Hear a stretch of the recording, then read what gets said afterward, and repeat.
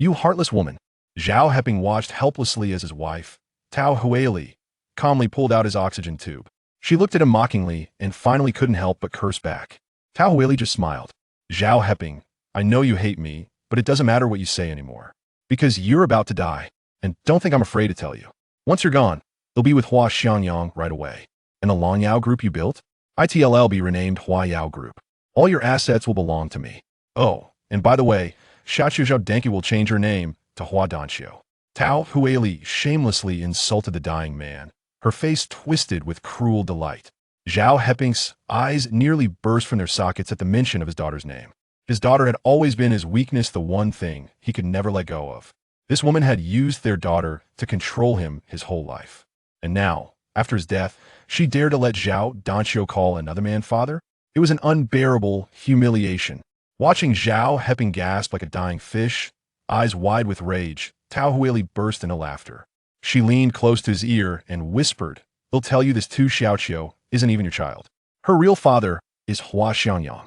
Back then, it was Hua Xiangyang who got me pregnant. But Hua's father was a leader, and his son couldn't afford to make any mistakes. So they got you drunk. That night of our wedding night, nothing actually happened between us. It was all set up so you'd marry me and become the legal father of my child." Over the years, Xiangyang steadily climbed the ranks from a small leader to a big one. We wanted both money and power, so we pushed you to start the company. Did you really think the company grew so fast on its own? No, it was all thanks to Xiangyang. And now, we're taking back everything that's ours. You've been nothing but a fool we used from the very beginning. And now that you're of no more use to us, it's time for you to die. She said it with a look of twisted satisfaction. Zhao Heping felt a thunderous roar in his mind. The words her real father is Hua Xiangyang like a bomb in his brain. He finally understood. All his efforts, everything he had built, had only been paving the way for someone else. At that thought, he spat a mouthful of blood straight onto the woman's face. The heart monitor beside him beeped wildly. Then, Zhao Heping's consciousness plunged into endless darkness. Woof, woof, woof. The barking of dogs brought him back to awareness. He opened his eyes. The surroundings were pitch black, the sky filled with stars. In the distance, there were barks and the sounds of many people talking. This scene was all too familiar.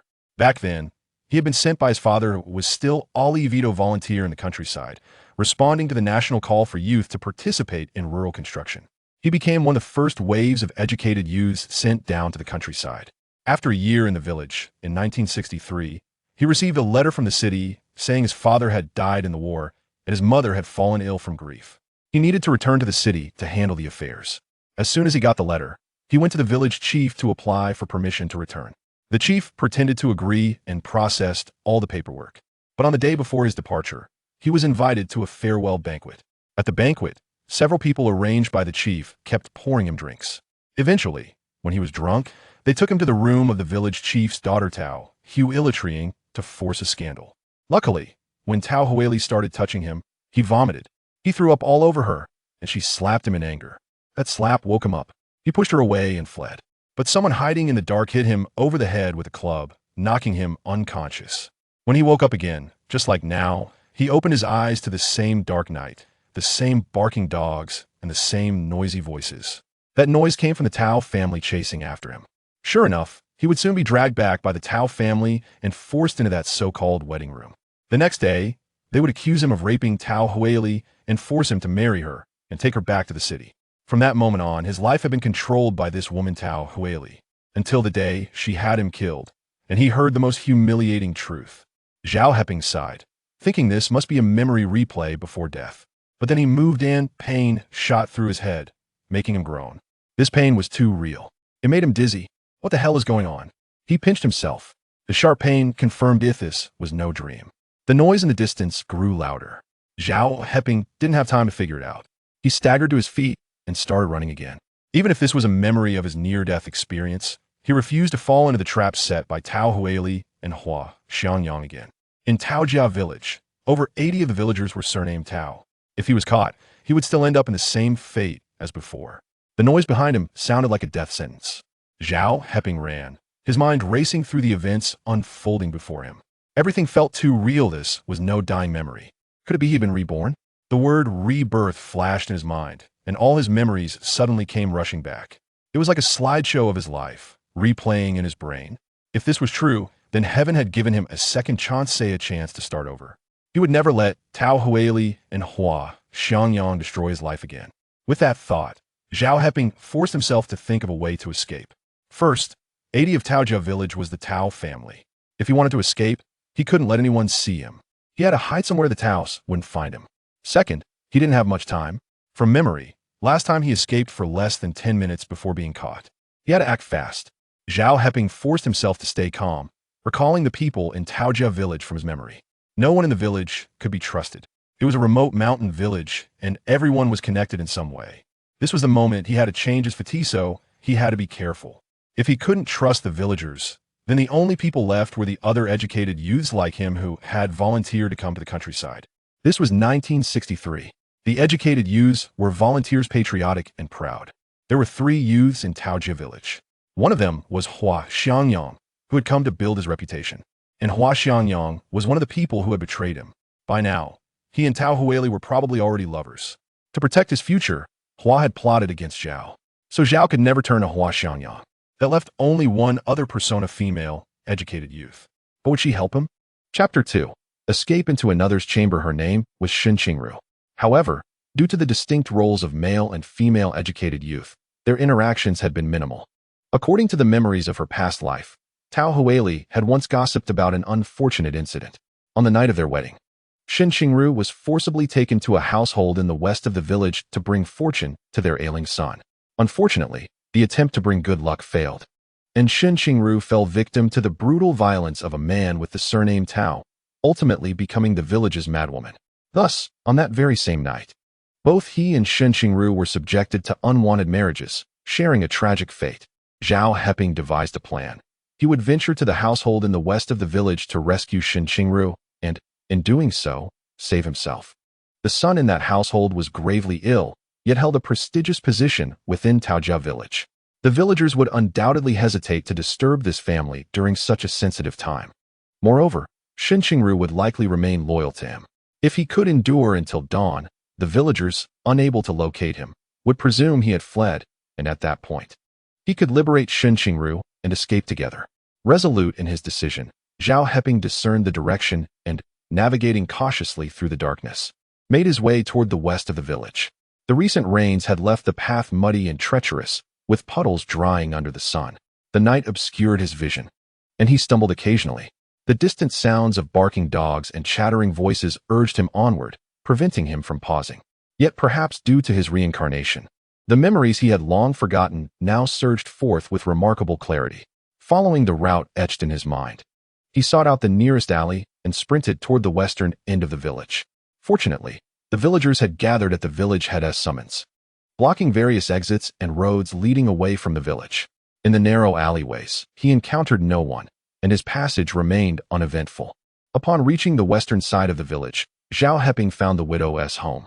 This widow, burdened with a gravely ill son, had scoured Taojia village for every eligible girl to bring luck to her son, yet who would willingly marry a corpse. With no other options, she set her sights on the young female educated youth who had come from the city, far removed from urban life and without support. What consequences could arise from turning raw rice into cooked rice? With this thought, the widow approached the village head. Coincidentally, Zhao Heping and Shen Qingru were preparing to return to the city. The village head, wishing to keep Zhao Heping in the village for his daughter's sake, could not allow Shen Qingru to leave. If word got out, it would lead to a plethora of gossip. Thus, on that same fateful night, Zhao Heping was thrust into a wedding at the village head's home in the east, while Shen Qingru was compelled into a wedding at the widow's home in the west. However, by a twist of fate, Zhao Heping managed to escape. Now, these two unwilling participants in forced marriages must unite. Upon arriving at the widow's doorstep, Zhao Heping detected an eerie silence before cautiously pushing open the wooden door and stepping into the yard.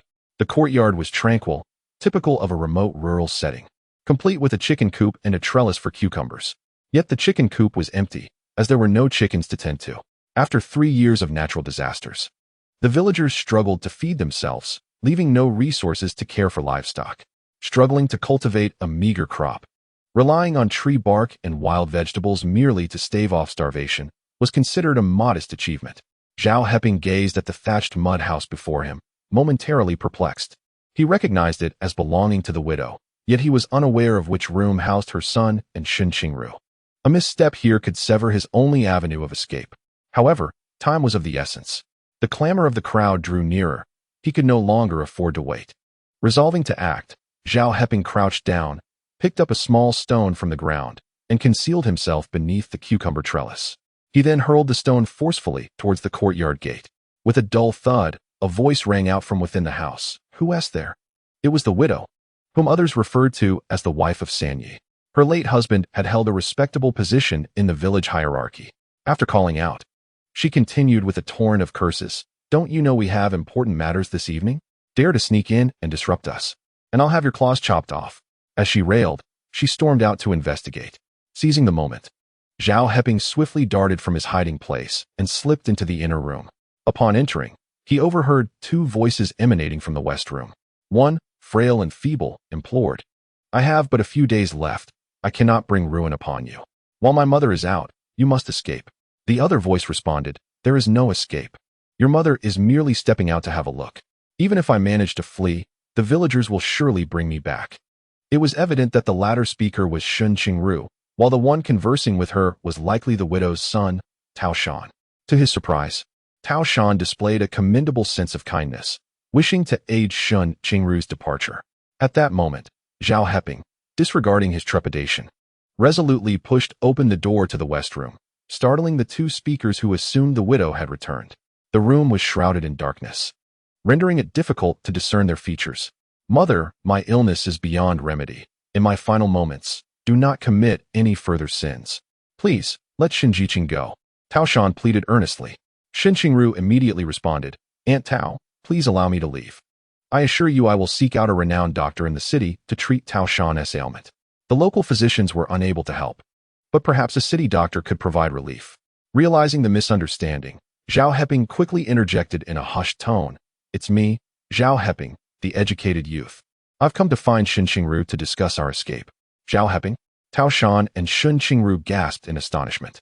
The shock caused Tao Shan, already in poor health, to erupt into a violent fit of coughing. Xiao Shan, what's wrong? The widow, hearing the commotion from the courtyard, rushed back in a flurry of concern. The sound of her footsteps echoed ominously, instilling fear in Zhao Heping. If cornered in the room, he could very well face dire consequences. Shen Qingru, without time to inquire further, urgently urged Zhao Heping, quick, hide under the bed. Zhao Heping scrambled beneath the bed, his heart racing in the oppressive darkness. The widow burst in like a gust of wind, striking a match to ignite the oil lamp. Xiao Shan, how do you feel? Do not frighten your mother. The widow is on the brink of tears. Suddenly, she glares at Shen Qingru, pointing an accusing finger. Is it you? Is it your unwillingness that has caused Xiao Shan's heartache? Shen Qingru quickly shakes her head.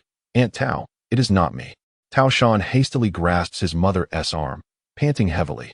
Mother, it has nothing to do with Shen Qingru. My condition has always been beyond remedy. The widow cannot bear such words and immediately scolds. Nonsense. Granny Jiao has said that this is your predicament. A joyful occasion will surely mend it. This matter must be settled today. As she speaks, she turns her gaze to Shen Qingru, her eyes cold and venomous like a serpent, exuding a chilling malice. I tell you, there is no escape. Comply and bring joy to Xiao Shan. In the future, I shall care for you as tenderly as I do for him. Should I find you unscathed by tomorrow morning, do not blame me for handing you over. The village chief has made it clear. Either you belong to Xiao Shan or you become a corpse. Chapter 3. How else can one escape? This is a blatant threat. However, Shen Qingru knows the widow speaks the truth. The village chief, with ruthless intent, has resorted to such measures to retain Zhao Heping and prevent any leaks. The prospect of escape appears insurmountable. The widow, noticing that Tao Shan has ceased coughing, pours half a bowl of hot water, cools it, and feeds Tao Shan a few sips. Just then, a commotion erupts outside. Strange. What could be happening at such a late hour? The widow sets down the bowl, her brow furrowed. Beneath the bed, Zhao Heping understands that those pursuing him have arrived. He holds his breath, daring not to make a sound. Hurry and consummate the marriage. Whatever occurs outside is of no concern to you. The widow extinguishes the oil lamp in the room. Then she closes the door and steps into the outer room, followed by a loud banging on the courtyard door. Open the door. Open the door. Third aunt, we are here to find someone. The voices outside are aggressive. Upon hearing this, Zhao Heping beneath the bed feels a surge of anger. This is the individual who sought to harm him after he fled from the bridal chamber. It is Tao Huili's suitor, Tao Huili. That lad has taken a fancy to Tao Huili, and, seeing her intoxicate Zhao Heping for the wedding night, seethes with resentment. Lying in wait outside. As Zhao Heping escapes the bridal chamber, instead of capturing him, this young man follows him, ultimately resorting to lethal force in a secluded place. He truly intends to take Zhao Heping's life. Yet, it is precisely this act that has allowed Zhao Heping to return to life once more. The widow also recognizes the commotion outside and, displeased, remarks, Tao Huili, what are you doing out here making a ruckus at this hour? Being of higher standing in the village, she is not at all courteous to these younger generations. Saying this, she opens the door. Outside stands a throng of people. Third aunt, the educated youth Zhao Heping has run away with Huili from the bridal chamber. We are searching for him, Tao Huili quickly explains. Behind him, 7 or 8 individuals accompany him. The entire village is organized, with some stationed outside the village while the rest split into several groups, scouring for Zhao Heping's whereabouts. Upon hearing these words, the widow retorted with irritation, what business do they have coming to my house? Am I to conceal a stranger within my abode? Tao Huili hastily interjected, no, 3 grandmother. The village chief has instructed us to search each household thoroughly, even to the depths of the earth, to locate the individual. It was he who harmed Zhao Heping, and given that Zhao Jiaping has been intoxicated and severely injured, he surely cannot have fled far. Thus, we are scouring the area, leaving no stone unturned, in hopes of finding him before dealing a final blow. The widow, incensed, exclaimed, what do you mean by that? You are well aware that my son Xiaoshan is celebrating his wedding tonight. Are you seeking to disrupt it? After much difficulty, I have found a young woman to bring him joy. Who dares to ruin this? I shall fight to the death with anyone who attempts such a thing. Tao Huili, wary of provoking the widow, quickly replied, no, 3 grandmother, I would never dream of causing trouble. I merely fear that Zhao Heping might stealthily enter your home without your knowledge. The village chief has ordered us to search every household without exception. Please, allow us to conduct a brief search to ensure Xiaoshan's wedding is safe, yes? The widow remained unmoved, retorting, you are speaking absolute nonsense. Xiaoshan is frail. Can he endure the fright you bring? Furthermore, no one is permitted to enter his wedding chamber or disrupt the happiness I intend for him. Not even the village chief would be welcome. Now, be gone, and do not provoke my ire. With that, she slammed the wooden door shut and turned back into her home. Outside the courtyard, several villagers inquired of Tao Huili, what shall we do if 3 grandmother refuses our search? Indeed, the village chief has stated that we must not overlook any household.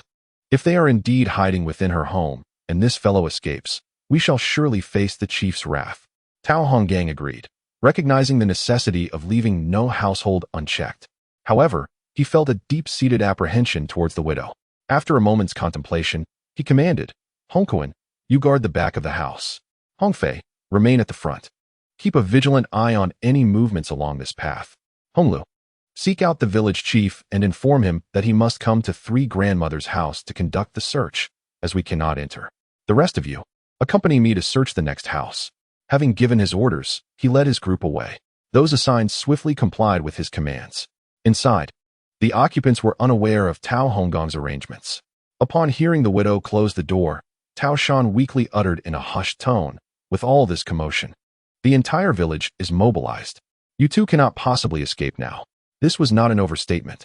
The majority of Tao family village bore the surname Tao, and when the village chief issued a command, the entire community would respond. Under such circumstances, not even a single bird could take flight, let alone the living beings Shen Qingru and Zhao Heping. In the darkness, Shen Qingru bit her lip, her voice trembling as she softly asked, what shall we do?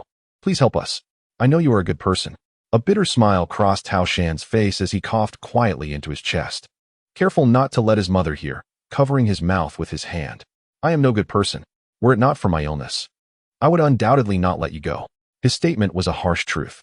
Over the years, his illness had progressively worsened, rendering his body feeble and unfit. Otherwise, had he possessed the ability, he would have certainly consummated his union with the young scholar Shun, perhaps even leaving behind an heir. Yet now, he felt death was imminent, rendering any thoughts of marital intimacy futile. Shen Qingru was taken aback by Tao Shan's words and fell silent. Zhao Heping, lying beneath the bed, dazed from a beating and intoxication, could not comprehend the conversation between Shen Qingru and Tao Shan. Tao Shan, catching his breath, murmured, "Shun, tomorrow morning. My mother will examine your condition. If she discovers you have not consummated our union, she will not permit you to stay. She has consulted someone. The auspicious moment is today. If we can consummate, even if I am to perish, I will leave a legacy. However, if you do not comply, my mother will not spare you. She will certainly hand you over to the village chief, who will find a relative of ours within 5 degrees of kinship to beget children with you, thus ensuring the continuation of my family line. In that case, you will find yourself in the bedchamber with numerous men until you conceive." Tao Shan spoke these words in a fragmented manner, yet to Shen Qingru's ears, they struck like thunder on a clear day. "Tao Shan, are you attempting to compel my submission? Do you wish for me to share your bed tonight?" A sense of despair washed over Shen Qingru, for she recognized the truth in Tao Shan's assertions. Chapter 4. The only solution is to continue the consummation? There was no escape.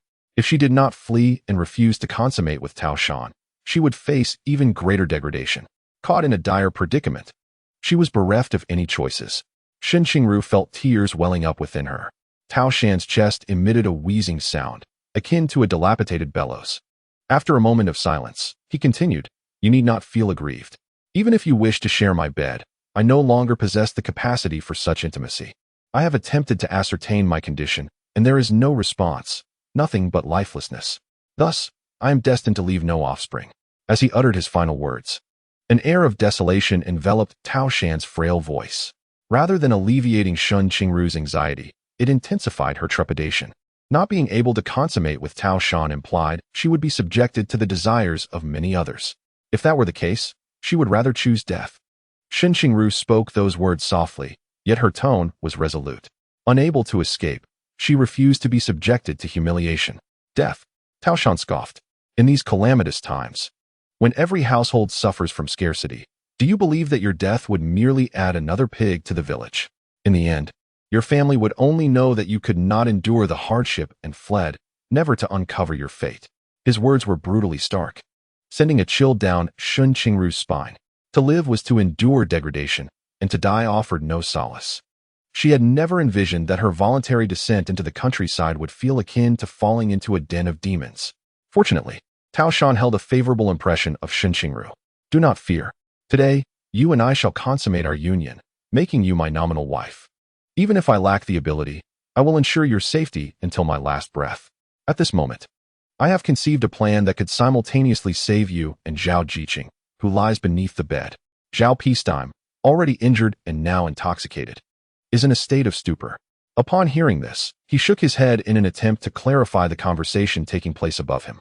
However, to prevent any eavesdropping from outside, the voices were reduced to mere whispers, and in his dazed condition, he could not comprehend a word. Shen Qingru paused for a moment, then urgently whispered, "What is the plan? If there were a way, who would not risk their life?" She could not bear the thought of her family, especially her parents, going mad with grief upon learning of her demise. Tao Shan, gravely ill, clung to life by a thread. After speaking so much, he felt as exhausted as a fish stranded on the shore, gasping desperately for air, yet filled with an overwhelming sense of powerlessness. Each breath was accompanied by a cough, which he had to suppress. Should he succumb to coughing, it would feel as if an avalanche had struck him. Even without coughing blood, it could take half his life. Beneath the bed, Zhao Heping felt himself losing consciousness, teetering on the brink of sleep. He hastily pinched himself to regain a semblance of awareness. Observing Tao Shan's condition, Shen Qingru felt a pang of sympathy and refrained from uttering a word. After a while, Tao Shan finally began to stabilize. After resting momentarily, he continued in a hushed tone, "The only way now is for you and Zhao Heping to consummate your union, thereby deceiving my mother. Only then will you both have a chance to escape." "Consummate? Her and Zhao Heping?" Shen Qingru was momentarily taken aback. Zhao Heping, in his haste, had sustained a severe blow to the head, compounded by excessive alcohol consumption. The whispers from the bed were so faint that he could not decipher them, let alone voice an opinion. If he struggled to hear, the widow outside the door attempting to eavesdrop would be even more at a loss. Tao Shan, gravely ill, was primarily concerned about his health and secondarily about Shen Qingru's potential resistance, which could harm his precious son. As for the moral implications, she cared little. In the room, Tao Shan steadied himself before weakly opening his eyes to glimpse Shen Qingru's expression. Yet, in the darkness, he could discern nothing. Shen Qingru, like you, is a city dweller. He possesses good looks and decent character. Otherwise, the village chief's daughter would not have shown interest in him for a union. Your consummation with him is the sole solution. This way, come morning, when my mother inspects your body, she will undoubtedly believe you, and I have already consummated our union. She will treat you as one of our family, and thus will protect you. With her presence, no one will dare intrude upon my room. After a day or two, when the village realizes Zhao Heping is missing, they will assume he has fled. At that point, his departure will be assured. Having articulated his thoughts in one breath, Tao Shan began to breathe heavily again. Shen Qingru remained silent for an extended period. Although she was a young intellectual, she was not well acquainted with Zhao peacetime. The prospect of surrendering herself in such a manner filled her with deep reluctance. After catching his breath, Tao Shan too fell silent, awaiting her response. In the stillness of the night, a profound silence enveloped the surroundings. However, Tao Shan, amidst this tranquility, discerned the faint sound of footsteps emanating from behind the house. Due to his prolonged illness, he had been confined to his bed, often straining to listen to the myriad sounds from outside. At that moment, he distinctly heard the footsteps lingering near their home. Shen Qingru, there is someone behind the house, Tao Shan remarked quietly. At this hour, if it were a villager seeking Zhao Heping, it would be improbable for them to merely loiter around his residence. Shen Qingru, initially lost in her thoughts, was startled and whispered, "How do you know? Who could it be? Are they here to find Zhao Heping, or are they eavesdropping?" Regardless of their intent, she felt a deep discomfort. Tao Shan suppressed a cough and then whispered, "It is someone from the village who suspects that Zhao Heping has come to our home. Hence they have sent someone to keep watch. Shen Qingru, consider the plan I proposed. At this juncture, it is the only means to save both of you. If Zhao Heping can escape and deliver a message to your family, urging them to come to your aid, you will be safe. In that case, you may even marry in the city. Otherwise, without this plan, neither of you can hope to flee." Shen Qingru was aware of this reality, yet she remained psychologically hindered. Just then, the sound of a knock echoed from the yard gate, startling her. Zhao Heping, who had been in a daze beneath the bed, suddenly became more alert. Who is disturbing the peace at this hour? Are they not concerned about others' sleep? The widow, filled with indignation, turned and opened the door. Shen Qingru's heart raced with anxiety as she recognized the widow's voice right at their doorstep, indicating that she had been eavesdropping all along. Make a decision swiftly. Otherwise, by dawn, both of you will face dire consequences, Tao Shan urged. After all, in name, Shen Qingru was considered to have entered the bridal chamber with him, effectively making her his wife. He was unwilling to wait until morning, fearing that Shen Qingru would be violated by various men from her clan. In such a case, she would bear a child whose paternity would be uncertain, yet it would bear his name. This humiliation was something he could never accept. Chapter 5. Will you marry me? Outside the yard, the village head had arrived, accompanied by his daughter, Tao Huili, along with a considerable number of villagers of all ages. Third aunt. Zhao Heping has fled from the bridal chamber. We have searched every household in the village, except yours. We hope you can grant us permission to search your home. Otherwise, if he escapes, it will bring trouble upon our village. While trouble was not a significant concern, given that he understood Zhao Heping's family situation, should Zhao Heping return to the city, it would not pose a threat to him as the village head of Taojia village. However, his daughter Tao Huili's condition could not afford to wait. The widow spat in disdain. What do you mean search? I've been at home. Tonight is my son's wedding night. Am I to allow a grown man to enter my house? You all know my son's illness. What chaos are you trying to create by coming here? Get out of here quickly, or I shall fetch a broom and knock some sense into your heads. Having been widowed for many years and raising her son alone, she was quite formidable. The elder of the village, a figure of considerable authority, commanded respect to the extent that none dared to retort when she unleashed her wrath. The crowd instinctively retreated a couple of steps, while the village chief furrowed his brow in concern. Unperturbed, the widow dismissed him and entered her home, shutting the door firmly behind her. What shall we do? Tao Honggang inquired hastily, casting a glance at Tao Huili. His affection for her was no secret in Taojia village. However, Tao Huili had little regard for the local men, harboring dreams of soaring to greater heights. Aspiring to marry into the city and embrace a life of urban sophistication, this was a notion she often vocalized. The The village chief pondered for a moment. He dared not forcibly search the widow's home, yet allowing Zhao Heping to escape was not an option he could accept. When Tao Hongang pressed him for a solution, he found himself momentarily at a loss. After a brief contemplation, he finally replied, "What can we do? We must rely on the collective efforts of everyone. We shall position pairs of individuals outside the village. Each can rest in shifts, and should anyone appear, they must sound the alarm immediately. Ensure that the area around Sanani's house is monitored closely as well.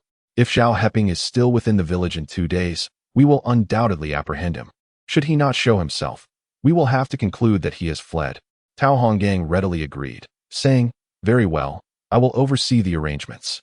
I shall also make the rounds to ensure that not even a fly escapes our village."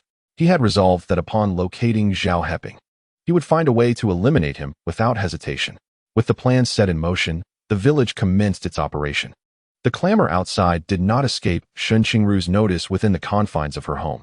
At this juncture, she found herself cornered, with no viable options left. It was a choice between a dishonorable existence and death. Tao Shan had articulated his thoughts thoroughly, leaving no room for further dialogue. Shen Qingru wrestled with her inner turmoil for an extended period, hesitating. If she were to succumb to death, her parents would undoubtedly be devastated. Yet, she could not endure the humiliation. Death was preferable to that fate. With no other recourse, she resolved to experiment with Tao Shan's proposed solution. Considering Zhao Heping's youth, good looks, and urban upbringing, she felt a surprising lack of aversion, albeit tinged with embarrassment. After considerable contemplation, she timidly leaned down and whispered softly, "Zhao Heping, what are your thoughts?" Being a girl, she sought his perspective. At that moment, Zhao Heping, disoriented and dazed from the ordeal and the alcohol, was oblivious to the exchange above him. He had been pinching his thigh to maintain consciousness, and upon hearing his name, he was startled and could only murmur, "What?" Shen Qingru, mistaking his confusion for feigned ignorance, retorted sharply, "What do you mean, what? I asked you what you think." Zhao Heping, still dazed from the blow and the drink, took a moment to collect his thoughts before responding, "For now, we must remain hidden. I have blood on my head. I can smear it on the bed. Tomorrow, you can claim that we have consummated our marriage, which should lower everyone's guard. They will regard you as one of their own and will not trouble you. In a couple of days, I will leave first, and if successful, I shall return with help to rescue you." This was the only plan he could conceive. The crux of the matter lay in Tao Shan's willingness to cooperate. Upon hearing this, Shen Qingru was taken aback and hurriedly inquired, "What happened to your head?" She prepared to take a closer look, but the room was shrouded in darkness, rendering visibility impossible. When escaping from the bridal chamber prepared by Tao Huili, he had been assaulted by the villagers. Zhao Heping touched his head and was relieved to find it had stopped bleeding. Shen Qingru fell silent, realizing the gravity of their situation. The remote Taojia village was akin to an ancient, barbaric tribe, ignorant, cruel, and xenophobic. Nevertheless, it was fortunate that Tao Shan was relatively kind-hearted. With this thought in mind, Shen Qingru whispered to Tao Shan, "Do you think Zhao Heping's plan will work?" Without a moment's hesitation, Tao Shan replied softly, "No. Even if we hide the blood, my mother will still examine your body, and when she discovers the ruse, there will be chaos. Zhao Heping will not escape unscathed. He will surely meet his demise, and you will suffer a fate worse than death." Shen Qingru understood the truth in Tao Shan's words. She finally resolved to ask Zhao Heping, who was beneath the bed, "Zhao Jiqing, if we manage to return to the city, will you marry me?" Her voice was barely above a whisper, yet Zhao Heping, being so close, heard her clearly. He paused, uncertain of Shen Qingru's intentions. However, considering their shared plight, he responded, "Yes, if you are willing to marry me, I will." Then followed Tao Shan's instructions. Shen Qingru resigned herself to the situation. In moments of despair, the presence of a less hopeless option often leads to acquiescence. However, Zhao Heping, still dazed, had not fully grasped Tao Shan's words and quietly asked, "What? What did Tao Shan say? What should we do?" Shen Qingru, already feeling humiliated, was further incensed by Zhao Heping's apparent feigned ignorance. "What are you asking? If you do not wish to, then let us perish together." She had struggled hard to avoid humiliation from the villagers of Taojia, only to face scorn from Zhao Heping. Tao Shan, weak and breathless, murmured, "Shen Jiqing, our voices are so low that Zhao Jiqing below cannot possibly hear us." Shen Qingru was taken aback, remembering their cautious whispers to avoid detection by the widow listening outside. In such hushed tones, Only those close could hear. And it was indeed peculiar for Zhao Heping beneath the bed to catch any of their words. Chapter 6. Treat this bridal chamber as your own wedding. Realizing she had misjudged Zhao Heping, Shen Qingru exhaled in relief. However, since Zhao Heping had not heard, she needed to clarify. Tao Shan, utterly exhausted, could only rely on her to explain. It was an embarrassing situation. Shen Qingru suppressed her indignation and conveyed Tao Shan's plan to Zhao Heping. Startled, Zhao Heping's eyes widened, and a wave of pain and dizziness washed over him, reminiscent of the injury to his head. He was about to express his doubts about the feasibility of the plan. However, the idea swiftly traversed through her mind. It was indeed a feasible solution, at least in the dire predicament she found herself in, offering a glimmer of hope for survival. Yet, this method bore a shameful infringement upon Shen Qingru, which explained her inquiry about whether she could be married. The notion of sacrificing a girl's purity to escape peril caused Zhao Heping to flush with embarrassment. A moment of silence ensued. Tao Shan, unable to restrain himself, began to cough violently, the fit becoming uncontrollable, as if he might expel his very lungs, accompanied by a hissing sound from his trachea. Outside the door, the widow, hearing her son in such distress, could no longer contain herself and rushed in. "Xiao Shan, what is the matter with you?" she exclaimed, hurriedly pouring water in the dark, cooling it before offering him a few sips. She gently patted his back, tirelessly attending to him until his coughing finally subsided. The widow exhaled in relief. Yet she faced Shen Qingru with a somewhat harsh tone. "Shen Jiqing, tonight you shall share the bridal chamber with Xiao Shan. It is your destiny." The old woman has stated that this is a critical juncture for him, and a joyous occasion will restore his health. Xiao Shan is weak, so you must take the initiative. If he recovers, I shall support you for life and ensure you suffer no grievances. However, should you fail to consummate the marriage tonight, do not blame me for being merciless. Her words were chilling, instilling fear in Shen Qingru. Beneath the bed, Zhao Heping dared not even breathe. "Mother," Tao Shan spoke softly, "I have already assured Shen Jiqing that she will willingly share the bridal chamber with me. Your frequent interruptions may deter her willingness." His tone carried a hint of complaint.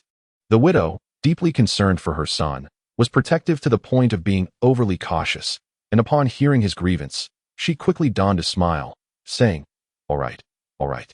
I want to interrupt. Xiao Shan, do not be upset. Focus on your union."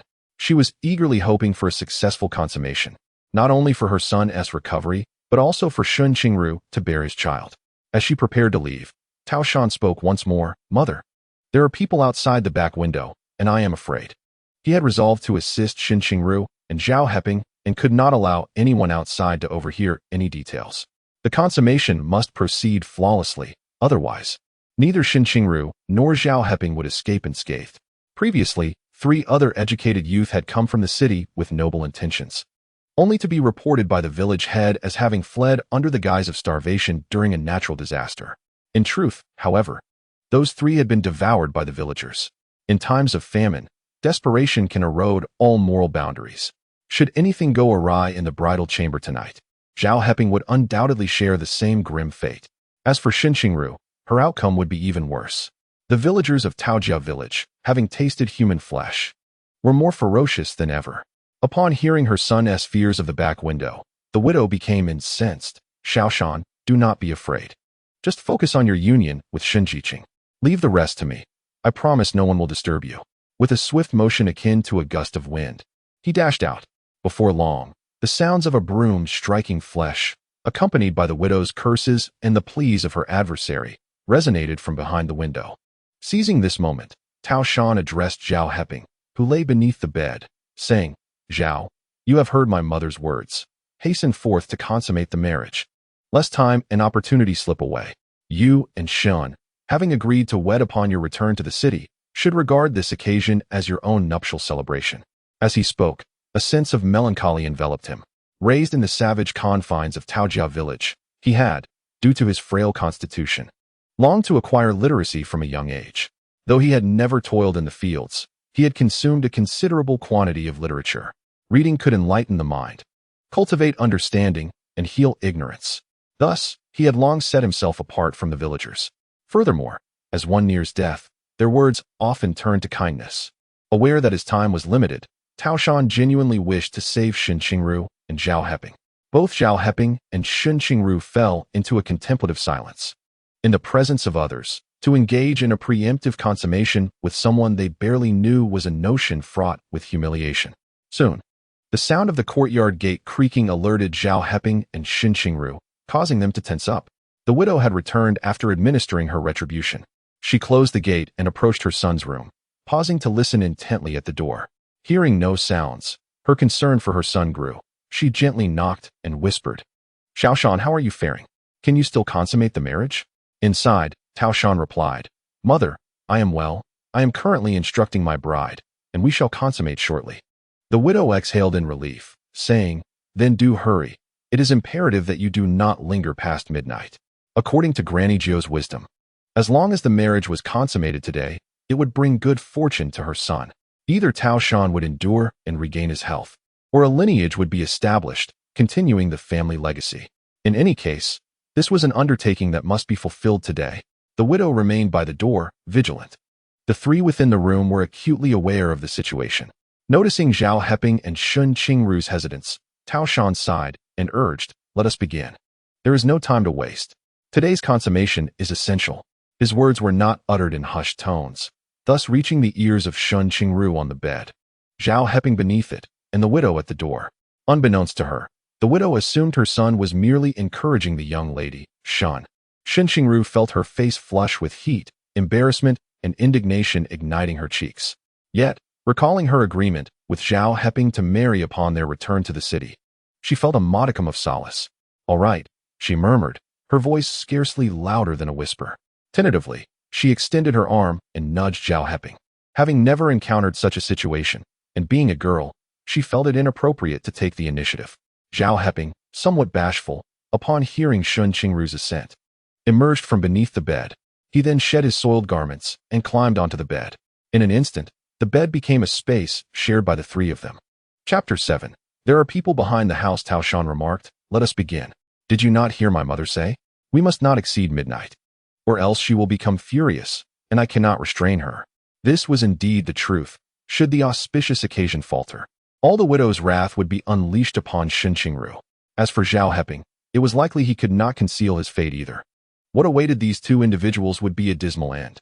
Zhao Heping would be slaughtered like a pig and subsequently consumed. Meanwhile, Shen Qingru would be subjected to the whims of the Tao family until she bore a son, only to be treated as another pig destined for slaughter. Such is the harsh reality. Zhao Heping was acutely aware of this. Thus he understood the urgency of the situation. The thought of marrying Shen Qingru in the future made him perceive this moment as his bridal chamber. Three individuals shared a bed, and with his memories from a past life, he knew precisely how to proceed. The widow remained outside, listening intently. After a while, she finally heard faint murmurs from within, a sound she was familiar with, and her heart relaxed. However, the murmurs persisted, leading her to question whether this nuptial ceremony was indeed successful. Instilling a sense of worry within her, Zhao Heping, concerned about causing Shen Qingru pain, focused on comforting her, lingering hesitantly without daring to take decisive action. Shen Qingru, inexperienced in this matter, felt a profound discomfort, instinctively letting out soft cries. Although Tao Shan had not experienced this himself, his mother had imparted numerous insights prior to the ceremony, allowing him to discern that the two were not yet successful. This predicament only intensified his own suffering, for he was already in poor health and now had to endure the psychological torment inflicted by the couple. Eventually, unable to bear it any longer, he raised his voice and exclaimed, "Hurry up." The sudden outburst startled Zhao Heping, causing him to inadvertently cross the threshold. Shen Qingru cried out in pain, tears streaming down her face. Terrified, Zhao Heping froze in place. Outside the door, the widow finally exhaled in relief. It has finally happened. If it hadn't, I would have had to intervene. Her son had proven competent, managing to handle his woman even in illness. The widow felt a sense of satisfaction. Yet her concern for her son's well-being kept her stationed at the door, listening to Shen Qingru's soft sobs, which brought her unexpected joy. "Cry on, dear girl. Every woman must endure this phase." Shen Qingru found it impossible to stem her tears. The pain, indignation, and a myriad of emotions overwhelmed her, compelling her to weep. Observing Shen Qingru in such distress tugged at Zhao Heping's heartstrings, prompting him to reach out and gently wipe her tears. Though she continued to suffer, and with Zhao Heping's presence still very much felt, she pushed him away irritably. However, this unexpected movement caught Zhao Heping off guard, causing him to instinctively recoil, which led to Shen Qingru emitting another cry of anguish. In a flustered state, he inadvertently leaned onto her once more. "You did that on purpose." Shen Qingru, tears streaming down her face, gritted her teeth as she spoke. Zhao Heping, unable to defend himself, remained motionless in his position. In a moment of distress, Tao Shan found himself gasping for breath, weakened by his already frail health. The widow at the door felt a pang of concern. Yet during the joyous occasion of the bridal chamber, she dared not intervene. In the enveloping darkness, Zhao Heping experienced profound torment, grasping the poignant truth that a tender embrace could indeed resemble a hero's grave. Lying there like a corpse was excruciatingly uncomfortable. Meanwhile, Shen Qingru also endured her own suffering, a painful experience that was far from pleasant. Both she and Zhao Heping refrained from movement, while Tao Shan, who had nearly succumbed to his earlier distress, finally managed to exhale deeply. The room settled into an uneasy silence, though it was short-lived. By chance, Shen Qingru turned her head and caught a glimpse of a shadowy figure at the back window. Someone was watching from behind, having peered into the room moments ago. Trembling, she whispered softly, startling Zhao Heping, who instinctively sought to conceal himself. As he shifted, Shen Qingru gasped in shock. Tao Shan urged in hushed tones, "Quickly, Shen Qingru, come up here. We must not raise any suspicion. It is imperative that the person behind does not catch sight of Zhao Heping." The entire Tao family village was aware of his frail condition. It was inconceivable for him to engage in such vigorous activity during the bridal ceremony. Understanding the gravity of the situation, Shen Qingru set aside her apprehensions and complied with Tao Shan's instructions. However, the pain surged anew, overwhelming her to the point of an involuntary cry, which sent shivers down the spines of both the widow at the door and the shadowy figure outside. "My son is quite impressive," the widow remarked, increasingly convinced of the divine nature of old Lady Jiao. Zhao Heping, fully immersed in the moment, had endured discomfort for so long that now, unexpectedly, he found himself leaving a lasting mark. Shen Qingru felt utterly wretched, caught in a cycle of pain and discomfort. Wishing for it all to end, Tao Shan softly declared, "That will suffice. If you do not wish to continue, we shall leave it at this." He then cautioned, "Shen Qingru, you must find a way to drive away the person lurking outside. Otherwise, someone will always be watching, and should they witness something, both you and Zhao Heping will be in dire straits." His words were not mere exaggeration. Being discovered, particularly given the nature of their relationship, could lead to catastrophic consequences. Shen Qingru fell into silence as she contemplated the precariousness of their situation. Indeed, a pair of eyes were fixated upon them, rendering their circumstances dangerously insecure.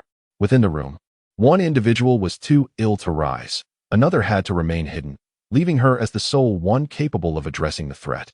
Relying on the widow outside was futile. By the time she stepped out, the lurking figure might already be gone. Thus, it was essential for her to confront the intruder and impart a lesson. Yet, she found herself at a loss for how to proceed. In that moment, Zhao Heping devised a plan, leaning closer to whisper a few words into her ear. If one wishes to cause a ruckus, it must be significant enough to deter the adversary from lurking or eavesdropping ever again. After listening to Zhao Heping's suggestion, Shen Qingru cast him a penetrating glance, though in the darkness, her expression remained concealed. "Very well, I shall proceed at once," she murmured softly. As she descended, the pain seared through her like a tearing sensation, igniting her with fury.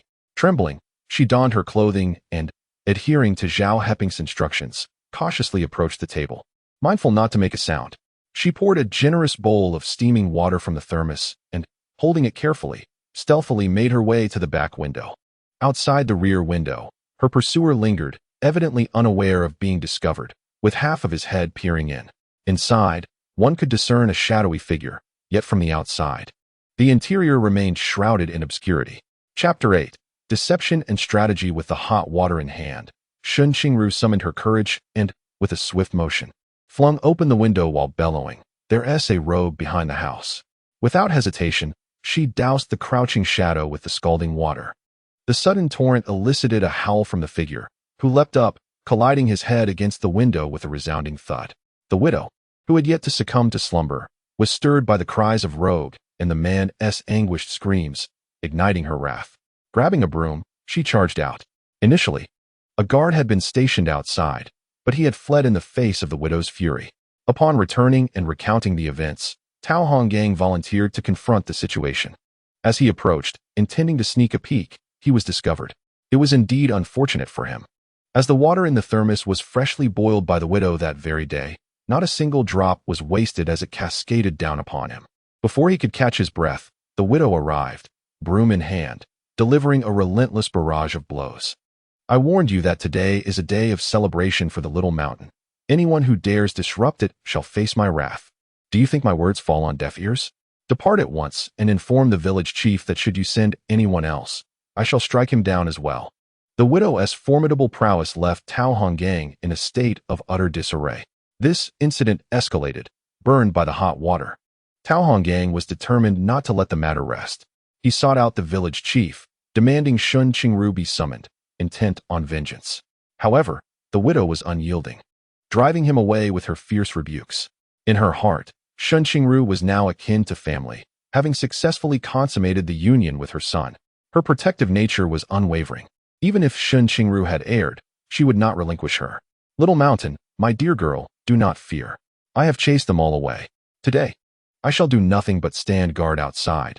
Should anyone dare approach, I shall strike them down. You may proceed with your union without concern. The most pressing matter was to ensure that the Tao family retained a legacy. Tao Shan softly concurred. Very well, mother. But who was the one spying from behind the house? This cannot simply be overlooked. Though he could not confront the situation directly, he sought to stoke his mother's ire further, believing that only then would their opponent be dissuaded from returning. The widow immediately remarked, Xiao Shan, rest assured. I have dealt with him. That scoundrel Tao Huili has been trailing behind Tao Huili, aspiring to become the next village chief. How ridiculous. Given his disruptive antics today, I shall not allow him to realize his ambitions. Do not concern yourself with this matter. A mother cannot bear to see her son wronged. My entire life has been devoted to my son. Whoever dares to bring him distress, even if it is the king of heaven himself, I will fight with all my might. Xiao Shan felt reassured. The three of them had created quite the uproar in the room, both absurd and lively. Yet, for the sake of rescuing Shen Qingru and Zhao Heping, they had to persist, no matter how ludicrous it became. However, after Shen Qingru had poured hot water and the widow had struck someone, no one came to monitor them that night. The following morning, the widow entered the room to assess the situation. Shen Qingru had been seated on a stool for half the night, while Zhao Heping had long hidden beneath the bed. Careful not to make a sound. Xiao Shan, how do you feel? The widow inquired first about her son. Grandma Jiu had claimed that if the ceremony went well, her son might gradually recover, filling the widow's heart with hope. Naturally, Xiao Shan was aware of this, mustering his strength to reply, I feel much better, mother. As long as unrelated people do not come in, I will be fine. Upon hearing this, the widow hastily assured him, do not worry. I promise that no unrelated individuals will enter your room. You must be well. Your wife may already be expecting your child. If I can see you start a family and witness the birth of my grandchild, I can die with my eyes closed. She firmly believed in Grandma Jiu's words, harboring no doubts about whether her son had consummated the marriage. Remembering she needed to check on the success of the ceremony, she carefully inspected the bed and indeed discovered a bloodstain on the sheets. This finding eased her somewhat. Her tone softened as she addressed Shen Qingru, Xiaoru. I must now examine your condition. Do not be afraid. As long as you sincerely follow Xiao Shan, you are one of the Tao family. I will not treat you unfairly, nor will I allow anyone from Tao village to bully you. She spoke soothingly, gesturing for Shen Qingru to sit on the bed. Shen Qingru understood what was to come and felt her face flush with embarrassment, enduring both humiliation and the presence of Tao Shan, along with the hidden Zhao Heping. Noticing Shen Qingru's reluctance, the widow did not scold her, but instead reassured her, Xiaoru, you have already consummated the marriage with Xiao Shan. You have transitioned from a maiden to a young wife. I am your mother-in-law, and Xiao Shan is your husband. There are no outsiders here, so do not be shy. You are the woman who will bear my grandchildren. Thus, she grew more tolerant toward Shen Qingru. Lying down, Xiao Shan coughed lightly and added, yes. Let us finish the examination quickly so mother can prepare something nourishing. It is essential to restore your health. Shen Qingru understood that this was encouragement. Both she and Zhao Heping needed to regain their strength before contemplating escape. As for the examination, it was an inevitability they could not evade. Upon hearing her son's words, The widow mistakenly believed he was suggesting that Shen Qingru should take care of her health in preparation for bearing children. With a gentle smile, she replied, "My son is right. Xiao Ru, you should listen to Xiao Shan. After the examination, mother will bring you some delicious food." Her tone, tender and somewhat conciliatory, stood in stark contrast to her fierce demeanor from the previous night. Shen Qingru understood that there was no escaping this situation, so she simply sat on the bed and reclined. She allowed the widow to remove her trousers for the examination. The widow was taken aback when she discovered Shen Qingru's injuries. The swollen area was unmistakable, revealing the gravity of the situation without the need for further inspection. It was astonishing that her son, who struggled to sit up due to illness, had been so severely affected in this regard. Could it be that fate had spared the Tao family, wishing to leave a trace of lineage for Tao Shan?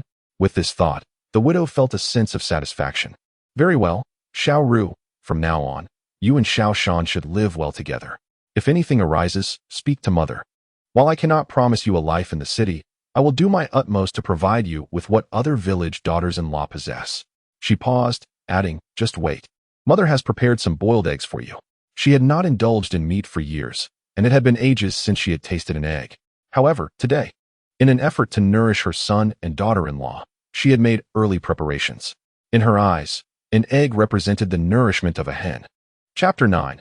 Awaiting the opportunity to escape, once the widow finished speaking, she hurried out to fetch the eggs. Shen Qingru, enduring the pain, dressed silently. Her arrival in Taojia village had been a decision she made willingly, yet her desire to leave had cost her dignity and her body. She had even entered into a marriage arrangement with Zhao Heping, a man with whom she was unfamiliar. She could only ponder what life awaited her upon returning to the city. With a sigh, she contemplated her uncertain future. Meanwhile, Zhao Heping remained hidden beneath the bed, afraid to make a sound. Having been reborn, he faced a significant choice, one that diverged sharply from his previous life, resulting in an entirely different series of events. What would unfold next was beyond his knowledge. He could only navigate one step at a time. However, when compared to Tao Huili, he held greater faith in Shen Qingru's character. Thus, the prospect of marrying her upon returning to the city did not displease him. Before long, the widow returned with 3 boiled eggs. Here, these are the eggs I prepared, rich in nutrition. Xiao Ru, peel one and feed it slowly to Xiao Shan. Be cautious of his coughing, do not let him choke. After he finishes, the remaining ones are for you. If you find yourself still hungry, do not hesitate to ask mother for more. With that, she handed the egg to Shen Qingru and exited, fearing that lingering would tempt her to drool at the sight of the eggs. Shen Qingru peeled the egg and fed it to Tao Shan. In truth, their current well-being was largely due to Tao Shan's protection. As a resident of Taojia village, his willingness to assist them was indeed commendable. Little did she anticipate that there would come a day when Tao Shan would also be cared for by a wife. Offered a self-deprecating smile, followed by a fit of intense coughing. Shen Qingru promptly fetched some warm water, cooled it, and assisted Tao Shan in drinking a little. The widow outside the door listened intently, restraining herself from entering. Fortunately, the coughing eventually subsided. Unable to contain her concern, Shen Qingru proposed once more, Tao Shan, let me contact my family and take you to the city for treatment. The major hospitals in the capital have many skilled doctors. They will undoubtedly be able to cure your ailment. Tao Shan pondered ways to rescue her and Zhao Heping. Should she return to the city to marry Zhao Heping, it would mean that Tao Shan had saved both of them. This profound gratitude warranted her efforts to find the finest physician for Tao Shan's recovery. After taking a moment to steady his breath, Tao Shan finally replied, it's futile. I know my own body. The oil in the lamp will run dry, and the fire will extinguish in an instant. Shen Qingru, the only thing I cannot bear to part with is my mother. She has sacrificed her own comfort and endured hardships all her life for me. If I were to truly pass away, I would trouble you to care for her, to fulfill my filial duties, as a testament that I did not live in vain as her son. These words reached the widow outside, who could hardly bear to hear them. Covering her face, she began to weep softly, her muffled sobs resonating with a heart-wrenching sorrow that left Shen Qingru and Zhao Heping feeling a deep pang of empathy. A neighbor nearby, mistaking the situation for a grave one, called out from the wall, "Third madam, what has happened?" The widow, wiping her tears, replied, "It's nothing. It's just that Xiao Shan has found a wife, and I am overjoyed." She preferred to believe the words of the old woman, that the auspicious marriage would revive Tao Shan, rather than accept the grim reality of his condition. Her loud declaration drew the attention of nearby families who initially intended to inquire further, but they soon reconsidered. Seeing the solemnity on Tao Shan's face, Shen Qingru nodded and said, "Very well, I promise you, I will not neglect your mother." This was a vow. Without Tao Shan, she could scarcely imagine her own fate. Thus, she acquiesced to his request, resolutely deciding that upon her return to the city, she would ensure that the hospital was contacted to facilitate Tao Shan's treatment. Regardless of the outcome, it was imperative to try. Even a slight improvement would suffice. Zhao Heping, contemplating beneath the bed, recalled a physician from Puyi's court who later adapted to the new regime. After being imprisoned for 2 or 3 decades, he had hidden himself among the populace, running a small clinic. It wasn't until the year 2000 that he revealed his collection of traditional Chinese medical secrets, garnering attention. Perhaps locating this physician could lead to a cure for Tao Shan. However, that would have to wait until he returned to the city and sought out the individual. Tao Shan's condition was indeed severe, seemingly akin to tuberculosis. Ordinary doctors would likely be unable to treat him. "Here, eat some eggs to replenish your strength," Shen Qingru offered. Presenting a peeled egg to Tao Shan, he did not refuse, enduring the cough to consume most of it. The remaining 2 eggs. He gestured to Shen Qingru to peel one for Zhao Heping, who quietly accepted it and ate a few bites before drinking the water that Shen Qingru had offered him. At this juncture, it is imperative to nurture one's health and prepare oneself, awaiting the opportune moment to escape. Shen Qingru was well aware of this, and thus consumed another egg. Outside, 2 neighbors, peering over the wall, were engaged in conversation across the courtyard. They spoke with raised voices, fearing that the other might not hear, discussing the events of the previous night when the entire village searched for Zhao Heping.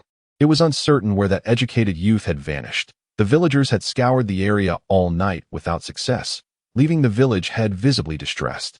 Could it be that he had already fled the village? Who could say? It seemed quite peculiar.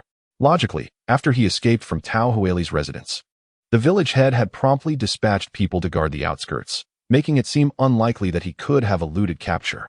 Yet, he remained elusive. The village head speculated that he was likely hiding within the village. The widow, overhearing this, interjected with a disdainful huff. The village head simply does not believe that anyone could slip away right under his nose. Hence, he claims the man is still hidden in the village. If he were truly here, where could he possibly conceal himself? He would have been apprehended long ago. Last night, during my son's wedding, the village head even attempted to enter the bridal chamber, only to be forcefully ejected by me. Even the village head cannot harm my family. The 2 aunties atop the wall, who had been out searching for individuals the previous night and were not at home, quickly inquired, "Is that so? Please, tell us what transpired." The widow then recounted the events of the previous night in their entirety. She continued, "Old Granny Jo stated that the wedding ceremony should not extend past midnight and must not be interrupted. Yet, the village head repeatedly tried to intrude upon my son's bridal chamber. Is this not deliberate malice? Just because the man schemed by Tao Huili has fled, must we bear the brunt of his wrath?" Her frustration was palpable. In rural settings, particularly for a widow, one must be assertive to avoid being victimized. However, merely expressing her anger was insufficient. This matter needed to be disseminated for several months, brought up during idle conversations. Over time, it would deter others from provoking her. Chapter 10. Searching for 3 more days, the aunties on either side of the wall, familiar with the widow's temperament, refrained from joining her in cursing the village head, offering only a few words of comfort before departing. With the widow standing guard, no one dared to enter Tao Shan's home. Thus Zhao Heping remained unfound. The village head, accompanied by others, meticulously searched the entire village during the day, yet still found no trace of him. How strange. Could it be that Zhao Heping had truly escaped? The village head was incensed. Without Zhao Heping, how could his daughter possibly marry into the city? Moreover, that wretched girl was now with child. If this situation dragged on, it might be discovered and spread throughout the village, resulting in a complete loss of face. With this thought, he stamped his foot in frustration and turned to return home. In Taojia village, the village head's house was the most impressive, yet it too was a thatched structure with earthen walls. The entire village appeared dilapidated, resembling a ghost town. Upon seeing the village head return home, Tao Huili hurried out to inquire, "Father, have you found Zhao Heping?" Following closely behind her was Hua Xiangyang. The village head rolled his eyes at Hua Xiangyang and, with a scowl, replied, "No, we searched all night yesterday and combed through the village again today. Having not seen even a single hair of Zhao Heping, it seems that the lad has truly fled. The thought of an outsider successfully escaping from Taojia village infuriates the village chief. Upon hearing this, Tao Huili becomes somewhat alarmed. What should we do? If Zhao Heping has escaped, our entire plan is in jeopardy. The village chief scoffs. What else can we do? If we cannot locate Zhao Heping, can we simply prolong the matter indefinitely? You may delay, but can your unborn child afford to wait? At this juncture, let go of any plans. You must marry Hua Xianyang directly. After all, the child is his, and he must take responsibility. Hua Xianyang, taken aback, hastily interjects, Uncle, let us not be hasty. I believe Zhao Heping is still hiding within Taojia village. If we can find him and compel him to marry Huili, everything will proceed as we initially intended. He cannot casually bring home a rural woman for marriage. His family would surely disapprove. In such a case, he would lose favor and the family's resources would not be allocated to him. Without the family's backing, his achievements in life would be limited. Reflecting on this, Hua Xianyang feels a twinge of regret for not enduring a bit of hardship back when he first pursued Tao Huili. Now, with her pregnant with his child, leaving is no longer an option. The village chief glares at Hua Xianyang, questioning, what if we continue searching and still cannot find Zhao Heping? Hua Xianyang, I know you are clever and have Huili wrapped around your finger, but I am not easily deceived. We will search for 3 more days. If Zhao Heping remains elusive, I will not entertain your plans any further. You will marry Huili, do you understand? Given his temperament, he is reluctant to see his daughter wed to a city youth. Those from the city often harbor convoluted intentions, and Tao Huili, marrying into the city, may find herself wronged with no one to support her. It would be preferable for her to marry within the village, where no one would dare to bully her. Regrettably, this daughter has fallen under Hua Xianyang's spell. Not only is she with child, but she also fervently supports his schemes, as if possessed by madness. Listening to the village chief's words, Hua Xianyang's expression fluctuates, and he casts a pleading glance at Tao Huili. However, she aligns with her father's sentiments and pretends not to notice Hua Xianyang's gaze, remaining silent. The village chief, growing impatient at Hua Xianyang's lack of response, furrows his brow and demands, Hua Xianyang, I am speaking to you. Are your ears deaf? He is the village chief of Taojia, a local sovereign. Except for a handful of elder villagers, he does not hesitate to reprimand others at will. Hua Xianyang, merely a youth from the city, must heed his authority. Disobedience could lead to dire consequences, as before. Hua Xianyang is well aware of the village chief's formidable nature. Trembling slightly, he quickly replies, Uncle, I am listening. I will comply with your arrangements. However, we must prioritize searching for Zhao Heping. Once we find him, our plan can proceed smoothly. The village chief, growing impatient, responds tersely. Rest assured, the search continues outside. I spent an entire night without closing my eyes and have now decided to take my rest. Please refrain from disturbing my slumber unless there are matters of great importance that warrant my attention. After expressing this, he retreated into his room. In truth, he harbored a preference for his daughter to marry Hua Xianyang, for he was indeed the child's biological father. Marrying Zhao Heping, after all, would mean that the child would lack a paternal figure, leading to a life of hardship. Thus, Zhao Heping's departure did not trouble him significantly. It was Hua Xianyang who felt the urgency, as he observed the village chief entering his home.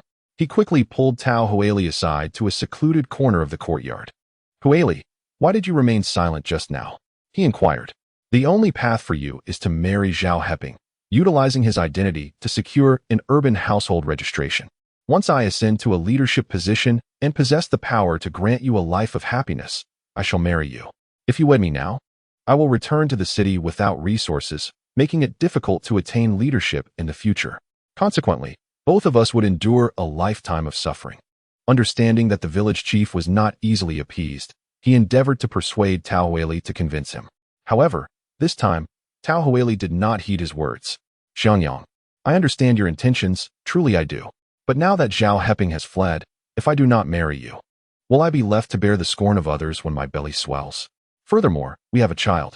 Surely you do not wish for our offspring to be ridiculed as the illegitimate child of a woman? Can you withstand that? I certainly cannot. Ultimately, she aimed to pursue a feasible path. As for the prospect of Hua Xianyang becoming an official and her becoming the wife of an official, such aspirations were merely a distant dream. If the present was insurmountable, how could there be a future? She was not foolish. With no other options, Hua Xiangyang gritted his teeth and conceded, "Very well. I believe Zhao Heping is still in the village. After 3 days of searching, we shall surely find him." He clung to this hope. Otherwise, his future would likely be jeopardized by Tao Huili. At that moment, he could not afford to wait.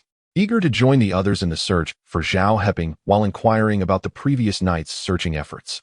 "Xiangyang, where are you going?" Tao Huili, startled by his sudden departure, hurriedly followed to ask.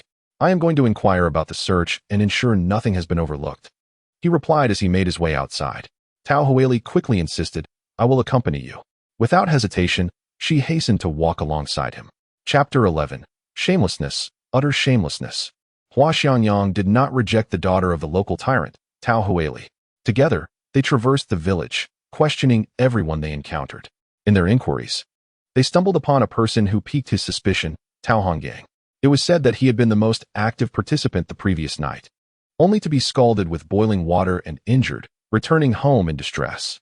Hua Xiangyang sensed that there was something amiss, perhaps a clue that could lead to Zhao Heping's whereabouts. Thus, he continued his questioning and brought Tao Huili to Tao Honggang's residence. Tao Honggang lived alone in a dilapidated house, appearing as though it might collapse at any moment. Even Tao Huili hesitated at the threshold, unwilling to step inside.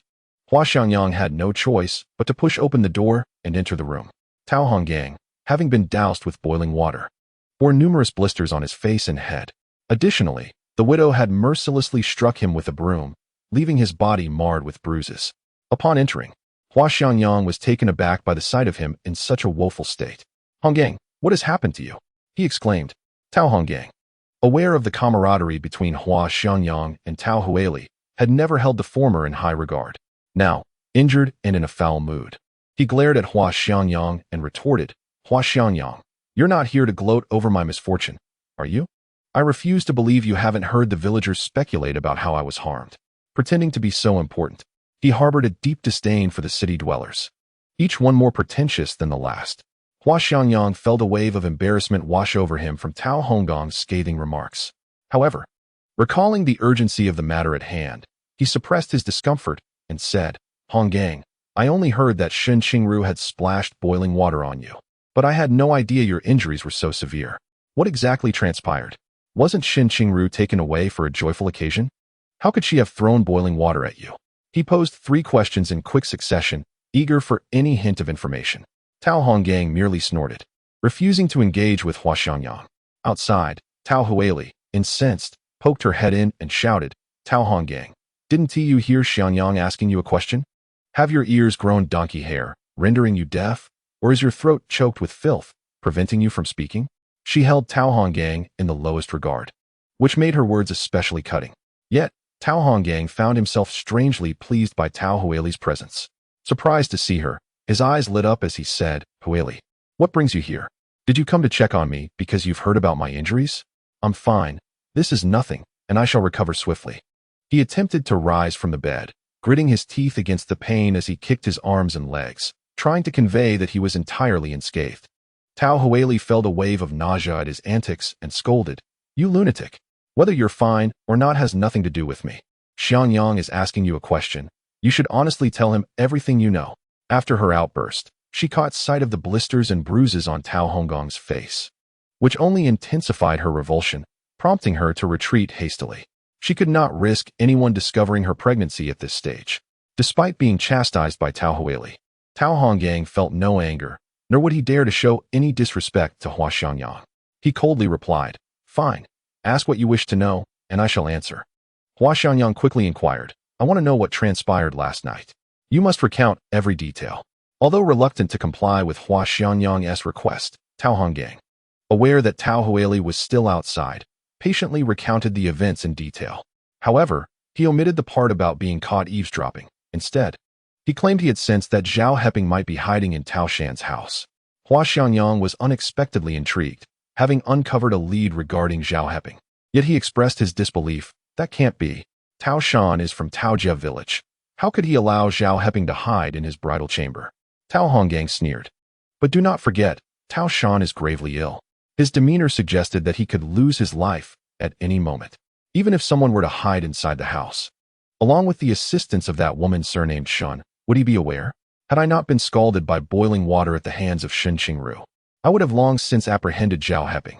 Indeed, this sentiment resonated with Hua Xiangyang, who immediately concurred with Tao Hongong's assertion. Very well, I understand. Take care of your injuries, Hua Xiangyang hastily advised Tao Honggang before swiftly exiting the room. Huili, let us proceed to the Tao family home. I suspect Zhao Heping is concealed within. His plan was straightforward, to locate Zhao Heping, thereby ensuring that everything would unfold according to his design. Otherwise, if he were compelled to marry Tao Huili, his future would be irrevocably tarnished. This thought ignited an urgent desire within him, prompting him to quicken his pace. Xiangyang, wait for me, Tao Huili called out, trailing behind him. This scene was observed by Tao Honggang, who stood at the door, his eyes ablaze with fury, grinding his teeth in frustration. Go ahead, all of you. I am eager to see how the third madam will manage to drive you out. Here I am, injured. And you, an outsider, think you can poke the tiger's den? You shall not escape unscathed. His vengeful spirit was palpable. Unable to confront Hua Xiangyang directly in front of Tao Huili, he devised a scheme to use her as a means to his ends. Everyone in Teojiakan knew better than to provoke a widow, especially not the widow's lifeline, Tao Shan. Thus, he effectively delivered Hua Xiangyang right to their doorstep. Provoking the widow would render the village chief powerless, and what more could be expected of his mere daughter? Hua Xiangyang, as an outsider, was fated for misfortune. Satisfied, Tao Honggang reclined back inside, eagerly anticipating the news of Hua Xiangyang's impending troubles. Unaware of the trap set by Tao Honggang, Hua Xiangyang strode purposefully onward. Tao Huili, struggling to keep pace, eventually resorted to tugging at his shirt to slow him down. Wait a moment, do not rush so. I think it best to inform my father first, otherwise, the third madam will surely be displeased. As the village chief's daughter, Tao Huili felt invincible in the village. Yet the widow instilled a deep-seated fear within her. She was unwilling to provoke her lightly. However, Hua Xiangyang dismissed her concerns, asserting, "We are merely going to see if anyone is hidden. What reason would she have to be displeased? Besides, as the village chief's daughter, and addressing her as third madam, she will surely grant you some courtesy." He was certain that the widow would not deny them the search simply because Tao Huili accompanied him. Once Zhao Heping was uncovered, they could also deal with Shen Qingru. That woman must not be allowed to leave Teojiakan alive. Very well, Tao Huili acquiesced after a moment's hesitation. She had never encountered a widow before and had mistakenly assumed that she would be treated differently than others, leading her to a flawed judgment. Unbeknownst to her, Hua Xiangyang quickened his pace once more. Tao Huili clung to his arm, half draped over him as he led the way. In this era, public displays of affection were frowned upon, often labeled as indecent, especially in remote rural areas. Such intimate gestures were even more scandalous. In Taojia village, predominantly inhabited by those bearing the surname Tao, the sight of Tao Huili clinging to an outsider incited feelings of frustration and disappointment. How shameless, truly shameless. Chapter 12. A search turns violent. Indeed, what is a woman, unmarried and unbetrothed, doing so brazenly embracing a man? It is as though she has never encountered a male figure in her life. I pondered why Huili had not found a suitable match within the village, only to discover that she had taken a liking to this city dweller. What merits does this urbanite possess? He is incapable of carrying burdens or even handling a basket. He is utterly inept, reduced to mere flesh without purpose, an utter waste. The villagers harbor a profound animosity towards the educated youth from the cities.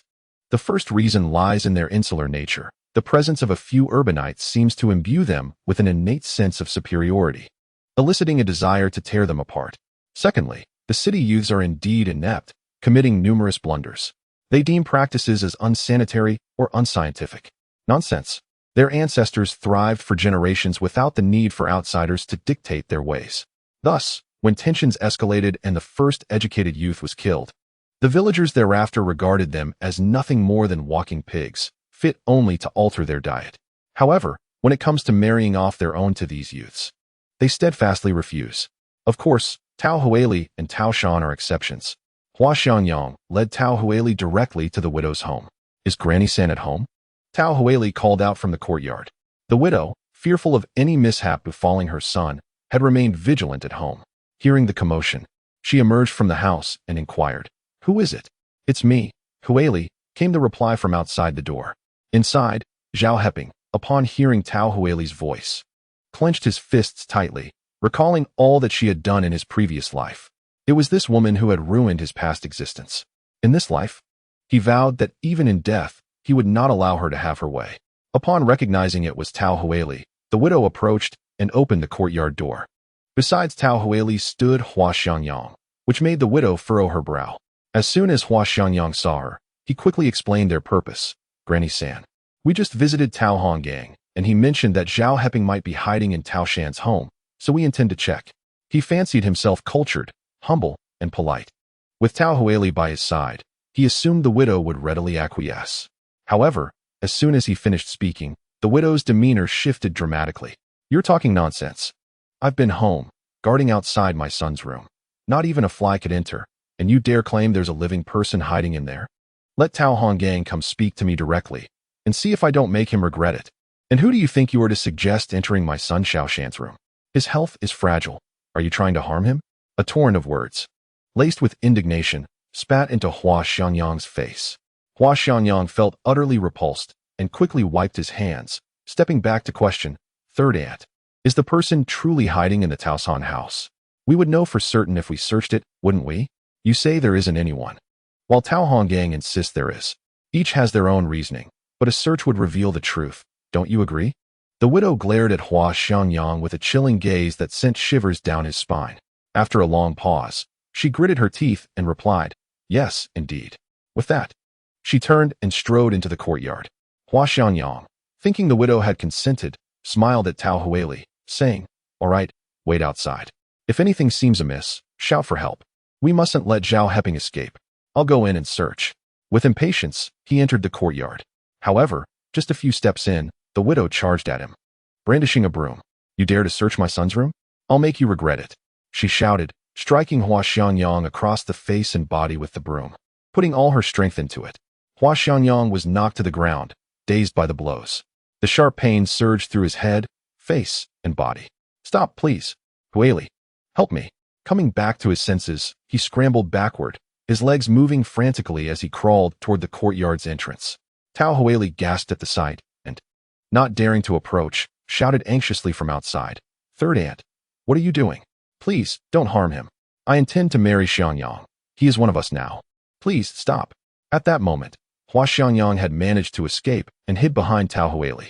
The widow, broom still raised, emerged to see Hua Xiangyang cowering behind her and spat derisively. Pa, what a coward, hiding behind a woman.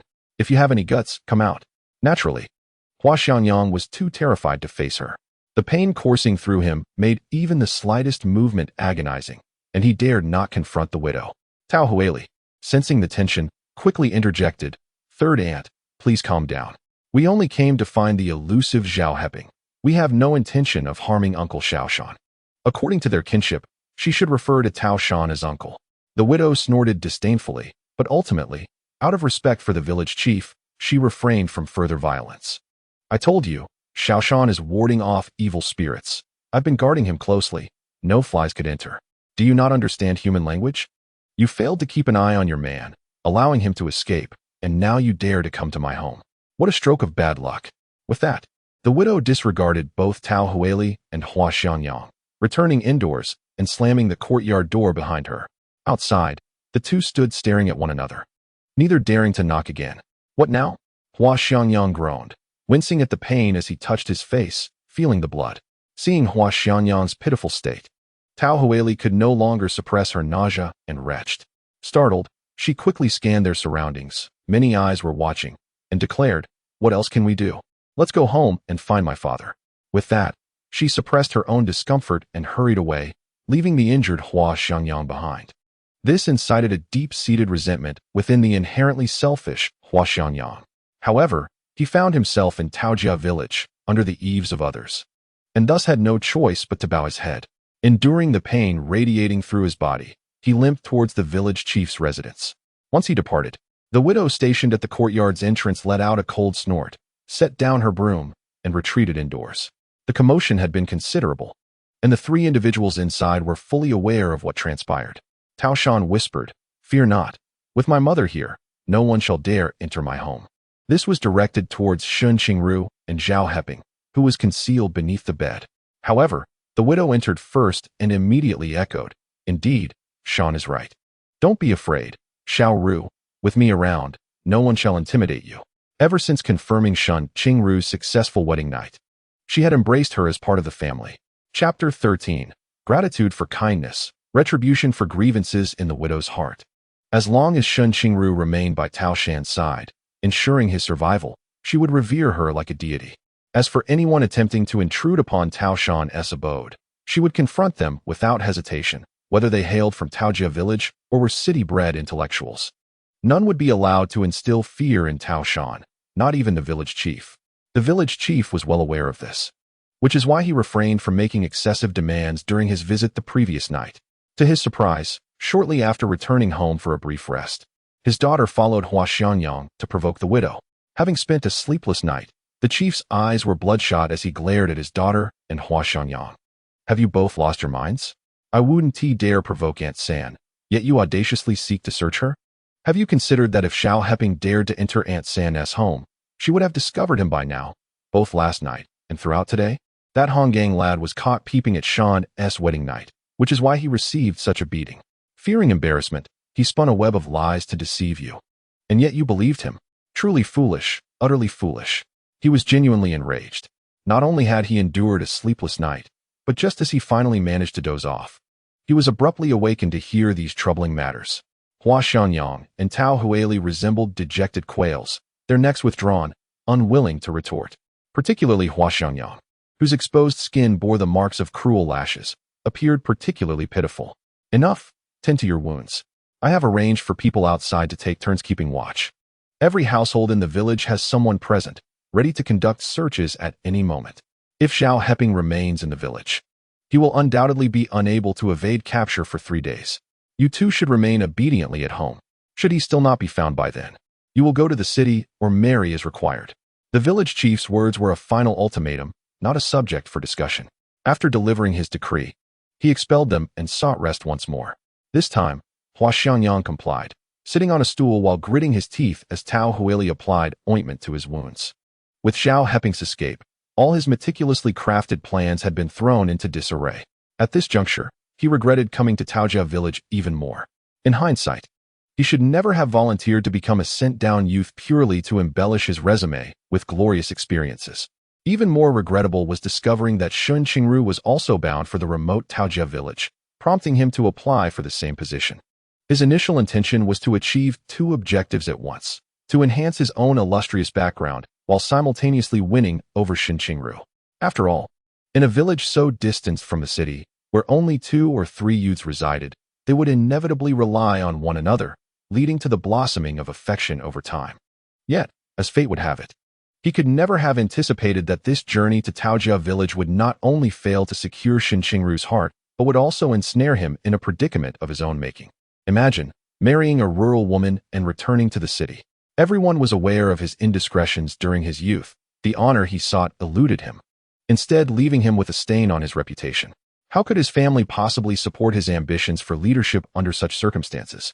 With these thoughts weighing heavily on him, Hua Xianyang let out a deep sigh.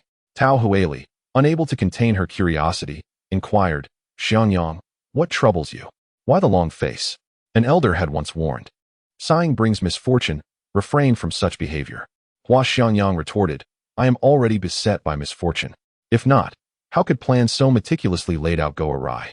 Leading Zhao Heping to flee? This bafflement gnawed at him. After all, a drunken man rendered unconscious should have been easily managed. Yet he had somehow escaped from the bridal chamber and evaded the search of the entire village. It was utterly absurd. Tao Huili shrugged dismissively. If he has run away, then so be it. What can we do? Besides, I am not particularly keen on raising a child who must call an outsider father. You are the child's true father." Hua Xianyang felt a surge of anger rising within him. Previously, he had managed to persuade Tao Huili to heed his words. Now, after Zhao Heping's escape, she seemed to defy him. Nevertheless, he dared not show his irritation. After all, this was Taojia village, and it was through Tao Huili that he had been able to enjoy a relatively comfortable life. Disobedient youths, it was rumored, had met dire fates, while Shen Qingru had been coerced into a marriage of fortune. As for Zhao Heping, no one knew if he had perished or fled. Not a single youth who had visited Taojia village had left without complications. Hua Xianyang was acutely aware of this. which is why he had refrained from acting recklessly while there. For now, he could only wait 3 more days to see if Zhao Heping could be located. 3 days could pass quickly. Zhao Heping lay concealed beneath the bed in the Tao mountain house, with a widow guarding the entrance, ensuring that no outsiders could intrude, thus providing a secure refuge. After hiding for 3 days, on the 3rd night, once the widow had retired to sleep, Zhao Heping and Shen Qingru quietly began to confer. With 3 days elapsed, it was likely that the vigilance outside had begun to wane. Let us wait 1 more day to assess the situation. If nothing changes, I will attempt to escape, Zhao Heping suggested, fearing the length of the night might invite unforeseen complications. Should the widow grow suspicious and come to inspect the Tao mountain house, neither he nor Shen Qingru would be able to flee. Let us wait for 2 more days. Just to be safe, Shen Qingru whispered. If Zhao Heping were to be captured, it would spell disaster for them both. Not only would he face death, but her fate would be even more humiliating, a fate worse than death itself. Thus, all decisions must be made with utmost caution and foresight. After a moment's contemplation, Zhao Heping acquiesced. Very well, let us wait for 2 more days. 2 days hence, I shall seek an opportunity to escape. Shen Qingru, once I return to the city, I shall promptly enlist aid for your rescue. Shen Qingru had contemplated this long before, and upon hearing Zhao Heping's words, she replied, there is no need for that. I do not require your assistance in finding someone to save me. The mountains are high and the emperor far away. No ordinary person could possibly rescue me. Even if you were to gather a few individuals, they might very well never return. Reporting to the authorities is an even more futile option. I shall write a letter for you to take with you when you flee. I will instruct you on where to deliver it, and naturally, someone will come to my aid. At present, the widow has been convinced that she has consummated her union with Tao Shan. Thus, she remains in Taojia village, safe for the time being.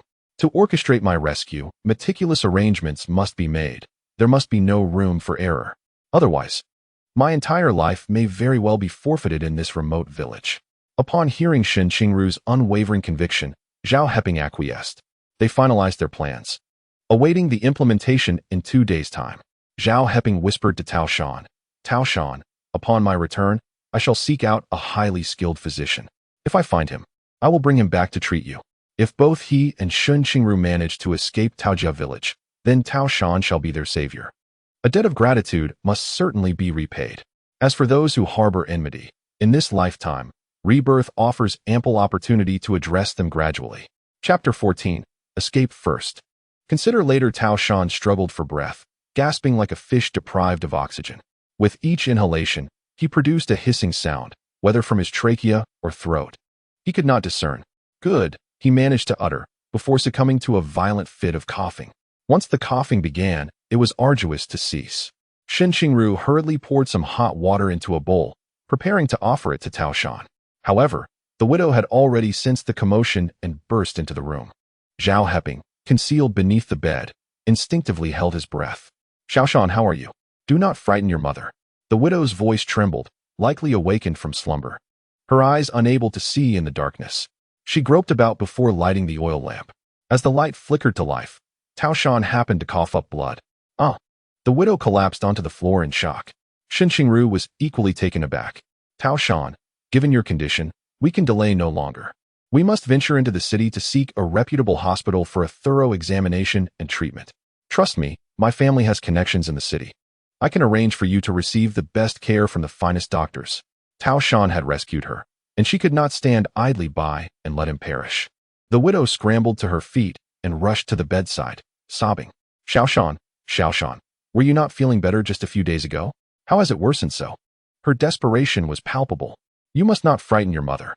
If we go to the city, perhaps we can truly find a cure. She evidently clung to Shen Qingru's words as a lifeline. Tao Shan, panting heavily, finally replied, No, I fear I shall perish on the way. His frail body could scarcely endure the journey. He might not even survive the exit from the village. Were it not for the impending specter of death, he would not have been so altruistic as to save Shen Qingru and Zhao Heping. In his final moments, he was instead apprehensive of retribution. The widow understood this, and her tears flowed freely once more. Standing nearby was Shen Qingru, and beneath the bed lay Zhao Heping, both feeling a sense of unease. Fortunately, after a brief respite, Tao Shan appeared to improve somewhat, eventually succumbing to slumber.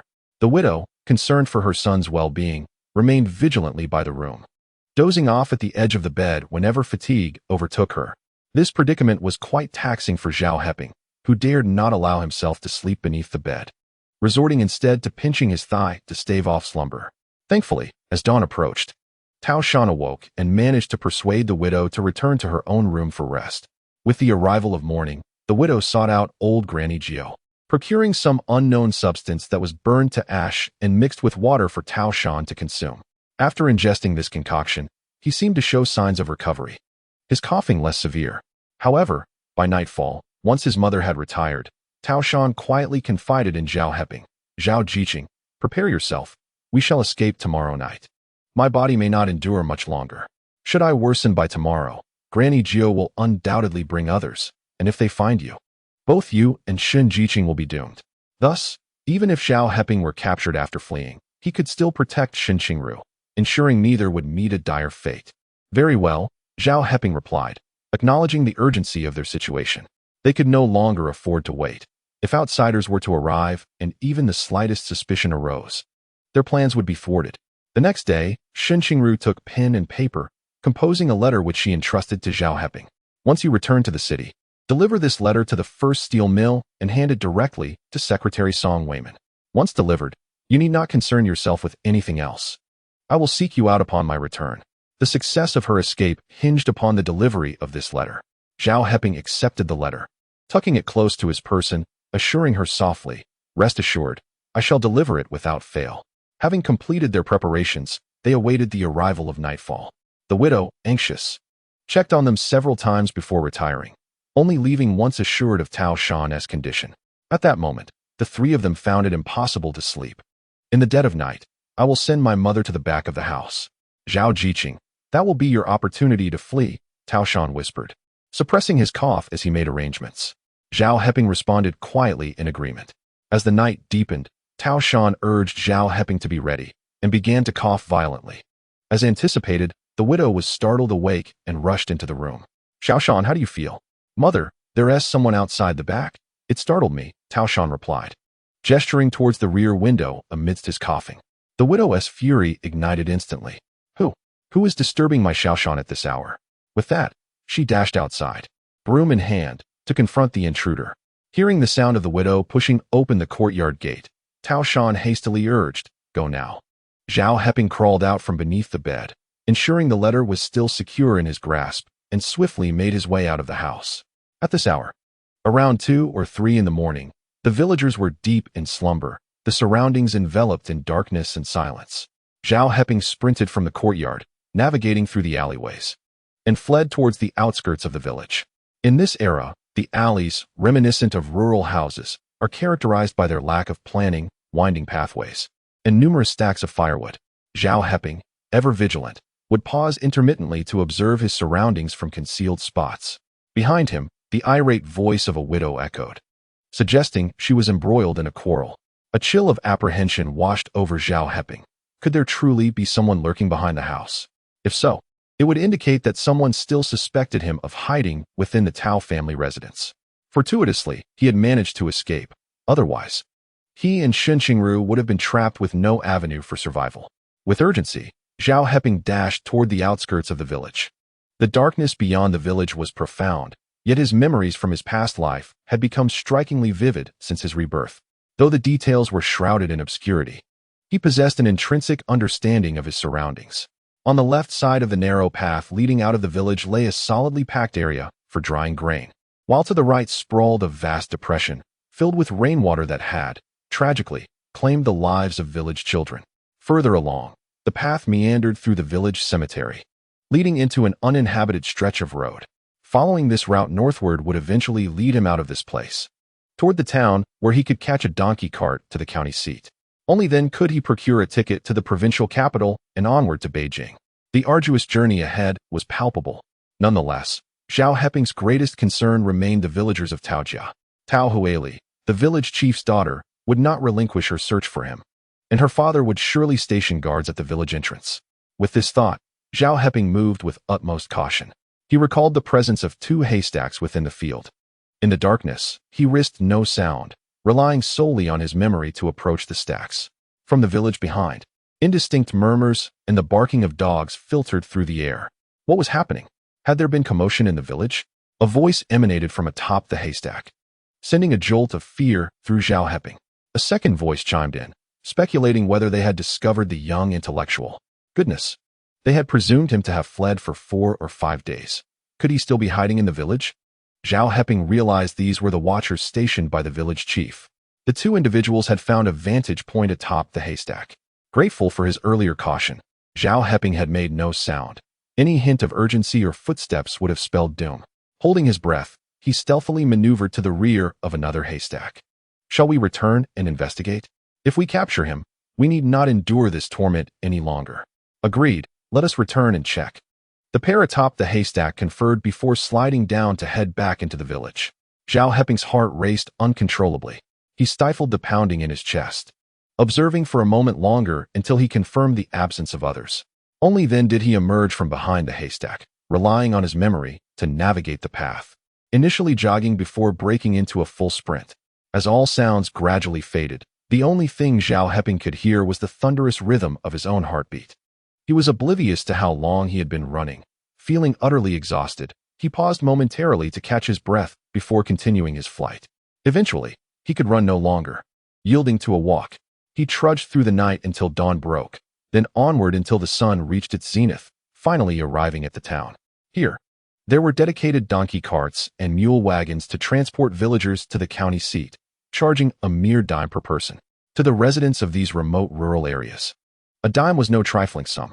If not for pressing matters, no one would willingly part with such an amount to travel to the county. Zhao Heping spent a dime and boarded the donkey cart. The cart already accommodated 5 or 6 individuals, predominantly those gravely ill, seeking medical attention in the county. The custom of the donkey cart dictated that it would only depart once sufficient passengers had gathered, necessitating a wait in the sweltering sun. After enduring 2 or 3 more individuals, the cart finally set off amidst the complaints of the passengers. The journey from the town to the county took another 3 to 4 hours. By the time Zhao Heping arrived at the county bus station, it was closing time. If he wished to leave, he would have to wait until the following day. Originally, while in Taojia village, the village chief had prepared a certificate to placate him. He could have easily used that document to secure a room for the night at an inn. However, he feared that someone from Taojia village might notice his absence and pursue him. What if he were to be discovered at the inn and forcibly returned? He dared not take the risk. Thus, after much contemplation, Zhao Heping opted to wander around the county, eventually finding a rather grand courtyard where he spent the night in a daze. The following morning, he was rudely awakened by shouts of indignation. Had he not fled swiftly, he might have found himself drenched in a chamber pot's contents. Once he arrived at the bus station, purchased a ticket to the provincial capital, he finally breathed a sigh of relief. After waiting for 2 to 3 hours, the bus departed. It was only at this moment that Zhao Heping felt a profound sense of security. He had finally escaped from Taojia village. In his previous life, he had been unable to flee, his existence marred by Tao Huili and Hua Xiangyang. In this life, he had successfully evaded them, and his destiny was irrevocably altered from that of his past. Zhao Heping pondered these thoughts while remaining ever vigilant. In this era, pickpockets were rampant, especially on long-distance buses. Even the poorest households would carry sufficient funds when venturing out. Thieves and pickpockets specifically targeted these individuals, daring to pilfer even from those in slumber.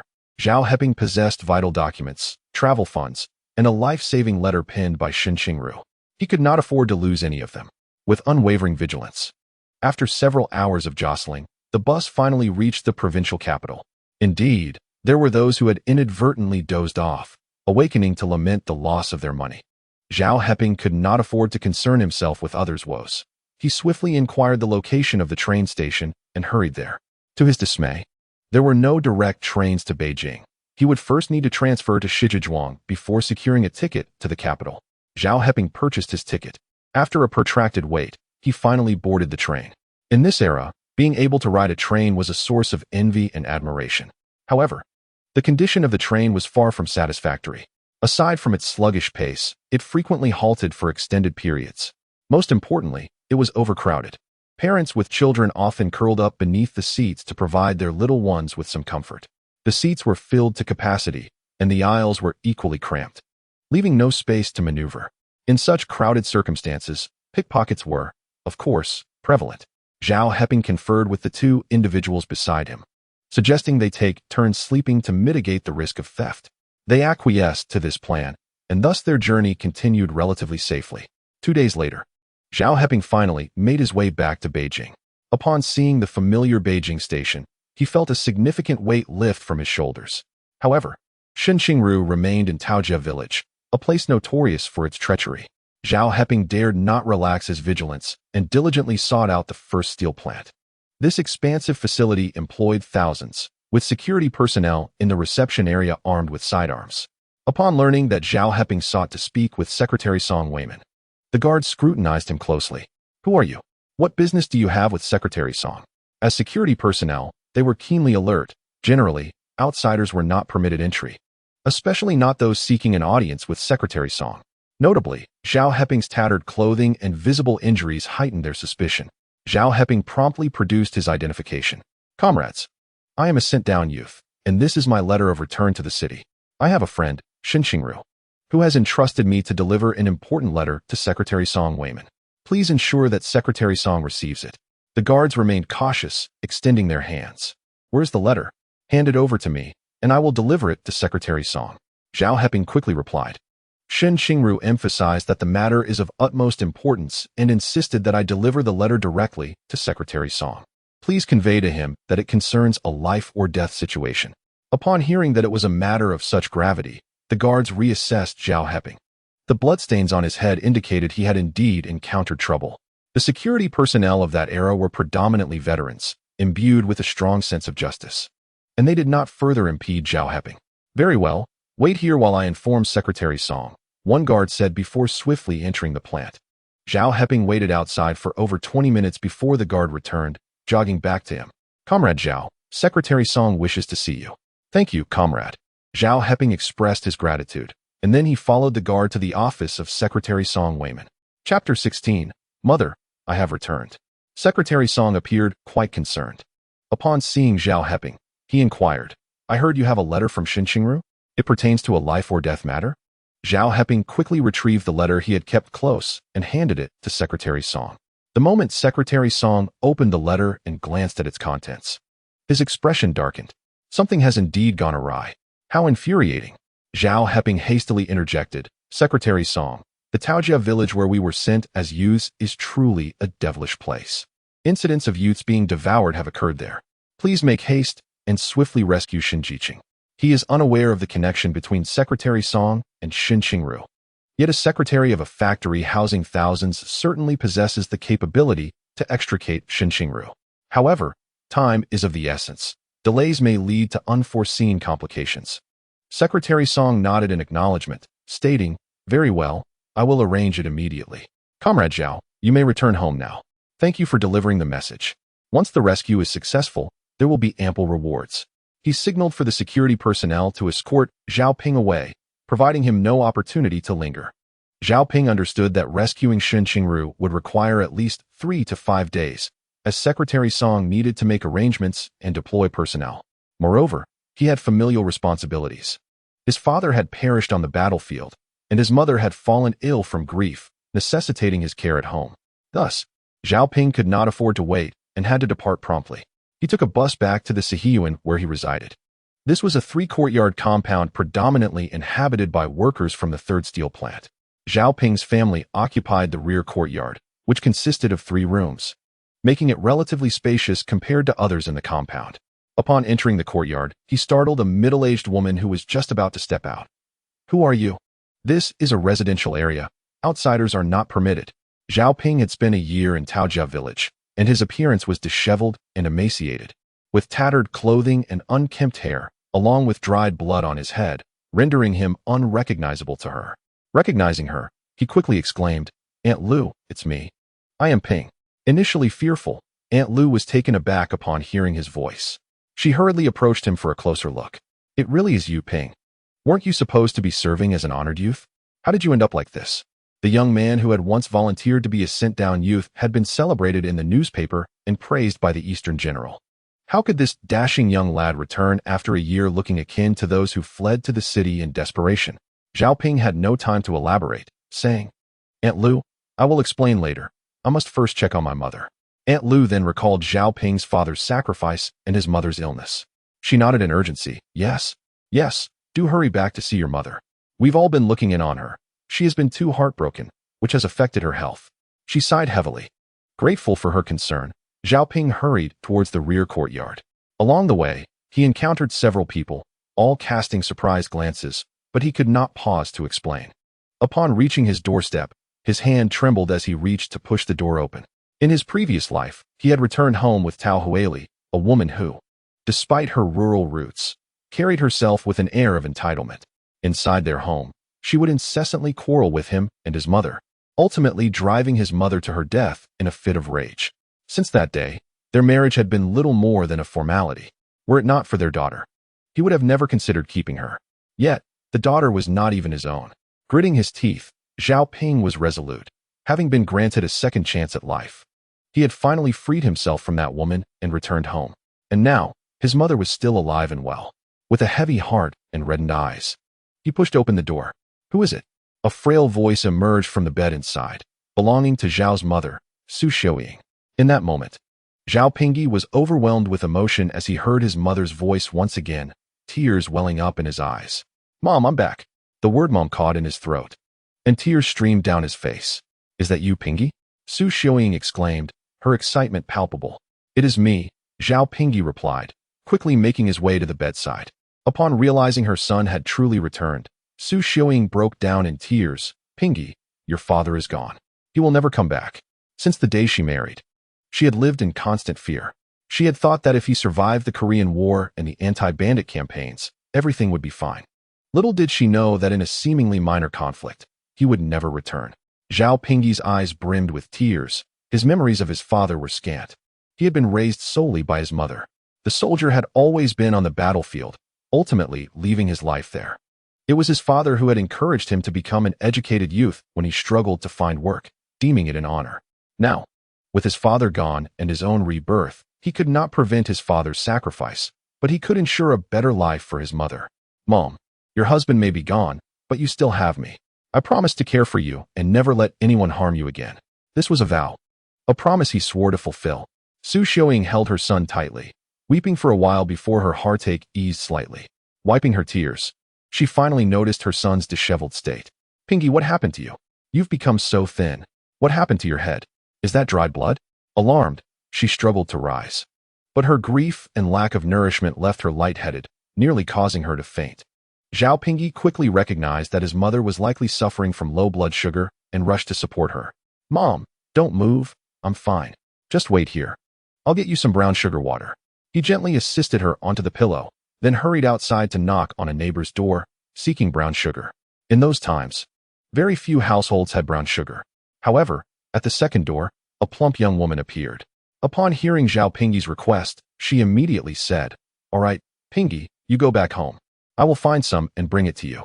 She was Zhu Chunmei, a widow in the courtyard, whose husband, an electrician, had died in an electrical accident at a steel mill, leaving her to care for their young son, Zhuanzhu. Thank you, sister, Zhao Pingyi replied gratefully. Once he secured the brown sugar, he breathed a sigh of relief and returned home to wait. After a while, Zhu Chunmei indeed arrived with a small packet of brown sugar. Zhao Pingyi took it, poured it into a bowl, and added hot water. After cooling it slightly, he brought it to the bedside, assisting Su Xiuying in drinking the brown sugar water. Zhu Chunmei stood by, watching intently. As Su Xiuying slowly consumed the drink, she gradually began to feel better. Pingyi, I'm all right now. Please set down the bowl and tell me what has happened to you. Who has treated you so harshly? Su Xiuying gazed at her son, her heart aching. The pain of losing her husband amplified this sorrow significantly. Chapter 17. Has someone stolen from our home? At that moment, Zhu Chunmei, who had been silently standing by, interjected. Indeed, Heping has been away for a year. When he came to borrow some brown sugar earlier, I could hardly recognize him, even with the sound of his voice. He has become nothing but skin and bones, with injuries on his head, and he must have endured considerable suffering. Hearing this, Su Xiuying's heart ached even more as she grasped her son's hand and inquired about the cause of his condition. Zhao Jiaping, wary of causing his mother additional worry, merely summarized, I was unwell due to the local climate, which caused my weight loss. As for the injury on my head, I fell while hurrying back home. But it's nothing to fret over, mother. Please don't worry. He felt it was best to remain silent about the happenings in Taojia village, knowing it would only distress his mother further. Given her frail condition, it was prudent to shield her from any upsetting news. Su Xiaoying, however, remained unconvinced. Without her son's explanation, she felt powerless. Heping, you must be hungry. Allow me to prepare some food for you. As she spoke, she attempted to rise. Zhao Heping quickly stopped her, saying, Mother, please remain seated. I will handle the cooking. He was indeed famished, and it seemed his mother had not eaten either. He decided to boil some rice porridge to settle their stomachs. Upon reaching the rice jar, he lifted the lid only to find it completely empty. Opening the flour container yielded the same disappointing result. There was no food left in the house. Mother, is there nothing to eat at home? What have you been subsisting on? No wonder his mother was experiencing low blood sugar. How long had it been since she last ate? Su Xiaoying's expression shifted as she recalled that while she had been sorrowfully lying down, there had still been some rice and flour in the house. How could it all be gone? Had someone from the courtyard taken advantage of her illness to steal? However, she did not wish to discuss this with her son so soon after his return. Thus, she vaguely replied, I've been bedridden for several days and have had no appetite. I didn't realize there was nothing left. Heping, do not hurry. Wash your face and change your clothes. I will find some ration tickets and money for you, and you can go buy some rice and flour. As she spoke, she reached beneath the mattress. But as she rummaged, her expression darkened further. How could the several $10 bills and some ration tickets she had kept be missing? Zhao Heping sensed something was amiss. Mother, is it possible that someone has stolen from our home? It took audacity to exploit his mother's grief to commit theft. Su Xiaoying, unable to conceal the truth any longer, nodded and said, Yes, the money and ration tickets are gone. I distinctly remember having 17 yuan and 64 cents, along with 3 or 4 jin of ration tickets, all kept beneath my mattress, but now they are missing. This was their family's entire savings. Zhu Chunmei, filled with indignation, exclaimed, Who would do such a heartless thing? Stealing from the family of a bereaved? They must fear divine retribution for their wickedness. Heping, go to the courtyard and shout. Even if the thief does not dare to admit it, you can still vent your anger. Zhao Heping harbored no belief in retribution, nor did he wish to engage in futile curses. In his mind, he swiftly reviewed the inhabitants of the courtyard. Such misdeeds were not typical of ordinary folk, leaving only 2 households under suspicion. One was the family of Sun Baochai in the front courtyard, a steelworker from the 3rd steel mill. In his 40s, he had lost his wife to illness and, during the 2nd year of the natural disasters, married a rural bride, bringing along his mother-in-law, Yu Zihua, to live in the city. This elderly woman was known for her unscrupulous ways, frequently pilfering during her visits to neighbors, and had been caught on several occasions, earning a notorious reputation in the courtyard. The other suspect was Ma Xiangdong from the back courtyard, a boy of 16 or 17, who, being the only son, had been overly indulged and had engaged in petty thefts. However, Zhao Heping, being away, was unaware of which of the 2 had committed the act. Sister-in-law, let us refrain from cursing. When 5th uncle returns from work, I shall inform him and request a meeting to investigate who has stolen from my home. 5th uncle, whose surname is Ma, was elected as the caretaker of the entire courtyard, a fair and upright man working as an adjuster at the 3rd steel mill, widely respected for his integrity. Calling for a courtyard meeting would serve as a warning, and Zhao Heping was keen to discover which of the 2, Yu Zuihua or Ma Xiangjuan, might reveal their guilt. Zhu Chunmei nodded in agreement. Very well, when 5th uncle returns to convene the courtyard meeting, I shall assist you in voicing your grievances. I am eager to see who possesses such shamelessness. As a widow raising a child alone for several years, she had developed a fierce temperament. Zhao Heping had witnessed her wrath before. Her presence was formidable. Thank you, sister-in-law, he expressed his gratitude. He would remember this kindness. Zhu Chunmei waved her hand dismissively. What trouble? A distant relative is no match for a close neighbor, living so near. It is only natural that we look out for one another. But you, Heping, how is it that a university student like you has become so emaciated as a sent-down youth?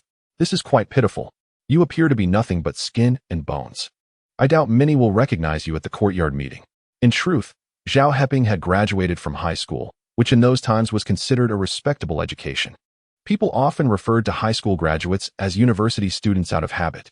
Before Zhao Heping could respond to Zhu Chunmei's remarks, his mother, Su Xiaoying, who lay nearby, interjected, Heping, blaming your mother is futile. Lying about is not helpful. Now you've returned from afar and can't even enjoy a warm meal. Her emotions were still quite unstable, spiraling into self-pity once more. Zhao Heping quickly reassured her, "Mother, it's all right. I still have a little money. I will go buy some rice and flour." He then turned to Zhu Chunmei, sister-in-law. "Could you please look after my mother? I shall return shortly." He possessed a few coins and several grain coupons, which his mother had given him before he left, saving them throughout the year. He had only slightly tapped into those resources on his journey back. Fortunately, he refrained from exhausting his resources, allowing him to utilize them in times of dire need. Just as he turned to leave, he was halted by Zhu Chunmei. "Heping, you've had a long journey back and must be weary, especially with that injury on your head.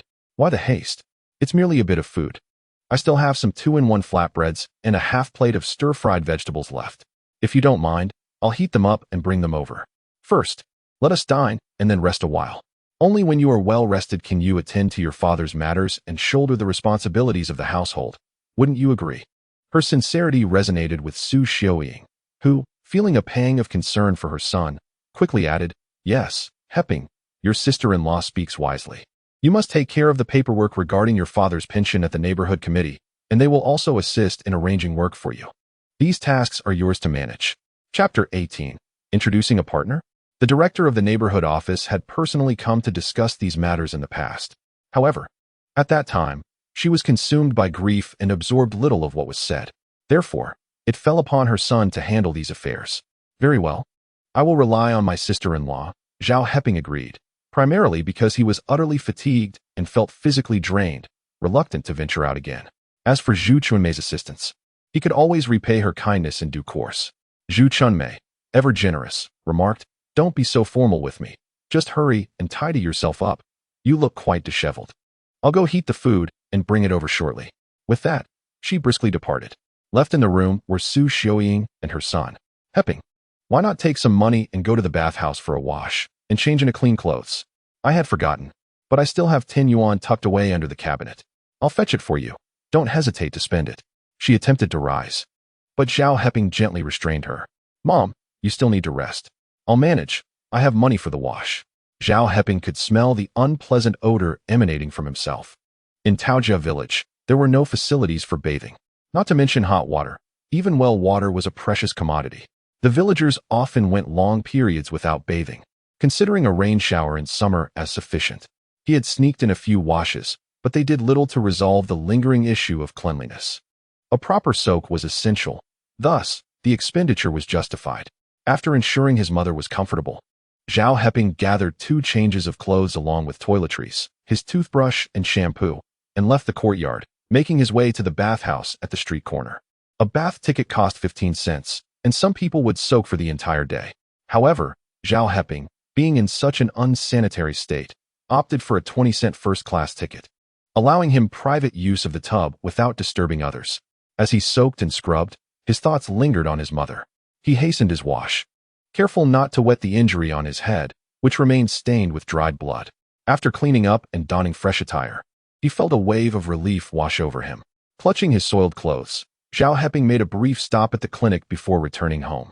Although the wound on his head no longer bled, the injury remained, and if not treated properly, it might lead to lingering consequences. Fortunately, the old doctor examined it and found no serious issues. He trimmed away the hair matted with dried blood, cleaned the wound, applied medicinal powder, and bandaged it up. It was a matter resolved. After tending to his injury, Zhao Heping returned to the courtyard, clutching his tattered clothes. Within the courtyard, those at home were already aware of Zhao Heping's return.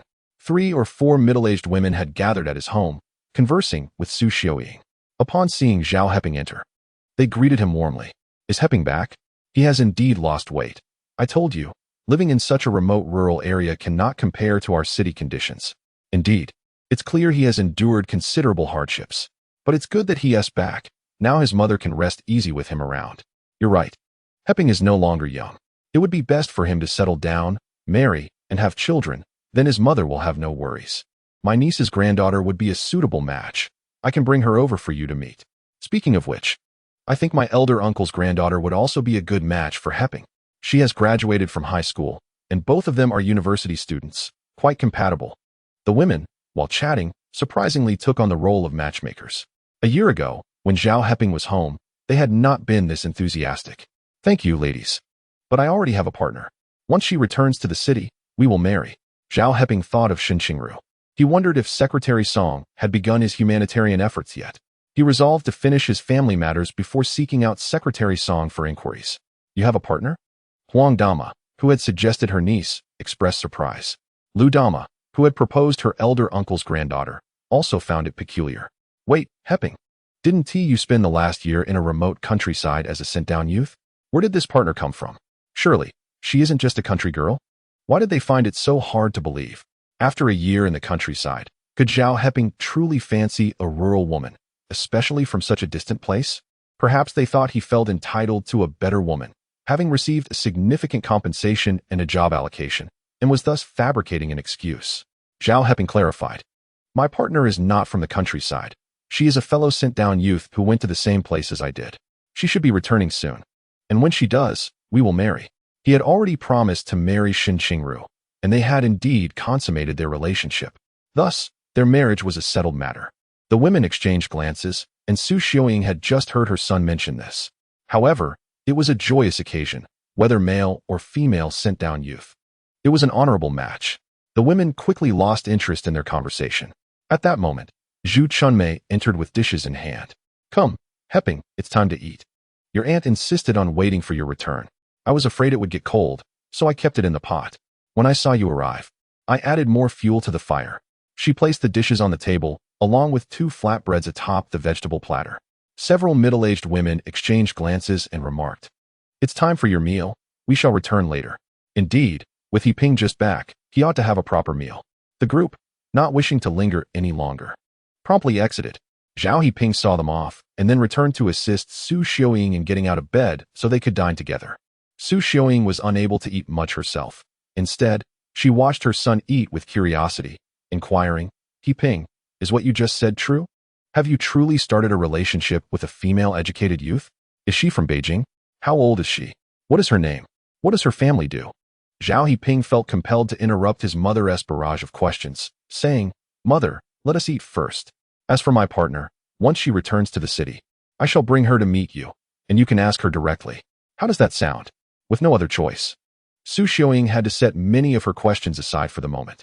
After their meal, Zhao Heping went to the grain station to purchase some rice to take home. Later that evening, observing the workers return from the courtyard, he sought out Master Ma Wu, recounting the illness of his mother and the theft of their money and grain. Master, my mother was ill at the time, so she did not know who took it. I would appreciate it if you could convene a meeting to address this matter. If the thief returns the items voluntarily, our family will not pursue the issue further. He had not anticipated that the thief would actually return anything, but felt it necessary to have Master Ma Wu hold a meeting to discern who might reveal themselves. Chapter 19. It's you.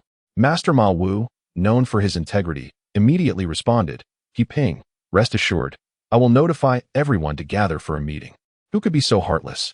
Let me find out who it is. If I do, I shall report them to the authorities. He hurriedly went out, finding a child from each household to assist in notifying everyone of the meeting. At that moment, the workers were just finishing their shifts, many still in their work attire, and were puzzled by the call for a meeting. It had been a long time since the courtyard had convened a general assembly. What could have happened? We shall find out in the front yard shortly, they speculated. Since Master Ma Wu had called the meeting, it must be significant, and they quickly gathered. Typically, for such meetings, each household would send a representative. However, out of curiosity regarding the matter at hand, nearly everyone who was home came out. In the front yard, Sun Baochai's mother-in-law, Yu Tsuohua, and Ma Xiangdong from the backyard were also present. Upon seeing these 2 individuals, potential suspects, emerge, Zhao Heping felt a sense of relief. If they had not appeared, his plan of intimidation would have faltered. Soon, everyone congregated in the front yard. Master Ma Wu surveyed the crowd, noting that most had arrived, then cleared his throat to address them. The purpose of today's meeting is to discuss a serious issue. As you all know, Heping's father has become a martyr. During the days when Heping's mother fell ill, someone, lacking any sense of decency, stole the rice and money from their household. What sort of behavior is this? Stealing from a martyr's family. What kind of person would do such a thing? Therefore, I am holding this meeting to remind anyone who has taken anything to return it promptly. Otherwise, I will report this to the police, and the consequences could be severe. He too was uncertain of the identity of the thief, thus resorting primarily to intimidation. Upon hearing the news, the residents of the courtyard began to murmur among themselves, astonished that such an incident could occur. How could one have the heart to steal from the family of a deceased soldier? Especially with Zhao Heping absent and his mother, Ms. Heping, in a state of grief and illness? Who could be so heartless as to pilfer from their home? Indeed, it was unthinkable. The very notion of taking from a family in mourning, particularly one as fragile as Ms. Heping's, was utterly reprehensible. Who could possibly lack the decency to refrain from such actions? I too have visited Ms. Heping. If I cannot find the culprit, do I not risk bearing suspicion myself? Indeed, I have also paid a visit. It is common courtesy to check on one another in a shared courtyard. Yet it remains a mystery as to who has such unclean hands to commit theft. As the crowd's chatter escalated, Zhao Heping's gaze remained fixated on Yu Cuihua and Ma Xiangdong. Yu Cuihua, cradling her daughter's child, Sun Youfu, played with her grandson, seemingly unaffected by the commotion. Meanwhile, Ma Xiangdong leaned casually against a wall, his demeanor nonchalant, showing no signs of alarm. After a moment of silence, Fifth Master grew impatient, remarking, "What? Are you all too cowardly to own your actions? I have stated that theft from the family of a soldier will be reported to the authorities, who will undoubtedly conduct a thorough investigation.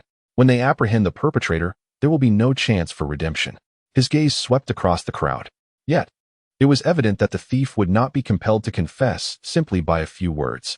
Zhu Chunmei emerged from the throng, raising her voice to declare, "Fifth Master, anyone who dares to steal from Heping's family has long since lost their shame. Those devoid of honor will not heed your words. The one who stole from the family of a soldier is indeed despicable. They may refuse to admit their guilt, but let them not believe that they will escape unscathed. Those who take what is not theirs will surely face retribution. Such individuals, born of shame, will bear no offspring and will leave no legacy behind." Her final statement was particularly harsh, implying that children born of such shame would be cursed, destined to leave no descendants. In this day and age, such words, regardless of which were uttered, could not be tolerated. Zhao Heping observed as Yu Cuihua's expression darkened, while Ma Xiangdong's face grew grim, veins bulging upon his forehead. Intriguingly, it seemed both were guilty. Unexpectedly, Zhu Chunmei's scathing remarks were proving effective. She continued her tirade, mentioning poverty and the fate of those who are cursed with no descendants. As her words intensified, the faces of Yu Cuihua and Ma Xiangdong grew increasingly ashen. Nevertheless, the two remained composed, fully aware that admitting guilt would not only tarnish their reputations, but could also lead to their arrest. Thus, they endured Zhu Chunmei's accusations without revealing themselves. Zhao Heping could not help but admire their restraint, pondering what they had stolen that would provoke such vitriol. However, it was enough for him to ascertain their guilt. He would settle the score with them in due time. The others in the courtyard were not oblivious either. Noticing Zhao Heping's unwavering gaze on Yu Cuihua and Ma Xiangdong, and the unusual pallor of their faces, they began to connect the dots. Amidst the murmurs and pointed fingers, Yu Cuihua could no longer contain herself. With a glare, she declared, "Enough, enough. If you have the guts, report it to the police. Holding a meeting in the courtyard is not for listening to a widow's rants. My family is fortunate, yet we go hungry. If there is nothing else to discuss, let us disperse and not waste everyone's time." Zhao Heping, initially convinced that neither of the two would dare to speak up, was taken aback by Yu Cuihua's outburst. This, however, made things easier for him. He stepped forward and said, "Aunt Yu, Zhang's wife is accusing me of stealing from her home. Why are you so incensed? Does my family's loss have anything to do with you?" Instantly, all eyes shifted to Yu Cuihua. Since her arrival at the courtyard, she had not shied away from petty theft. Observing her reaction, the crowd quickly came to a consensus about her involvement. Yu Cuihua exploded with indignation. "Zhao Heping, you're talking nonsense. I said I don't want to hear a widow's ranting. How does that relate to your family's missing items? You wretched creature. No wonder your father has passed. It's all retribution." At her words, Zhao Heping's demeanor shifted dramatically. Without a second thought, he charged at her and slapped her across the face. The sound was sharp and resonant. Despite his slender frame, years of labor in Taokai village had bestowed upon him considerable strength. The blow sent Yu Cuihua, clutching her child, crashing to the ground, leaving a distinct handprint on her cheek. The child, named Youfu, immediately let out a wail. The crowd erupted in commotion. Sitting on the ground, Yu Cuihua gingerly touched her cheek, Disbelief etched on her face. Zhao Heping, you little rascal, how dare you hit me? What is wrong with hitting you? Zhao Heping stepped closer, towering over her. My father is a martyr, and my mother and I are bereaved. You insult martyrs and their families. This is what you deserve. And not only will I strike you, but I will also report you to the police. Prepare to be detained. Chapter 20. The police take action with that. Zhao Heping turned on his heel and strode away. To insult a hero is a grave offense. Although Yu Tsuehua had only uttered a single curse, it was sufficient grounds for detention. The residents of the courtyard were still processing the shock of Zhao Heping's actions when they were further astonished. However, given their disdain for Yu Tsuehua, no one came to her aid. Having emerged from the countryside, she was accustomed to throwing tantrums and hurling insults without consequence, completely oblivious to the possibility of detention for her words. At this moment, she remained unaware of the gravity of her situation, still seated on the ground. Hurling insults. Zhao Heping, you little scoundrel, stop trying to intimidate me. What is wrong with my single curse? You laid hands on me first. I am an elder. Your willingness to strike me shows you were born of a mother, but raised without one. This provocation could not be tolerated by the elder Mr. Wu nearby. Aunt Yofu, you should really keep quiet. Zhao Heping's actions are well-deserved. If you continue to insult him, when the police arrive, your transgression will only worsen. Within the courtyard, the presence of yet another elderly woman was becoming increasingly burdensome. Yu Tsuehua, still unconvinced, sat on the ground wailing. Oh, why is my life so miserable? After finally escaping the famine and coming to the city, a little scoundrel dares to strike me. In all my years, I have never been so bullied. She cried out for Bao Kai, her son-in-law, come out quickly. Her wails grew louder. Son Bao Kai, who lived in the front courtyard, had just returned home from work at the steel mill. As a steelworker, the labor was physically demanding, and having crossed the age of 40, he was exhausted and did not attend the community meeting. His wife, Song Guichin, was preparing dinner. Upon hearing Yu Tsuehua's anguished cries, the couple rushed out of their home. Seeing their daughter and son-in-law, Yu Tsuehua wailed even more fervently, Bao Kai, didn't you promise to let me stay with you and take care of me like a son? Look at what that little scoundrel Zhao Heping has done to me. My face is all swollen. If I hadn't protected Yufu, that brat might have struck him too. What are you going to do about it? Son Bao Kai, upon hearing this, became displeased and immediately began to search for Zhao Heping. Where is he? If we don't resolve this matter today, don't blame me for being rude. Zhu Chunmei, standing nearby, snickered. Brother son, how do you intend to be rude? I advise you to first inquire about what your mother-in-law did before you proceed. You wouldn't want the police to arrive and take you away as well. The police? How does this involve the police? Son Bao Kai was taken aback and quickly asked the nearby Ma Wuya, finally learning the whole story. Oh, mother, how could you say such things? He simply didn't show up for the community meeting. This mother-in-law truly knows how to stir up trouble. Realizing this, he hastily handed their son to his wife. Yu Tsuehua remained unconvinced. What does that have to do with anything? That little scoundrel hit me. I've never been struck like this before. It's a great humiliation that I cannot let slide. Son Bao Kai, feeling frustrated, understood that Zhao Heping had already reported to the police, and there was no escaping the consequences. He said, exasperated, fine, when the police arrive, you can tell them just that. Let us see if they have the patience to listen to your nonsense. Before long, the police arrived. The facts were clear, and there were numerous witnesses. Yu Tsuehua continued to wail and was promptly taken away. The community meeting in the courtyard reached its conclusion. That little brat Zhao Heping had become tougher after spending a year in the countryside. It would be wise to avoid provoking him in the future. Indeed, he had been shy before, but after a year away, he had completely transformed. He didn't hesitate to strike son Bao Kai as mother-in-law and immediately threatened to call the police, showing no regard for sentiment. He deserved it, after all. Who told son Bao Kai as mother-in-law to insult Heping's parents, especially when Heping's father was a martyr? Without a father, Zhao Heping was now the only man in the family. And if he didn't toughen up, he wouldn't be able to support them. It was for the best that son Bao Kai as mother-in-law was taken away, preventing her from causing further trouble in the courtyard. As the crowd discussed the events, they gradually dispersed. Zhao Heping expressed his gratitude to Zhu Chunmei, acknowledging that if it weren't for her outburst, Yu Tsuehua would not have lost her temper and made a scene. Zhu Chunmei, however, remained utterly unconcerned. Peace, she remarked. I have already told you not to stand on ceremony with me. Just take good care of your aunt and live a happy life. If you encounter any difficulties that I can assist with, I will certainly lend a hand.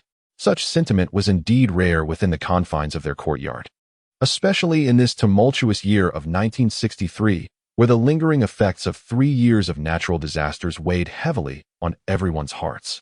Each household was preoccupied with their own struggles, closing their doors and calculating their own paths.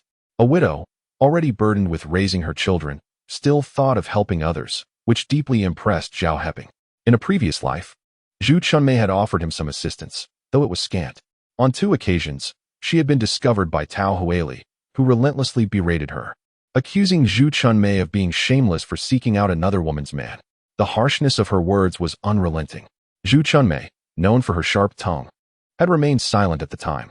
Reflecting on it now, Zhao Heping pondered that her silence might have been a gesture of preserving his dignity rather than fear of Tao Huili.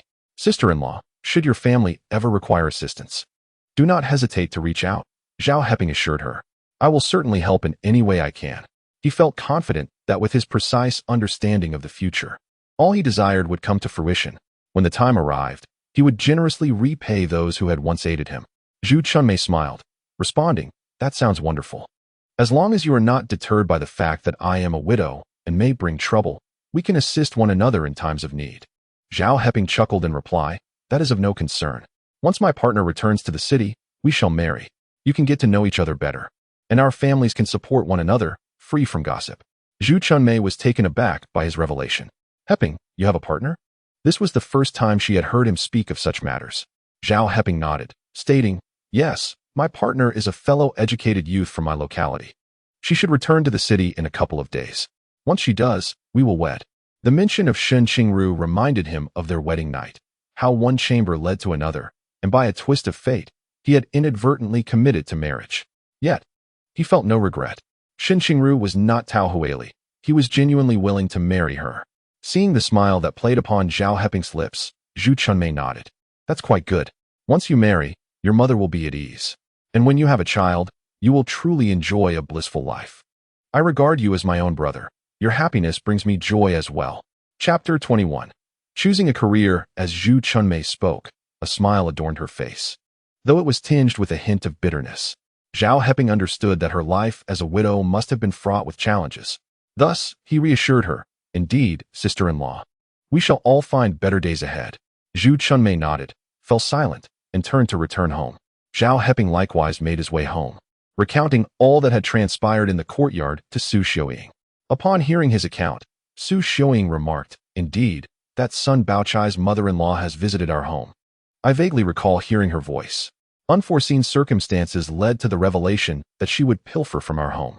Zhao Heping let out a cold laugh, asserting that those who dared to steal must face the consequences. The mother-in-law of Sun Baochai had been apprehended, and there was also a Ma Xiangdong, who was certainly involved in the theft as well. Now that Yu Tsuehua had already been captured, only Ma Xiangdong remained, which would be easier to resolve. Zhao Heping recalled from his previous life that this young man harbored grand ambitions. In his pursuit of becoming a notorious figure, he conspired with his father, Ma Yongshou, who worked at the steel mill, to steal scrap materials from the factory for sale. This not only provided financial means to win people's allegiance, but also improved the living conditions of his family. The Ma Xiangdong household consisted of 7 members, relying solely on the salary of Ma Yongshou to survive. In most families, one person's income would barely suffice to support 7. Yet the Ma family thrived due to the stolen scrap materials.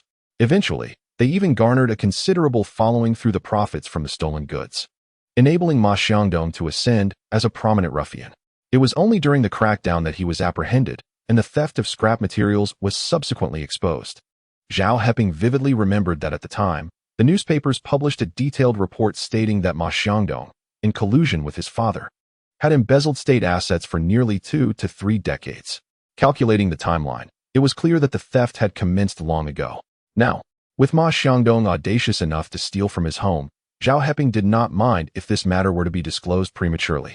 That very night, he penned a letter of denunciation, which he discreetly deposited into the suggestion box at the entrance of the steel mill. The following morning, Zhao Heping rose early, armed with the necessary documents, and proceeded to the street office to address matters concerning his father's compensation and work arrangements. Director Wang of the street office, having recognized Zhao Heping due to his previous role as a sent-down youth, greeted him warmly. Heping, you've returned to the city? I had intended to visit your home in the next couple of days, but it seems you've come first. She invited Zhao Heping to sit down and retrieved his file, presenting him with a certificate of sacrifice for servicemen. A uniformly issued compensation certificate from the Ministry of Internal Affairs, a plaque recognizing the honor of the martyr's family, and some monetary compensation. Heping. We adhere to the unified standards set by the Ministry of Internal Affairs. The compensation for revolutionary martyrs varies between 150 to 650 yuan based on different ranks. Your father served for many years as a squad leader and sacrificed himself during a mission. Thus, in accordance with regulations, the compensation has been set at a higher tier, amounting to 450 yuan. Please verify if this is correct, Director Wang said, extending the money to Zhao Heping. During this era, a one-time compensation distribution system was in effect, meaning that upon issuance, the matter was concluded, as opposed to later systems that allowed for periodic payments. Zhao Heping accepted the money without counting it, knowing it was earned through his father's sacrifice, rendering any counting unnecessary. Director Wang, I trust the street office. There is no need to count. Now let us discuss my work arrangements. In this age, speculation was not permitted, and one must guard against the winds of change anticipated in 3 years. Thus, the choice of employment was paramount. Zhao Heping believed that being a worker was the best safeguard. However, the specific type of work required careful consideration. Director Wang nodded upon hearing Zhao Heping inquire about work and said, "Very well, allow me to introduce you to several job options currently available. In this day and age, finding employment is exceedingly challenging. A multitude of individuals are vying for a limited number of positions, leaving little room for choice.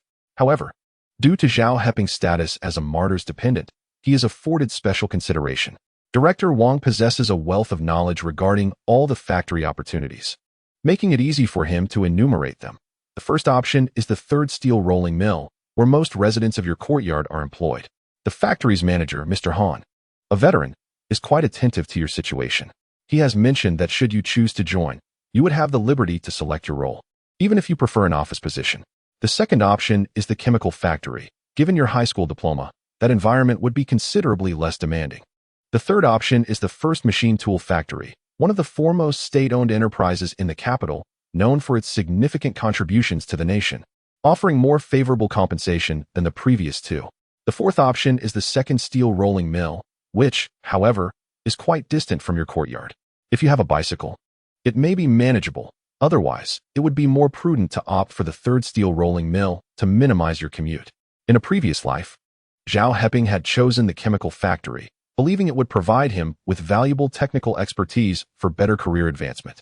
Unfortunately, it turned out to be perilous, and he narrowly escaped numerous accidents, ultimately suffering from a decline in his immune system, which led to allergic pneumonia. This ailment would strike him during work hours, but leave him unharmed on weekends or holidays. Consequently, he departed the workforce early, ultimately amassing wealth. Yet it was all in vain, as it merely served to benefit Tao Huili and Hua Xiangyang. Thus, in this new life, the chemical factory is unequivocally off the table. After contemplating his options, Zhao Heping stated, Director Wang, I choose the third steel rolling mill. It is the closest to the courtyard, allowing me to care for my family. The third steel rolling mill would merely serve as a transitional phase. Once the tumultuous times have passed, he would be free to pursue his genuine aspirations. Director Wang nodded in agreement, saying, Very well, since you have made your decision, I will call Manager Han shortly. Tomorrow is a rest day, and he may not be at the factory, so let us aim for the day after. You can go directly to him. He will arrange everything for you. Thank you. Director Wang. Zhao Heping expressed his gratitude, clutching the certificates, the condolence payment, and some cash as he exited the street office. With matters settled and employment arranged, he finally anticipated a stable and peaceful existence.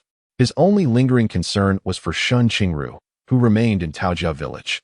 He wondered whether Secretary Song would successfully rescue her. Contemplating Shen Qingru stirred a complex mix of emotions within Zhao Heping. They were the most familiar strangers. He was unaware of her family circumstances. Yet they had verbally committed to marriage and shared a marital bond. Once Shen Qingru returned to the city, they would need to spend more time together. As Zhao Heping pondered these thoughts, he meandered back to the courtyard. Inside, those who needed to work had already left, and a few elderly women were gathered, chatting idly. Upon seeing Zhao Heping return, they all surrounded him. Heping, did you go to the street office to collect the condolence payment? Indeed. How much did they give you in total? Is there a martyr's plaque for your family on the street? What job have they arranged for you? Chapter 22. The security department arrives. Gossip is the very essence of these old ladies. At this moment, they surrounded Zhao Heping, chattering inquisitively. This was not a matter requiring secrecy. Zhao Heping briefly displayed the plaque he was holding to the ladies, then proceeded to discuss the compensation and job arrangements. Upon hearing this, the women began to debate. Over 400 yuan? That's quite substantial. The boy from the Lin family on the front street enlisted in the construction corps and sacrificed his life just 6 months in. And the government only compensated him with 150 yuan. Wait, what do you mean by sacrificed? He died of illness. The government provides a one-time compensation of 150 yuan for soldiers who pass away due to illness. Oh, I see. I wondered why there was such a discrepancy. But now that Heping has secured a position at the steel mill, he won't have to endure the hardships of being a sent-down youth in the remote countryside.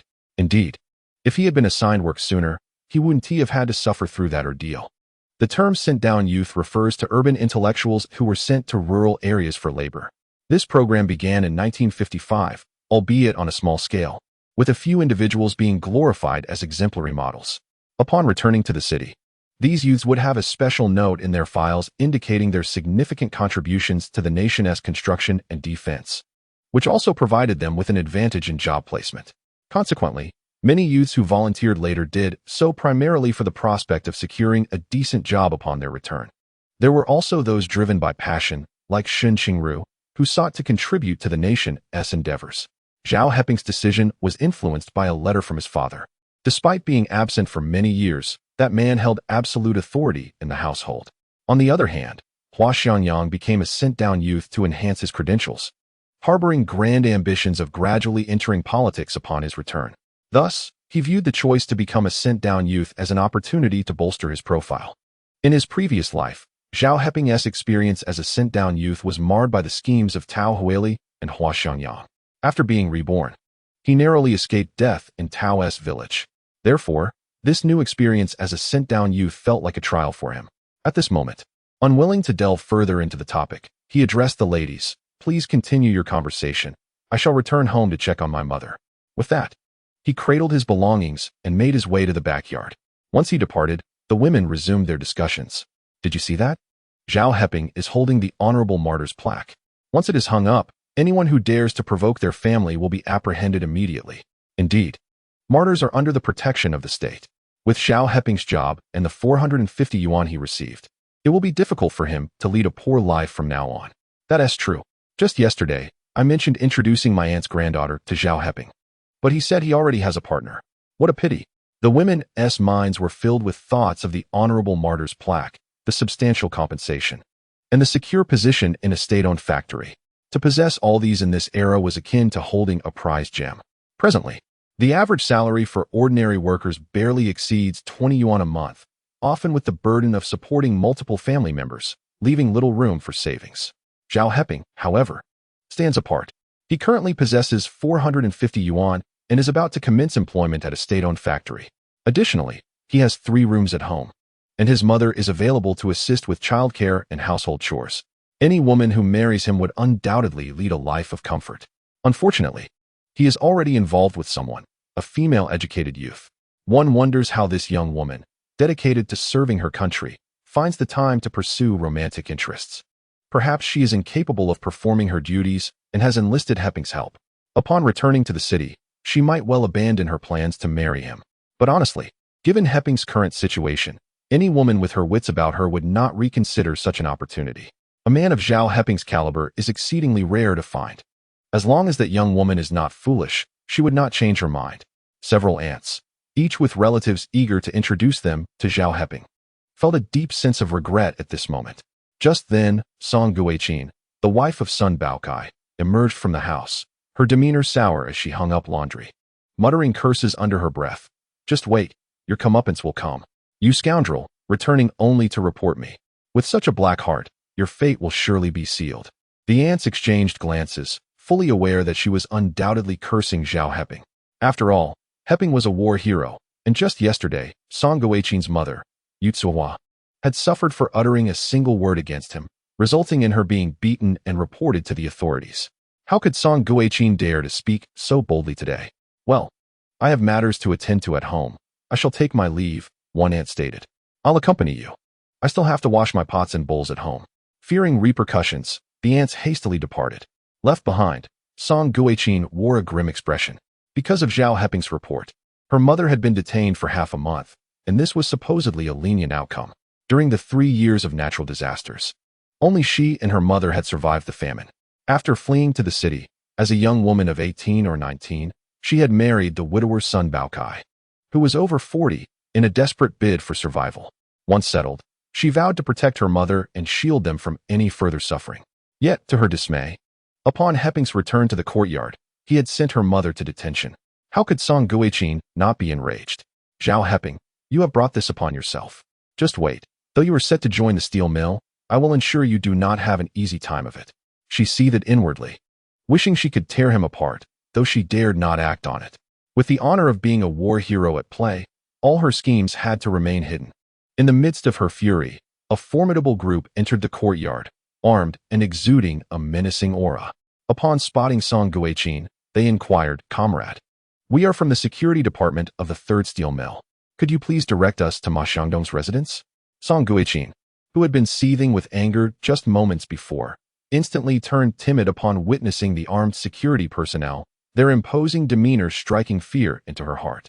Trembling, she stammered, "Ma Xiangdong lives in the backyard." She dared not inquire about the reason for their visit. "Let us proceed to the backyard," commanded the leader, brandishing his firearm. In this era, the authority of the security department eclipsed even that of the police. Most people in later generations possess little understanding of security departments, often misinterpreting them as mere gatekeepers or security guards in modern enterprises, which is a grave misconception. During this time, the security departments of state-owned factories wielded significant power. They were responsible for matters ranging from a lost onion to domestic disputes, and even espionage. It was entirely normal for security personnel to be armed. For instance, the security department of the 3rd Steel Rolling Mill was equipped with a 56-style 145 anti-aircraft machine gun. Anyone encountering them would feel a palpable sense of dread. Chapter 23. Is it possible to bring your father's body back? The security personnel, akin to ferocious tigers descending from the mountains, made their way directly to the backyard. Upon entering, they fortuitously spotted Zhao Heping emerging from a room, carrying soiled laundry. The leader of the security team promptly inquired, "Comrade, we are from the security department of the 3rd Steel Rolling Mill. Could you direct us to Ma Xiangdong's residence?" Upon realizing they were from the security department, Zhao Heping understood the gravity of the situation. His report had undoubtedly been uncovered. They had come to apprehend someone. He gestured with his hand, and the team swiftly surged forward, entering Ma Xiangdong's home and binding all the inhabitants without uttering a word. Ma Xiangdong, along with his 2 sisters, 1 younger sister, mother, and grandmother, were all apprehended. "On what grounds are you arresting us?" They protested. "What law have we violated?" "Wait, this is my home. You cannot search it indiscriminately. Who authorized your presence? Explain yourselves." They were bewildered, shouting in confusion. Only Ma Xiangdong, observing as the security personnel accurately uncovered the money he and his father had hidden, felt a sinking sensation in his heart. His mind raced with thoughts of the stolen scrap metal. Surely, he had been discovered. The residents of the courtyard, hearing the commotion, gathered around. "What trouble has the Ma family gotten into?" "I have no idea, only that it's the factory security department. If they can come in and arrest someone, it must be serious." How frightening. Searching everywhere. Could it be that they stole something from the factory? The crowd buzzed with speculation about the Ma family's predicament. The security personnel conducted a thorough search of the premises, leaving no corner unexamined. They uncovered 400 to 500 yuan, which left Ma Xiangdong's mother and his sisters in shock. Where could they have amassed such wealth? After completing their search, the security personnel escorted the Ma family, preparing to return to the security office for further interrogation. As they exited their home, the family, resembling mourners, encountered a throng of onlookers in the courtyard. Their heads bowed in humiliation, rendered speechless. Only Ma Xiangdong emerged, his eyes wide as he scanned the surroundings, and immediately spotted the onlooker, Zhao Heping. A sudden thought struck him, and he shouted, "Zhao Heping, was it you?" He believed he had executed the theft of scrap materials flawlessly. How could Zhao Heping return the very next day and the security department be aware of the incident? Just yesterday, upon his return, Zhao had called for a meeting, discussing the theft at home, keeping a vigilant eye on him throughout. It was difficult to dismiss the notion that today's affair might not be an act of retribution from Zhao Heping. Ma Xiangdong's accusation drew the attention of the onlookers, all eyes now upon Zhao Heping. Yet, Zhao remained composed, gazing at Ma Xiangdong, and coldly replied, "Ma Xiangdong, I do not comprehend what you are saying." His demeanor revealed no signs of wrongdoing. Ma Xiangdong furrowed his brow, unable to suppress his skepticism. However, upon reflection, he recalled that during Zhao Heping's time at home, he had shown little interest in matters beyond his studies. After graduating high school, he volunteered to become a sent-down youth, spending a year in a remote village. Such a person could hardly possess knowledge of his actions. With this thought, his doubts about Zhao Heping began to dissipate. With a derisive snort, he was taken away by the security personnel. The residents of the courtyard buzzed with speculation, eager to uncover what had transpired at the Ma household.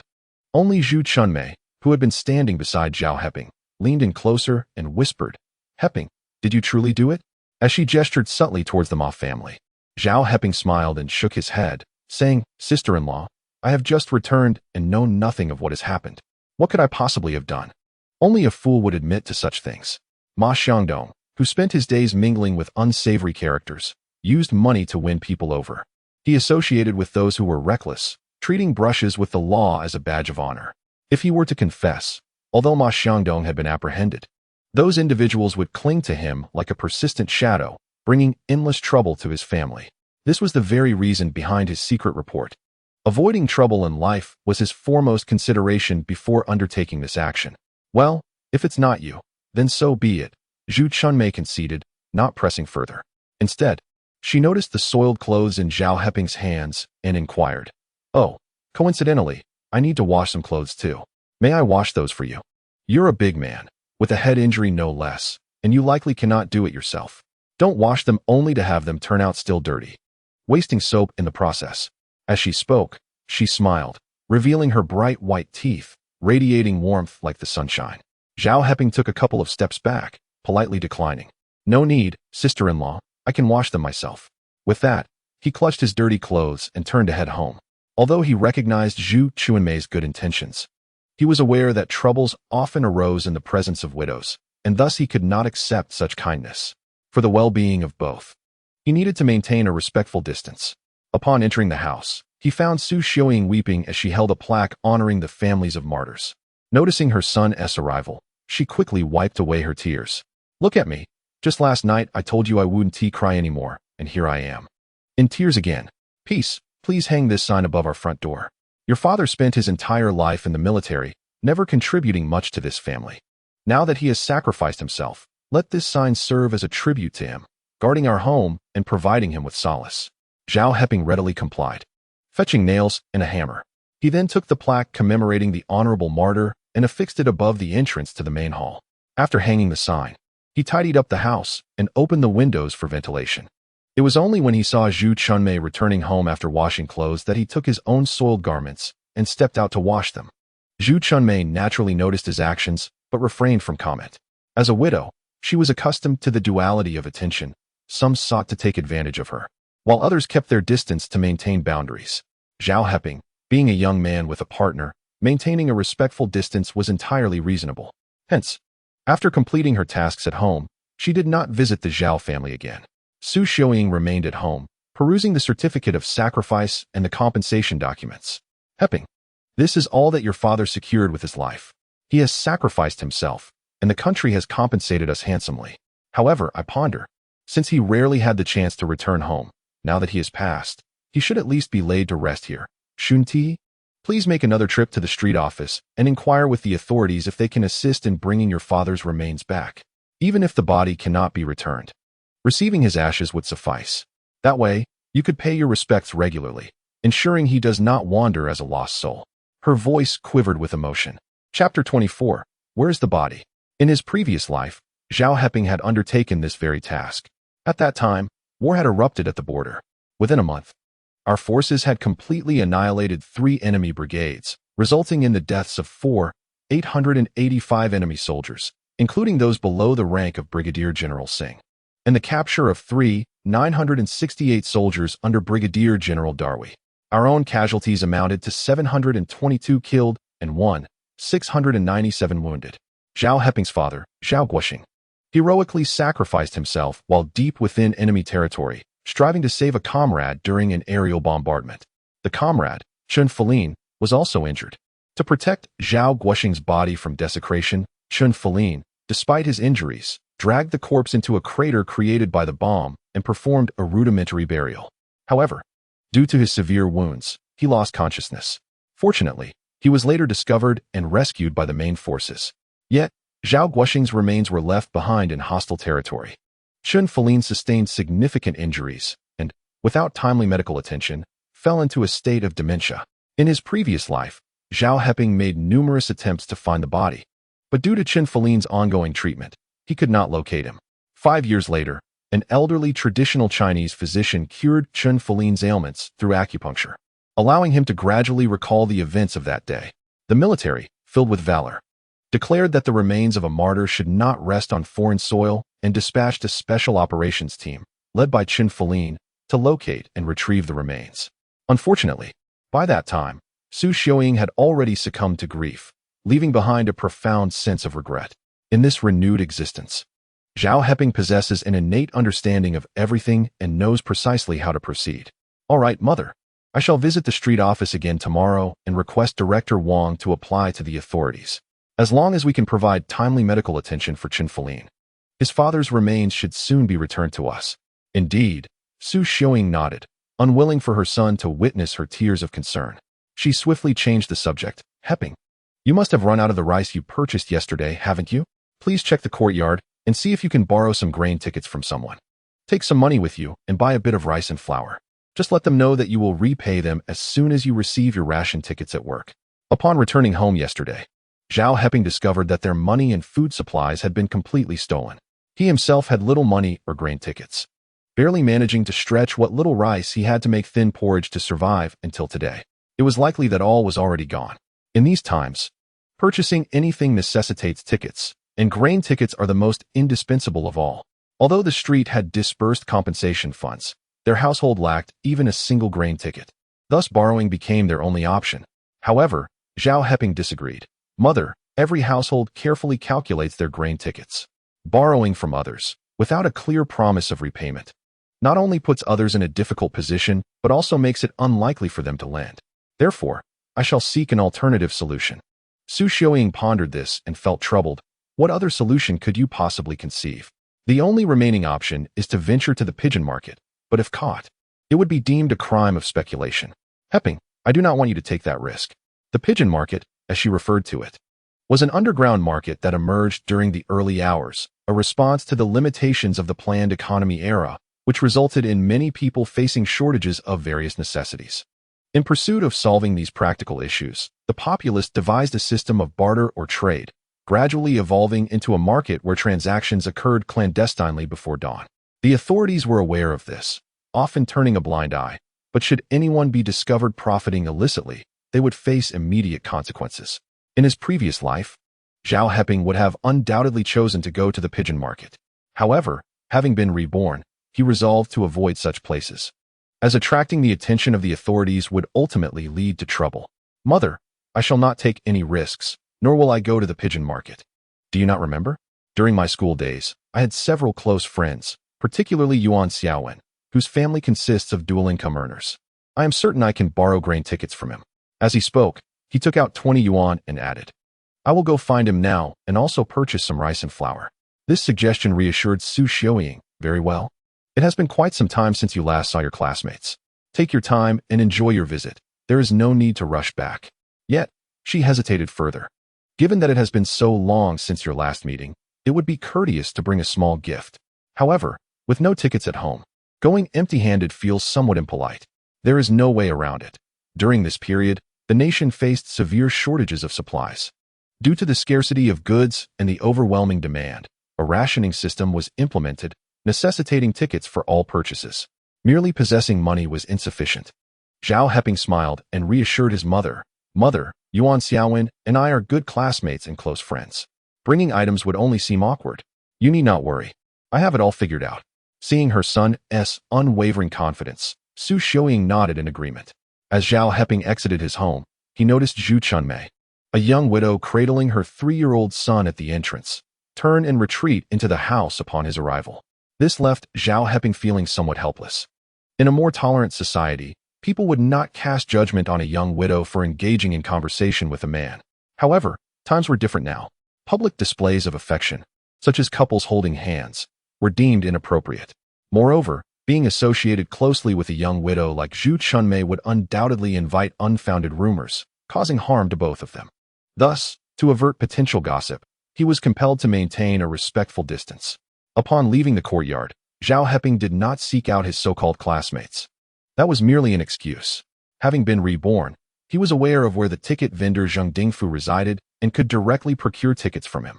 This approach would ensure safety without the watchful eyes of others. Zheng Dingfu lived at the end of an alley in a disorganized courtyard, a place with narrow passages. Zhao Heping, familiar with the route, soon arrived at Zheng Dingfu's home, and following the signal he remembered from his past life, he knocked 3 long and 1 short rap. Before long, a voice called out from within, "Who is it?" Zhao Heping chuckled. The voice belonged to Zheng Dingfu, nicknamed Black Rabbit. The moniker stemmed from his dark complexion at birth and the notable resemblance of his prominent front teeth to those of a rabbit in his youth.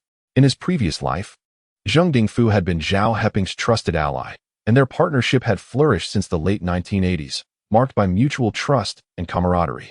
Hearing his voice again in this new life brought Zhao Heping a profound sense of warmth. "It's me, Black Rabbit," Zhao Heping replied, only to realize the impropriety of his statement. In this rebirth, they were still strangers. Claiming familiarity would surely perplex Zheng Dingfu. As anticipated, when Zheng Dingfu opened the door and saw an unfamiliar face, he grew wary, squinting his eyes and asking, "Who are you? Do we know each other?" His role as a small-time ticket vendor in the market made him cautious of unknown individuals. However, recognizing that this person knew his home, the secret knock, and even his nickname, Zheng Dingfu did not immediately turn hostile. To alleviate Zheng Dingfu's suspicions, Zhao Heping fabricated a story, saying, "How could I not be recognized? I visited the market a year ago to buy tickets from you several times. At that time, you told me that in the future, if I needed tickets, I should come here to find you. The secret knock and mentioning your nickname would suffice. However, I later went to the countryside as an educated youth and was not in the city. How is it that after more than a year apart, I have lost weight and gotten injured, and you no longer recognize me?" Now, he leads a double life, speaking falsehoods with a steady heart and unflushed face. It sounds more credible than the truth itself. This effectively startled Zheng Dingfu. He then scrutinized Zhao Heping, awkwardly clicking his tongue. "Perhaps you've changed so much that I truly didn't recognize you. Brother, what brings you to seek me this time?" The fact that the other party could mention the secret knock and his nickname, everything aligned, and he was too lazy to ponder further. Zhao Heping nodded, glanced around to ensure no one was watching, and leaned in to whisper, "I've just returned to the city after being an educated youth, and my home has been burglarized, so I need various ration tickets. Please let me know what tickets you have on hand, and gather as many grain tickets as possible. Additionally, I need some meat tickets, cooking oil tickets, daily necessities purchase coupons, and secondary food purchase coupons. The secondary food purchase coupons are not merely for delectable items, but are also required when buying condiments." Upon hearing this, Zheng Dingfu realized he had a significant customer and thus allowed him into the room. Zhao Heping had visited a few times previously to procure tickets, and upon re-entering, a familiar atmosphere enveloped him. The space remained as cramped as ever, a dim and low room housing both Zheng Dingfu and his grandmother. His grandmother, originally a recipient of the 5 guarantees, had lost all her sons on the battlefield. During the 3 years of natural disasters, Zheng Dingfu's parents starved to death, and he, fleeing the famine, found refuge in the city with his kind-hearted grandmother, thus surviving. Since then, this pair, bound not by blood, had relied on each other for survival. The meager funds from his grandmother's 5 guarantees were insufficient for their sustenance, prompting Zheng Dingfu to seek this line of work. "Please, have a seat. I will fetch the tickets." Zheng Dingfu offered Zhao Heping a stool before turning to enter another room. Zhao Heping understood that Zheng Dingfu was taking precautions. In the other room, there was a back door. Should anything go awry, Zheng Dingfu could swiftly escape with the evidence through it, like a rabbit. This large courtyard resembled a maze. However, Zhao Heping had come solely to purchase tickets and understood that as long as he did not act suspiciously, Zheng Dingfu would not flee. Indeed, after a considerable wait, Zheng Dingfu finally emerged with an iron box. These are all my tickets. Feel free to choose how many you need. As he spoke, Zheng Dingfu opened the box's lid. Inside were various types of tickets. Zhao Heping perused them, selecting several grain tickets, one meat ticket, and a few others. Zheng Dingfu possessed two types of grain tickets. One was the national grain ticket, colloquially known as everywhere, meaning it could be used anywhere. The other was the local grain ticket, specifically for Beijing, humorously referred to as local food. Prices varied according to their classifications. National grain tickets were priced at 50 cents per jean, while local grain tickets were 35 cents per jean. Zhao Heping chose to dine at home, opting for local cuisine that was also more economical. After selecting all his tickets, he spent just over 7 yuan in total. Primarily, Zheng Dingfu did not offer many tickets. He was a cautious individual, wary of leaving behind any incriminating evidence. Fortunately, Zhao Heping was indifferent, stating that it was sufficient for now and that he would return to purchase more once these were exhausted. He proceeded to settle the payment with Zheng Dingfu, who, seeing everything go smoothly, relaxed his expression, nodded with a smile, and remarked that Zhao Heping could feel free to seek him out in the future if needed. However, he cautioned that discussing this matter would be detrimental to both parties, so he urged Zhao Heping to keep it confidential. Zhao Heping nodded in agreement. Despite Zheng Dingfu's prudence, he was eventually apprehended by the authorities. Due to the substantial amount involved, he received a 15-year sentence, and his grandmother, unable to bear the shock, passed away. It was only after his release from prison that Zheng Dingfu learned of this tragic news. Subsequently, feeling unencumbered by attachments and driven by a desire for retribution, he returned to illicit dealings. During this period, he came into contact with Zhao Heping, and the two gradually began to collaborate in business. However, the memory of his grandmother's death, a consequence of his previous arrest, remained a haunting burden for Zheng Dingfu. Now, with Zhao Heping reborn, he was determined to alter the course of history. In his previous life, Zheng Dingfu would often lament his past while intoxicated, allowing Zhao Heping to remember the dates distinctly. Calculating the time, he noted that there was still over a year until Zheng Dingfu's arrest, which alleviated his urgency. After leaving Zheng Dingfu's residence, Zhao Heping went to purchase rice and flour, carrying them back to the courtyard. Upon entering the backyard of the compound, he noticed a group of elderly women gathered, seemingly engaged in serious discussion.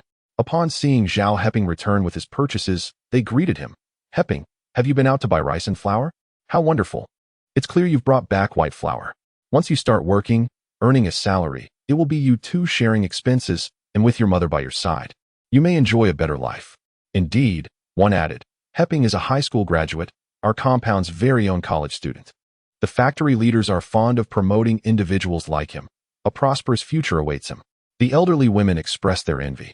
Previously, Zhao Guoxing had sent only a small portion of his military allowance home, diverting the rest to assist his comrades in need, which left the family in a precarious financial situation. The residents of the courtyard had once said that unless Zhao Heping succeeded, he and his mother would endure a lifetime of hardship. Little did they know, the circumstances had drastically transformed. With Zhao Guoxing's sacrifice, Zhao Heping not only received a substantial amount of compensation, but was also offered a position at a state-owned factory. Life had taken a remarkable turn for the better, evoking admiration from those around him.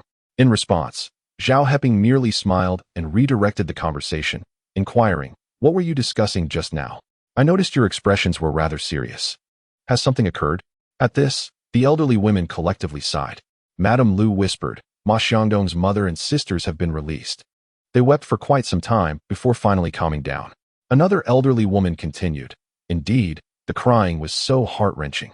We initially thought to go in and offer some comfort. However, once we stepped inside and inquired, the wailing intensified. We realized it was futile and decided to retreat." Aunt Lu further remarked, "It is likely due to the incident involving Ma Xiangdong and his father, Ma Yongshou. Today, they were apprehended, and someone followed them to the factory. Upon inquiry, it seemed to be a case of theft, and quite a serious one at that. The Ma family's fortunes appear to have crumbled. Stealing from a state-owned factory equates to stealing national assets. A prison sentence is undoubtedly on the horizon. In these times, being a convict carries not only shame for the individual, but also brings disgrace upon the family, making it difficult for them to hold their heads high. Their reputation would be tarnished throughout the neighborhood and the streets. Family members would face repercussions in job searches and marriage prospects. In his previous life, when Ma Xiangdong was arrested and this matter came to light, it was revealed that the father and son had been stealing for many years. The amount substantial and the circumstances severe, with the entire family aware of it. Faced with a crackdown, they all bore the brunt of the consequences. In this life, Zhao Heping's report may have inadvertently saved this family from a dire fate. He preferred not to engage in such discussions, so he informed the elderly women and took the rice and flour back home. Su Xiaoying, accustomed to hardship, saw that Zhao Heping had purchased only white flour and could not help but express her concern, saying, "Heping, consuming only white flour is quite extravagant. You should buy some cornmeal to mix in." In the past, their household always relied on corn buns, with white flour never gracing their table. Zhao Heping nodded in agreement, offering no rebuttal, but replied, "Mother, I will go out shortly to buy some meat, vegetables, eggs, as well as oil, salt, soy sauce, and vinegar. I will prepare a nourishing meal for you tonight." In his previous life, during times of solitude, he had always cooked for himself. Although his meals were modest, his culinary skills had certainly improved. Previously, his father had allocated most of their finances to assist comrades facing hardships, resulting in a life of constant struggle. This had led to his mother suffering from long-term malnutrition. Now that he possessed the means, he vowed never to let his mother endure such hardships again. Upon hearing about the meat and eggs, Su Xiaoying had initially felt a pang of concern, but upon glancing at her son's frail form, her worries dissipated. And she said, "Buy more. Meat and eggs are essential. Let us hold off on the cornmeal for now. You'll soon start working at the factory. And being too weak will make you undesirable. Besides, didn't you mention that your partner is returning to the city soon? You should eat well to look presentable when visiting her family. But when is your partner actually coming back? Do you have any reliable information?" Speaking of this, Zhao Heping was reminded of Shen Qingru, and a wave of anxiety washed over him. "Mother, don't concern yourself with this matter. I'll find a way to inquire tomorrow." He was scheduled to report to the steel mill the day after, so he planned to visit the street office to discuss his father's remains tomorrow, and then seek out Secretary Song to inquire if any efforts to assist had commenced. If no actions had been taken, he could not afford to squander time waiting and must devise alternative solutions. He absolutely could not escape only to leave Shen Qingru in despair. Resolutely determined, Zhao Heping conversed with his mother for a while before taking the money and ration tickets to purchase vegetables, meat, and eggs. Upon his return to the courtyard, all the workers had already finished their shifts and returned home. The incident involving Ma Yongshou and his son, Ma Xiangdong, had been a topic of much discussion among the townsfolk. Upon noticing the meat and eggs in Zhao Heping's possession, their eyes widened in astonishment. In these times, everyone was struggling financially, and even with money, it was nearly impossible to procure meat without the necessary ration tickets. Some individuals, having gone months without meat, could hardly contain their longing. People typically tightened their belts to make ends meet, and it was quite common for a worker to support a family of 6 or 7. Given these circumstances, every penny was cherished, and few could afford to splurge on meat. Thus, when they saw Zhao Heping carrying meat, they could not help but swallow hard. "Heping, that pork must have cost quite a bit, right? Are you planning to prepare something delicious tonight? I suppose you're making dumplings? With meat and vegetables for filling, it could last several meals." "Indeed, Heping, if your mother wishes to make dumplings, do call on me. I would be glad to assist with the chopping and preparation." Yes. Remember, a close neighbor is better than a distant relative. Just let us know if you need help." They all chimed in eagerly. Zhao Heping expressed his gratitude and returned home with his purchases. However, as he departed, those who had initially offered to help with the dumplings could not resist muttering enviously, "With money, he's forgotten his own surname. That money was earned at the cost of his father's life, yet he squanders it so freely. What a wasteful fellow." Another, who had previously mentioned the value of neighborly support, added, "Exactly, with both meat and eggs, he truly doesn't understand the value of frugality. Let us see what he does when his funds run dry." These comments reached the ears of old Master Wu, who immediately scowled and admonished them, "Enough. Be silent." Sun Baochai's mother-in-law from the front courtyard was detained for half a month due to her insults towards martyrs and their families. "This man has neither stolen nor robbed. He is merely living his life. Why are you envious? Those who cannot keep their mouths shut should be wary of facing similar consequences." His words effectively silenced the group, who suddenly recalled that Zhao Heping had, on his very first day back, dealt with Sun Baochai's mother-in-law and had her sent away for her misdeeds. The young man was no longer to be trifled with. Unbeknownst to Zhao Heping, these thoughts swirled among the crowd. He returned home and began preparing various dishes, while also inquiring of his mother about those who had aided their family during his absence as a sent-down youth. I believe, now that I am back, it would be remiss to take others' kindness for granted. Therefore, I intend to cook several dishes tonight and invite those who have helped our family to a dinner. What do you think, mother? It is essential to express gratitude. Su Xiaoying nodded in agreement, fully supporting her son's notion. Heping, I believe you are right. When the news of your father's sacrifice reached me, I fell ill. Had it not been for the care of those in the courtyard, I may not have lived to see your return. Since my illness, many have visited. But it was truly your Aunt Wang from the back courtyard, Sister Chunmei, Old Master Ma from the middle courtyard, Aunt Lu, and Aunt Shen from the front courtyard who genuinely took care of me. Although she was languid from illness and unaware of who had stolen the rice, flour, and money from her home, she was still cognizant of those who cared for her. Upon hearing this, Zhao Heping realized that these were individuals who had maintained a good relationship with his family in the past, indicating that nothing had changed. He resolved to gradually repay these individuals, beginning with a meal today as a gesture of gratitude. Chapter 27. The well-dressed young widow. All right, mother, I understand. I have already washed and prepared the ingredients for the dishes. I will go greet everyone and invite them to come for dinner shortly, Zhao Heping announced, placing the prepped and blanched meat onto a plate for later use. In truth, as long as the ingredients were ready, cooking would be a swift endeavor. Very well. Su Xiaoying nodded, observing her son's return from being a youth worker, noting how much more mature and composed he had become, while she felt sorrow for her husband. She also took comfort in her son's transformation. Upon leaving home, Zhao Heping's first stop was to inform the nearby Zhu Chunmei. If it were not for others, he would have hesitated to invite Zhu Chunmei alone, for in these times, rumors could indeed be deadly. When he arrived at her doorstep and found the door tightly closed, he knocked gently. Who is it? Zhu Chunmei's voice, laced with caution, came from within. It's me, sister-in-law. It's Heping, he replied. Her tone immediately relaxed. Oh, it's Heping. Just a moment, I'll open the door for you. There was a rustling sound, and then she came to unlock the door. Upon entering, Zhao Heping noticed her damp hair and the remnants of water on her neck, unsure if she had been bathing or washing her hair at home. However, this was not his concern.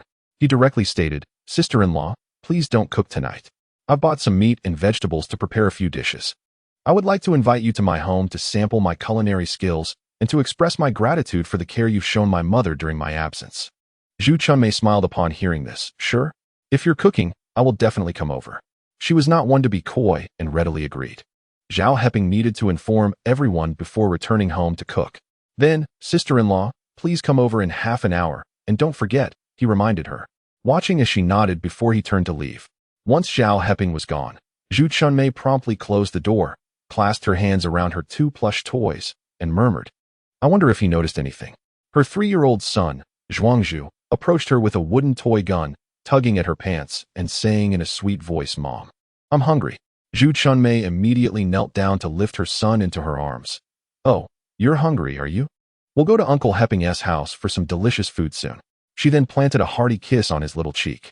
After setting him down, she began to assess her clothing. Heping is inviting me to dinner. I cannot possibly wear these tattered clothes. No, I must change into something newer. Then she recalled that she had not finished her bath. In a flurry, she quickly undressed and finished washing herself, then began selecting her finest attire, trying on each piece in front of the mirror. It took her half an hour to choose her outfit, spending 20 minutes on the selection and another 10 minutes styling her hair and applying lotion. In this day and age, hairstyles have lost their significance.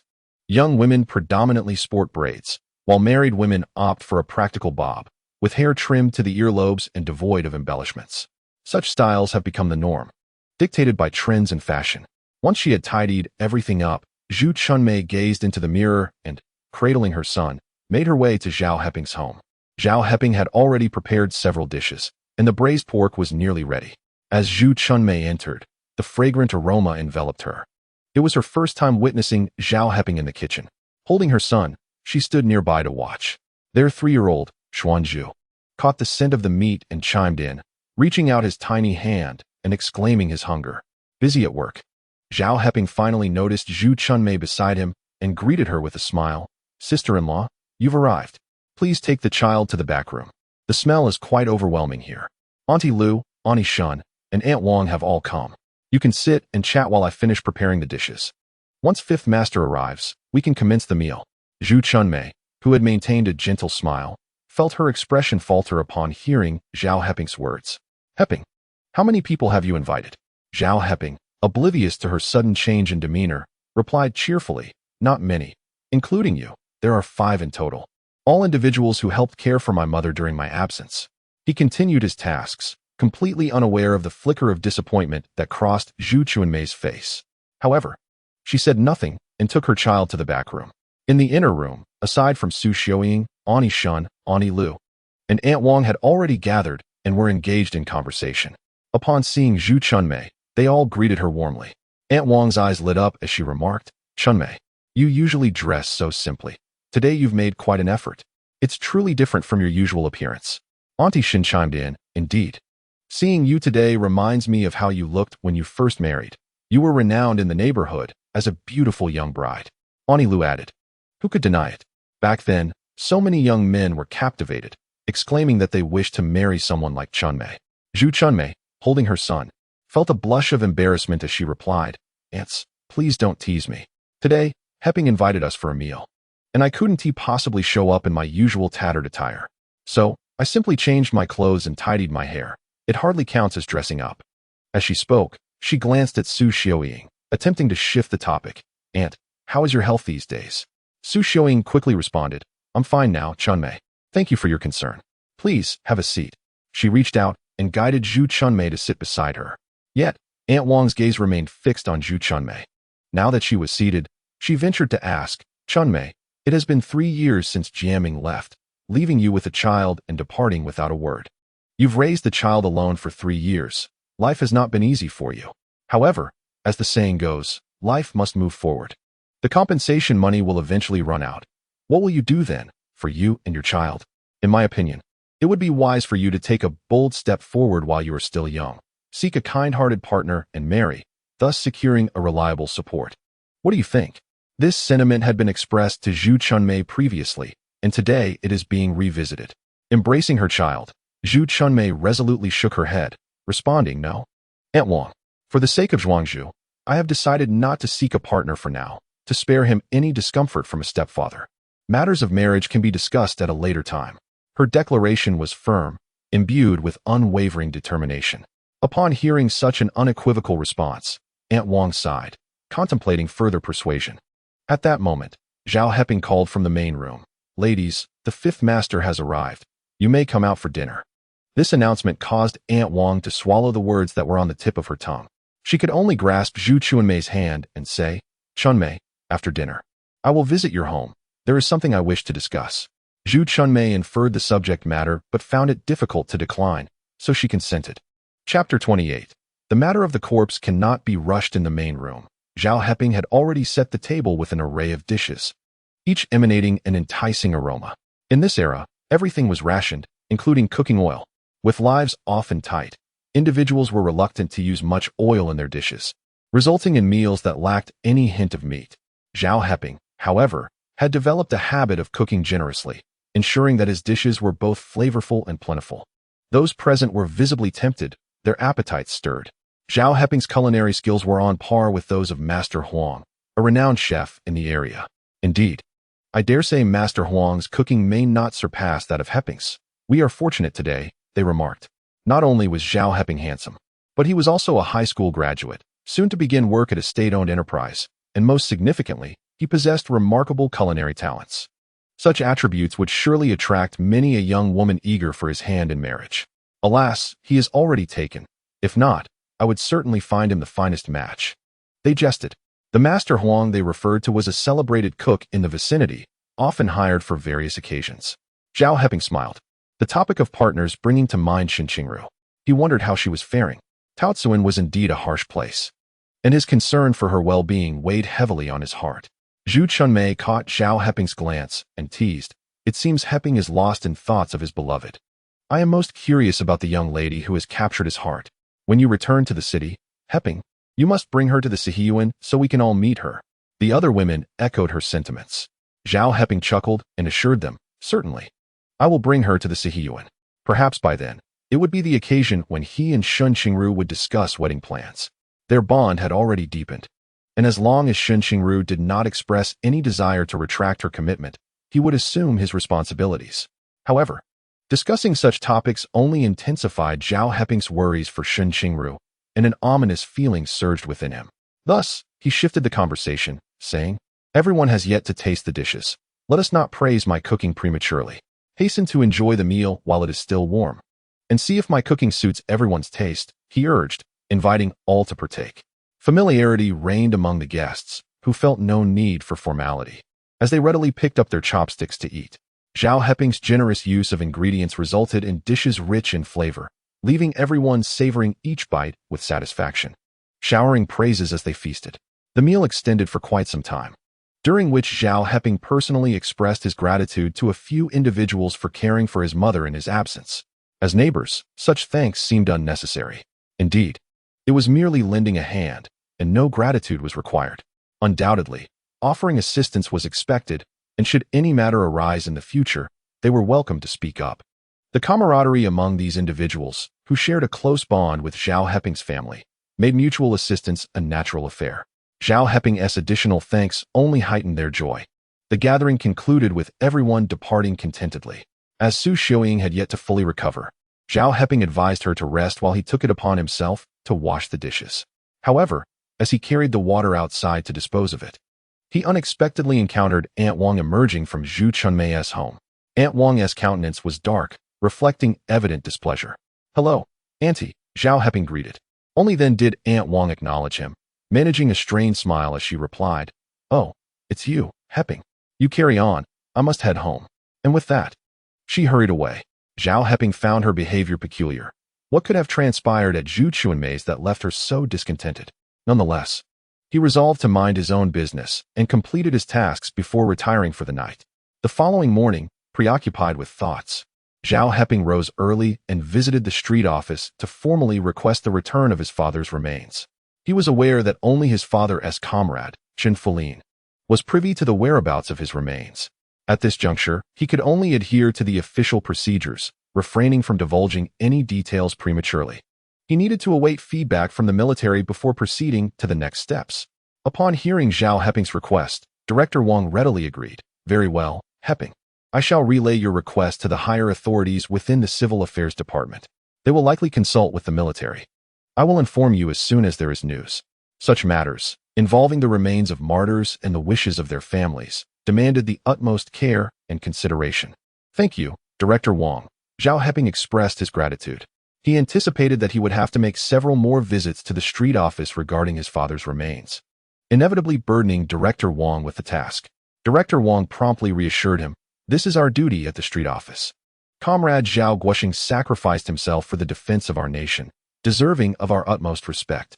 Our work in these matters is indeed our responsibility. Heping, should you or any of the bereaved families encounter difficulties in the future, do not hesitate to seek assistance from the street office. We will certainly find ways to help you." "Understood," Zhao Heping responded affirmatively, thanking Director Wang once more before departing from the street office. The matter of his father's remains could not be rushed. It required patience and careful navigation through the necessary processes. The situation surrounding Shen Qingru has left Zhao Heping deeply troubled.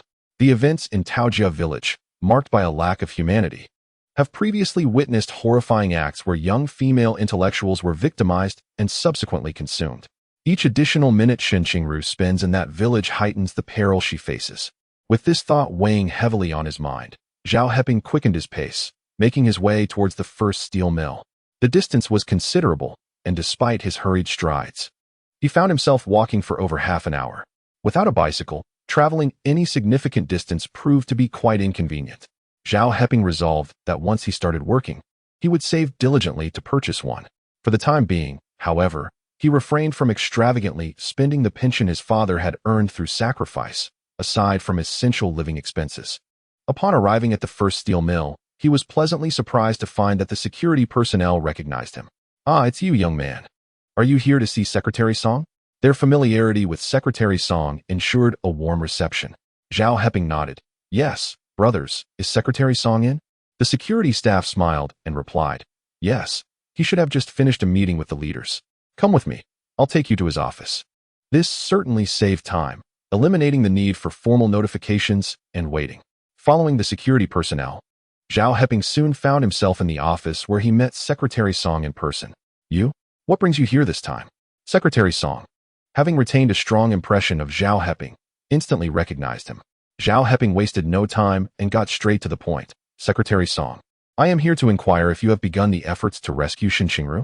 Chapter 29. The shift in Secretary Song's attitude upon hearing that Zhao Heping had specifically come to ask about this matter. Secretary Song scrutinized him from head to toe before inquiring. Comrade Zhao, your concern for Qingru is evident. Could you share with me the nature of your relationship with her? He was intrigued, as typically, a casual acquaintance would suffice to deliver a message, completing the task at hand. What could have prompted him to return in less than a day to press for answers? After a moment of contemplation, Zhao Heping resolved to speak truthfully. The depth of their relationship warranted his concern for the situation. Secretary Song, Qingru and I have made a pact that upon our return to the city, we shall marry. What? Secretary Song's eyes widened in disbelief as he appraised Zhao Heping once more. Finally, in a tone laden with incredulity, he pressed, Comrade Zhao, are you saying that you will marry Shen Qingru? She is willing to marry you? Zhao Heping nodded solemnly. Yes, Secretary Song. That is why I am so anxious. I fear for Qingru's safety in Taojia village. Can you tell me what measures you are employing to rescue her? He needed clarity. If Secretary Song was not reliable, he would have to resort to the memories of his past life and employ extraordinary means to find someone to save Shen Qingru. Secretary Song gazed intently at Zhao Heping for a long moment before shaking his head and responding. It is not yet my responsibility to devise a plan for Shen Qingru's rescue. Do not inquire further. This matter is beyond your purview. These words caused Zhao Heping's heart to plummet. What did Secretary Song mean by that? He refrained from rescuing anyone, pondering the concerns of certain individuals. Wasn't that merely a waste of 2 precious days? With this thought, Zhao Heping turned to leave. Secretary Song, somewhat taken aback, quickly rose and inquired, Comrade Zhao, where are you going? He had not anticipated that Zhao Heping would depart so abruptly. There were still matters he wished to discuss, and he could not simply let him go. Zhao Heping, anxious about Shen Qingru's safety, replied coldly, I am going to rescue Qingru. Qingru had written to seek help from Secretary Song, yet he was unwilling to act. Thus, it fell upon me to rescue her. I cannot allow Qingru to be lost to that village. As he spoke, he made to leave, but Secretary Song swiftly approached and detained him. In an unusual display, a smile graced Secretary Song's face for the first time in Zhao Heping's presence. Zhao, a young person must learn to maintain composure.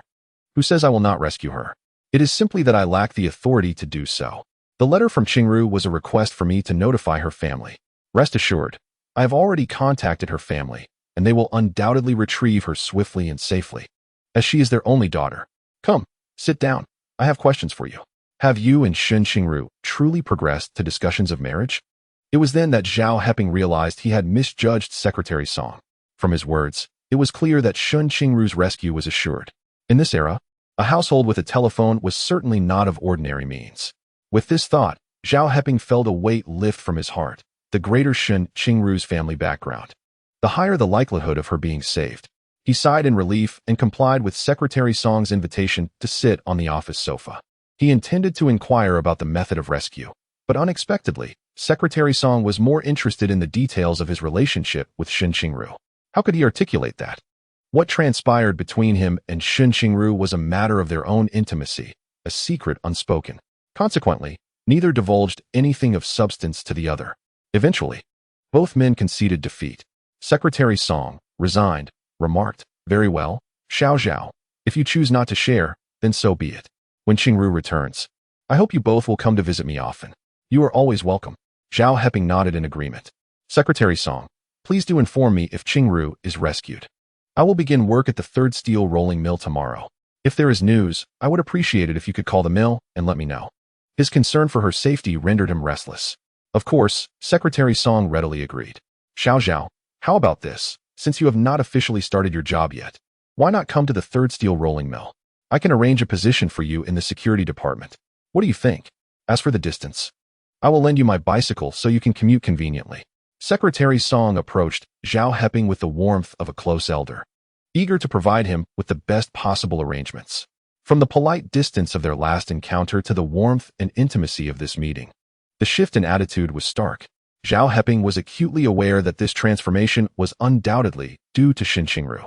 After all, it was only after hearing of his impending marriage to Shen Qingru that Secretary Song's demeanor had so dramatically altered.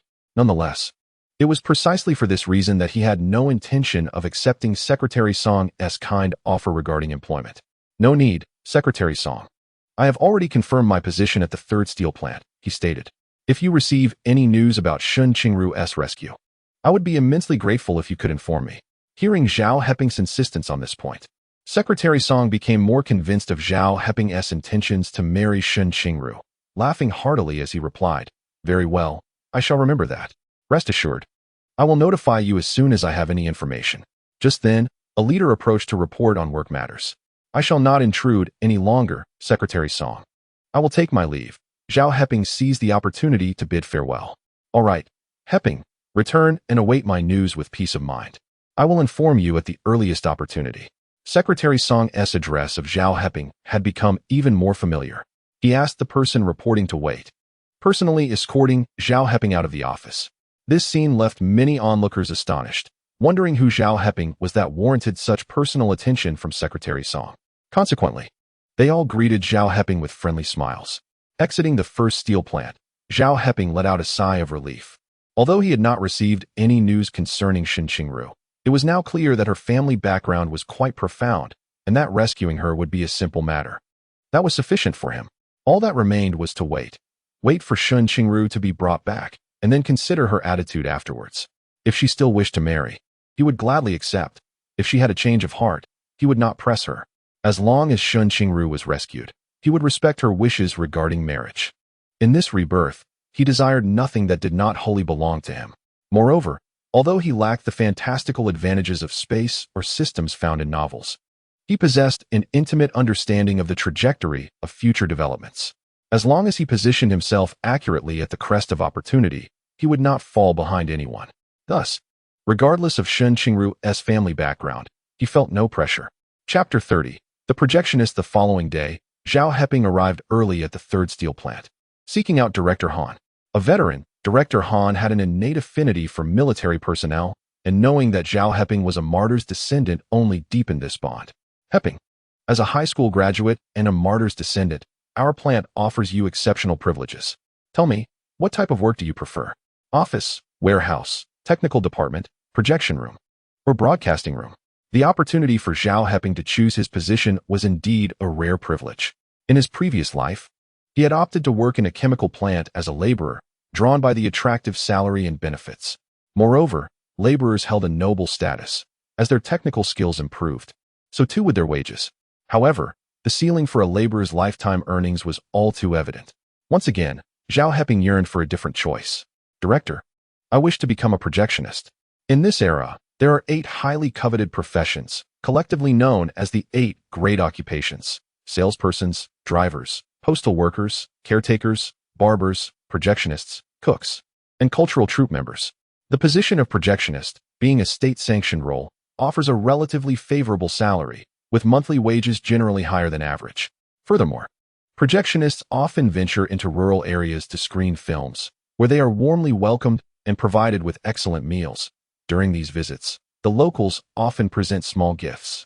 What Zhao Heping valued most was the freedom that came with being a projectionist, the opportunity to travel to various locales, gaining first-hand insights.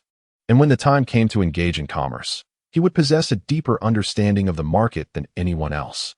Upon hearing Zhao Heping's decision, Director Han nodded in approval. "Very well, since you have made your choice, proceed to the projection room and learn from Feng Baoliang the art of film projection. I wish you success in mastering splicing, threading, repairing, and adjusting films, so that you may complete the film projection training course and obtain your certification. Only then will you be considered a qualified projectionist. For the duration of your training, your salary will be set at 28 yuan, and once you enter your internship, it will be adjusted to 38. If your performance during the internship is commendable, I shall raise it to 45. There will be further increments as you progress. Work diligently." Presently, the average salary for ordinary workers hovers around 30 yuan per month. In contrast, temporary projectionists can earn over 40 yuan, and as a state employee like Zhao Heping, his compensation is naturally higher. Moreover, projectionists within the system enjoy various benefits and allowances, This is a profession many citizens yearn for. After relaying this information, Director Han personally escorted Zhao Heping to the projection room. The room housed only 3 individuals, Feng Baoyong and Wang Lasen, the younger son of Aunt Wang from the backyard of the Sihiyuan, whose name was said to be derived from his birth in the 12th lunar month. After introducing Zhao Heping to Feng Baoyong, Director Han took his leave. Once the director departed, Wang Lasen cheerfully approached. Heping, I never expected you to join the projection room as well. This is splendid. We can commute together from now on.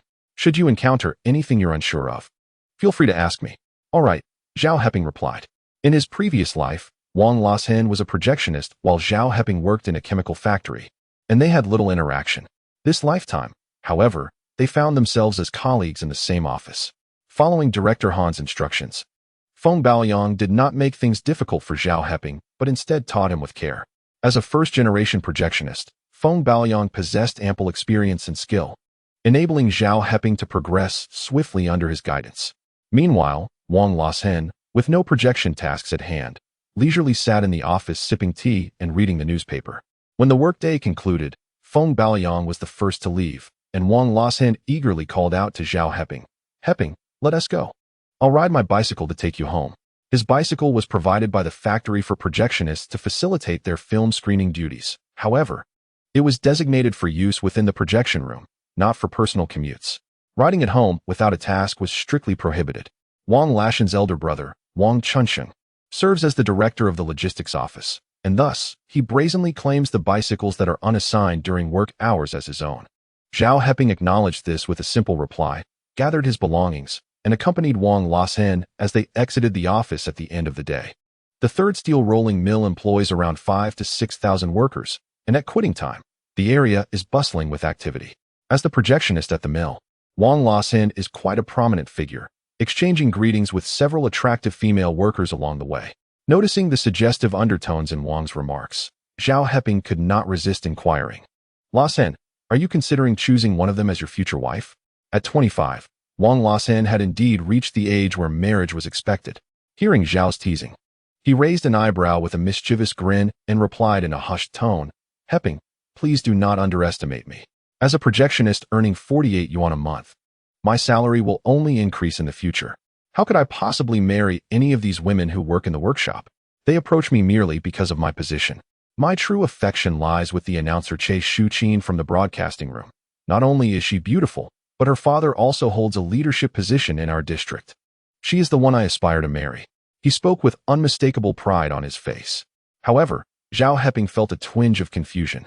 He recalled that in his previous life, Wang Lasen had wed a factory worker named Lu Xiuzhen. In this lifetime, Wang's disdain for female workers seemed to suggest some unforeseen change.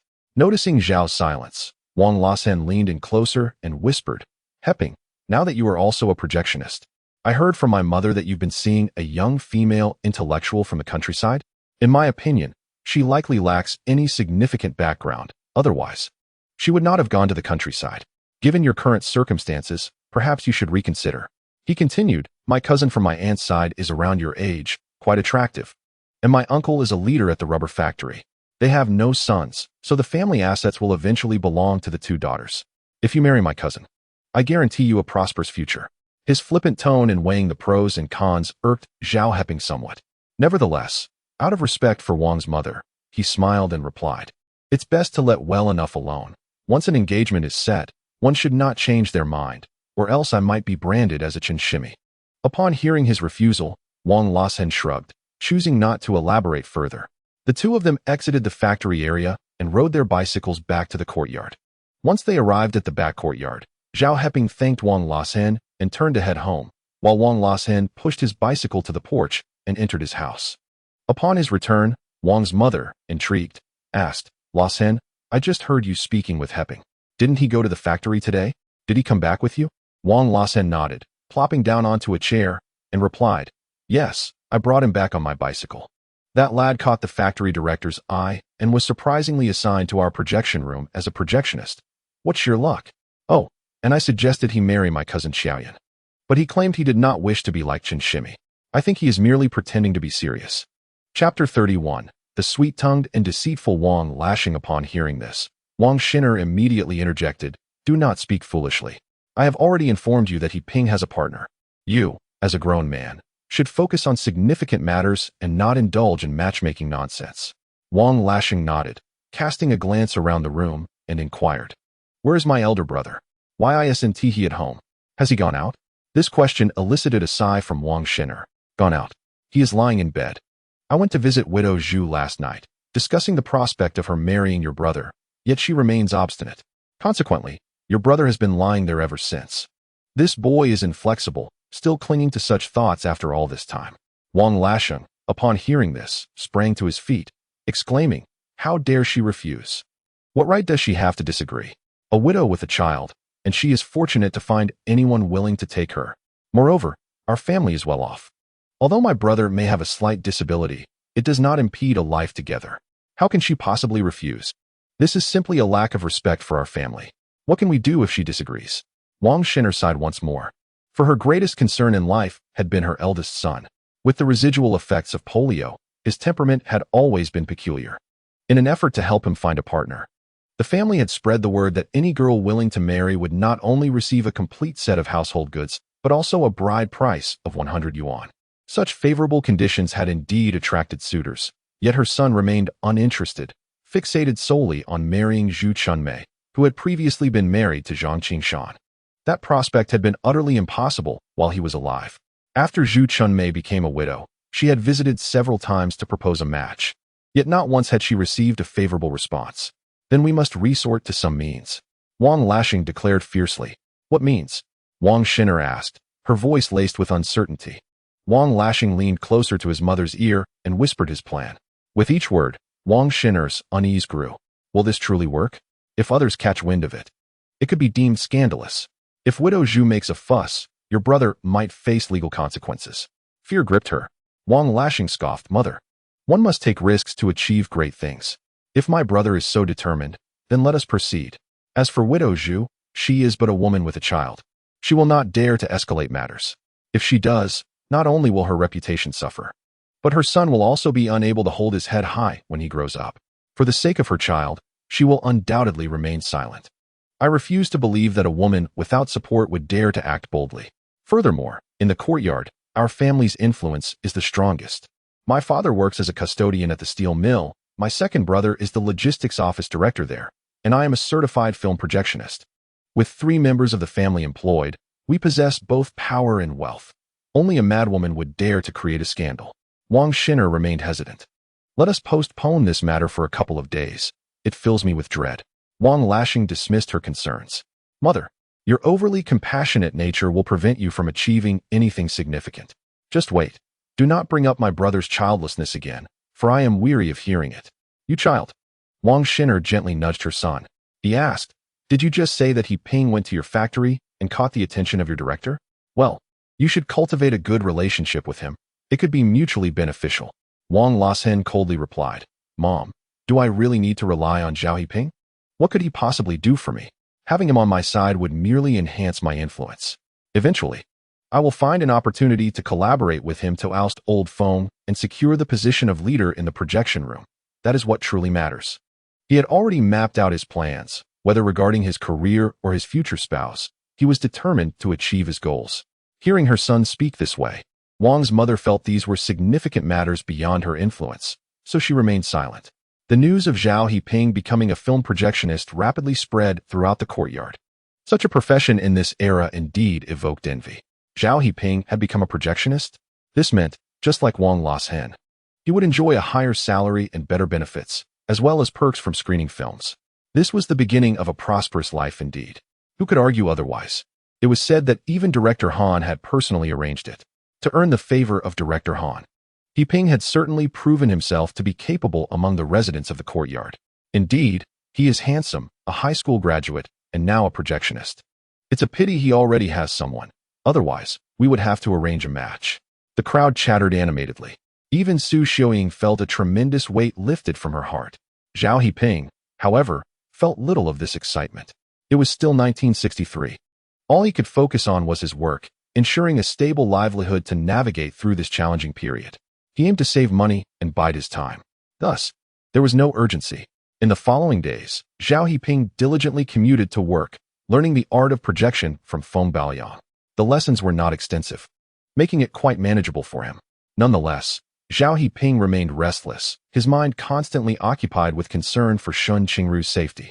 After all, that was the perilous Tao family village.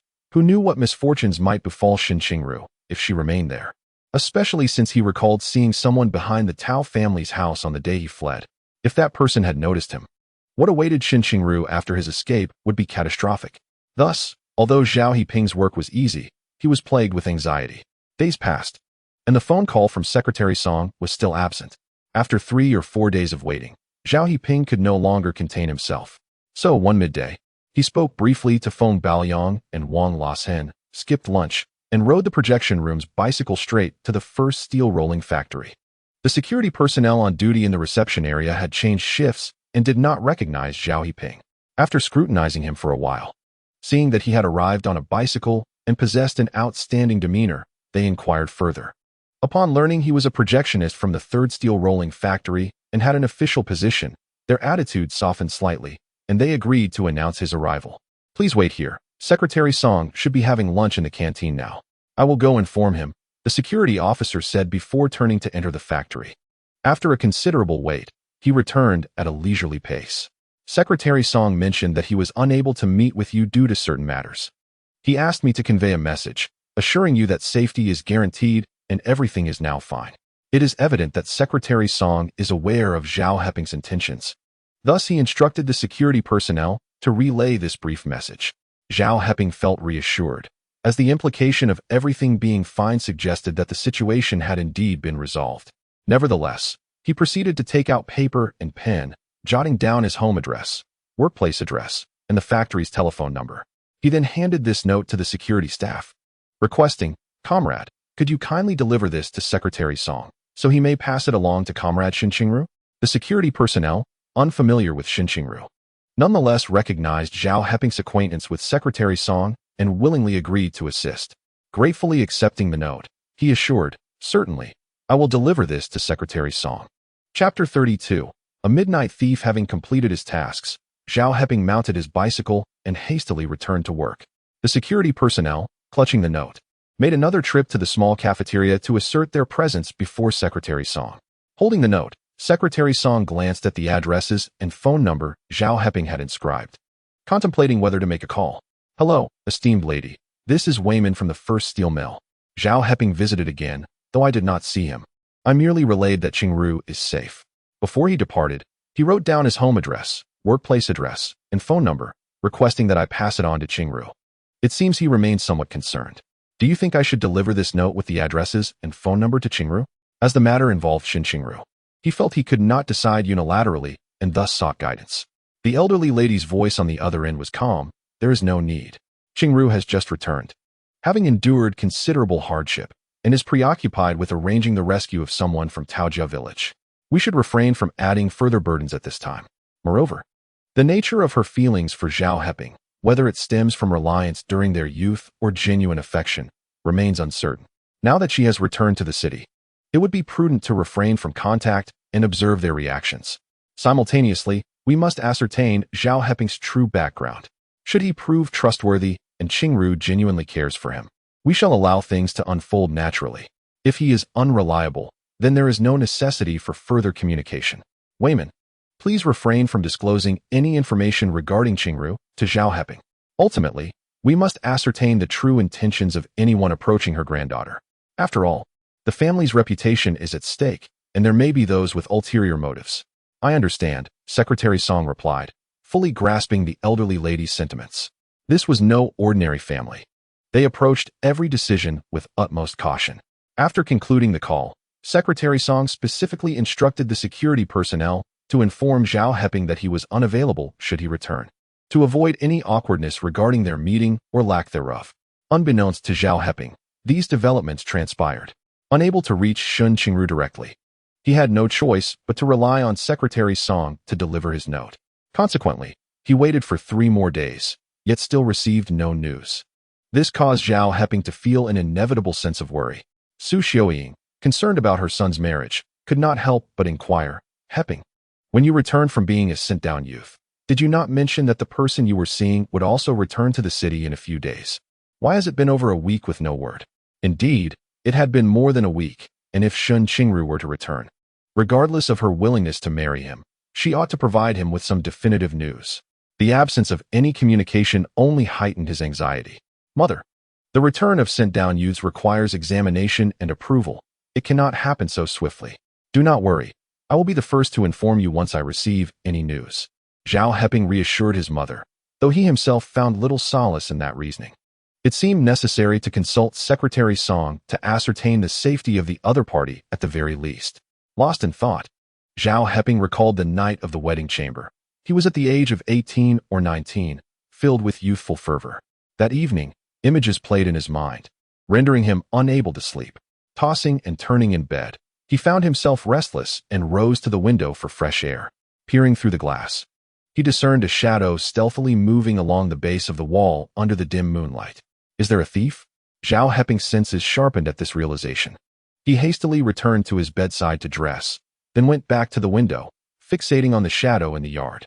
The figure lurked in the darkness, and had it not been for its slow movement, Zhao Heping might not have noticed it at all. The shadow moved cautiously but was evidently headed towards Zhu Chunmei's home. This further confirmed Zhao Heping's suspicion that this was indeed a thief, one who had likely scouted the area and knew that Zhu Chunmei was a widow with a child. Even if discovered, the mother and son would likely not dare to resist for their safety. Such audacity was brazen. After contemplating, Zhao Heping grabbed a rolling pin, ready to apprehend the intruder at the moment of action. After a while, the thief reached the entrance of Zhu Chunmei's house and crouched by the door, presumably attempting to pry open the latch inside. Zhao Heping had initially planned to wait for the thief to unlock the door and then catch him unawares. However, he reconsidered.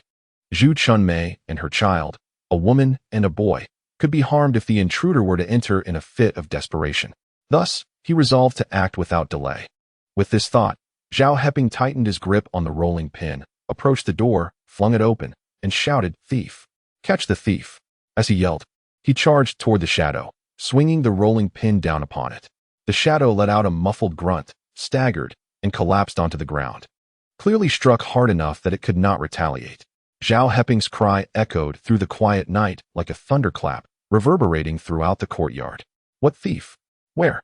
Aunt Wang from the same courtyard flung open her door, and Wang Lasen darted out from his home. Without pausing to explain, Zhao Heping, wielding the rolling pin, struck the shadow on the ground twice more. As a result, Wang Lasen approached without any hesitation and delivered a kick to Zhao Heping. He then lunged forward, swiftly knocking Zhao Heping to the ground.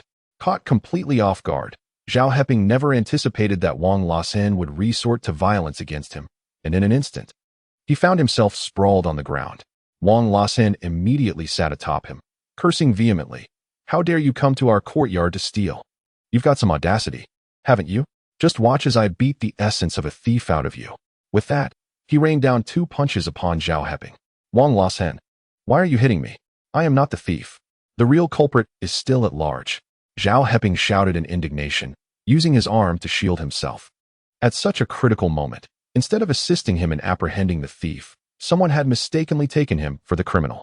"Is it you, Heping?" Wang Lasen paused, momentarily ceasing his assault. "Yes, it's me. Why are you still sitting on me? Hurry and catch the thief," Zhao Heping retorted with exasperation. After a brief moment of confusion, Wang Lasen seemed to regain his senses. Oh, he exclaimed, hurriedly scrambling to his feet and helping Zhao Heping up from the ground. However, in the aftermath of the commotion, the shadowy figure on the ground had vanished. Where did the thief go? Zhao Heping's brow furrowed in concern. "Is it an illusion?" Wang Lasen queried, equally perplexed. "No, I saw it clearly. It was indeed a thief.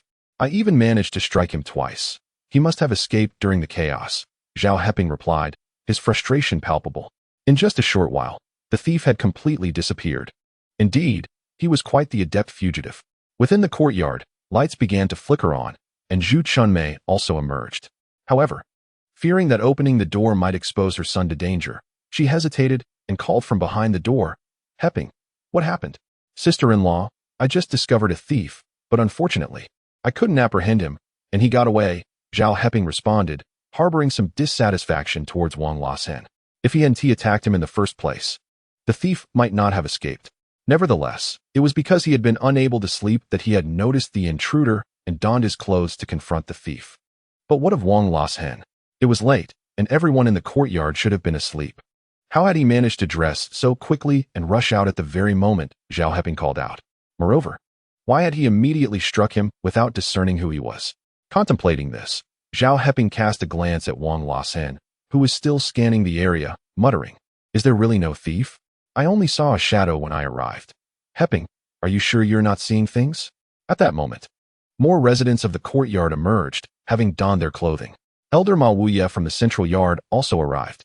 After inquiring about the incident, he instructed everyone to conduct a thorough search of the courtyard. However, in the end, no trace of the thief was found. Was there truly a thief, or was it merely a figment of their imagination? It was unfortunate to have caused such a stir in the dead of night over what may have been nothing at all. Earlier, La Xing mentioned that he heard Zhao Heping shout and rushed out to see a shadow, initially believing it to be a thief. He engaged in a struggle, only to realize it was Zhao Heping. He had not seen a second person. This implies that no thief was present, merely a case of Zhao Heping mistaking the situation. Many were disturbed from their slumber, voicing their grievances, particularly Wang Lasheng's elder brother, Wang Chunsheng, the logistics office director at the steel mill. The others, naturally, echoed Wang Lasheng's sentiments. Upon hearing this, Master Wu expressed his displeasure. "Why do you have so much to say? If Heping could spot a thief and raise the alarm, it might very well have spared some of your families from losses. What is this? The ones chasing the thief are unfazed, yet you complain about merely stepping out to take a look?" Noting Wu's irritation, the group fell silent. Yet, one voice timidly muttered, "We still don't know if there was truly a thief." Wu shot a glare, ready to reprimand, when suddenly, the door of Zhu Chunmei's home swung open. With a sense of courage, Zhu Chunmei emerged, cradling her child who appeared to be asleep against her shoulder. "Master Wu, an esteemed gentleman," she began. "I can attest that Heping spoke the truth. There was indeed a thief at my doorstep.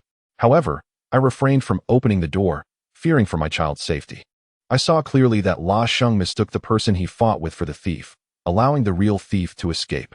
Upon her declaration, Wang Lasheng immediately questioned, "Did you see him? Where did the thief go?" All eyes turned to Zhu Chunmei, who shook her head and replied, "I only caught a glimpse of a shadow darting by, as the figure was moving along the wall, and I could not ascertain where he fled. Moreover, my child was crying quite loudly, so I went to soothe him first. By the time I returned to the window, the figure was gone." Her words seemed to ease Wang Lasheng's tension, prompting a cold laugh from him. "How can we be sure of your truthfulness? You chose this moment to speak up, just when everyone was saying that Zhao Heping was seeing things. Who knows if you're merely trying to defend him?" His insinuation was palpable, especially since Zhu Chunmei was a young widow. Blushing furiously, Zhu Chunmei retorted, "What do you mean, Wang Lasheng? Every word I speak is the truth. If I am lying, may I suffer a terrible fate. The thief who came to my door should meet the same end." Cursing herself proved easier than self-justification, and it had the effect of silencing the others. Wang Lasheng snorted in discontent, refusing to speak further. Meanwhile, Zhao Heping, observing Wang Lasheng, narrowed his eyes, harboring suspicions that the thief might be connected to him, perhaps even someone from his household. Given the shamelessness of the accusations, he felt compelled to voice his own observations. "Master Wu, I observed the thief for a brief moment from my home. He approached along the wall and in our courtyard. We generally conduct ourselves openly, not skulking along the edges. Even if there were, it was merely a child's play. There is soil at the base of the wall, and ordinarily no one treads upon it. There should be footprints, which we can illuminate with a lantern. If there are adult footprints, it would suffice to prove he was not lying. Furthermore, it could assist Zhu Chunmei in substantiating her claims. It makes sense. We have a lantern at home, and I shall retrieve it." With a cheerful affirmation, Fifth Grandpa swiftly turned and departed. The others remained motionless, awaiting the outcome with bated breath. Soon, Fifth Grandpa returned with the lantern, a portable oil lamp that is resilient against wind and rain, allowing for uninterrupted use outdoors.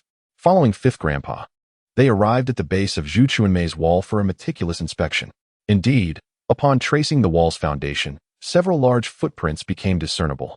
Heping was right. A thief had indeed infiltrated our courtyard. Without Heping's keen observation, who knows which household might have faced misfortune? Indeed, everyone must remain vigilant in the coming days. When sleeping at night, one should not sleep too soundly, and ensure the door is securely locked from within. Absolutely. It is often said that a thief does not leave empty-handed. If they failed this time, who knows when they might return? The crowd now felt a sense of unease. For it is not the theft that worries one, but the mere thought of being targeted. Who can predict whose home might be approached under the cover of darkness next time? It is said that thieves are merciless. Once marked, can one expect any good fortune? At that moment, the crowd felt a tinge of dissatisfaction towards Wang Lassen. Had it not been for his meddling, perhaps Zhao Heping would have captured the thief. However, due to Wang Lashen's elder brother, Wang Chunsheng, being the director at the steel factory, the group dared not voice their grievances. Fifth Grandpa led the group in thorough examination for a considerable time, but aside from the footprints at the wall's base, no other clues were found. After the search, Fifth Grandpa raised the lantern and instructed everyone. All right, since the thief has been driven away by Heping, let us all return home and rest. Remain vigilant. If anything feels amiss, promptly alert the others. The crowd acknowledged with a chorus and dispersed towards their homes. Wang Lassen also hastened homeward. Zhao Heping intended to return home as well, but was called to a halt by Zhu Chunmei. Thank you, Heping. Zhu Chunmei expressed her gratitude. Though her words were few, each laden with significance. Had it not been for Zhao Heping, she could scarcely fathom what might have transpired that night. Sister-in-law, we are neighbors. It is only natural to assist one another. There's no need for such formalities, he replied. Take your child home, and ensure to lock the door from the inside for added security. Zhao Heping offered this piece of advice. The attempt to catch the thief had ultimately been in vain. However, from the subtle hints, Zhao Heping had already surmised certain matters, yet without evidence. He felt it inappropriate to elaborate further. Yes, all right, Zhu Chunmei softly acquiesced, as if fearing to awaken the child cradled in her arms. After her agreement, she hesitated, appearing to have more to say, but ultimately remained silent, turning to close the door behind her. Zhao Heping cast a glance towards Wang Auntie's home before returning to his own, shutting the door and securing the bolt. Heping, are you unhurt? Su Xiaoying was aware that her son had rushed out to confront a thief, and with concern, she approached him to inquire. Zhao Heping reassured her, Mother, I am fine. Please do not worry. I have secured the door, so you should rest and sleep. His mother, still recovering from her ailment and in a fragile state, needed to recuperate slowly. After inspecting her son and confirming he was indeed unharmed, she returned to her rest. Zhao Heping also extinguished the light and retired to bed. After the flurry of events, he found he was no longer plagued by insomnia and soon fell into a deep slumber. By the next morning, the residents of the courtyard were abuzz with discussions about the previous night's burglary. I heard Heping chase the thief away. Indeed, I witnessed it firsthand. The thief was indeed driven off by Zhao Heping. It is unfortunate, though, he could have been apprehended. Yes, what a pity, had he been caught. He would face several years in prison, relieving us of this lingering anxiety. But why wasn't he caught? Someone inquired, and an immediate hush fell over the group. The matter involved Wang Lasheng, and no one dared to speak ill of him. After all, every household in the courtyard had workers from the steel mill. And Wang Lasheng's brother, Wang Chunsheng, held a leadership position there. Who would want to offend his family? At that moment, someone in the gathering called out, Everyone, quiet down. Lasheng is coming. Sure enough, Wang Lasheng approached from the back courtyard and, noticing several individuals huddled together, joined them. You were discussing last night's events, are you not? It is all my fault. Had I not mistaken Zhao Heping for the thief and engaged him in a scuffle, the burglar would not have escaped. Yet, I pondered all night and cannot fathom how Zhao Heping noticed the intruder when everyone else in the courtyard was asleep, especially right in front of Widow Zhu's door. It does not bode well to be awake at such an hour, lurking around a widow's home. He chuckled sheepishly, adding, Forgive my ramblings. You may disregard my thoughts and continue your discussion. With that, he hastily exited to queue for the restroom.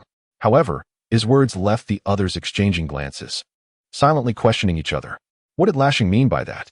I'm not sure. It seems he insinuates that Heping is interested in Widow Zhu. Nonsense. Zhao Heping's family is a war martyrs, with a stable home, finances, and employment. He has received numerous introductions since returning, all of which he declined. Why would he have any thoughts about a widow? Indeed, with his prospects, he could attract any number of young women. Why would he set his sights on Widow Zhu? True, she is striking, but Zhao Heping is a spirited young man. It is normal to have thoughts. However, where widows are concerned, gossip thrives. Discussions surrounding widows often lead to salacious rumors. Nonetheless, the residents were cautious, whispering their conversations quietly, wary of the implications. It is important to note that Wang Laxing's brother is a leader at the steel mill, a figure not to be trifled with, and Zhao Heping's family bears the weight of martyrdom, making them equally formidable. Did you not witness how Sun Baochai's mother-in-law was detained by the police simply for rebuking Zhao Heping? Zhao Heping, though he overheard some discussions among the crowd, paid little attention to their content. He continued to wait in line for the restroom, then proceeded with his daily routine of washing up and having a meal. Following the events of the previous night, when he confronted a thief, Zhao Heping assumed that Wang Laxing would not invite him to ride along on his bicycle. To his surprise, at the appointed time, Wang Laxing appeared, pushing his bicycle and calling out to Zhao Heping. "Come on," Zhao Heping replied, shouldering his military green canvas bag as he stepped out of his home. He walked alongside Wang Laxing as they made their way outside. Wang Laxing chuckled. "Heping, I was startled by your shout last night. I was so groggy that I accidentally knocked you down and let the thief escape. I truly apologize for that. When we take a break, allow me to treat you to a meal as a way of making amends." His demeanor was so casual, as if the previous night's incident had been merely a result of his foggy consciousness. Wang Laxing's behavior reminded Zhao Heping of Hua Xianyang from his past life. Having interacted with him a few times, he recognized the same superficial charm. This realization made Zhao Heping wary. No, this individual is too perilous. He must be approached with caution from now on. "Laxing, please don't feel burdened. You mentioned it was an accident, so there is no need for apologies. Let us go. I'll ride the bicycle and take you along. As for the screening, I am still a novice and have much to learn from you." Wang Laxing grinned. "Of course. Let us proceed." The two maintained an appearance of harmony as they cycled together to the steel mill. Upon reaching the screening room, Feng Baoyang once again devoted half an hour to instructing Zhao Heping before allowing him to study independently. Finally, when noon arrived, Zhao Heping mounted his bicycle and made his way back to the first steel mill. The security personnel, having already received instructions from Secretary Song, immediately inquired, "Are you looking for Secretary Song? He is not in the plant." Zhao Heping was taken aback by the wasted trip and quickly asked, "Where has Secretary Song gone? Do you know when he will return? If he comes back soon, I will wait here." To his dismay, the security personnel shook their heads. "We are the security department and have no authority to inquire about Secretary Song's whereabouts. We cannot know where he is or when he will return." Their responses were frustratingly vague. However, they were correct. Secretary Song indeed need not report his whereabouts to the security department. "Very well, when Secretary Song returns, please convey a message to him. My name is Zhao Heping, and I am here regarding Shen Qingru's matter. I will return tomorrow at noon." Chapter 35, The Factory Flower. Car and musical instrument. Zhao Heping had to return to work, so he could only leave a message. "All right, I will inform Secretary Song upon his return," the security personnel assured him. Once Zhao Heping left, the security staff promptly went to the office to report this matter to Secretary Song. "He has already left, hasn't he?" Secretary Song inquired. His attitude towards Zhao Heping is contingent upon the Shen family's disposition towards him. Until the relationship becomes clearer, he cannot divulge anything to Zhao Heping. Thus he must remain elusive. The security personnel nodded. "He has left, but he mentioned he would return tomorrow at noon." Secretary Song, how should I address him then? Should I say you are unavailable, or invite him in? This matter involves Secretary Song. He cannot make decisions unilaterally and must seek real-time guidance. Secretary Song promptly replied, "Proceed as we did today. Inform him I am not here, but maintain a cordial demeanor to avoid any displeasure. We shall await the Shen family's confirmation before proceeding." Understood. The security personnel comprehended the instructions.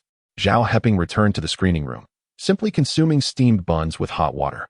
Lacking any means to contact Shen Qingru, he could only turn to Secretary Song. However, this attempt yielded no results, so he would have to make another visit tomorrow at noon. As he was eating, Wang Laxing entered the screening room with a vivacious young lady. Upon seeing Zhao Heping with his hot water and steamed buns, Wang Laxing raised an eyebrow. "Heping, you might as well go to the cafeteria for a proper meal. It hardly costs anything. As a bereaved family member, with your compensation amounting to several hundred, there is no need to live so frugally." Zhao Heping merely acknowledged with a sound, displaying no embarrassment as Wang Laxing had anticipated. Calmly, he stated, "I had to go out during lunch and didn't have time to visit the cafeteria, so I'm making do."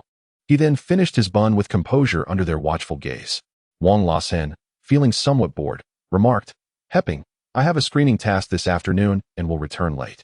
You can head home by yourself after work. Please also inform my mother. Oh, by the way, this is our factory's flower and my girlfriend, Comrade Che Shuqin from the broadcasting room.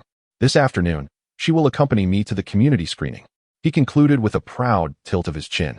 Unexpectedly, Che Shuqin promptly retorted, "Stop your nonsense. When have I been your girlfriend? I'm merely accompanying you to watch a film. If you continue to jest, you need not seek me out again." Her expression turned serious. Wang Lasen quickly interjected, "I was just trying to lighten the mood. No need to be upset. After all, I didn't want Heping to feel awkward witnessing this." He then turned to Zhao Heping, flashing a smile. "Right, Heping?" Zhao Heping simply smiled and remained silent. Concerned that Che Shuqin might still be upset, Wang Lasen hastily shifted the topic. "Look at me. I've only introduced Shuqin and not Heping. Come, Shuqin. Allow me to formally introduce you. This is Zhao Heping, who recently joined our screening room and is from the same courtyard as I am. Now you are all acquainted." Zhao Heping smiled and nodded at Che Shuqin in greeting. She responded with a smile, her bright eyes and radiant teeth captivating. Which is no surprise, she is regarded as the factory flower. At that moment, Feng Baoyang entered, glanced at Wang Lasen, and said, "Lasen, when you head to the screening this afternoon, remember to bring Heping along so he can familiarize himself in advance." "Got it," Wang Lasen replied absent-mindedly. His previously elevated spirits now dampened. He cast a glance at Zhao Heping but remained silent. After a while, he seized an opportunity to call Zhao Heping to the corridor outside. Ensuring that no one was around, he whispered, "Heping, you must help me this time. I have exerted tremendous effort to persuade Che Shuqin to accompany me to the film screening. This is a rare occasion for us to deepen our bond. With only one bicycle, I can take her, but I cannot take you as well. Can you think of a way to make your own way there?"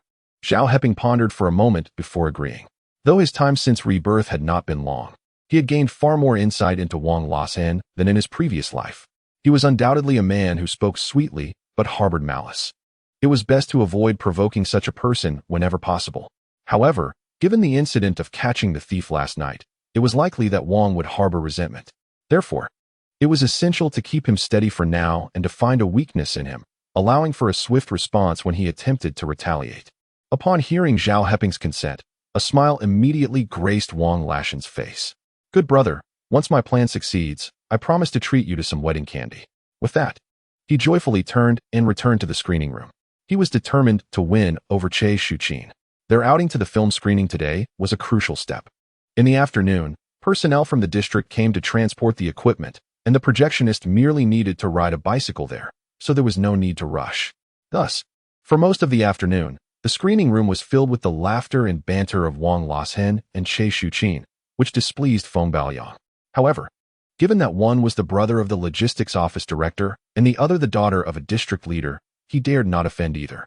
So, while sipping tea and perusing the newspaper, he would cast furtive glances at the two, expressing his discontent, yet fearing their resentment. He only dared to do so in secret. Zhao Heping, witnessing this, could not help but shake his head. By 3 in the afternoon, the district's equipment transport personnel arrived. Wang Lasen took Che Shuqin with him. Zhao Heping first went to the workshop to deliver a message to his mother via someone from the courtyard. Then he left the factory, choosing not to head directly to the district, but instead sought out the supply and marketing cooperative to buy a pack of cigarettes before heading to the first steel rolling factory, hoping that Secretary Song might have returned.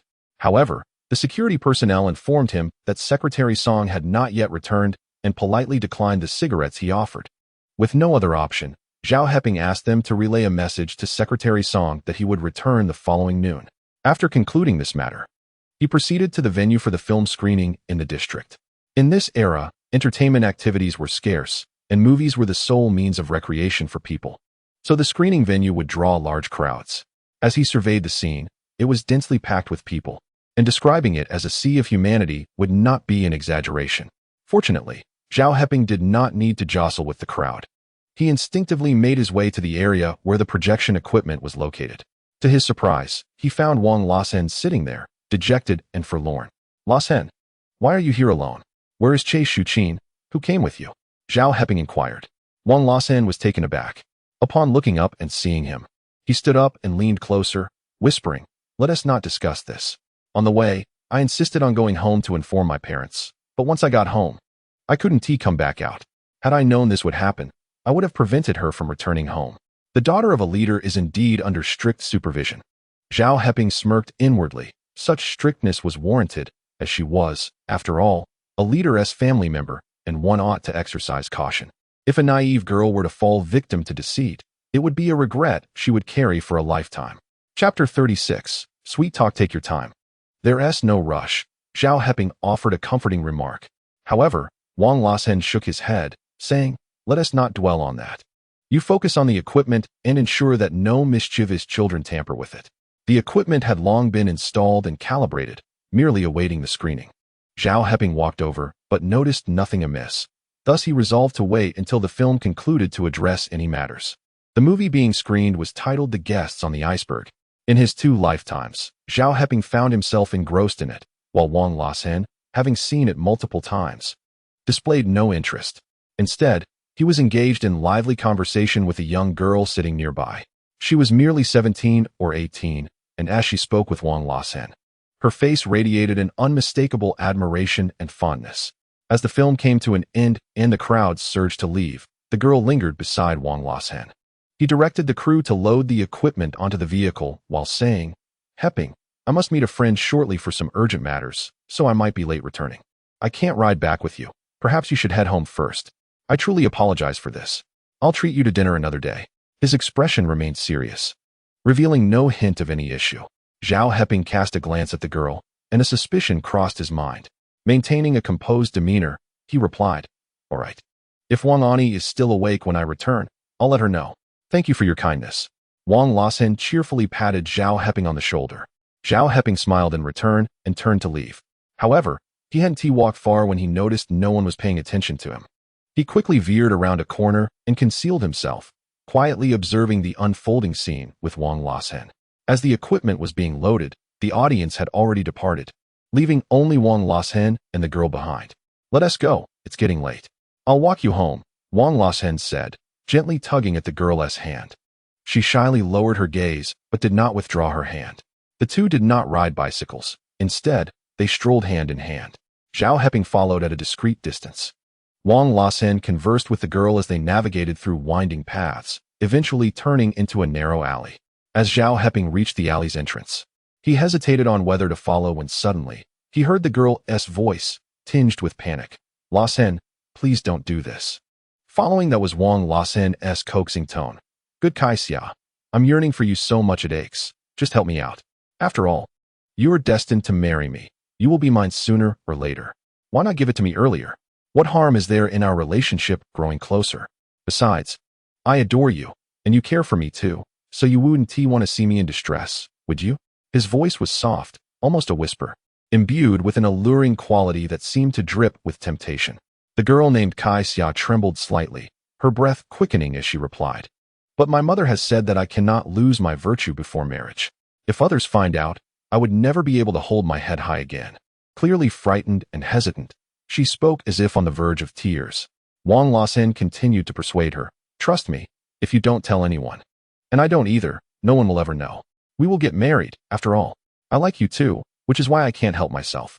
Kaixia, just give in to me, and I promise to treat you well from now on. As he spoke, he seemed to make an advance, prompting Kaixia to anxiously murmur. Please don't. Lasen, why don't you ask a matchmaker to come to my home tomorrow to propose? Let us settle this sooner rather than later. And marry as soon as possible. After we are wed, I will give you anything you desire. Wang Lasen was evidently taken aback by her suggestion. He fell silent for a moment. Then, with a hint of displeasure, responded, Kaixia, is this truly how you express your affection for me? I desire you now, to the point of anguish, yet you remain unwilling. It seems your feelings for me are not as profound as you claim. His words, cold and accusatory, clearly pressured the young woman. Seeing his discontent, Kaixia grew anxious and quickly reassured him. Lasen, I truly like you. I really do. But my mother has insisted that I cannot engage in such acts before marriage, not even in death. Fear gripped her, especially regarding the prospect of losing her virtue before marriage, as it would lead to a life unworthy of living. Upon hearing her steadfastness, Wang Lasen promptly shifted his approach. Kaixia, I understand everything. We want to engage in such activities. I can wait outside and relieve myself, all right? This way, you won't lose your virtue. And I won't suffer. I promise, I won't go that far. Zhao Heping, lurking outside the alley, squinted. Such a promise was nothing more than a deceitful ploy. Wang Lassen was truly the epitome of a scoundrel. If he succeeded, one could only imagine the dire consequences for the girl's future.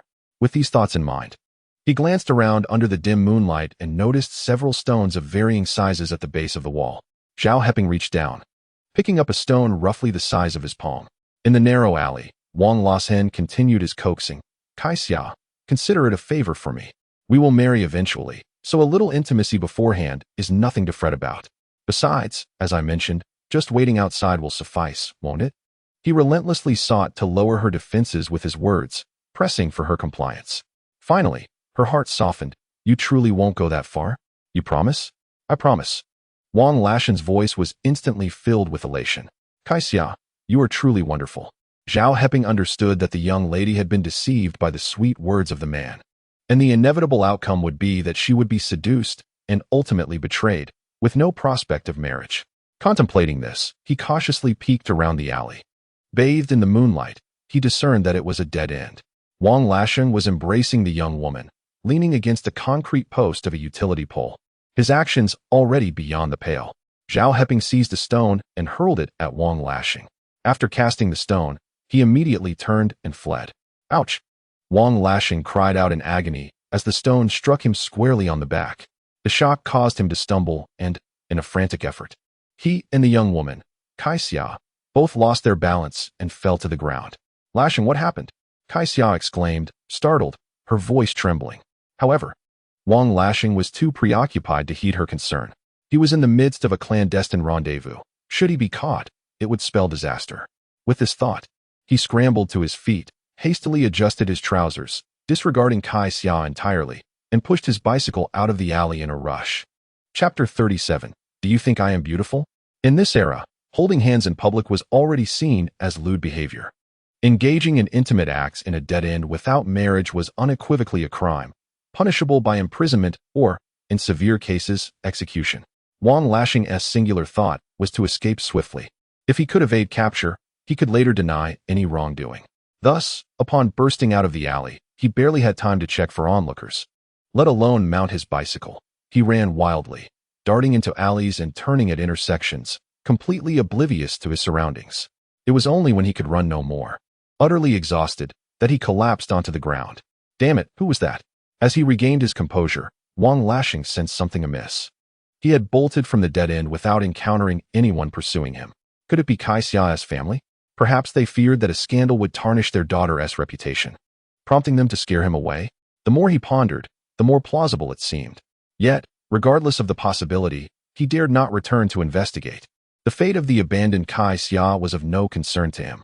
After resting for a moment, Wang Lashen finally oriented himself and rode his bicycle home. By the time he arrived, it was already past 10:30. The courtyard was enveloped in darkness. Everyone had retired for the night. Even Zhao Heping's household was shrouded in shadow.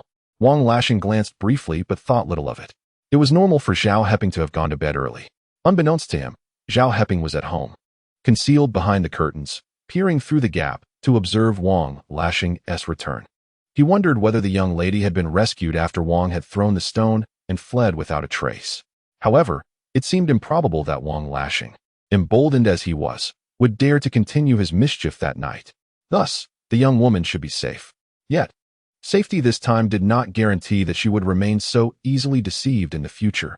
Some lessons, once learned, linger on. However, certain misfortunes can shatter a young woman's life forever. Zhao Heping encountered such a situation. He could provide temporary assistance, yet he could not save the girl for a lifetime. Thus, her future ultimately rested in her own hands. Zhao Heping recalled Shen Qingru. Having engaged with her under extraordinary circumstances, he felt a sense of responsibility towards her. Should she refuse his accountability, he felt compelled to seek confirmation directly. Therefore, he resolved to visit the first steel plant the following day. Intending to locate the only person familiar with Shen Qingru's situation, Secretary Song. Having made this decision, Zhao Heping finally retired to bed.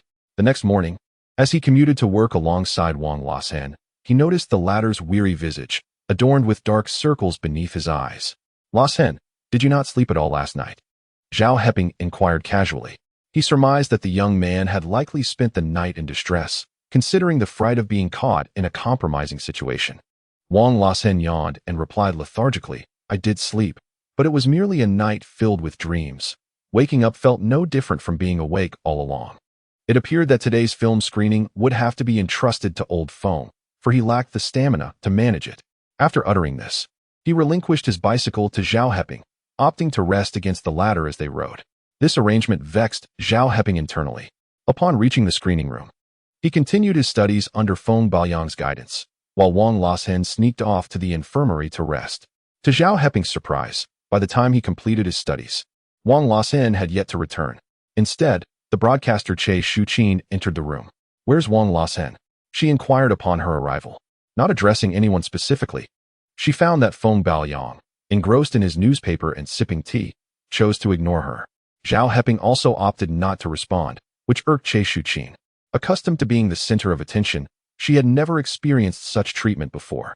Thus, she approached Zhao Heping's desk, tapping it gently and asserting, Hey, I'm asking you a question. Where's Wang Lasen? Zhao Heping glanced at her and retorted, Che Shuqin, do you always speak to everyone without using their names? Just hey? What difference does it make? She replied dismissively, As long as you know I'm calling you, it suffices. Where's Wang Lasen? Why isn't he here? Feeling disinclined to engage further, Zhao Heping stated plainly, He has gone to the infirmary. If you wish to find him, that's where you should look. Upon hearing his response, Che Shuqin chose not to leave and instead seated herself at Wang Lasen's desk across from Zhao Heping. I remember your name. You are Zhao Heping, correct? You accompanied the screening yesterday. What film was shown? She had originally intended to attend the screening, but had returned home only to face her family's disapproval, preventing her from attending. Intrigued by the film screened the previous day, she sought Zhao Heping's insights upon completing her broadcasting duties. With nothing to conceal, Zhao Heping recounted the film and its essential plot. You mean to say there was romance in this film? Che Shuqin's eyes sparkled with interest. Iceberg's Visitor is a new film that she has yet to see. Moreover, Zhao Heping mentioned that there is a segment of romance within the movie, which piqued her interest significantly. What girl is not prone to daydreaming? Especially when it is a love story that has been adapted into a film. Her heart longs for it even more. Yesterday, Zhao Heping finished watching the entire film and expressed his profound impressions with a nod, stating that while there is indeed love, it is merely one aspect of what makes this film worthy of viewing.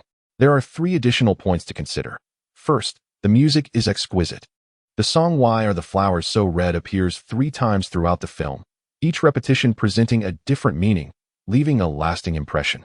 This song is likely to become popular very soon. Second, the plot is filled with suspense, embodying characteristics typical of anti-espionage films while also showcasing distinct national traits and regional colors.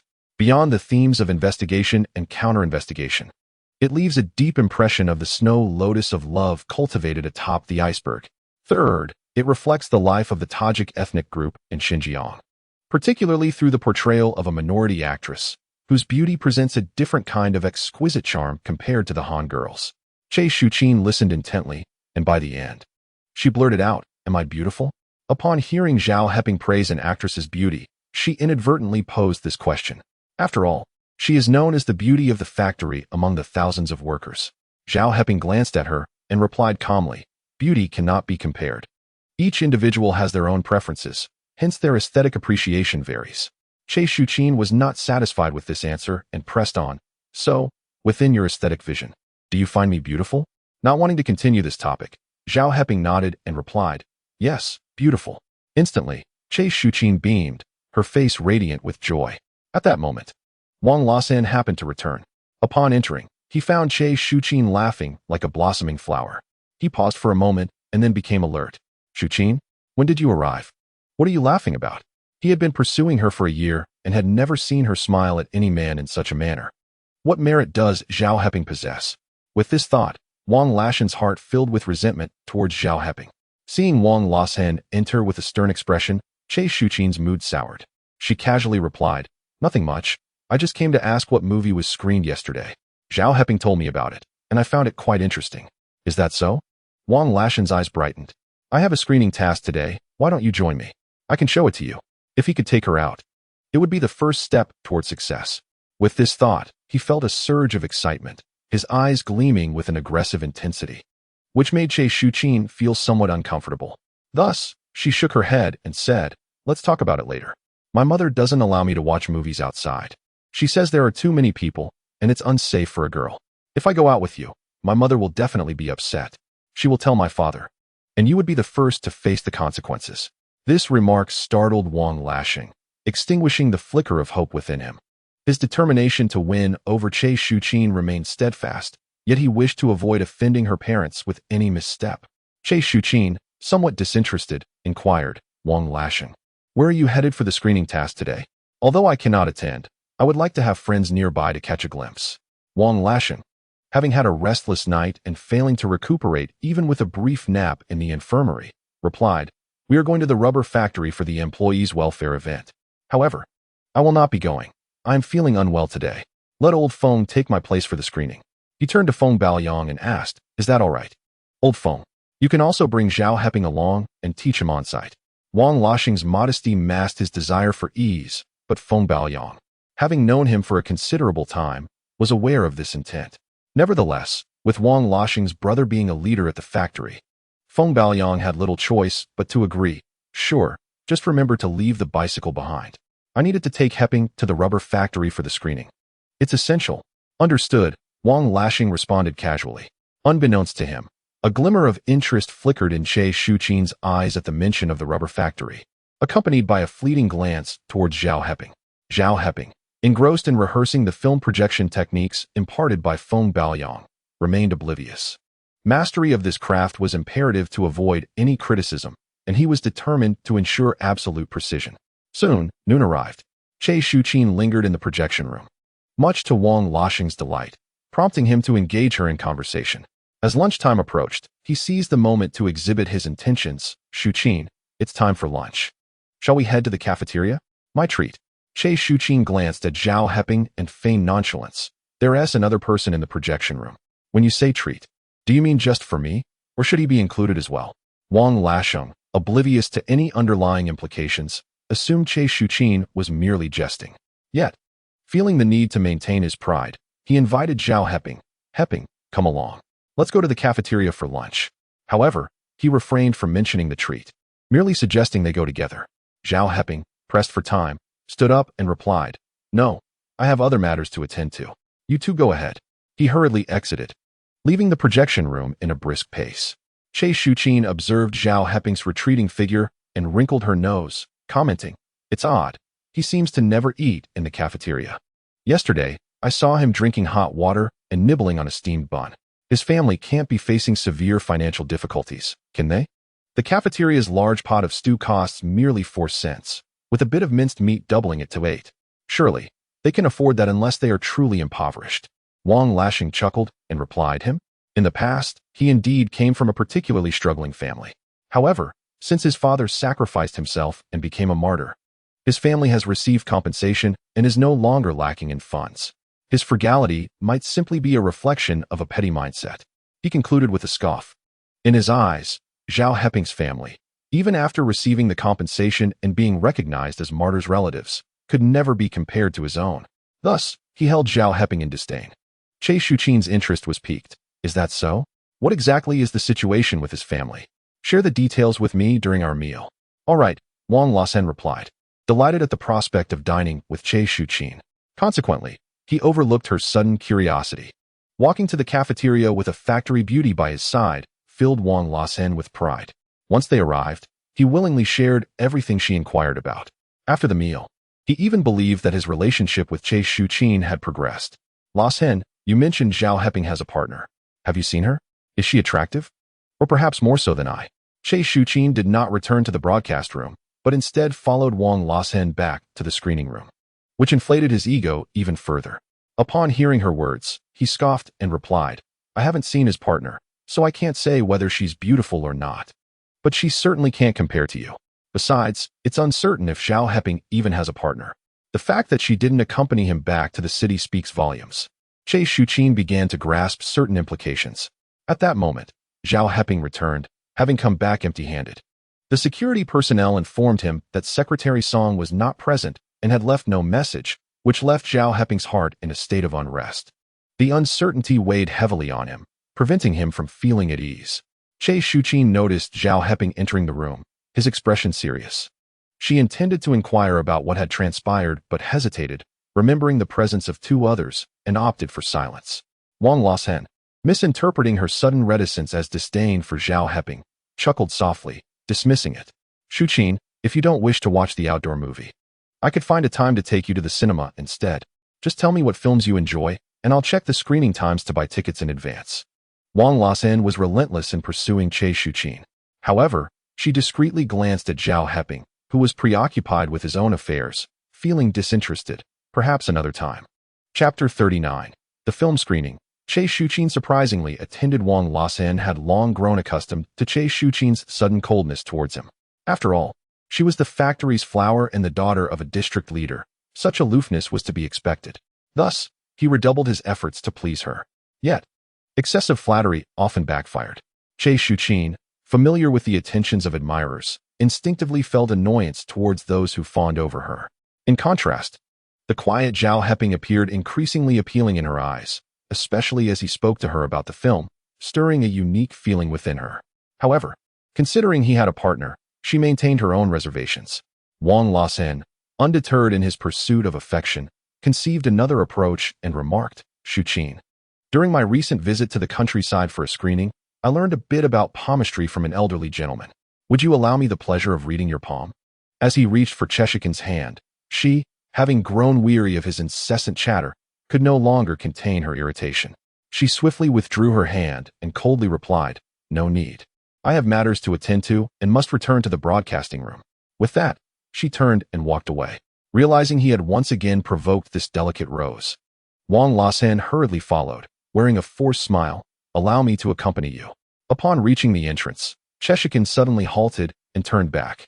Wang Lasen narrowly avoided colliding with her and quickly sidestepped. What is it, Shuqin? He inquired. Cheshikin ignored him, instead directing her attention to the office. Zhao Heping, what film are you screening at the rubber factory today?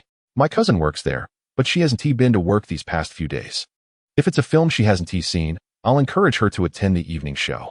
No one anticipated her sudden engagement with Zhao Heping. Feng Baoyang glanced up from his newspaper, curious about Cheshikin's unexpected inquiry. Zhao Heping, intrigued yet cautious, answered truthfully. Today's screening at the rubber factory is still the visitors from the iceberg. Very well, Cheshikin acknowledged with a nod before turning to leave. Wang Lasen, regaining his composure, quickly pursued her. Shuqin, I am well aware of these matters. Zhao Heping is merely a newcomer. If you wish to know anything, feel free to ask me. He may not have all the answers. Cheshikin remained silent, as though she did not hear him, continuing on her path without looking back. This incited a burning anger in Wang Lasen. However, he concealed his emotions. Upon returning to the screening room, he exhibited no signs of his frustration, even inquiring about Zhao Heping's activities during lunch. Nothing much, just inquiring about a few matters, Zhao Heping replied, instinctively guarded against Wang Lasen's probing. Naturally, he would not divulge the truth to him. Upon hearing this, Wang Lasen thumped his chest and declared, Heping, should you wish to inquire about anything, come to me. I travel far and wide for screenings and know many people. I can assure you, I'll provide you with clear answers. Zhao Heping, unconvinced, merely smiled. No need. I've already gathered the information. Very well, Wang Lasen responded, not genuinely wishing to assist, but merely attempting to curry favor with Zhao Heping. His aspirations to lead the screening department necessitated Zhao Heping's support. At 3:30 in the afternoon, individuals from the rubber factory arrived to collect the screening equipment, including the screen, loudspeakers, film projector, generator, gasoline barrels, and sound equipment. All these items were cumbersome and required careful handling. As this outing was organized by Feng Baoyang and Zhao Heping, the two busied themselves with the preparations. By the time everything was loaded onto the vehicle, it was already 4 o'clock. Feng Baoyang rode his bicycle with Zhao Heping, and together they set off for the rubber factory, renowned for its production of rubber shoes and bicycle tires. In this era, working in such a factory brings a sense of pride. However, many years later, it became apparent that employment at the rubber factory could result in workers suffering from benzene poisoning, a substance linked to leukemia. By the time Zhao Heping learned of this news, it was already 2002. Yet, at present, this reality remains unknown to the masses. Naturally, It is of little concern to anyone. With severe industrial pollution, people prioritize their immediate need for sustenance, overlooking other crucial issues. At the screening venue, despite the early hour, numerous individuals had already claimed their spots with stools. The air was thick with a pungent odor of rubber, which was quite overwhelming. Zhao Heping furrowed his brow, observing the surrounding crowd, who appeared entirely accustomed to the discomfort, showing no signs of concern. The workers from the rubber factory assisted in unloading equipment, setting up the screen, and arranging the machinery, completing the task swiftly. Once everything was in place, Feng Baoyang began to outline essential precautions to Zhao Heping. As a projectionist, there are several potential pitfalls when screening an outdoor film. Any oversight could lead to minor repercussions, but serious mistakes would certainly incur penalties. One type of error is technical, such as a blank screen, absence of sound, or power outages. Another form of negligence pertains to the promotional aspect. For instance, when screening in urban areas, audiences are generally well informed, having access to newspapers and commentary from those around them, allowing for a smoother experience as long as technical errors are avoided. However, when venturing into rural areas, adequate promotion becomes imperative. For example, if we were to screen the 5 heroes of Wolf Tooth Mountain without proper advertising, some viewers might misinterpret the scene where the 5 heroes, out of ammunition, leap from the cliffs, lamenting the fate of our soldiers being overwhelmed by the enemy. Such reactions starkly contrast with our intended message of the soldiers' bravery and sacrifice. Their valor in the face of overwhelming odds to safeguard the masses and facilitate the strategic withdrawal of main forces, thereby delivering a more powerful blow to the enemy. Consequences like these are profoundly detrimental, representing a failure on the part of the projectionists. These are critical mistakes that must be avoided by film projectionists. Feng Baoyang, one of the first projectionists, generously imparted his wisdom to Zhao Heping. Had it been Wang Lashan, he would have never shared even a single word on this subject with Zhao. The cinema attracted not only the workers from the rubber factory, but also individuals from the surrounding areas and even beyond. By the time Zhao Heping and his colleagues finished setting up the equipment, the screening area could be described as teeming with people. As dusk settled, the film was finally about to commence. The opening melody, Song of the Plateau, resonated, silencing the previously loud conversations. All eyes were fixed on the humble screen. Zhao Heping had watched the film the previous night, but still felt a lingering curiosity, eager to experience it anew. Just then, he heard someone beside him inquire, "Zhao Heping, my cousin and I arrived late and found no seats. May we sit next to you?" Zhao Heping turned his head and was surprised to see Che Shuqin approaching, accompanied by a short-haired young woman who regarded him with curious eyes. Chapter 40, Aiding and Rescue. Being colleagues from the same factory, Zhao Heping did not refuse their company. "Please, have a seat." "Thank you," Che Shuqin replied cheerfully, as she and her cousin settled down. The two women then began to whisper to each other, engaged in a conversation that Zhao Heping could not decipher. Feng Baoyang glanced over, his gaze lingering briefly on Zhao Heping's face. But he said nothing and turned back to the film.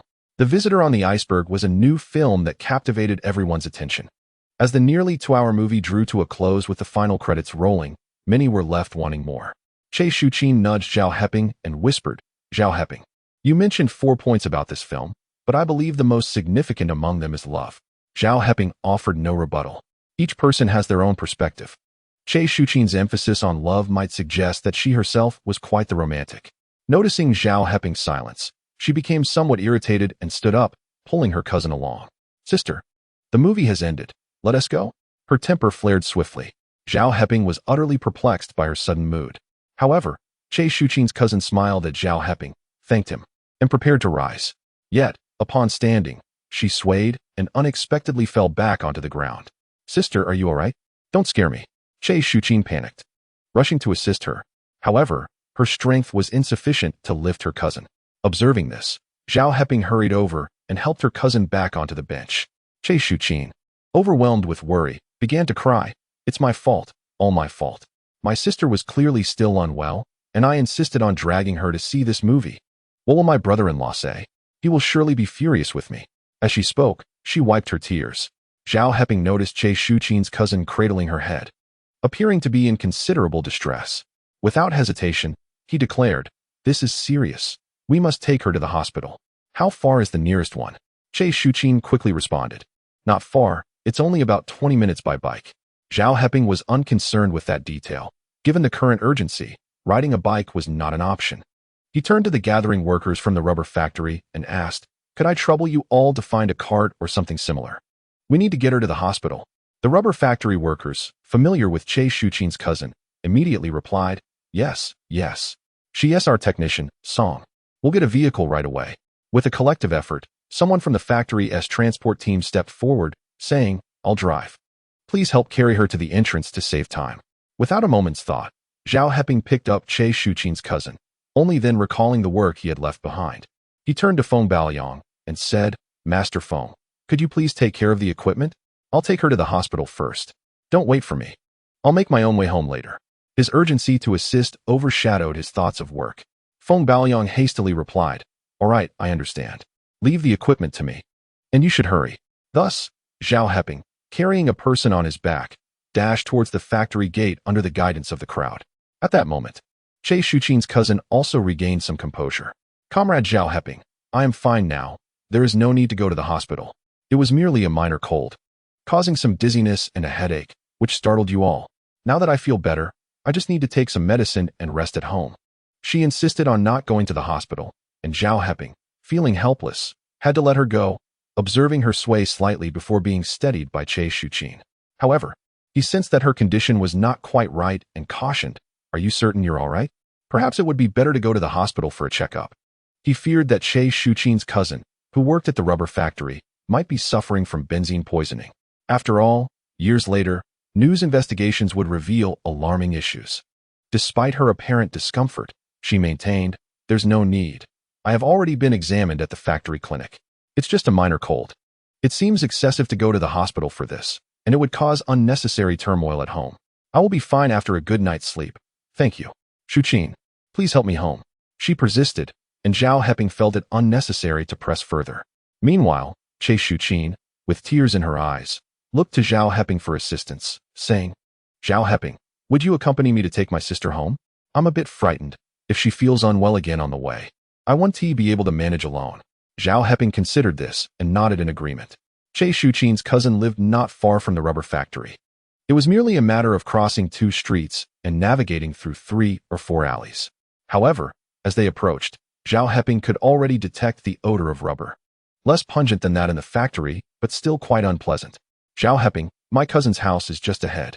You can head back now. Thank you for today," Che Shuqin said, visibly relieved upon spotting the place. Had she not insisted on bringing her cousin to the movies, none of this would have happened. When she witnessed her cousin collapse, she felt an overwhelming weakness. Fortunately, Zhao Heping had stepped up, providing her with a sense of support. Thus, her gratitude was heartfelt. "No need to thank me."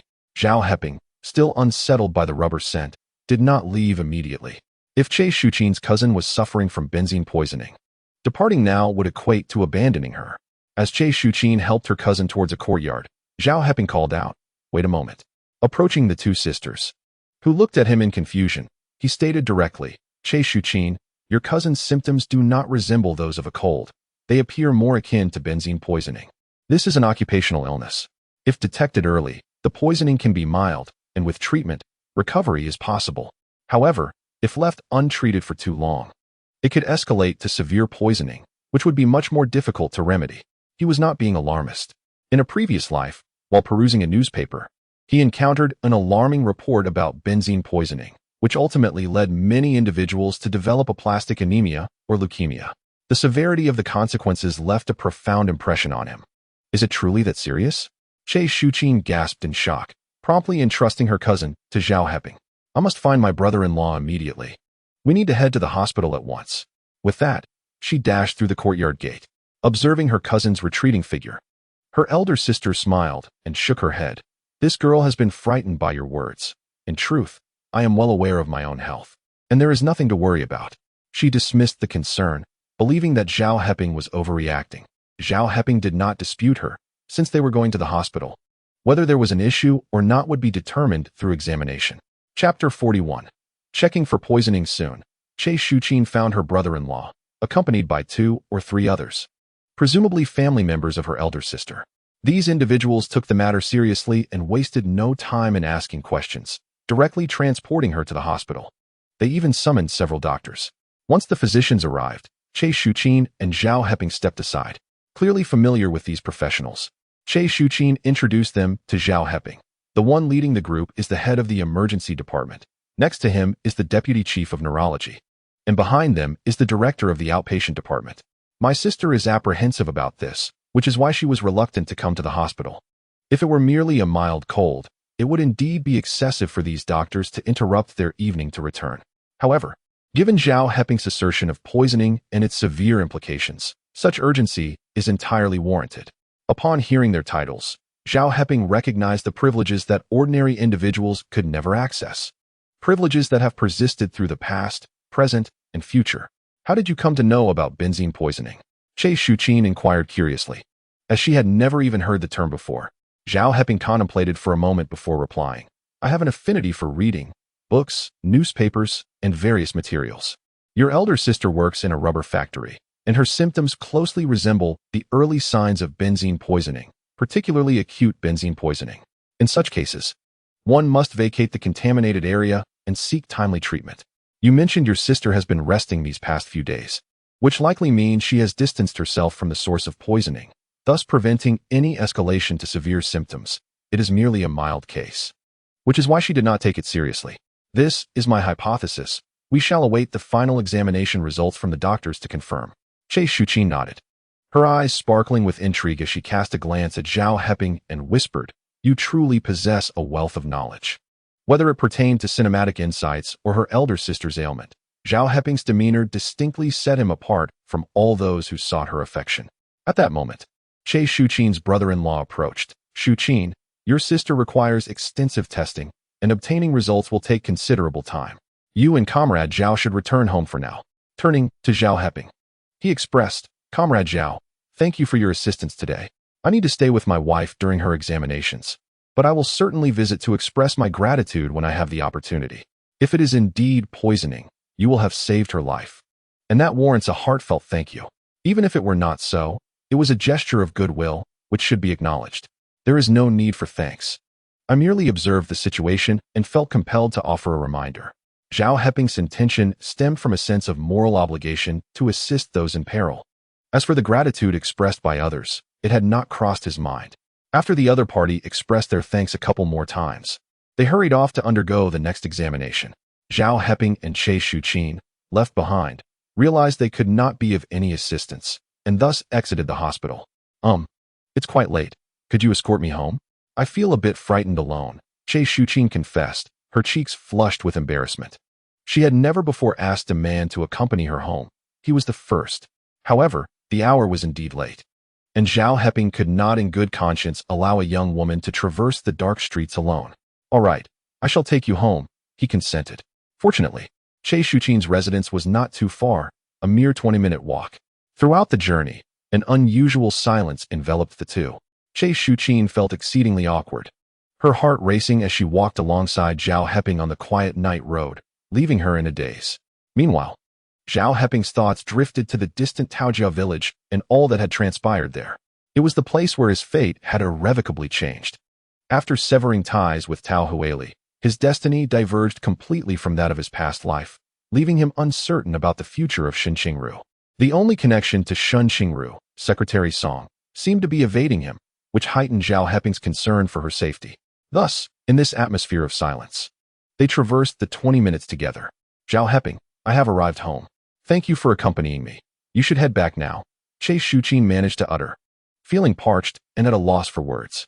She finally mustered the courage to lift her gaze to Zhao Heping beneath the dim light of the street lamp at her doorstep. All right, Zhao Heping replied, entirely unaware of Che Shuqin's unease. He glanced up at the Che residence before turning to depart. It was late, and he imagined his mother must be worried at home, prompting him to quicken his pace. Che Shuqin was taken aback. Not only did Zhao Heping refrain from initiating conversation during the walk, but he also seemed to hurry as if she were a source of dread. What a peculiar person, she thought, stamping her foot in frustration before turning to enter her home. Upon returning, Zhao Heping found that Su Xiuying was still awake. Hearing her son's arrival, she sighed with relief. Heping, wash up and get some rest. You need to rise early for work tomorrow. All right, he replied, hastily tending to his nightly routine before collapsing into bed. The following morning, as he prepared to leave, Su Xiaoying called out to him, sharing a piece of news. Last night, your sister-in-law Chun Mei visited and mentioned something. She believes she has identified the thief you scared off that night. She warned that the family holds grudges, so you must exercise caution. She also assured me that as a widow, she would inform me of any matters when you are not around, ensuring that no one tarnishes your reputation because of her. Zhao Heping, fully aware of Zhu Chunmei's words, pondered for a moment before nodding in acknowledgement. All right, I understand. Su Xiaoying pressed on, inquiring, Peace, who is the thief you and your sister-in-law Chunmei spoke of? Mom, please don't ask. Just pretend you know nothing. I will handle it properly. Zhao Heping wished to spare his mother from worry, thus he opted to remain silent. Su Xiaoying was eager to uncover the truth. Yet with her son unwilling to divulge, she found herself at a standstill. With a sigh, she remarked, You and your sister-in-law have both insisted on keeping it from me, claiming it's for my own good. Indeed, Zhao Heping nodded in agreement. Chunmei is right. Mother, this matter should not be mentioned to anyone. We shall speak of it later. Discussing baseless allegations will only provoke certain individuals. Therefore, he deemed it prudent to withhold any information for the time being, preparing himself for whatever may come. All right, Su Xiaoying conceded, recognizing that her son had his own plans. After breakfast, Zhao Heping and Wang Lasen walked to the factory. Upon arriving at the screening room, Feng Baoyang casually asked, Peace, how did it go yesterday when you assisted Che Shuqin in taking her cousin to the hospital? Before Zhao Heping could respond, Wang Lashen's expression darkened. What? You helped Shuqin take her cousin to the hospital? What happened? Chapter 42. Arranging for Zheng Dingfu to go to the countryside. Wang Lashen's eyes glinted ominously, resembling a dog guarding its food. He fixed his gaze on Zhao Heping, a flurry of thoughts racing through his mind. Feng Baoyang, unaware of the storm he had stirred, quickly clarified, last night during the film screening, Che Shuqin and her cousin were present. Later, her cousin fell ill, and it was Peace who assisted in taking her to the hospital. Zhao Heping nodded, affirming, Yes. I was right there, so I offered my help. Realizing his overreaction, Wang Lasen reined in his emotions and inquired, Is her cousin all right? I'm not sure. The hospital needed to conduct various tests, so I went straight home. Zhao Heping replied honestly, being unaware of the situation. Wang Lasen pressed on, Peace. Is the cousin you saved the one who works as a technician at the rubber factory? Feng Baoyang interjected, Yes, I know her, technician song from the rubber factory. However, Peace wouldn't recognize her since it was his first time. Wang Lashen's jealousy morphed his expression into one of pure disdain. Che Shuqin's cousin, Song Peiji, hailed from a prominent family. Her father held a leadership position in a certain department. Her grandfather was a lieutenant general, and her husband was the deputy factory director, a promising individual. To save someone of such standing meant Zhao Heping had unwittingly secured a favor from her family. With such goodwill, what could he not achieve? Wang Lasen seethed with anger. The screening duty yesterday was unequivocally his, yet due to his absence, all the fortunate circumstances had fallen to Zhao Heping. The thought of what he had missed caused him a pang of anguish. I'll ask Shuqin about this, he declared abruptly, turning on his heel to leave. Feng Baoyang raised an eyebrow and turned to Zhao Heping, saying, Peace. Ignore him. Let us continue our studies. His mood seemed buoyant, his voice elevated by a couple of octaves. Zhao Heping observed this shift and suddenly perceived that Feng Baoyang, the seemingly honest man, harbored a more complex nature than he had initially thought. He intentionally brought up last night's events as soon as he arrived, aiming to provoke Wang Lashing and relish the sight of his agitation. Such behavior, subtle yet insidious, begs the question of his honesty. Feng Baoyang, with a countenance of innocence, cheerfully began instructing Zhao Heping on the intricacies of projection. Meanwhile, Wang Lashing hurried to the broadcasting room, pushed open the door, and immediately inquired about the film from the previous evening. Shuqin, didn't you say you weren't going to the movies? That's why I didn't go to the screening. Yet. Just now, Lao Feng mentioned that you went with your cousin. Why didn't you inform me? His jealousy, ignited by Zhao Heping's involvement with Song Shualan, prompted a barrage of questions directed at Che Shuqin. This incessant questioning irked Che Shuqin the most. Her displeasure was palpable as she retorted, Wang Lashing, I can go wherever I please without needing to inform you. Why should you care? You're being unreasonable, so don't hinder my work. Her daily responsibilities entailed activating the electronic amplifier in the broadcasting room for a warm-up. She would first relay the national news broadcast, followed by internal announcements. Now that the morning news had concluded, she was poised to present the factory news. After reprimanding Wang Lashing, She suddenly recalled that the microphone was still on. Oh no. She hurriedly switched it off, yet this lapse constituted a professional error that would likely draw criticism and necessitate a written apology. However, it was too late. Wang Laxing's inquiries and her own admonitions had already echoed throughout the factory. Infuriated, Che Shuqin stood up and vented her frustrations on Wang Laxing. Get out. From now on, without my permission, you are not allowed to approach me. Otherwise, I shall inform the factory director of your harassment of female colleagues with dubious intentions. With that, she forcibly pushed him out and closed the door of the broadcasting room. At that moment, some individuals in the corridor peeked in.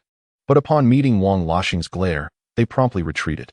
Damn it, just wait until we're married. Let us see if you dare treat me like this. Wang Laxing muttered under his breath as he left in a huff. Upon returning to the screening room, he found Feng Baoyang instructing Zhao Heping on projection techniques. He squinted, fixating on them for a considerable time. Both Zhao Heping and Feng Baoyang sensed his scrutiny, but chose to feign ignorance. During lunch, Zhao Heping made another trip to the first steel plant, but he still could not catch a glimpse of Secretary Song. After days of fruitless attempts and not even a word exchanged, he realized that Secretary Song was deliberately avoiding him and would provide no information regarding Shen Qingru. Consequently, after work, Zhao Heping sought out the ticket scalper Zhang Dingfu, asking him to make a trip to the higher-level Tupo town in Taojia village to inquire about a local vendor and discreetly gather information on a young, educated woman named Shen Qingru. I understand your concern for your grandmother, but I also know you have your younger brother to watch over her for a few days. You can take this trip. I will cover your travel expenses in advance and offer you an additional 15 yuan as a reward. Black Rabbit, while your grain ticket dealings could land you in trouble, this task will not. Upon your return, you will have some funds in hand, enabling you to purchase medication for your grandmother. Zhao Heping articulated the pros and cons, all in an effort to persuade Zhang Dingfu. Understanding Zhang Dingfu's character, he knew that once he made a promise, he would undoubtedly fulfill it. Hence, when he could not glean any news about Shen Qingru from Secretary Song, he was left to devise his own means. Only by confirming Shen Qingru's safety could he find peace of mind. Zhang Dingfu remained silent. This was their second meeting, and under normal circumstances, trust would be unwarranted. Yet, Zhao Heping struck a chord with him by mentioning the necessity of buying medicine for his grandmother.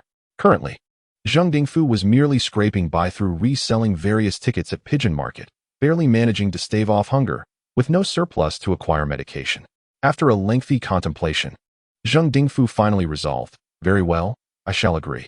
However, apart from the travel expenses, I require half of the reward up front to purchase medicine for my grandmother. This was his firm stance. No problem, Zhao Heping readily acquiesced. He then began to outline the route and the points of caution to Zhang Dingfu, calculating the potential travel expenses and providing an additional 10 yuan for a round trip. Of this amount, 5 yuan was designated for the vendor, ensuring he could make the journey to gather information, while the remaining 5 yuan was set aside for any unforeseen needs. This 10 yuan is your reward, Zhao Heping stated, producing another 10 yuan from his pocket. Upon your return, I will provide you with the remaining 5. He was equally concerned about Zhang Dingfu's safety, thus striving to make adequate arrangements. Chapter 43. The envy of Wang Laxing. Zhang Dingfu felt a surge of excitement at holding so much money, and he looked at Zhao Heping, questioning, aren't you afraid I might take the money and not fulfill my end of the bargain? Do you truly trust me this much to hand over such a sum? Zhao Heping, having dealt with Zhang Dingfu for much of his previous life, had complete faith in him. He patted Zhang Dingfu on the shoulder and replied, trust is paramount. If you do not trust, you cannot engage. Black Rabbit, I intend to be your friend for a lifetime. This statement left Zhang Dingfu profoundly moved. However, he said nothing further, merely affirming, all right. After finalizing the arrangements, Zhao Heping felt a sense of relief. He had not yet encountered Secretary Song nor gleaned any news about Shen Qingru. Thus, he resorted to this method to ascertain her safety. If she had already been rescued, he could finally cast aside his worries. Once all details were confirmed with Zhang Dingfu, Zhao Heping returned home. At the entrance of the courtyard, a small car was parked, drawing a crowd of onlookers, among them residents of the courtyard. Upon seeing Zhao Heping return, Aunt Shen approached him eagerly, exclaiming, Heping, you're finally back. A guest has come to your home, and they arrived in a car. They said they are here for you. You should hurry back. The mention of a visitor arriving by car immediately conjured thoughts of Shen Qingru in Zhao Heping's mind. If it was indeed her, then Zheng Dingfu's journey would be unnecessary. With this thought, he quickened his pace and headed straight home. Upon arriving home and pushing the door open, he was greeted by the sight of his mother, Aunt Wang, and Wang Lashing, who were engaged in conversation with a man. Has Heping returned? Where have you been after work? Deputy Factory Director Chao has been waiting, Wang Lashing remarked with a smile, appearing quite familiar with Zhao Heping. However, after speaking, he unconsciously bit his teeth. The man also stood and turned around. Zhao Heping recognized him as the husband of Che Shuqin's ill cousin. Heping, I am Chao Huili, Che Shuqin's cousin-in-law. I have come today to express my gratitude. The results of Shuqin's examination have been released, and it has been confirmed that she is suffering from benzene poisoning. Fortunately, it is mild, and with a series of treatments, she can recover well. If it weren't for your timely reminder, the consequences would have been unimaginable, Chao Huili said, stepping forward to warmly shake Zhao Heping's hand. This was akin to a life-saving grace, and his gratitude was palpable. You are too kind. It was my duty, Zhao Heping replied, feeling a tinge of disappointment upon realizing it was not Shen Qingru. After their handshake, they sat down for casual conversation. Chao Huili shared some examination results along with the medications and methods used by the doctors. Then he stated, this incident has served as a wake-up call for me. While production is indeed crucial, ensuring the safety of workers' lives is paramount. I have decided to use this lesson as a starting point to conduct regular health checks for the factory employees. This will allow us to identify issues promptly and prevent tragedies, which is a responsibility I must uphold as Deputy Factory Director. Zhao Heping nodded, recognizing that such measures could save more lives, marking it as a positive initiative. Deputy Factory Director, I believe health checks are one aspect. It is also essential to meticulously document each individual's health records. This way, diagnosing conditions can be expedited and targeted treatments can be administered swiftly. Furthermore, it is vital to educate the workforce on the importance of industrial hygiene and the threats posed by occupational hazards to human health, particularly the dreadful consequences of chronic exposure. Only through such understanding can they take preventive measures. Additionally, modifications to equipment, processes, and the production environment should be implemented to reduce exposure pathways. Only with thorough attention to detail can we diminish the likelihood of workers developing occupational diseases. His vivid recollection of alarming news reports from his past, coupled with enhanced memory from his rebirth, prompted him to articulate these points. Chao Huili listened intently, nodding in agreement. Indeed, Heping, your suggestions are invaluable. Shuqin was right. You possess remarkable talent and unique insights. Upon hearing this, Wang Lashing nearly ground his teeth in disbelief. How could he sense that there was something unknown between Zhao Heping and Che Shuqin?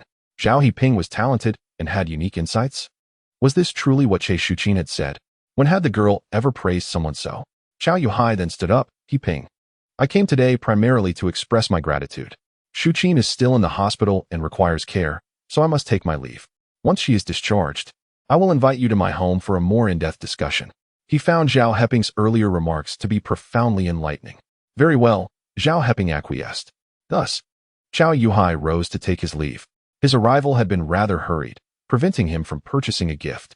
He had initially intended to simply present money and tickets upon his visit. However, after conversing with Zhao Heping, he abandoned this notion. Chao Huili departed, leaving in a small automobile. Yet, the impact of that vehicle lingered in the hearts of the inhabitants of the courtyard. It seemed that Zhao Heping's fortunes had undergone a significant transformation, as even his visitors arrived in cars. And it appeared that one such guest held a considerable position of authority. Indeed, I had just inquired with the driver, who confirmed that the passenger was the deputy director of the rubber factory. Is that so? The rubber factory is indeed a substantial establishment. That deputy director holds a comparable status to our factory's deputy director Chen. Zhao Heping's standing has evidently risen. Truly, it is no surprise that someone who had once been a sent-down youth has displayed such remarkable progress. The chatter among the crowd was incessant. Merely through Zhao Heping's acquaintance with the deputy director of the rubber factory, everyone sought to cultivate a favorable relationship with him. After all, in these times, finding employment is a daunting task. Who doesn't have relatives waiting at home? Many are left idle without work. What if Zhao Heping's connections could be of use? Thus, the warmth of the crowd's regard for Zhao Heping intensified. This development incensed Wang Lashing considerably. Upon returning home, he shut the door and immediately feigned indifference. That scoundrel Zhao Heping appears intent on thwarting my endeavors. Particularly concerning was Che Shuqin, the woman he was determined to marry. There could be no room for unforeseen complications. Recalling how he had been pushed out of the broadcast room by Che Shuqin that very day, along with her scathing words that had reverberated throughout the factory, Wang Lashan's countenance darkened. This will not do. I must consult my elder brother. I cannot allow Zhao Heping to bask in his triumph. He must face misfortune. With that, he pushed the door open and strode into the front courtyard. Wang Lashan's elder brother, Wang Chunsheng, having recently assumed the role of director, had managed to acquire a residence in the front courtyard, relocating there with his wife and children. Elder brother, I wish to deal with Zhao Heping. You must assist me, Wang Lashan declared as he entered his brother's home, getting straight to the point. Chapter 44. A martyr turned defector? Wang Chunsheng, who had been listening to the radio, turned it off upon his brother's interruption and, with an air of nonchalance, asked, What has Zhao Heping done to offend you? Wang Lashan pulled up a chair and seated himself beside his brother, recounting in detail Che Shuqin's unusual reactions, as well as Zhao Heping's intervention on behalf of Che Shuqin's cousin. Elder brother, Che Shuqin is the woman I intend to marry. Whoever dares to contest her will face dire consequences. This Zhao Heping, who was once a spineless individual, has unexpectedly returned from being a sent-down youth and has become a figure of significance. Earlier, Deputy Director Chao from the rubber factory visited, and Zhao Heping conversed with him with remarkable eloquence. Furthermore, Deputy Director Chao himself praised Zhao Heping for his talents and unique insights. Given these circumstances, if I do not act now, I risk losing everything. His interest in Che Shuqin was not solely based on her beauty, but on much more. More importantly, Che Shuqin's father holds a leadership position in the district.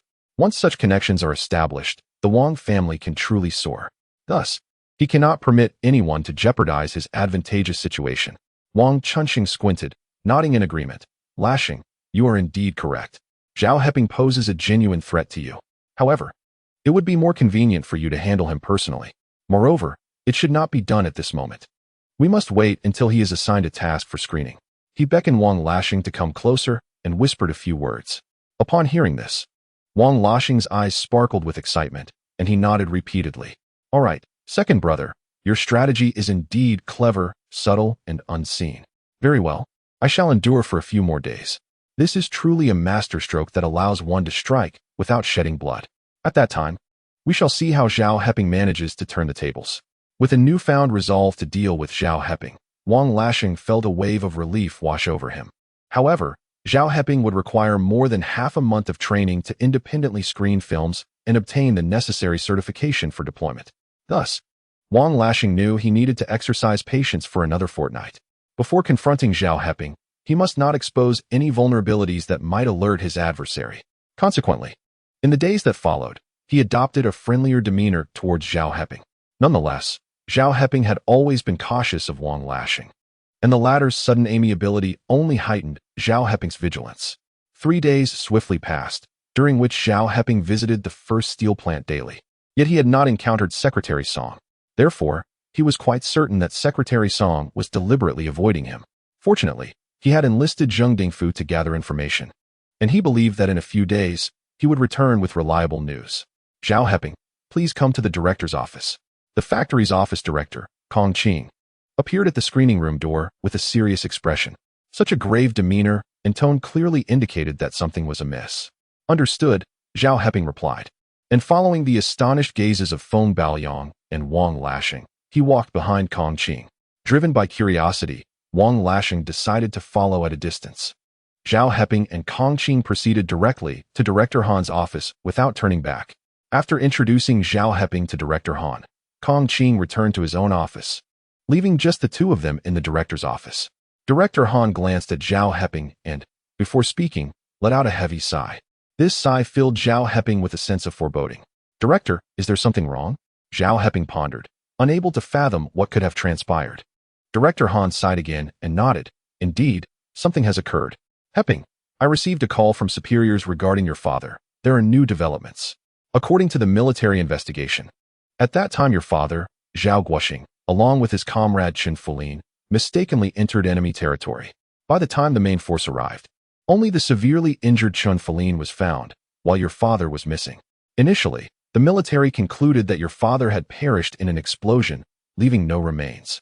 However, after a period of investigation, the military concluded that it was implausible for your father to have perished without a trace. The absence of his body led to only one possibility: defection. Moreover, it was suggested that he had defected after wounding his comrade, Shen Qingru. What? Zhao Heping was taken aback by such news, for nothing of the sort had transpired in his previous life. What could have caused this? Could it be that his rebirth had altered everything? Director Han, did the higher-ups provide any reasons for concluding defection? Zhao Heping inquired urgently. This situation was exceedingly perplexing. How could they have declared him a casualty only to subsequently reverse that judgment? There must be some basis for deeming it a defection, right? Director Han furrowed his brow. Replying, the higher authorities did not elaborate. However, it was clear from their statements that they investigated all personnel present at that time, leading to this conclusion. At that moment, everyone only found the severely injured and unconscious Shen Qingru, yet no trace of your father's remains could be discovered. This is highly illogical. Hence, after questioning everyone, they arrived at the conclusion of your father's defection. A living person cannot simply vanish without reason. Director Han also felt that, in comparison to sacrifice, the likelihood of defection seemed more substantial. Otherwise, a soldier would never abandon a comrade in a trench while they were gravely injured and unconscious. Zhao Heping fell silent. This determination was far too hasty. He knew his father had not defected, and he was aware that his father's remains were buried where Shen Qingru had been found. If the larger unit had not been so hurried in their retreat and had taken the time to investigate, they would have discovered the burial site. However, he could not voice these thoughts, for they stemmed from his memories of a past life. Speaking them would only invite trouble, and no one would believe him. The crux of the matter was to ensure that Shen Qingru regained consciousness soon to reveal the truth. Director Han observed Zhao Heping's grim visage and continued, Heping, the higher authorities have decided that since your father is now deemed a defector, all benefits previously granted to him as a martyr will be revoked.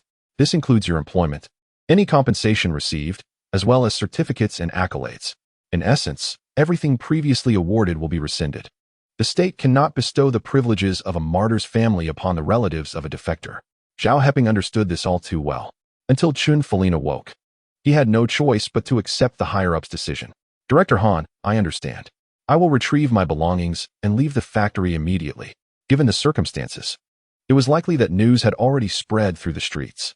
He needed to return home quickly to prevent his mother from suffering undue distress. All right, Director Han nodded, saying no more. Chapter 45. Everything must be reclaimed. Zhao Heping turned and opened the door to the director's office, only to encounter the silhouette of Wang Lasen. It appeared this scoundrel had been eavesdropping outside all along. Zhao Heping narrowed his eyes and strode back to the screening room. Outside, the factory's loudspeaker continued to broadcast tales of heroism for which he had been celebrated during the rescue. Heping, is what Director Han said true? Did your father really defect abroad? Wang Lashing appeared utterly astonished, exclaiming loudly, his demeanor suggesting a desire for chaos. His intentions were deliberate. He aimed to ensure that everyone was aware of the situation. The matter of military defection warranted zero tolerance from all. Should others become aware, it would not take an hour for the news to spread throughout the factory. By the end of the workday, half the city would be informed. Consequently, as the family member of a defector, Zhao Heping would become a pariah, universally condemned. Regarding the flattering remarks made by Che Shuqin about Zhao Heping, it was evident that once spoken, they could not be retracted. Zhao Heping squinted at Wang Lashing. He had no desire to squander time at that moment. Yet Wang Lashing's actions were utterly reprehensible. Thus, he leaned in and whispered, Wang Lashing, if you wish to prevent your misdeeds from reaching the ears of young women, you ought to remain silent. Indeed, Wang Lashing promptly complied, his eyes wide with shock. How had Zhao Heping uncovered his clandestine actions? If Director Han were to learn of this and launch a thorough investigation, what if any trace were discovered? His fate would be sealed. Consequently, he immediately fell silent. Like a clam shut tight. With nothing to lose, Zhao Heping was already in a precarious position. Many would revel in his downfall, and he had no intention of leading the charge. Wang Lashing reconsidered his approach and quickly adjusted his strategy, saying, Heping, I am genuinely concerned for you. Enough with the jokes. Let me assist you in packing your belongings. He moved closer, helping Zhao Heping gather his personal effects. Having only been at work for a few days, Zhao Heping's possessions consisted of merely a lunchbox and some study notes. A swift collection ensued. all neatly placed into his army green canvas backpack. Master Feng, Lasheng, I am leaving. When I return, we shall continue our discussions on film knowledge, Zhao Heping announced, hoisting the heavy backpack onto his shoulders. We will await your return, Feng Baoyang replied, with Wang Lasheng nodding in agreement. Anxious to return home, Zhao Heping wasted no time and exited the projection room with his pack. Both Feng Baoyang and Wang Lasheng accompanied him to the door. Observing Zhao Heping's retreating figure, Wang Lasheng scoffed, "Return? Huh. The family of a defector will be fortunate if they are not dragged into the streets for public denouncement, let alone expect to return to work. What a delusion." Feng Baoyang, with a simple demeanor, remained silent. After Wang Lasheng's remark, he suddenly heard Che Shuqin's voice over the loudspeaker, announcing, "We now continue with the broadcast of good deeds, featuring Comrade Zhao Heping from our factory's projection room, who during an off-site screening." Wang Lasheng's expression darkened instantly. He strode directly to the broadcasting room without knocking, interrupting Che Shuqin, who was about to play the segment for the third time. Che Shuqin was visibly displeased, having remembered to turn off the amplifier first. "Wang Lasheng, did I not previously instruct you that without my permission, you were not to approach me? You have chosen to disregard my words, have you not? Very well. I shall inform Director Han and have him deal with you," she declared, moving towards the door, only for Wang Lasheng to hastily block her path. "Shuqin, I rushed over here for your sake. Do you know? Zhao Heping has encountered a grave situation. His father has defected on the battlefield, and the factory director has just dismissed him. To continue broadcasting his commendable deeds under these circumstances is a gross error, is it not?" Her words caused Che Shuqin's eyes to widen in disbelief. What? Zhao Heping's father defected on the battlefield? She was genuinely taken aback. From a martyr to a traitor? How could this possibly be true? Yet, if the factory director has made the decision to expel Zhao Heping, it signifies that the matter has been confirmed. Transitioning from the family of a martyr to that of a defector is akin to plummeting from paradise to hell. No, I must confront Zhao Heping. After the initial shock, Che Shuqin found it unfathomable and resolved to seek out Zhao Heping to inquire directly. Her reaction ignited a flame of fury within Wang Lasheng. He had long pursued Che Shuqin. When had she ever shown such concern for him? What right did Zhao Heping have to elicit such attention? "Shuqin, you cannot go." Wang Lasheng once again obstructed her path. Noticing her rising frustration, he hastily added, "Heping has been expelled by the factory director. He left to gather his belongings and has likely already exited the factory grounds. You will not find him." Upon hearing that he had already departed, Che Shuqin regained her composure. She realized her reaction had been excessively hasty and caring, and she awkwardly replied, "All right then, I want to go. It's just that Zhao Heping saved my sister. My brother-in-law has been insistent that the factory publicizes his good deeds." Wang Lasheng nodded vigorously. "I am aware of that. But your brother-in-law has already visited his home to express gratitude. The family of a defector is doomed to misfortune. It is best to keep your distance from Zhao Heping at this time to avoid any suspicion regarding your own stance. I am doing this for your own good." Che Shuqin fell silent. In name, she truly had no connection with Zhao Heping. With the state suspecting Zhao Heping's father of defection, the family of a defector would undoubtedly face interrogation or even surveillance. At this juncture, she indeed should not entangle herself with Zhao Heping. However, as she recalled Zhao Heping discussing films with her and saving her cousin, an inexplicable impulse surged within her heart. "All right, I understand." Ultimately, Che Shuqin chose to take no action, turning back toward the broadcasting room and inadvertently locking Wang Lasheng outside. He, however, was unconcerned, as he felt a sense of triumph. Zhao Heping had nearly outshone him, but how did it end? Before he could even act, misfortune befell him. "Serves him right." Wang Lasheng spat disdainfully and leisurely returned to the screening room. Meanwhile, Zhao Heping had arrived back at the courtyard. Upon entering, he found the street office director, Wang, had indeed come, accompanied by comrades from the armed forces. They were conducting a search of Zhao Heping's home and scrutinizing various correspondence. Upon seeing Zhao Heping's return, Director Wang promptly stated, "Zhao Heping, you should have heard from Factory Director Han by now. Shouldn't you? Your father has defected, and consequently, all previous martyr certificates, bereaved family insignias, and associated welfare benefits must be reclaimed by our community. I have already retrieved most of these, including a compensation of 450 yuan. Your mother has contributed some, claiming that the remainder is in your possession. Hand it over, please." Chapter 46. Only widows actively lend money. All these arrangements were made by the community office, and thus, it is imperative to recover everything diligently. However, Zhao Heping has spent some of that money on purchasing tickets, rice, flour, and other necessities. Additionally, he dispatched Zheng Dingfu to Taojia village to gather news about Shen Qingru, which further depleted his funds. Now, merely 380 yuan remains. Zhao Heping entrusted his mother with 300, keeping a little over 80 for emergencies.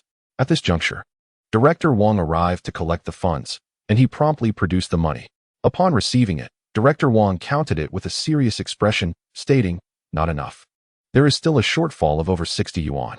This compensation is a state expenditure, and it must be reclaimed in full."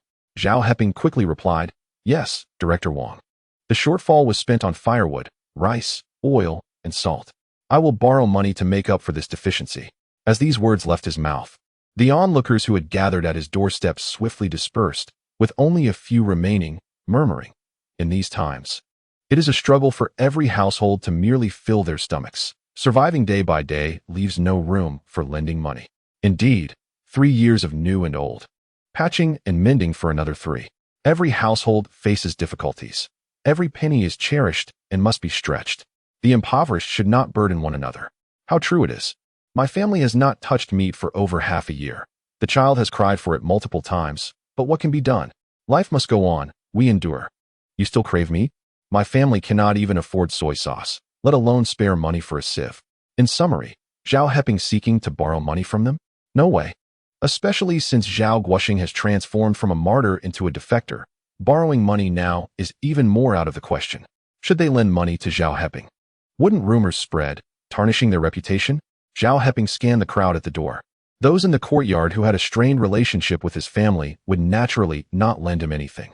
Among those close to him were Aunt Shin from the front courtyard, Uncle Wu from the middle courtyard, Aunt Lu, Aunt Wang from the back courtyard, and Zhu Chunmei. Both Aunt Shin and Aunt Lu had left as soon as the topic of borrowing money arose. Uncle Wu had yet to finish work. Although Aunt Wang's family was affluent, they were particularly wary of others taking advantage of them, especially considering how her family members had once charmed their way to Zhu Chunmei's doorstep under false pretenses. Zhao Heping was reluctant to become entangled with such character. Thus, only Zhu Chunmei remained. Yet, as a widow raising a child, she too faced hardship, with her sole reliance being the compensation received upon her husband's death. Asking to borrow over 60 yuan felt somewhat daunting to Zhao Heping. Noticing his evident discomfort, Zhu Chunmei stepped forward and said, "Heping, neighbors should support one another. Just tell me how much more you need. I will lend it to you." The words elicited surprise among those nearby, all eyes turning toward Zhu Chunmei. However, she displayed no signs of hesitation, awaiting Zhao Heping's response. Director Wang, unable to contain himself, stepped from the room to the doorway and interjected, "We still require 63 yuan and 75 fun." It was a rare occasion to encounter someone willing to lend money, and she could not afford to be negligent. Otherwise, should Zhao Heping be dismissed, left without employment or income, reclaiming that compensation would prove exceedingly difficult. "Very well. I shall return home to retrieve it," Zhu Chunmei affirmed, promptly turning to fetch the funds. The total amounted to 63 yuan and 75 fun, a mix of coins and notes. As Zhao Heping observed the money in her hands, he silently resolved to repay this act of kindness manifold in the future. Zhu Chunmei presented the money to Director Wang, inquiring, "Please, could you verify if the amount is correct?" Naturally, Director Wang counted it, doing so 3 times in front of everyone present, ultimately confirming, "Yes, not a single fun more, not a single fun less." At this point, the certificates of sacrifice, the compensation certificates, and the honorary plaques for the martyrs had all been retrieved, thereby fulfilling her duty. Director Wang sighed in relief. At that moment, the comrades from the armed forces had completed their search and approached, stating, "Comrade Zhao Heping, we have a few more questions for you. Please, come inside." Zhao Heping understood that in matters pertaining to defection, the leniency displayed by not detaining family members for questioning was already considerable. Upon entering the room, the door was promptly closed behind him, ensuring that the ensuing interrogation and inquiries remained unheard by anyone, even Director Wang, who was left outside. "Comrade Zhao Heping, were you aware in advance of your father Zhao Guoxing's defection?" "No," he replied. "What is your opinion regarding your father's defection?" Typically, individuals would express unwavering loyalty to the state on such matters. However, Zhao Heping was no ordinary person. Having been reborn, he knew that his father was a fallen hero. Thus, he faced the comrades from the armed forces without trepidation. I believe the military's conclusion regarding my father's defection is exceedingly hasty. Firstly, there is no evidence. All that exists are superficial assumptions, a mere conjecture stemming from the inability to locate my father's remains. To assert that my father defected based on such uncertain grounds is utterly incomprehensible to me. Furthermore, my father was a seasoned soldier. His conduct in the military and on the battlefield is well documented. It is entirely accurate to say he bore no shame in his uniform. For such a person to suddenly defect under mysterious circumstances on the battlefield seems implausible. Therefore, I assert that my father did not defect. I request that the organization relay my sentiments to the military and initiate a new investigation. The circumstances surrounding this defection are suspicious and, in my previous life, never occurred. If Zhao Heping wished to lead a peaceful life, he must first unveil the truth behind this matter. Otherwise, the stigma of being a defector's family member would suffice to mire him in insurmountable disgrace.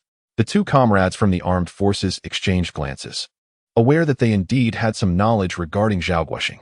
There is no other explanation. The individual in question is indeed a seasoned veteran, having faced life and death on the battlefield, valiantly protecting his comrades, and routinely sending his allowances to injured comrades. Each instance serves as a testament to his unwavering spirit. Furthermore, upon their investigation and meticulous review of the correspondence, they discovered that Zhao Guoxing possessed an even greater capacity for compassion than they had initially perceived. He consistently expressed concern for others, insisting on providing assistance to help alleviate their burdens. Could such a person, after enduring countless trials and warfare, suddenly choose to defect? The military's determination of defection, made in the absence of evidence, is rather hasty. Very well, we will convey your concerns to the higher authorities.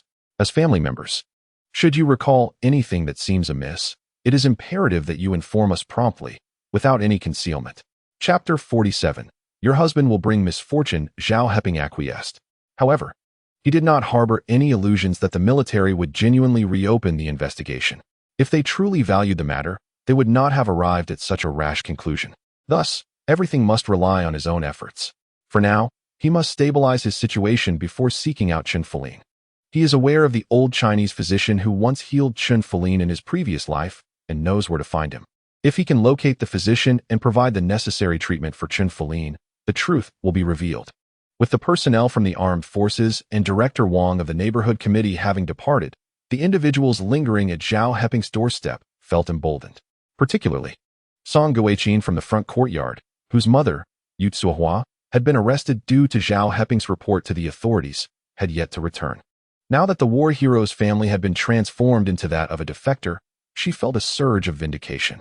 Retribution, indeed, was at hand. What had been said about the insult to the families of martyrs had culminated in her mother's arrest by the police. And now, having a father branded as a defector was a source of shame. How disgraceful. Song Guoqin, in her agitation, spat words vehemently. Zhao Heping regarded her with a disapproving shake of his head. Song Guoqin, I see the marks of misfortune on your visage. It would do you well to cultivate some virtue. Otherwise, within half a month, I fear you may invite calamity upon Baokai. His warning was not mere hyperbole. He recalled that shortly after returning from Taojia village to the courtyard, Sun Baokai had met with misfortune, losing 2 fingers in an accident. Incensed, Song Guoqin retorted, Zhao Heping, do you dare curse me? Just watch as I tear your mouth apart. With that, she lunged forward, clutching her son, attempting to grasp Zhao Heping. Her lack of hygiene was evident, with dirt embedded beneath her fingernails, and Zhao Heping, fearing tetanus, swiftly evaded her grasp. I did not curse you, Song Guoqin. You are aware that I spent over a year in the countryside as a youth, learning various things, including fortune-telling. Remember my words today. You would do well to accumulate virtue. Otherwise, my predictions will soon come to pass. His conviction resonated, leaving the onlookers exchanging glances. Zhao Heping had been known to them since childhood, a man of integrity who had never been known to lie. Could there be truth to his words? In this day and age, while everyone publicly denounced superstitions, their hearts were often more credulous than they cared to admit, especially during festive occasions. People purchase paper money and discreetly find a place to burn it. When it comes to matters of metaphysics, there is a prevailing sense of reverence. Thus, at such times, The populace tends to believe in it to some extent. Song Guiqin, hindered by her child and apprehensive about causing any harm, chased after Zhao Heping for a brief moment before reluctantly halting. Pointing at Zhao Heping with disdain, she declared, "Fine, just you wait. Once Baokai returns, I will ensure he comes to deliver you a beating. How dare you spout such nonsense, you traitor's son." Her anger was palpable. Not only had she failed to regain face, but she also felt utterly humiliated. Although she did not believe a single word Zhao Heping uttered, such curse-like statements were irksome to anyone who heard them. Clutching her son, Song Guiqin returned home to await son Baocai's return from work, eager to lodge her complaint. As she departed, the remaining individuals noticeably subdued, refraining from any derisive remarks. Zhao Heping, however, paid them no mind. Recognizing that the inhabitants of the courtyard were akin to reeds swaying in the wind, easily influenced by the prevailing breeze, he intended to find Chun Fulin and awaken him to reveal the truth. At that point, the community would undoubtedly alter their perceptions of his family. Human nature being what it is, he would not dwell on any perceived injustices. "Sister Chunmei, I am immensely grateful to you this time. I shall repay your kindness twofold in the future," Zhao Heping earnestly expressed to Zhu Chunmei. He held her assistance in high regard, akin to a timely gift amid hardship. "Very well," Zhu Chunmei replied. Zhao Heping remained concerned about his mother's health. After such a considerable shock, he feared that the personnel from the armed forces and the street office might leave, causing her to falter. Thus, after expressing his gratitude to Zhu Chunmei, he hastily retreated indoors. However, those lingering at the door did not disperse. Instead, they leaned closer to Zhu Chunmei and whispered, "Chunmei, you are still too young. How could you lend money to Zhao Heping? He has become the relative of a defector, uncertain of his own ability to provide for himself. How could he repay you? Indeed, lending him money would be akin to drawing water with a basket," they lamented. "Your funds were earned at the cost of Jiaming's life. It would be a tragedy to see them wasted. I feel for you." Who could disagree? "Chunmei, you must keep a close eye on Zhao Heping. Do not let him sell off anything. Otherwise, you will never see a penny returned," they opined, believing themselves to be well-meaning, feigning concern for Zhu Chunmei. In truth, they simply did not lend money, and now they awaited Zhu Chunmei's regret for her generosity. Zhu Chunmei smiled faintly and replied, "It is all right. I trust Heping. Moreover, since marrying into this family, Aunt Su has always treated me kindly. I wish to assist such a neighbor. It was her money, and she alone would decide how to use it." She had previously stated that if Zhao Heping's family required help, she would certainly offer her assistance. Her words were steadfast. The women advising her exchanged glances, realizing that it seemed unlikely Zhu Chunmei would regret her decision now. They could only wait to see how she would feel when Zhao Heping was unable to repay her. After saying a few more words, Zhu Chunmei returned home. The remaining few walked a little farther away and then whispered, "Why do you think Widow Zhu is willing to lend Zhao Heping so much money? That's over 60 yuan, equivalent to 2 months of our family's wages." Indeed, I was also surprised that this young widow did not wait for Zhao Heping to ask for it. She stepped forward and offered the money herself. "Absolutely. I find it rather peculiar as well. Do you recall what Wang Lasen said that morning? Is it true?" "Yes, it struck me too." Wang Lasen seemed to imply that there is something inappropriate between Zhao Heping and Widow Zhu, where there's smoke, there's fire.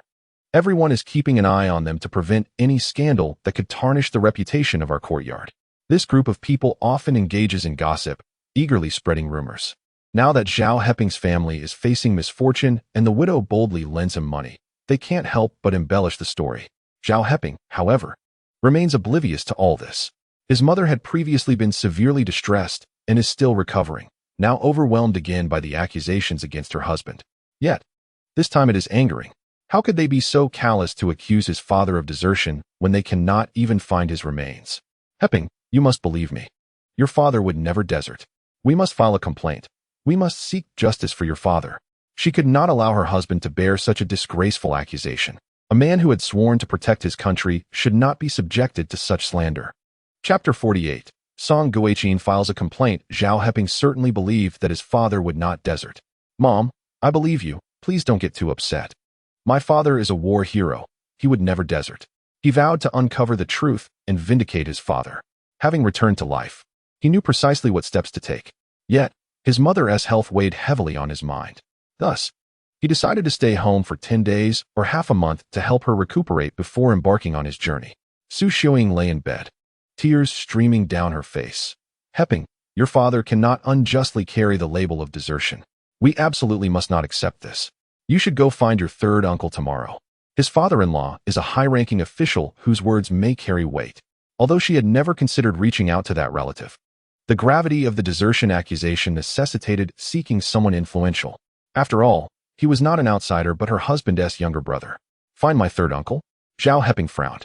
This uncle, having become a son-in-law to a prominent family for his career, had entirely severed ties with their side of the family. In his previous life, even when he earned money, this uncle had looked down upon them. Now that his father was labeled a deserter, it would be surprising if the uncle were willing to assist. Nevertheless, to comfort his ailing mother, Zhao Heping agreed.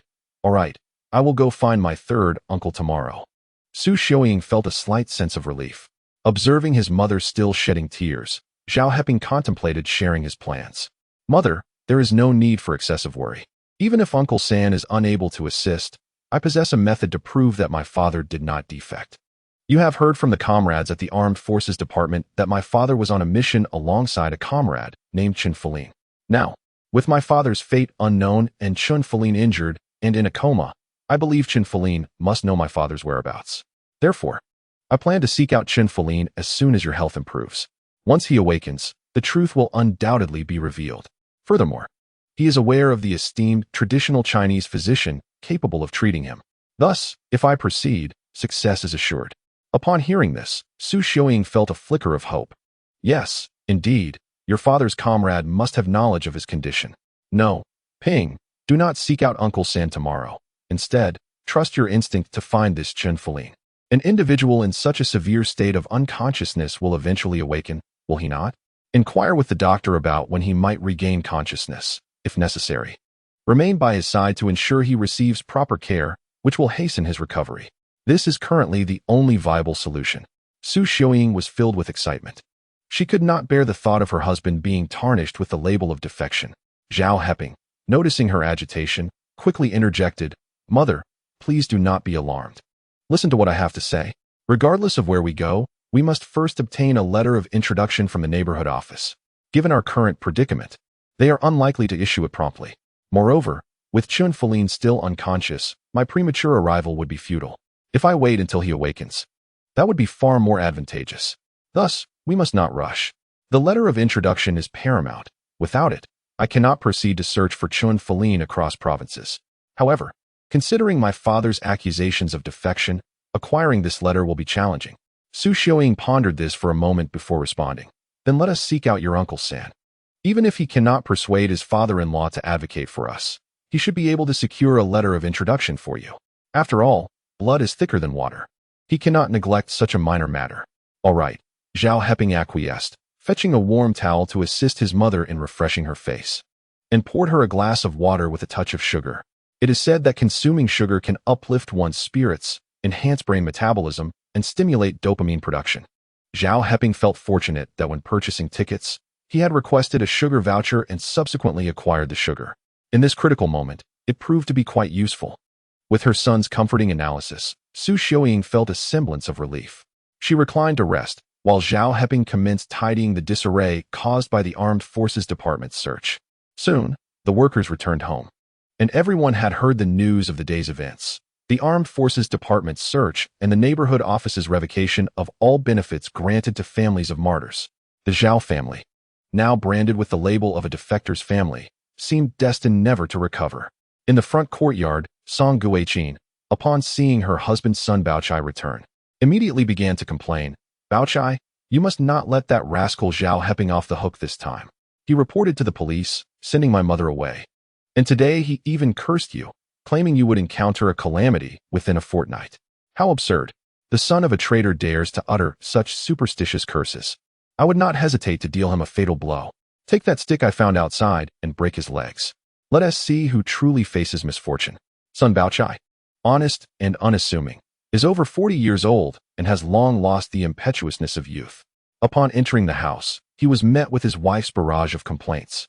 With a resigned sigh, he embraced their son, then stated, I shall not go. I have long advised you to maintain good neighborly relations in this courtyard. When my parents passed away, Zhao Ping often lent a helping hand, and now you expect me to kick someone when they're down. I cannot do such a thing. Furthermore, since your mother arrived at the courtyard, she has been embroiled in quarrels and has offended many with her unscrupulous behavior. A few days in detention might serve as a lesson for her. He cared for his wife, yet witnessing her and his mother-in-law provoke conflict troubled him greatly. Thus, he secretly longed for an opportunity to temper their ways. Regrettably, his monk-like disposition, paired with his excessive indulgence of his 20-something wife, had fostered a sense of entitlement within Song Guiqin. Now, without any support for her grievances, she began to berate Sun Baochai, pointing an accusatory finger at him. How dare you turn against your own? If it were not for me bearing you a son, your family would have been extinct. In times of trouble, you side with outsiders. What are your true intentions? I ask you, if Zhao Ping bullies me, will you not seek vengeance on my behalf? Sun Baochai was not heartless. Zhao Ping's family was currently in dire straits, and he could not bring himself to further harm them. Chapter 49. The one truly concerned for the widow seeing her husband remain silent and seemingly indifferent to her plight, Song Guiqin erupted into tears and tantrums at home. Sun Baochai held their son, silent and allowing her to vent her frustrations. The commotion attracted numerous onlookers from the courtyard, curious about the disturbance. What could Song Guiqin be lamenting now? Perhaps she was demanding Baochai confront Zhao Ping? After all, Zhao Ping had accused her of being a harbinger of misfortune, claiming that Sun Baochai would meet with calamity within a fortnight. It would be surprising if Song Guiqin were to let such a curse go unchallenged. Indeed, she was not one to suffer in silence. Only days ago she refrained from causing a scene out of respect for Zhao Ping's status. Now that he was no longer a figure of authority, it was unlikely she would hold her tongue. But was Zhao Ping's assertion true? Could Song Guiqin truly bring misfortune upon her husband? Who could say? Perhaps he made the claim out of fear of her sharp tongue. Zhao Ping's fate seemed grim. Having provoked Song Guiqin, he would likely face turbulent days ahead. Everyone knew that Song Guiqin and her mother were not to be trifled with, and people generally steered clear of them. As Zhao Ping's family found themselves in unfortunate circumstances, it was hard to believe that Song Guiqin would allow them any peace. The onlookers eagerly anticipated the unfolding drama, although those who maintained good relations with Zhao Ping had wisely remained indoors, avoiding involvement. Aunt Wang was at home, recounting to her husband and son the events concerning Zhao Heping's family that had transpired that day. I had already been aware of this matter while at the factory. Wang Lasen felt no sense of peculiarity about it. Zhao Heping, who had merely spent a year as a sent-down youth in the countryside before returning to work in the factory, foolishly sought to overshadow me. He deserved his misfortune. To be honest, I had already been preparing to deal with him, and this development conveniently simplified things. Upon hearing this, his father, Wang Baojiang, furrowed his brow and admonished him sternly, "Silence! What utter nonsense are you spouting? I have long told you that there are no secrets that remain hidden. If you aspire to achieve great things, you must learn to be patient and keep your mouth shut. What good can come from spreading such words? You are no longer a child. Why have you not learned your elder brother's composure?" This reprimand left Wang Lasen speechless, unable to retort.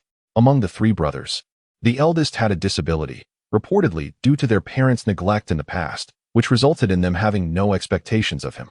The second brother was the pride of the family. Thus the youngest, Wang Lasen, found himself perpetually compared to his exemplary sibling. This fueled a determination within him to marry Che Shuqin and surpass his brother. Aunt Wang, feeling a pang of sympathy for her son, quickly intervened, saying, "Enough already. Chunsheng is promising, and Lasen is not lacking either. Lasen is now a film projectionist, earning a decent salary with good benefits. How many around can match his status? And you dare to criticize him?" Wang Baojiang merely snorted in response, declaring, "I am his father. I critique him for his own good. If I do not take the time to ensure that Chunsheng and Lasen are capable, who will care for Yushan when I am no longer around?" At the mention of their eldest son, both parents cast a glance toward his room. It was a small partition space without a door. Even in broad daylight, the curtains were drawn, casting the interior in darkness, rendering it impossible to discern what lay within. Wang Baojiang could not help but let out a sigh. Aunt Wang, feeling a twinge of discomfort, hastily shifted the topic, saying, "Today, when the incident at Zhao Heping's house occurred, I stayed indoors. I heard that Director Wang of the street office retrieved the compensation funds. Zhao Heping had no money, and it was Zhu Chunmei who provided the funds. Don't you think that little widow is overly generous with Zhao Heping's family? 60-odd yuan, and she readily offered it. In these times, let alone 60 yuan. Even 6 yuan is enough for a family's monthly expenses. How can a widow with a child, without a job, afford to part with her late husband's compensation? With Zhao Heping and his mother branded as the family of a deserter, and having lost their jobs, who would lend them money without it being a lost cause? How does Zhu Chunmei dare to do so? Wang Lasen interjected, it's not surprising. That night when my brother was beaten, the widow surely witnessed it. She harbors no fondness for my brother, naturally feeling grateful towards Zhao Heping. Lending money is merely a trivial matter for her. Perhaps the little widow has developed feelings for him? Upon uttering this, a lewd grin spread across his face. Yet, mere moments later, a sharp slap resounded upon his head. Wang Yushan, the eldest son of the Wang family, stood behind his younger brother, his face darkened with displeasure. Moreover, with his head bound in bandages and a sinister expression etched upon his face, he appeared exceedingly fearsome. Wang Lasen dared to utter another word, and I shall strike you down. This menacing proclamation was articulated through gritted teeth by Wang Yushan, leaving no room for doubt regarding his intent. Upon realizing that it was his elder brother addressing him, Wang Lasen quickly retorted, "Brother, I was merely jesting." "This is no jest," Wang Yushan replied, his countenance still darkened. "Let me make myself abundantly clear. Should anyone dare to speak ill of Chunmei, I will not hesitate to eliminate them, even if that person happens to be my own brother. Should you doubt my resolve, feel free to test me." With that, he turned away, limping back into his small, dimly lit room. Having received an undeserved reprimand, Wang Lasen could only cast a glance at his parents. Wang Baojiang let out a cold snort. "Well done. I had warned you earlier that misfortune arises from careless words, yet you refused to heed my counsel. Now, you've learned your lesson, albeit the hard way." Aunt Wang added, "Indeed, Lasen, you are well aware of your brother's affection for Zhu Chunmei. Refrain from such foolish talk in the future. I have heard you claim that Zhu Chunmei's relationship with Zhao Heping is improper. Such remarks must not be repeated. Who knows? Perhaps Zhu Chunmei could become your sister-in-law one day. Therefore, guard your tongue, lest you tarnish her reputation." After enduring punishment and parental scolding, Wang Lasen, with no other choice, complied. "All right, I understand." However, internally, he remained rather disdainful. Is she merely a widow? Damaging her reputation would provide leverage. Otherwise, how could such a charming young widow possibly consider marrying my elder brother? Yet, his brother's peculiar disposition and their parents' protective nature left Wang Lasen with little room to voice his thoughts. Ultimately, whether or not he could marry her was of no concern to him. Presently, Zhao Heping's misfortune ensured he would no longer appear before Che Shuqin, thus eliminating any threat. Consequently, as long as he remained persistent, a girl like Che Shuqin would eventually be won over by his charms. With this thought, he began to scheme.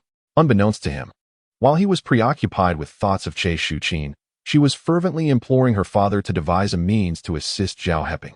In Che Shuqin's eyes, Zhao Heping was a good person, and such a person should not be deprived of his livelihood due to the transgressions of his family. Chapter 50. Has something truly gone awry? A good person? What of it? Her father admonished, "A soldier who defects on the battlefield is a traitor to the nation. It is fortunate that your family has not been apprehended, yet you wish for me to preserve his employment?" Che Yumin gazed at his daughter with exasperation. A defector is an irredeemable sinner. Not only should he be condemned, but even associating with him could lead to dire consequences. Does my daughter lack discernment? However, Che Shuqin felt unjustly treated and sought to express her thoughts, only to be interrupted by Che Yumin. "There are no buts. A mere few days of employment at your factory does not warrant your concern. Furthermore, even if he saved your cousin, gratitude should come from her family, not you. Do not take it upon yourself to create trouble for our family." He certainly did not wish to be implicated because of a stranger. Che Shuqin fell silent. Since her father was being unreasonable, she resolved to visit her cousin in the hospital the following day. Zhao Heping was her cousin's savior, and she could not simply disregard him. Having made up her mind, Che Shuqin ignored her father, returned to her room, closed the door, and began to write in her diary. Keeping a diary had always been her habit. On days when nothing significant occurred, she would jot down notes about the weather and work. Recently, her entries had been extensively devoted to Zhao Heping. For instance, there was the conversation they had about the film The Visitor on the Icy Mountain, and that night when he rescued her cousin. Engaging in a lively discussion with her cousin's husband at the hospital, Che Shuqin gazed at her diary, lost in thought for a considerable time. Outside, her mother, concerned that her daughter might be upset, peeked in and later expressed her worries to her husband. Yuman, I can't shake the feeling that Shu Qin seems a bit out of sorts. Could it be that she has developed feelings for that young man, Zhao Heping?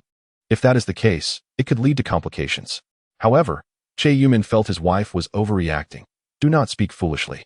You know well how discerning our daughter is. What kind of young man has pursued her? Look at whom she has ever fancied. Zhao Heping has only been at the steel factory for a short while. I cannot believe our daughter would take a liking to him. Perhaps she is simply grateful to him for saving Peiji, and she wishes to show her appreciation. He is an insignificant fellow, not worth concerning ourselves over. Very well, replied Che's mother, though she still felt a twinge of unease. Who says one cannot fall for someone after only a few encounters? What if it were love at first sight? However, as her daughter had not disclosed anything, she refrained from jumping to conclusions and chose to harbor her doubts silently. The next day, upon arriving at work, Che Shuqin first broadcasted the news and newspaper summaries from the Central People's Broadcasting Station. After completing these tasks, she made her way to the screening room, which now only housed Feng Baoyang and Wang Lashen. Upon seeing Che Shuqin, Wang Lashen was pleasantly surprised. Shuqin, are you here to see me? With Zhao Heping dismissed, he concluded that she must be seeking him. Wang Lashen felt he had finally glimpsed the light after the clouds dispersed. Che Shuqin merely acknowledged him with a sound, standing at the doorway without entering the screening room, and waved her hand. Wang Lashen, step outside for a moment. With a sense of urgency, Wang Lashen hurried out, grinning as he said, What can I do for you, leader? Che Shuqin regarded his frivolous demeanor with disdain, feeling a surge of annoyance, and adopted a serious expression. Be serious. I have a question for you. You and Zhao Heping live in the same courtyard. How is he faring now? At the mention of Zhao Heping, Wang Lashen's expression darkened immediately. Zhao Heping had been dismissed. Why was Che Shuqin still so concerned about him? Could it be that she genuinely harbored feelings for that young man? Observing Wang Lashen's sullen face, Che Shuqin poked him and pressed on. I am asking you a question. How is Zhao Heping doing? Is anyone giving him a hard time? Her inquiries incensed Wang Lashen to the point of physical discomfort. However, before he could confront Che Shuqin, he dared not express his anger towards her. He managed to force a smile and said, Why is no one making things difficult? Shuqin, Zhao Heping is now the family of a defector, and no one respects him. Moreover, yesterday, the armed forces and the street office visited Zhao Heping's home. They searched and interrogated him. It was fortunate that he was not taken away. Do you know? When the martyr's compensation was reclaimed from Zhao Heping, he had no money and had to rely on a widow, who was on friendly terms with him, to cover it. Now, Zhao Heping has a tarnished reputation in our courtyard. Just yesterday, he quarreled with Sun Baochai's wife in the front yard, cursing her with a face that brings misfortune to husbands, claiming that Sun Baochai would suffer a calamity within half a month. You see, with such curses steeped in superstition, if this spreads, he might be taken away by the authorities. He has slandered Zhao Heping in every conceivable way. Hearing this, Che Shuqin became increasingly anxious. Just as she was about to inquire further, she saw Zhang Shirxiu, the workshop director from the 9th workshop, running down the corridor. Zhang rushed into the factory director's office, breathlessly exclaiming, Director, something has happened. Something has happened. The steel plate in the rolling mill was unbalanced and collapsed, injuring Sun Baochai, who had 2 of his fingers crushed. He has already been sent to the medical room. Moreover, Guo Jingye was also struck and is bleeding from the head. No one dares to move him. You must go and take a look. This is a production accident, and potentially a fatal one, which will lead to accountability. He could not handle it himself and had to seek out Director Han personally. Upon hearing this, Director Han immediately sprang to his feet and dashed out of the office. While running, he instructed, Quickly, let the medical staff see Guo Jingye first. Do not waste time. They should accompany him and take him straight to the hospital. Also, send Sun Baochai along and dispatch the factory's transport vehicle, quickly. At this moment, every second counted, otherwise, it might cost a life. Zhang Shirxiu hurried to execute the orders. In the corridor of the office, many people emerged upon hearing the commotion. Wang Lashen and Che Shuqin, however, stood in a state of shock. They had just been discussing Zhao Heping's prediction that Sun Baochai would face a calamity. And now, immediately following that conversation, Sun Baochai had indeed encountered trouble. It felt too uncanny. Wang Lashen, do you think Zhao Heping truly possesses the ability to read faces? She asked, already convinced to a degree. There aren't so many coincidences in the world. Furthermore, She inherently believed in the mysterious ties of fate and thus had a measure of faith in the esoteric arts. Additionally, she had confidence in Zhao Heping, whom she had known for only a few days. At that moment, Wang Lashing felt a sense of unease as well. Zhao Heping had gone to become a youth cadre in a rather remote area, and it was said that the more secluded the place, the more likely one might encounter some sinister practices, such as spirit possession. If Zhao Heping had indeed learned some malevolent skills and his curses could come true, then offending him would pose a constant threat. Chapter 51. The accident seems to be man-made. Wang Lashing recalled her father's words. Calamity comes from the mouth. If one wishes to deal with someone, it is best to devise methods in private and certainly not to offend anyone openly. As he was lost in thought, Che Shuqin nudged him, startling Wang Lasheng into a shiver. Che Shuqin looked at Wang Lasheng with surprise and inquired, "What is wrong with you? Why does your face look so ghastly? I asked you earlier if Zhao Heping truly has the ability to read faces, and you haven't answered me yet." At that moment, Wang Lasheng had neither the inclination nor the composure to respond.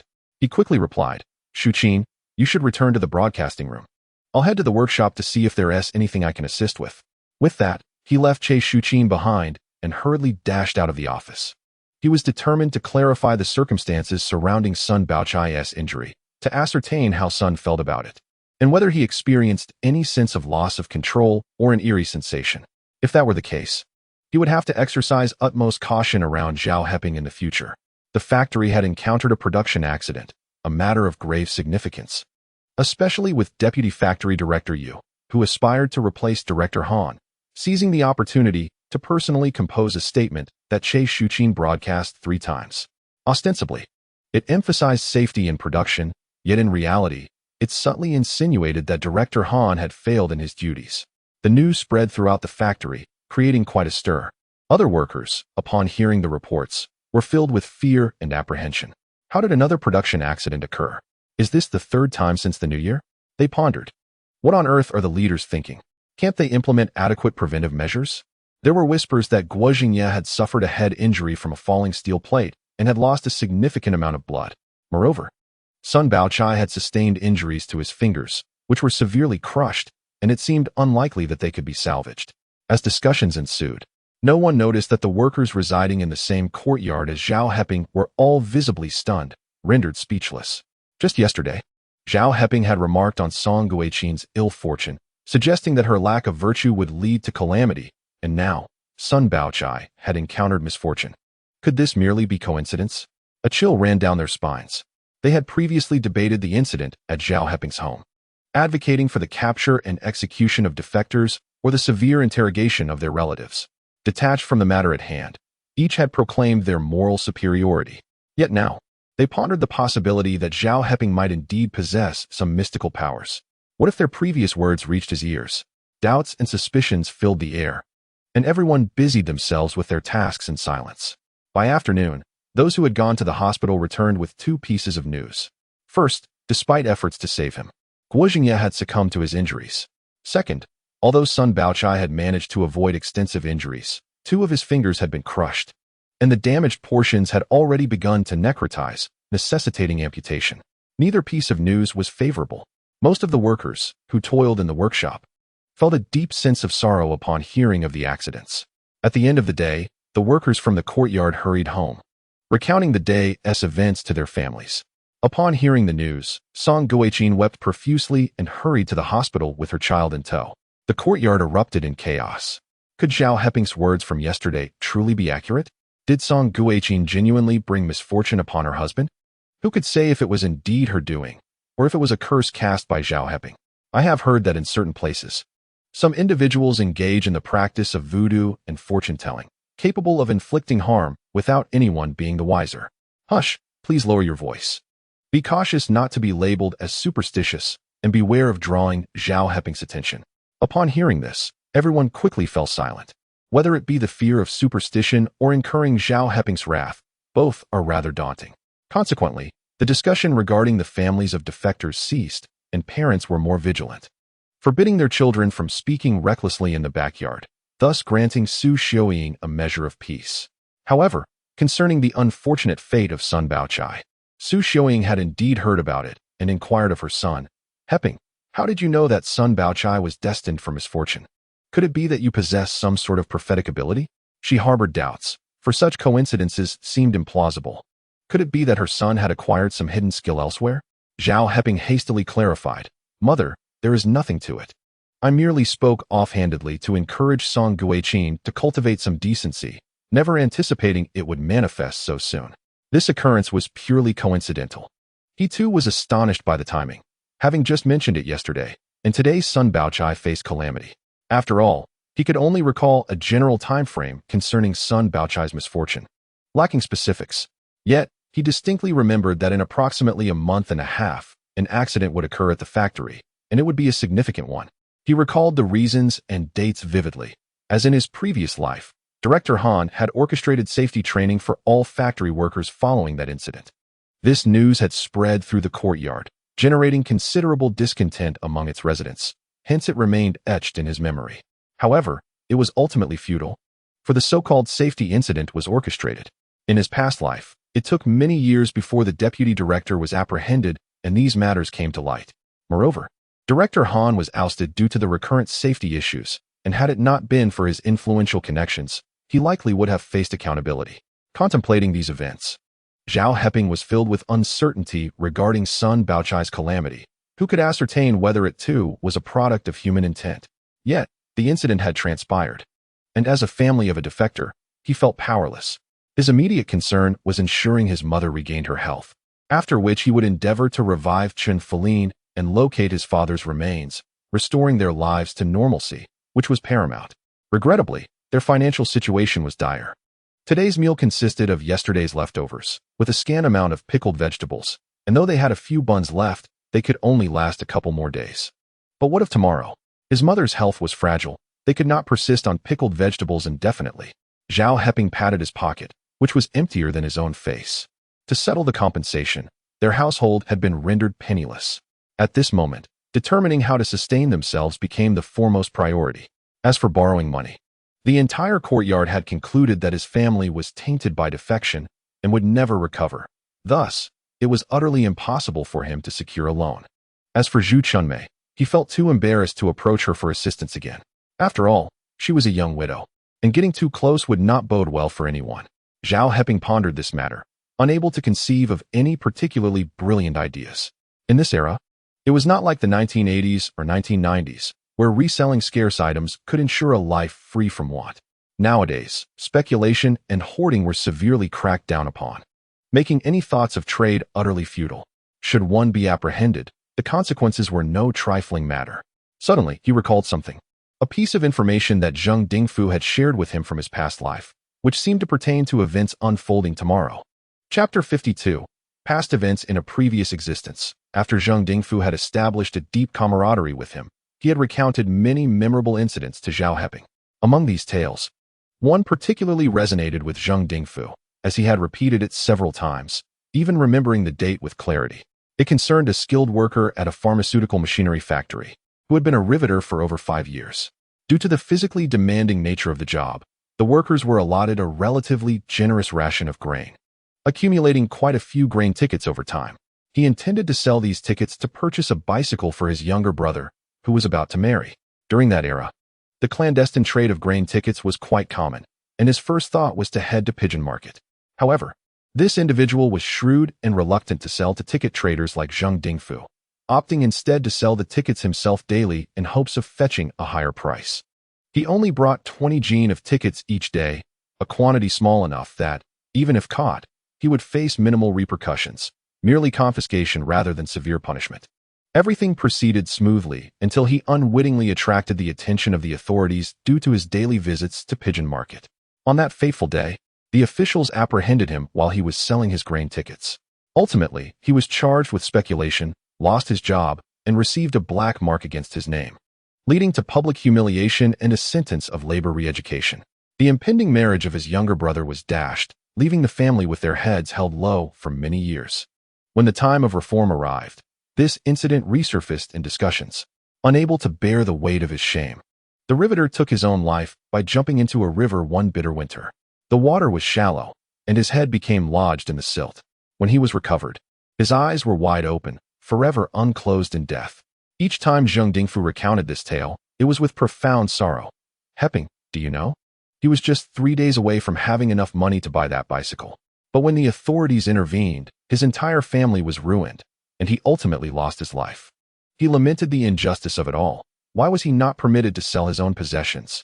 How could selling his own goods be deemed a crime worthy of persecution? Even though he had already begun to earn money alongside Zhao Heping, reflecting on those bygone days left him bewildered. Zhao Heping distinctly remembered Zheng Dingfu's mention of the 3 days and casually inquired about the date, confirming it was indeed tomorrow. With this realization, Zhao Heping felt a sense of purpose. He would go to rescue that riveter tomorrow. Surely, lending him a bit of money in gratitude would not be unreasonable. As for whether he would recognize the individual, Zhao Heping harbored no concerns. Zheng Dingfu had previously mentioned that the man had never engaged in such activities, and thus exhibited a demeanor of guilt when selling grain tickets. Each time, he adhered to a strict schedule and donned his work uniform, carefully circling Pigeon Market 3 times. On the surface, it appeared to be a mere search for a red-sleeved garment. However, it had become the most conspicuous presence. The red sleeve was initially overlooked, yet it soon became a focal point due to an individual who frequented the area daily, circling 3 times as if to provoke. Ultimately, the red sleeve apprehended him. The man's furtive demeanor, clad in work attire and making his rounds, drew attention. These elements combined made it easy for Zhao Heping to recognize him. Nevertheless, he needed to arrive early, ahead of this individual.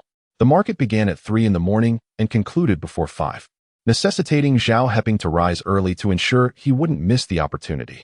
Resolute in his decision, he felt a sense of calm. Everything would hinge on the following day.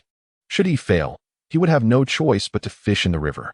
That evening, Zhao Heping heated a modest meal, allowing his mother to consume the scant vegetables available while he settled for half a steamed bun.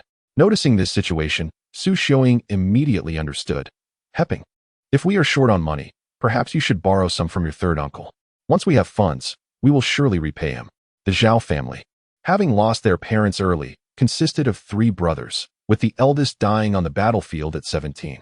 This left Zhao Guoxing, the second brother, and his younger sibling relying on one another. Thus, Zhao Laosan had been raised by Zhao Guoxing, making it seem reasonable to borrow a bit of money now.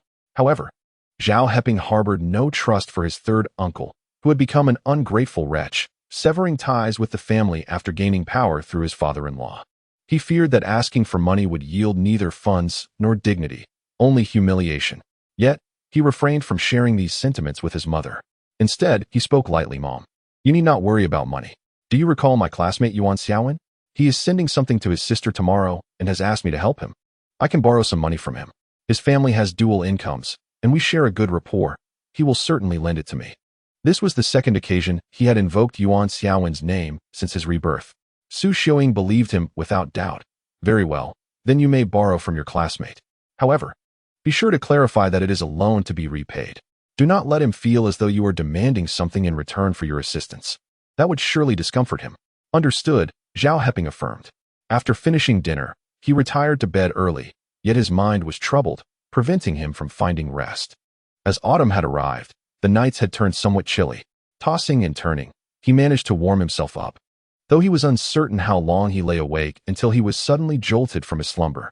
As he groggily opened his eyes, still not fully alert, he caught sight of a shadow illuminated by the hazy moonlight, moving toward his window. Who? Zhao Heping instinctively called out, startling the figure, which swiftly vanished. By the time he dressed and stepped outside to investigate, no one remained. Heping, what happened? Su Xiaoying, awakened by the commotion, inquired anxiously. It's nothing, Mom. I was just half asleep, Zhao Heping reassured her. However, he was certain he had not misperceived. It was indeed a shadowy figure, perhaps even approaching him. With this thought, he turned to glance at Aunt Wang's residence. At present, she was the most suspicious individual, recalling the thief he had confronted previously. Zhu Chunmei had also been roused from her slumber, not turning on any lights. Upon seeing Zhao Heping through the window, she quietly inquired, Heping, what has happened? Zhao Heping, unable to provide a detailed explanation, could only whisper, It's nothing, sister-in-law. You should return to sleep. Please remember to securely close the doors and windows from the inside. If you hear any unusual noises, do not come out, just call from within. If that night's intruder had indeed originated from Aunt Wang's home, it was likely that under the cover of darkness, They approached the widow's door with ill intentions. He suspected that after being thwarted, the intruder would not relent and might harbor resentment towards him. Thus, he resolved to exercise caution, as did Zhu Chunmei. He aimed to capture the culprit next time, thus eliminating any future threats. Chapter 53. The transactions in Pigeon Market. As he uttered these words, Zhao Heping had turned to face Zhu Chunmei. It was then that she noticed, under the dim moonlight, that his shirt was completely unbuttoned, revealing his bare chest. In his haste to exit, he had thrown on his trousers and hurriedly donned his shirt, neglecting to fasten the buttons.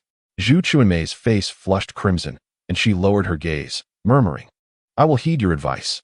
You should return home and rest as well." Fearing Zhao Heping might discern her embarrassment, she did not wait for his response and swiftly returned home to shut the door. Zhao Heping, oblivious to her unease, glanced once more at Aunt Wang's house before turning back to close his own door. Lying in bed, he pondered the identity of the visitor from that night. The silhouette cast upon his window had unmistakably seemed directed towards him. He feared not the thief's theft, but rather the thief's obsession. Zhao Heping felt that once he resolved the current predicament, he ought to devise a strategy to ensnare the intruder. With these thoughts, he drifted back to sleep. When he awoke again, it was already 2 o'clock in the morning. The journey from the courtyard to Pigeon Market at 2:30 was not particularly late. However, anxious not to oversleep, Zhao Heping arose and splashed his face with cold water to rouse himself. He then wrapped himself snugly, even retrieving a winter scarf, leaving only his eyes visible, and quietly stepped outside, heading straight towards Pigeon Market under the cloak of night. During this era of scarcity, where resources were limited, a planned economy was in effect. Thus, in every facet of life, from food to daily necessities, various tickets were indispensable. Beyond the commonly utilized grain and meat tickets, there were also cotton tickets, undershirt tickets, vest tickets, cloth shoe tickets, and cotton quilt tickets, among others. A plethora of peculiar tickets existed as well, such as menstrual pad tickets, rag tickets, and toilet paper tickets. In such circumstances, the distributed tickets often included those that were not urgently required or were in short supply. To survive, people sought ways to exchange or purchase tickets, giving rise to Pigeon Market. The authorities were aware of the populace's bartering, choosing to turn a blind eye. While there were regulations in place, they typically refrained from interference unless genuine speculation was involved. The unfortunate riveter, in his quest to purchase a bicycle for his younger brother, diligently sold grain tickets at Pigeon Market every day, only to find himself under scrutiny. Under the shroud of twilight, Zhao Heping made his way to the vicinity of Pigeon Market. At this hour, it was still early, and there was hardly anyone around. He had visited Pigeon Market numerous times in his previous life, making him quite familiar with the area. However, one must never be complacent. If he were to be apprehended alongside the riveter, he might be implicated as an accomplice. Given that his father had been falsely accused of defecting, compounded by charges of speculation, incarceration seemed inevitable. With this thought, Zhao Heping meticulously surveyed his surroundings. He recalled whether the alley adjacent to Pigeon Market still existed, as it served as a primary escape route for ticket scalpers. The narrow lane twisted and turned like a labyrinth, featuring a dilapidated courtyard that had long been abandoned. The larger scalpers had tidied it up and created a back entrance leading to another alley. This location was utilized by major scalpers to transact with their smaller counterparts. If anything seemed amiss, they could swiftly escape through the back door. Zhao Heping was well acquainted with the route, having traversed it with Zheng Dingfu in the past. After ensuring the area was secure, he emerged, only to find that Pigeon Market had begun to attract a crowd. People arrived carrying grains, while some from the suburbs cradled their home-raised chickens, and others displayed fish of modest size, typically around palm-sized, kept in enamel basins filled with water. After wandering through the market, Zhao Heping did not spot anyone resembling the riveter. Consequently, he sought refuge in a concealed spot near the entrance. Soon, the number of people at Pigeon Market increased. There was an unspoken understanding among them. Conversations were hushed, resembling whispers. Occasionally, flashlight beams flickered, discreetly verifying the items in question before being extinguished. Zhao Heping remained patient. Finally, a man clad in work attire entered his line of sight. While others donned the most inconspicuous clothing possible upon arriving at Pigeon Market, this individual chose to wear his work uniform. Upon entering, he glanced around before beginning to meander through the market. Zhao Heping surmised that this was the person he had been seeking, yet he refrained from making his presence known, opting to observe from the shadows. As anticipated, In accordance with Zheng Dingfu's previous insights, the riveter completed a circuit of the market before returning, lingering at the entrance for a moment before embarking on a second exploration. However, before he could return for the second time, two individuals approached the entrance, a tall man in his 30s and a stocky man in his 40s. The pair lingered for a moment, and upon spotting the riveter approaching, exchanged a knowing glance before entering Pigeon Market. Zhao Heping, observing the situation, recognized these two as the red armbands. In a classic case of catching the thief in the act, it was evident that they intended to employ entrapment. With this realization, Zhao Heping emerged from his hiding place, covered his mouth and nose, and followed closely behind the two, making his way into Pigeon Market. At that moment, the two red armbands were already confronting the riveter. The shorter individual continued onward, intent on severing the path of the riveter. The taller one glanced at the riveter and leaned in to whisper, "Do you have any grain coupons?" When he posed the question, he wore an expression of anxiety, reminiscent of a novice visiting the Pigeon Market for the first time. The riveter regarded him for a moment, hesitating before responding, "Yes, but only the Flying Sky coupons." These Flying Sky coupons, being of a higher value than local ones, could be used nationwide. However, ordinary households preferred the cheaper local coupons to save money. The taller individual pondered for a moment and inquired, "How much is the Flying Sky worth? How many pounds do you have? My family is hosting a celebration and will need quite a bit. You can't charge me too much. If it's too expensive, I simply can't afford it." The riveter had accumulated these coupons over the years to buy a bicycle for his brother's wedding. Upon hearing about the celebration, he felt an involuntary sense of camaraderie and smiled, saying, "Rest assured, these are my own coupons, not the ones bought from others. I'll give you a better price." While others sold Flying Sky at 52 cents per pound and local coupons at 40 cents, he offered to sell them to the taller individual for 50 cents per pound. The taller man hesitated and replied, "I need a substantial amount. Your price is still high. If it were 48 cents, I would take whatever you have." Typically, the riveter sold no more than 10 to 20 pounds of coupons to a single buyer, but today, hearing of the celebration, he felt generous. "All right, 48 cents it is. This concession can be considered a gift for your family's celebration. I will sell you 50 pounds. That should suffice for your needs." 50 pounds. The taller man seemed taken aback by the quantity, remaining silent for a few seconds before responding, "Really? Then show me the coupons. I need to verify." As he spoke, he turned on his flashlight. The beam illuminated the riveter's hands. The riveter found nothing unusual in this. It was customary at the Pigeon Market to use flashlights for clarity. He then reached into his pocket to retrieve the coupons, displaying them as he inquired, "See? Are they all Flying Sky coupons? Where's the money?" "Money? You dare to engage in speculation and expect me to pay you?" The taller man, realizing he was cornered, directed the flashlight into the riveter's eyes, momentarily blinding him. This was a common tactic used to apprehend individuals. When a person's eyes have adjusted to the darkness, the sudden glare from a flashlight leaves them disoriented, rendering them defenseless. The riveter was indeed stunned, his mind a blank slate. The only thought echoing was that it was over, utterly over. Zhao Heping, who had been observing the scene from behind, recognized that it was time to intervene. He rushed forward, shoving the taller man from behind and swiftly seizing the flashlight, shining it repeatedly in the face of the approaching shorter individual. He exerted tremendous force, toppling the tall man to the ground. "Everyone run. The red sleeves are capturing people," Zhao Heping shouted, hurling the flashlight onto the tall man's body. He then seized the arm of the riveter and hurriedly dashed toward the outskirts of Dove City. Upon hearing the alarm of the red sleeves, the inhabitants of Dove City erupted into chaos, akin to cold water splashing into a boiling pot of oil. Each person clutched their belongings, fleeing in all directions. The tall man sat on the ground, having been trampled a couple of times. Under such circumstances, the red sleeves had no chance of apprehending their intended targets. By the time the short man arrived to help the tall man to his feet, most of the crowd had already dispersed. The tall man was on the verge of losing his temper. "Damn it, this fellow has accomplices? I hope I never cross paths with him again. He will regret it." Not only had he failed to capture anyone, but he had also endured several kicks. Anyone in his position would be incensed. The short man, however, remained composed, remarking, "It seems unlikely we will encounter him again after today's events.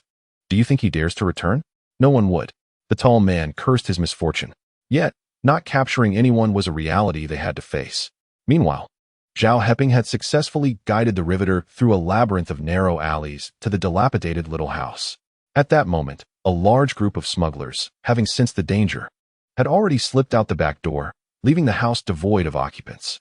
Zhao Heping and the riveter exited through the rear, navigating through the twists and turns of the alley until they emerged onto a main road, finally stopping in another narrow lane. The riveter was still in a daze. After a moment of heavy breathing, he finally grasped the situation. "You saved me?" Zhao Heping nodded. "Yes, we all face hardships. We come to Dove City in search of sustenance for our families. If the Red Sleeves had caught you, your life would have been ruined. Thus, I believed it better to take the risk and lend you a hand." This was no exaggeration. Speculation and profiteering could lead to a labor education sentence.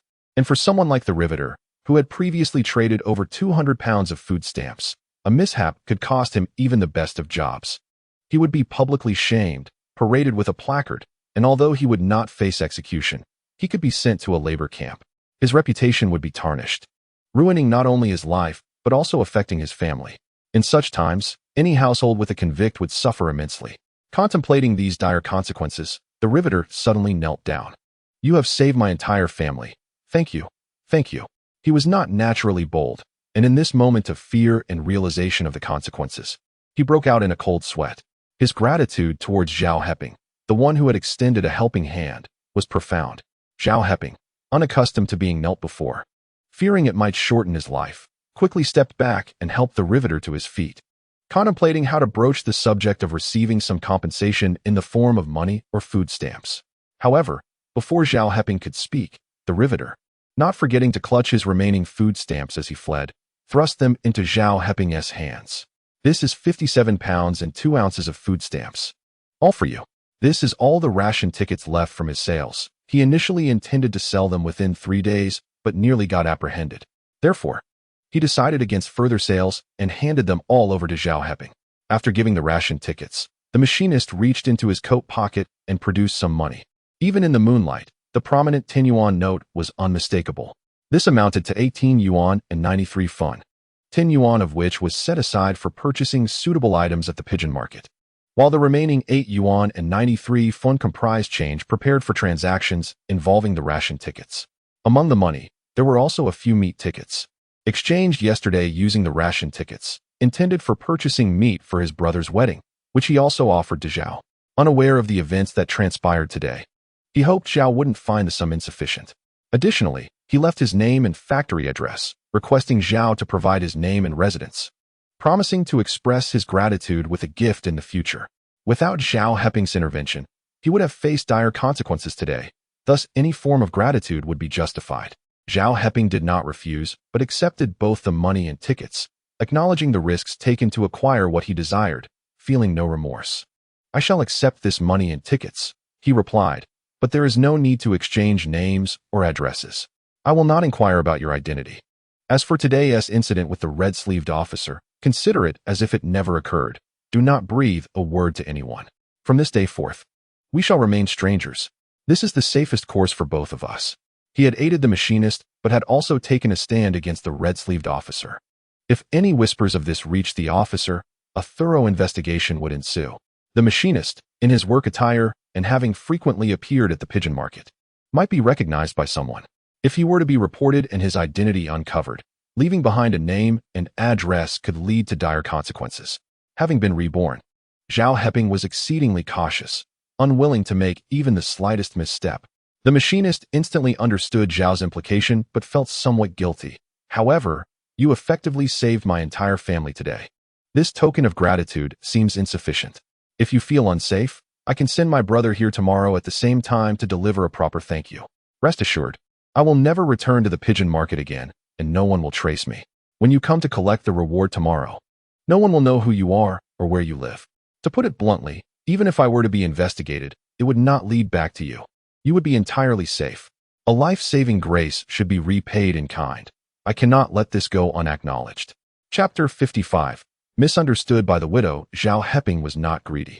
He had ventured out today out of necessity, but it had ultimately proved successful. He was uncertain what dangers might arise if he ventured out again tomorrow. He resolutely refused to engage in anything perilous. Furthermore, With sufficient money and ration tickets now in hand to address his immediate living concerns, attending to serious matters took precedence. Thus, Zhao Heping directly declined the offer. No need. I understand your sentiments, but the gratitude you have shown me today is already ample. Focus on your work, and refrain from returning to the pigeon market unless absolutely necessary. While I'm off, you should hurry home as well, Zhao Heping remarked. Not waiting for a response before turning to leave. He was bundled up tightly, with only his eyes visible, so he had no concern that the riveter would recognize him.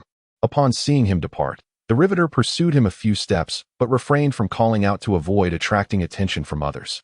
Familiar with the terrain, Zhao Heping deftly navigated the twists and turns, swiftly evading his pursuer. The riveter, unable to catch up and too wary to shout, reluctantly gave up and returned to his post. Upon arriving at the courtyard, Zhao Heping entered quietly, ensuring he did not disturb anyone. However, as he stepped inside, Su Xiuying awoke to the sound. "Heping, is that you back?" she whispered. Having heard her son leave, she had been anxious and could not sleep. Zhao Heping responded softly.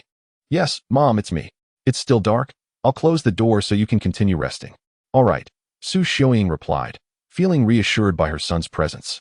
Zhao Heping removed the scarf from his head, washed his face, and prepared to take a brief rest. Unbeknownst to him, the sound of his entrance had roused Zhu Chunmei across the way. How peculiar. What could Heping be doing out at such an hour? She pondered, peering through the curtain at the closed door of Zhao Heping's home, lost in thought. As the sun rose higher, Zhao Heping finally awoke from his nap.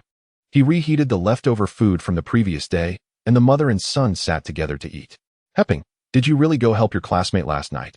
Su Xiuying asked, her heart uneasy, unable to resist questioning him before they began their meal.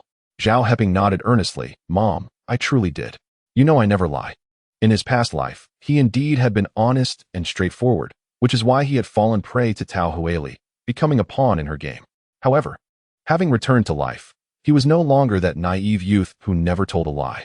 With the wisdom gained from 2 lifetimes, he understood that failing to learn from past mistakes would render his experiences futile. Thus, he could convey some well-intentioned falsehoods with utmost sincerity. Su Xiuying sensed her son's sincerity and nodded in satisfaction. "Heping, your classmate has been quite helpful to you. In this day and age, someone willing to lend you money does not see you as a stranger. Such friendships must be nurtured, especially when your family has experienced a defector. Those who extend a helping hand are truly rare." "Understood," Zhao Heping replied casually, then added, "Mom, I've borrowed both money and ration tickets. I'll head to the market shortly to buy some meat and vegetables to nourish you." He had checked the meat tickets, and they were substantial, amounting to 7 or 8 jin. During the years of scarcity, particularly from 1960 to 1962, especially between June 1961 and February 1962, the rationing of meat had reached a severe level. Fortunately, things had improved since then, and pork was no longer in such short supply. His mother had been lacking in nutrition, which had taken a toll on her health during difficult times. Thus, it was imperative to ensure she regained her strength with proper nourishment. However, upon hearing that her son intended to purchase meat, Su Xiuying quickly declined, saying, "Ping, my health is fine. Just bring back some vegetables. There's no need for meat. Everyone knows our family is short on money now. If you buy meat and others see it, they might start gossiping behind our backs, especially since they say your father is a defector." At this time, buying meat would only invite trouble. Zhao Ping was aware of this. "Don't worry, Mom, I understand." He recognized the benefits of discretion, and besides, he wouldn't buy too much meat at once. After all, his mother's constitution wasn't suited for rich nourishment, so it needed to be introduced gradually. He planned to buy a little, concealing it among the vegetables he would bring home, making it entirely unnoticeable. After dinner, Zhao Ping took a net bag and stepped outside. Fresh vegetables were his priority, so he didn't intend to purchase much. 2 net bags would suffice. As he stepped out, he spotted Zhu Chunmei's son, Zhuangzhu, playing in the yard, with Zhu Chunmei watching from the doorway. "Sister-in-law," Zhao Ping greeted as he intended to pass by. "Ping, wait a moment," Zhu Chunmei called, approaching him and standing directly in front of him. She glanced at the net bag in his hand and inquired, "Are you going out to buy something?" "Yes. Just heading to the market for some vegetables," Zhao Ping replied with a smile, thinking she was merely asking out of curiosity. However, Zhu Chunmei's brow furrowed upon hearing this. She glanced around to ensure no one was paying attention and whispered, "Ping, if you're short on money, I can lend you some." But you mustn't make a wrong decision during difficult times. Otherwise, one mistake leads to another, and if people find out, your life could be ruined. Her expression was serious, and though her voice was soft, every word bore significant weight. Zhao Heping was bewildered. What? He genuinely did not comprehend the gravity of her words. How could buying vegetables be so severe? Zhu Chuanmei's expression remained stern as she pressed her lips together and continued, I saw you going out and coming back at night. If your family is truly in need, I would certainly lend you money, but please, do not go out and make a wrong decision. Going out at night for money raises suspicions about its source. Those thieves, they steal under the cover of darkness, don't they? If Zhao Heping were to resort to thievery for money, once discovered, his life would indeed be over. At this moment, Zhao Heping realized that Zhu Chunmei had misunderstood his intentions when she saw him leave at night. Sister-in-law, it's not what you think. I was just borrowing some money and tickets from a friend. He had to leave early today, so I needed to go over sooner. Rest assured, I'm not at the end of my rope. I would never choose such a path. How could he abandon a good life to become a thief? He understood that once a person strays from the right path, their fate could be irrevocably altered. Having lived 2 lives, he was fully aware of what actions were appropriate and which were not. He resolutely refrained from crossing any red lines. Chapter 56. A piece of candy for Mother Zhu Chunmei felt a wave of relief upon witnessing Zhao Heping's calm response, and she shyly smiled at her own exaggerated concerns. That is good, she remarked, and without waiting for Zhao Heping's reply, she returned to her doorstep, watching her son draw on the ground with an air of nonchalance, as if nothing had transpired. Nevertheless, Zhao Heping understood that Zhu Chuanmei's call to him was born of goodwill, prompting him to smile as he carried his net bag away. As he ventured out, he made a point to visit the local grocery store, eagerly approaching those emerging from within and shamelessly inquiring about their purchases. At long last, he encountered someone who had bought a buy-2 candy. After much persuasion, he managed to acquire 2 pieces for a mere 20 cents, appealing to the seller by mentioning his child's tearful longing at home. However, even with a tenfold markup, others remained reluctant to sell. In those times of planned economy, the production of buy-2 milk candy in Shanghai faced significant shortages, let alone in other regions. Moreover, due to its scarcity, it was not available to the general populace. It was not enough to simply possess money and candy tickets. One also needed a special permit. Each element was indispensable. The fact that Zhao Heping could procure 2 pieces today was indeed a stroke of fortune. The milk candies were intended for Zhu Chuanmei's son, Xuanzhu, as a gesture of gratitude for her kindness. After purchasing the candies, he proceeded to the market to buy vegetables and meat, cleverly concealing the meat within the vegetables to avoid drawing attention. With this careful arrangement, he returned to the courtyard. Upon his arrival, many people distanced themselves, first out of fear of being associated with the family of a defector, and secondly, due to the unsettling aura surrounding Sun Baochai's incident, which had left an indelible chill in their hearts. Despite their avoidance, Zhao Heping could still sense the lingering gazes upon him. Upon returning to the backyard, he found that Zhu Chunmei and little Xuanzhu were no longer there. Zhao Heping had initially intended to call Xuanzhu out to give him the buy-2, but reconsidered, fearing that it might attract unwelcome attention and gossip. He decided it best to leave the task to his mother, allowing her to find an opportune moment to present it to Xuanzhu. With these thoughts in mind, he carried the net bag and pushed open the door to his home. "Mother, I'm back," he announced as he entered, only to discover that Zhu Chunmei was also present, likely engaged in conversation with his mother. Little Xuanzhu lay asleep on his mother's lap, undisturbed by the commotion. "You're back?" Zhu Chunmei looked up and greeted Zhao Heping with a smile. He nodded, placing the net bag on the table. Then, he retrieved a piece of buy-2 from his pocket and handed it to Zhu Chunmei. "Sister-in-law, I went out to buy groceries and happened to bump into a classmate whose relatives from Shanghai brought some by Tuesday. He gave me a piece. Please let Xuanzhu have it.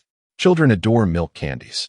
Although he had originally intended to give both pieces to Xuanzhu, he changed his mind upon returning home, considering that his mother might not have had the chance to taste such a rare treat. While he firmly believed that nothing would remain scarce in the future, for now, he wished to share this experience with his mother. Thus, he reached into his pocket and only took out 1 piece. Nevertheless, it was already a delicacy that was beyond the reach of ordinary people.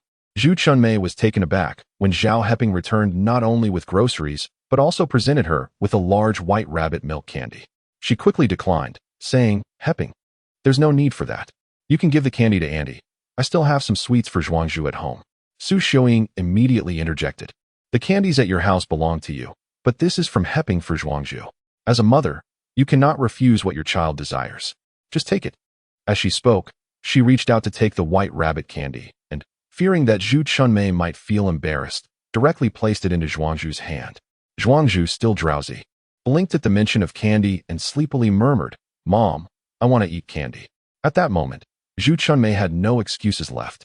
She gently patted her son's bottom and said, "All right, you can have the candy. But remember, it's from your uncle Heping. You should thank him." She pointed to Zhao Heping. Zhuangzhu fully awakened, his eyes filled with confusion as he looked at Zhao Heping, who he did not recognize. The last time Zhao Heping had left, Zhuangzhu was barely over a year old and had no memory of him. During these days, Zhao Heping had returned. But they had not formally met, so after a considerable pause, he softly said, "Thank you, uncle." "Good boy," Zhao Heping replied, ruffling the little one's hair before moving to retrieve the vegetables from the net bag, preparing to cook. In truth, using a net bag for groceries was not ideal. The sun was harsh during the day, and the wind carried dust, making it less than sanitary. Although there was a vegetable basket at home, he couldn't locate it in time, and thus resorted to the net bag. The autumn harvest was plentiful, and he had bought spinach, eggplant, and tomatoes. Nestled among the vegetables was a piece of pork belly. In his coat pocket, he had placed an egg in each. Zhao Heping planned to make a soup with the spinach and eggs, while the eggplant would be cooked with the pork, ensuring that the eggplant absorbed the savory flavors and the pork remained fragrant yet not greasy, delicious and satisfying. However, in front of Zhu Chunmei and Zhuangzhu, Zhao Heping refrained from revealing the meat and eggs. It wasn't due to a fear of inciting envy. Rather, he still owed them a significant sum of money and felt it inappropriate to flaunt meat and eggs in front of them, worrying it might cause discomfort. Moreover, he was concerned that Zhu Chunmei might share this information with others. After all, in their courtyard, there were many who would resent those who enjoyed meat while they did not, secretly harboring bitterness. While it was fine for others to eat meat, he feared someone would take the opportunity to undermine him. Zhao Heping had no desire to complicate matters at this juncture. After Zhu Chunmei chatted with Su Xiaoying for a while longer, she excused herself to cook and took her son home. Once they departed, Zhao Heping revealed the meat and eggs. He then approached his mother, offering her a piece of the white rabbit candy. "Mom, this is especially for you. Give it a try." Su Xiaoying was pleasantly surprised that her son had saved her a white rabbit candy, and her emotions surged with excitement. "Heping, you eat it. I don't really like candy." Once again, she offered this excuse. Zhao Heping found it utterly unbelievable. In his previous life, every time he indulged in delectable food, particularly fish, his mother would remark, "Heping, you eat the fish, and I love to savor the fish bones. The flavor is exquisite. Heping, you consume the meat. I have no desire for it. Heping, you enjoy shrimp. I am not fond of such things." No matter how delightful the dish, his mother would claim disinterest. And he believed her words without question. It was only later, upon maturing, that he comprehended the truth. Her aversion was merely a fade, concealing a profound and weighty maternal love. Out of love for him, she selflessly reserved all the best for her son. During the days when his father was absent, the few cherished memories of enjoying fine food were all due to her professed dislike, which found its way into his own belly. Chapter 57. Without worries. Let us depart immediately, however. In this life, Zhao Heping, having lived 2 lives, naturally did not trust his mother's current assertions. Thus, he seized a big white rabbit candy, unwrapped the sugar paper, and while she spoke, he cheekily placed the creamy confection into her mouth. "You rascal!" Xiaoying exclaimed, the rich, authentic aroma of milk immediately enveloping her palate. She had never tasted such delightful candy before. All the hardships she had endured, her husband's prolonged absence, and the trials of single-handedly raising a child, seemed momentarily worthwhile in this instant. Zhao Heping busied himself with cooking. In his previous life, he had sometimes indulged in nostalgia by perusing vintage literature online. He observed protagonists returning to the 1960s, flaunting their affluence by purchasing vast quantities of meat or poultry, parading through the streets. Wasn't that sheer folly? In the reality of that era, common folk dared not exhibit such ostentation. Even the slightest show of wealth could incite hostility from others. Firstly, all purchases required ration tickets, and everyone had limits. Many had wept with desire, having gone too long without meat. Especially after enduring the 3 years of natural disasters, when everyone's eyes were filled with envy.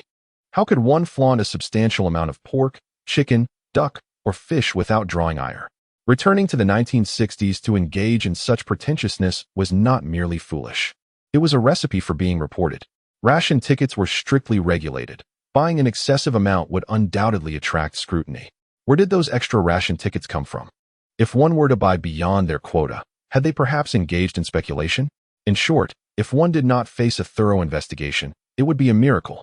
Zhao Heping had no intention of engaging in such reckless behavior.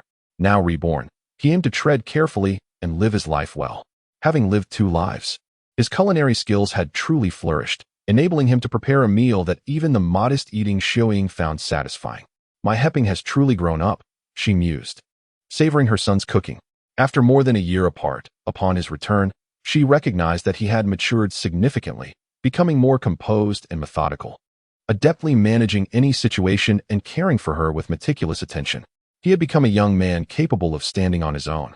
Zhao Heping echoed her sentiment. Indeed, I have grown. Having endured so much, is it possible not to grow up? However, Su Xiaoying did not grasp the profound implications of her son's words. Instead, she swiftly changed the subject, inquiring, Indeed, you have matured and should establish a family. Did you not mention that during your time as a sent-down youth, you had a romantic interest? It has been several days since then. Has she not returned to the city? The sudden mention of marriage caught Zhao Heping off guard. After a brief pause, he explained, Mother, we must not rush. My return is due to my father's situation, which is exceptional. She must undergo a process of application and approval on her end, which is quite cumbersome. I cannot simply state that since my return, I have lost contact with Shen Qingru, can I? If I were to say that, you would undoubtedly worry, so I naturally told a little fib. Su Xiaoying, however, did not suspect her son. Firstly, he was honest and had never lied. Secondly, his reasoning was sound. Returning to the city and navigating the requisite procedures was indeed no simple task. Alas, I am merely concerned that upon hearing about your father's alleged defection, she might lose interest in pursuing a relationship with you. Su Xiaoying sighed, reflecting on the worries that accompany parenthood. She believed her husband had not defected. Yet the truth remained elusive. If the young woman were to end her relationship with their son because of this, it would be understandable, which caused Su Xiaoying considerable anxiety. One cannot afford to lose their job, their finances, and their romantic partner all at once, she lamented. Zhao Heping reassured her, Mother, have no fear. We have weathered hardships together. She is not a superficial girl. Furthermore, if she were to abandon me due to our current circumstances, then so be it. I will surely uncover the truth regarding my father's situation. It will not be long before the facts come to light, and then we can reassess. He did not wish to force matters of the heart. Su Xiaoying nodded and urged, Then do not delay any longer. Heping, you must investigate your father's affairs promptly. The sooner we clarify this, the better. Otherwise, my heart is in turmoil, and I cannot find peace. After all, the accusation of defection is a grave insult to your father, and it has significant repercussions on you as well. We must strive to resolve this matter swiftly. A good life is one lived in stability, and no family can withstand the burden of such an accusation. Zhao Heping also desired to investigate immediately. However, he felt uneasy about leaving his mother alone at home, particularly with Sun Baochai's mother-in-law, whom he had sent for detention, on the verge of returning. The charge of insulting a soldier's widow was no longer valid. Upon her return, she would undoubtedly cause trouble. If he were not home, his mother would bear the brunt of it. After much contemplation, Zhao Heping concluded that he should remain at home for a few more days. Mother, I understand your concerns, but your health remains fragile, and I cannot bear to leave you. Let us wait a few more days. Take the time to nourish yourself, regain your strength, and then I shall depart. For now, I cannot shake my unease. Su Xiaoying understood her son's intentions and immediately replied, No need, Ping. I know you worry about me being alone. While you were out shopping for groceries, I discussed it with Sister Chunmei. Once you left, I went to live with her in Xuanzhu. This way, I will have someone to look after me, and you can feel at ease. It is crucial to uncover the truth about your father's situation. That is the most important matter at hand. In the courtyard, the only reliable person at critical moments was indeed Zhu Chunmei, and she was dependable. Mother, did Sister Chunmei agree? Zhao Heping inquired further. Isn't she afraid of being implicated by living with the family of a defector? Su Xiaoying solemnly nodded. Yes, she agreed. And my staying with her will be beneficial for her as well. Beneficial? What benefits? Zhao Heping asked, somewhat puzzled. However, Su Xiuying was reluctant to elaborate. That is not something you need to concern yourself with. In any case, with Sister Chunmei looking after me, you can focus on investigating your father's situation. This is of utmost priority. All right, Zhao Heping acquiesced. If his mother had someone to care for her, then the urgency of the matter regarding his father could not be overstated. After all, as long as the label of defection hung over them, he could not lead a normal life. Without a job or income, survival itself became a challenge, let alone being able to care for those he wished to support. In this era, a mere classification or accusation could suffocate an individual or an entire family. Then I shall visit Director Wang at the neighborhood office this afternoon. As long as I can obtain an introduction letter, I will set off immediately. Chapter 58. Seeking someone who can issue an introduction letter in this day and age. The significance of an introduction letter surpassed the imagination of many in later generations. Those who had not lived through such times could hardly fathom that traveling without an introduction letter would render one nearly immobile. For instance, farmers required an introduction letter to enter the city to purchase fertilizers, to obtain a marriage certificate, and even for buying furniture or a thermos. Furthermore, acquiring books published internally by the Xinhua bookstore also necessitated an introduction letter. For an extended period, even a perm required an introduction letter, and only those recognized as cultural workers or individuals traveling abroad could obtain one from formal institutions. Otherwise, hair salons would refuse service to ordinary people seeking such letters. The necessity of an introduction letter for travel was even more pronounced. Therefore, for Zhao Heping to reach the city where Chun Feline was being treated, securing an introduction letter was the crucial first step. Su Xiuying recognized this and nodded in agreement. Good. When you go, be sure to speak kindly to Director Wang. She has been the neighborhood office director for several years and is actually quite nice. Understood, Mother, Zhao Heping replied, though a sense of apprehension lingered in his heart. He worried that obtaining such an introduction letter might not be as straightforward as hoped. Nevertheless, he resolved to find a way to overcome the challenges. After finishing his meal and tidying up briefly, he made his way directly to the neighborhood office. Upon finding Director Wang and explaining his purpose, she immediately shook her head upon hearing that Zhao Heping intended to leave. Ping, you know that your father is currently labeled a defector. If there were any direct evidence, you and your mother would likely have already been taken into custody. At this moment, while they are not apprehending you, it is certain that you will not be allowed to roam freely. Therefore, I am unable to provide you with this letter of introduction. The military is undoubtedly devising ways to ascertain Zhao Guoxing's whereabouts. Should his defection be confirmed, the relevant authorities will certainly detain Zhao Heping and his mother to extract information from them. Thus, until Zhao Guoxing's precise location is definitively established, she, as the director of the community office, cannot allow Zhao Heping to leave. The responsibility is too great for her to bear. Regarding Zhao Heping's mention of someone named Chun Fulian, Director Wang deems this connection unreliable. Firstly, it is true that Chun Fulian is Zhao Guoxing's comrade. They undertook missions together, and only one has returned. Naturally, the one who came back is fully aware of the circumstances surrounding the other. This reasoning is sound. But can the state not consider what the average person might think? It is said that Chun Fulian is gravely injured and remains in a coma, and the prospects for his recovery appear dim. If the state cannot save him, what hope does a mere youth like Zhao Heping have? Furthermore, Chun Fulian is currently a high-priority protection subject. How could a defector's family member be permitted to visit him? Consequently, Director Wang believes that Zhao Heping is still too young and overly naive. Upon observing Director Wang's firm refusal, Zhao Heping grasped the gravity of the situation. Without the letter of introduction, should he not seek out Chun Fulian, the latter would remain in a coma for 5 more years, and during that time, the survival of both himself and his mother would be uncertain. 5 years is too long. Zhao Heping cannot afford to wait, so he pressed on. Director Wang, what do you think of my father's service in the military over these years? Setting aside the fact that he has given most of his allowances to his comrades, he has never shown cowardice on the battlefield. We still have several commendations hanging on our wall. Do you truly believe my father would defect?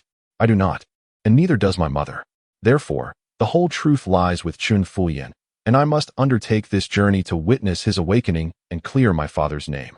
Only with that letter of introduction can I seek out the old physician who might revive Chun Fulian. Otherwise, 5 years is a burden he cannot bear. Director Wang, having served as the community office director for several years, is well aware that Zhao Heping speaks the truth. However, knowing is one matter. Executing one's duties is quite another. Heping, my refusal to assist you is a decision made after careful consideration. Do not act impulsively. Trust in your superiors and in the state. In summary, the letter of introduction cannot be issued. Zhao Heping understood that, in the face of Director Wang, further words would be futile, and he could only leave in disappointment. On his way back, he walked slowly, contemplating ways to obtain the letter of introduction.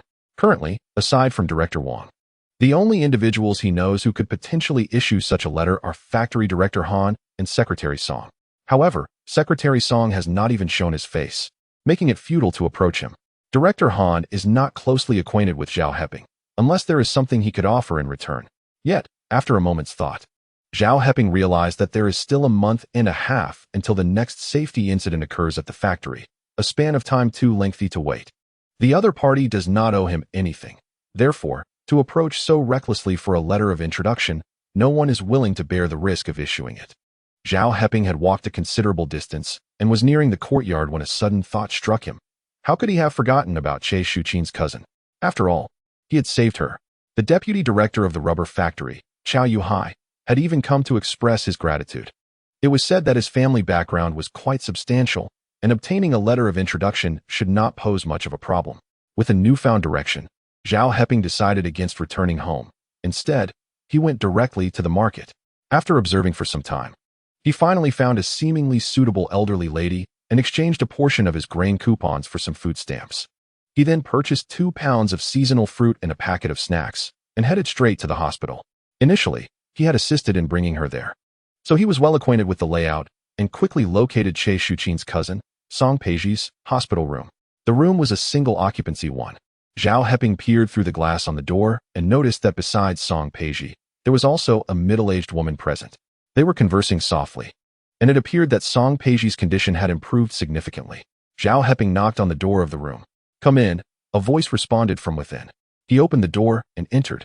Both women turned to look at him. Song Peiji had a vivid memory of Zhao Heping, primarily due to that night when she accompanied Che Shuqin to watch a movie. While watching, Che Shuqin had shared Zhao Heping's insights about the film, with an unmistakable admiration evident in her tone. As a result, she had glanced at Zhao Heping several times, and now she instantly recognized him. "It's you. You are Shuqin's colleague, the one who saved me that night. I remember you. You are Zhao Heping." As she spoke, she turned to the middle-aged woman beside her. "Mom, this is the young man I told you about, the one who showed the movie. He is the one who saved me. If it weren't for his constant reminders, I wouldn't have realized the gravity of the situation. If I had delayed any longer, I might not have survived." Upon hearing that her daughter's life was saved by this young man, Song's mother hurried over to shake Zhao Heping's hand warmly. "Young man, thank you so much. If Peiji weren't still hospitalized, we would have visited you to express our gratitude by now." Zhao Heping did not beat around the bush. He stated directly, "Annie, there is no need for such formalities. In fact, I came here today to ask for your assistance with something." Chapter 59. Has this girl's heart started to flutter? Zhao Heping chose not to be overly polite or vague. Why bother? No amount of flattery would compel someone unwilling to help. It was far better to be direct and see their response. "You seek our assistance?" Song Peiji and her mother were momentarily taken aback, but quickly adopted a serious expression. Song Peiji looked at Zhao Heping and said, "Xiao Zhao, please tell us what you need. Rest assured, if it is within our means, we will certainly help." She had already gleaned some understanding of the situation from her cousin, Che Shuqin. Zhao Heping did not hold back. He recounted the entire episode and mentioned how the street office had refused to issue a letter of introduction that day. "So that is the case," Song Peiji said in understanding. In other words, Zhao Heping seeks to exonerate his father from the charge of defection. However, the sole comrade privy to the truth has fallen into a coma due to severe injuries. "Xiao Zhao, I believe the street director has a point. Your presence there will not alter the course of events. The state has already made efforts to transfer your father's comrade to Xi'an, undoubtedly striving to save him. Under these circumstances, it would be prudent for you to remain at home, trusting that he may awaken before long. Your rash decision to rush there could prove counterproductive. Don't you think?" A rational person would share this sentiment, which is why Song Peiji advised you accordingly. Yet, Zhao Heping is far from ordinary, having been reborn. He possesses knowledge of matters that render waiting a mere waste of time. One must realize that waiting could span 5 long years, during which he would be unemployed. and he and his mother would bear the stigma of being associated with a defector. He questions whether his mother's health can withstand such a burden. The consequences of inaction are intolerable for Zhao Heping. Thus, he must seize every fleeting moment. I still intend to go. Only by witnessing the situation of my father's comrade firsthand can I inquire about the relevant physicians and seek their assistance in treating him. Just as technician Song indicated, when one is clearly poisoned, the medical staff mistakenly diagnose it as a cold. Therefore, accurate treatment is crucial. Moreover, this matter pertains to my father's honor. I cannot allow him to carry the label of a defector while remaining idle at home. Hence, I implore you to consider providing me with a letter of introduction. I would be immensely grateful. His heartfelt plea touched both Song Peiji and her mother. Very well, please wait a moment. Yuhai should be arriving shortly. I am not well versed in matters of introduction letters. You can consult him on the appropriate steps to take. Rest assured, Xiao Zhao, we will certainly assist you in any way we can, Song Peiji reiterated earnestly. Her previous rational counsel did not stem from a desire to withhold help. She wished to avoid any misunderstanding with her benefactor. I understand, Zhao Heping nodded, appreciating their sincerity, especially since they did not distance themselves upon hearing the term defection. Indeed. Shortly thereafter, Chao Yuhai arrived, carrying several gifts that appeared to be imported. Upon entering, he was delighted to see Zhao Heping. Heping, I was just about to say that once your sister-in-law is discharged in a few days, I will take her to visit your home. I didn't expect you to come and show your concern first. He approached Zhao Heping and shook his hand.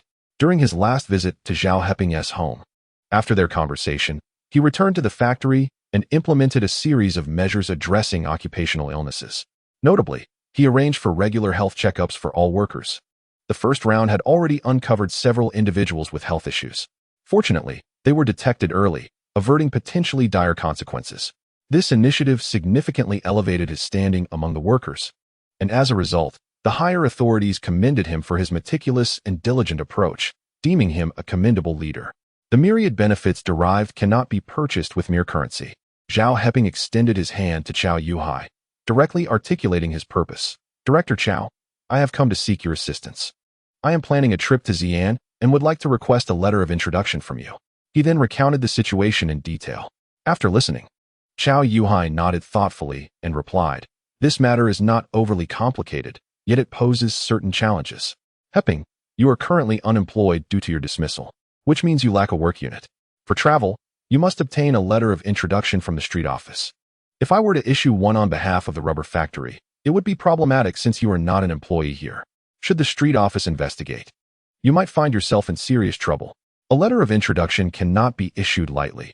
It must clearly state your destination and purpose. Moreover, there are records kept. So if questioned, both the bearer and the issuer of the letter could face repercussions.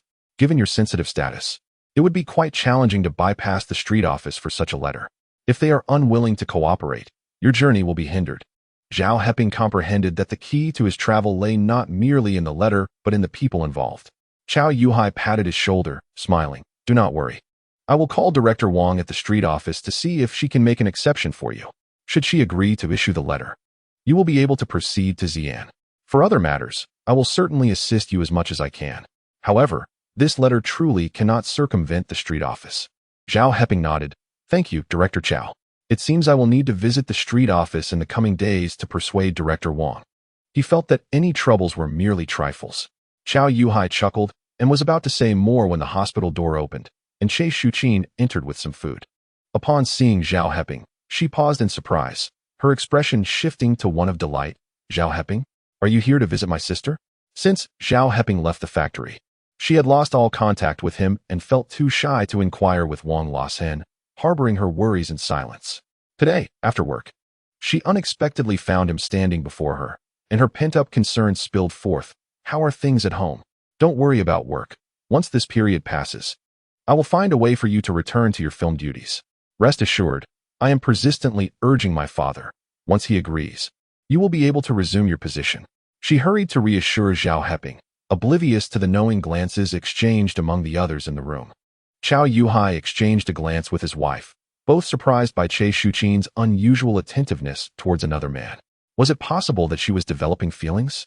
In Chapter 60, a reunion with Tao Huili, Zhao Heping was equally astonished by Che Shuqin's willingness to go to such lengths for him. Thank you. But there is no immediate urgency regarding work.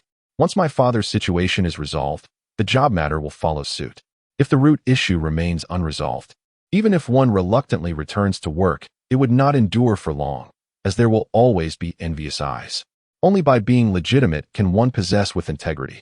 Song Peiji, noticing her cousin's unwavering gaze fixed upon Zhao Heping, quickly called out, "Shuqin, what have you brought me to eat today? Let me have a look." Her words startled Shuqin back to reality. She had unconsciously dedicated her attention to Zhao Heping. "Oh, I'll bring it over right away."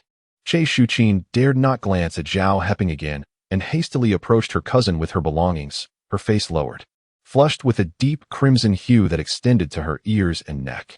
The relatives in the ward, astute as they were, observed this scene and became even more convinced of their suspicions. Zhao Heping had come to request a letter of introduction. Now that he understood the crux lay with the street office, he decided not to linger. He took his leave, saying, "Technician Song, I will return in a couple of days to see you. For now, I must take my leave." Chao Yuhai could no longer contain himself and chuckled, "Heping, there's no need for us to be so formal. From now on, just call me Brother Chao and sister-in-law. If that's too much, you can follow Shuqin's lead and call her sister and brother-in-law." Upon hearing this, Shuqin felt a rush of heat wash over her. Naturally, Zhao Heping would not address them as sister and brother-in-law. "Well then, Brother Chao, sister-in-law, I shall come back in a couple of days. My mother isn't well, and I feel uneasy leaving her alone at home. Regarding the introduction letter from the street office, I would appreciate your assistance, Brother Chao." "All right, no problem." Chao Yuhai readily agreed. A few of them accompanied Zhao Heping out of the ward. As they watched his departing figure, Chao Yuhai, Song Peiji, and Song Mu all turned their gazes toward Shuqin. Initially focused on Zhao Heping's silhouette, Shuqin felt her face flush when her relatives scrutinized her. "What is wrong with you all? Why are you staring at me like that?" Song Peiji pulled her sister into the room and closed the ward door with a serious demeanor, asking, "Shuqin, tell me honestly, do you have feelings for Zhao Heping?" "What?" Shuqin blushed and fidgeted. "I just think he saved you and knows quite a bit. He is entirely different from those superficial men who chase after me. So, I thought I could lend him a hand. After all, even if Zhao Heping's father did defect, it has nothing to do with him. He is innocent." Such words prompted the other three to exchange knowing glances. This was no longer merely a matter of affection. It seemed she was becoming somewhat entangled. Shuqin was the cherished daughter of Yuman, who would never permit his daughter to marry someone of ordinary background, especially considering Zhao Heping's father was currently burdened with the stigma of defection. Thus, it was clear that this relationship was doomed. "Shuqin, you need to cease your involvement with Zhao Heping," Chao Yuhai stated bluntly. "Why?" Shuqin asked, surprised, lifting her head. Chao Yuhai replied calmly, "Zhao Heping has his own plans and aspirations. Should he seek my assistance, I will help him. However, your efforts to assist him may not align with his desires and could potentially disrupt his plans." Song Peiji remarked, "Indeed, Shuqin, focus on your work. If Zhao Heping truly requires assistance, your brother-in-law will certainly lend a hand. In any case, it is best to minimize their encounters. Otherwise, unforeseen troubles may arise." Shuqin felt a twinge of discontent in her heart, yet she was uncertain about Zhao Heping's current needs. To avoid complicating matters further, she reluctantly acquiesced, "Very well. I shall refrain from intervening." Chao Yuhai and Song Peiji breathed a sigh of relief. When it comes to matters of the heart, if one is aware from the outset that the outcome is bleak, it is best not to embark on such a journey. Unbeknownst to Zhao Heping, he exited the hospital and hastily made his way home. The hour had grown late, and he feared his mother might be anxiously awaiting his return. However, the distance from the hospital to the courtyard was considerable, and by the time he arrived at the alley leading to his home, the sky had enveloped itself in darkness. The streetlights had flickered to life, yet their glow was scarcely brighter than that of fireflies. As Zhao Heping approached the entrance of the courtyard, poised to enter, he heard a voice call out from behind, "Zhao Heping." The sound struck him like a thunderclap, overwhelming his senses and flooding his mind with a rush of blood. In both this life and the next, he could never forget that voice, Tao Huili. Turning around, he indeed saw Tao Huili emerging from the shadows, clutching two bundles.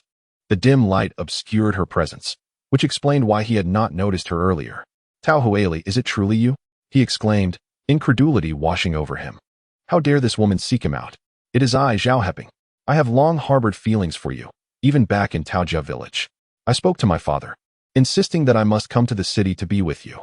Look, I persuaded him. He provided me with a substantial amount of money and food stamps. As she spoke, she revealed the contents of her bundles, which indeed appeared plentiful. Yet, Zhao Heping believed not a single word she uttered.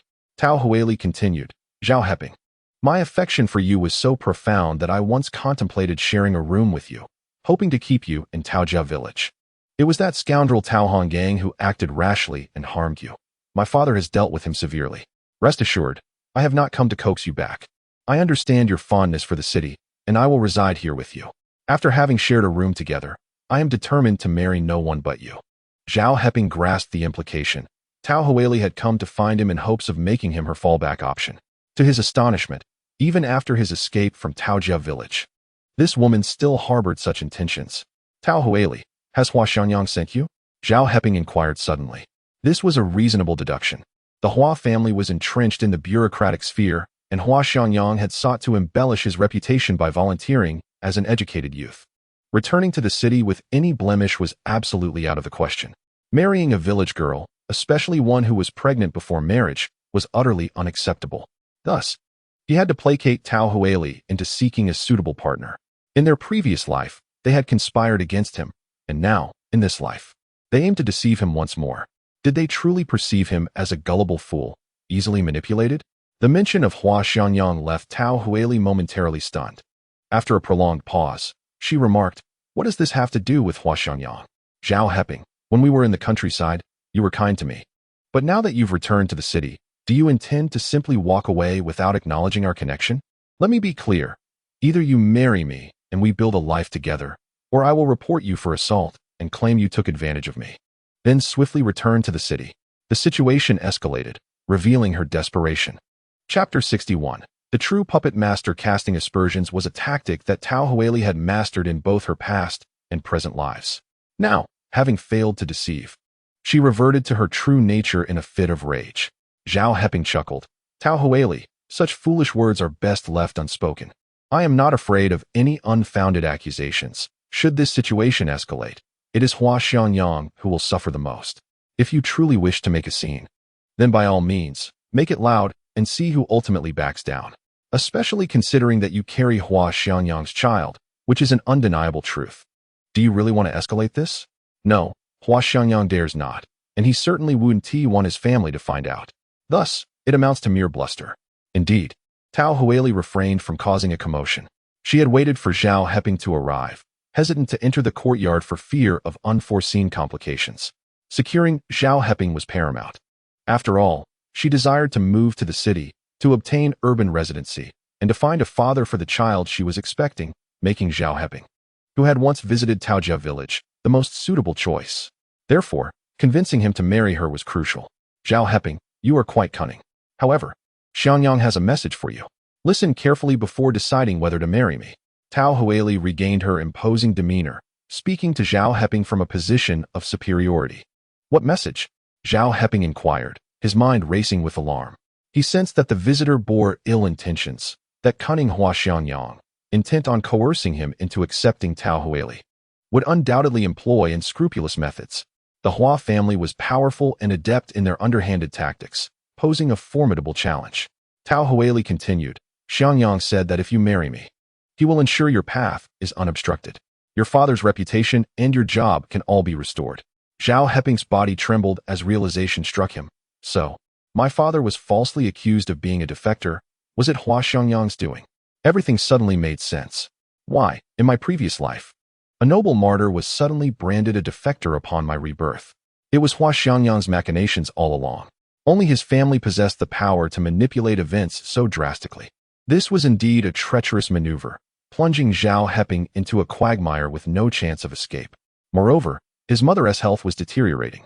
In a moment of desperation, he would grasp at even the sharpest thorn. Thus, Tao Huili approached him, initially with deceit.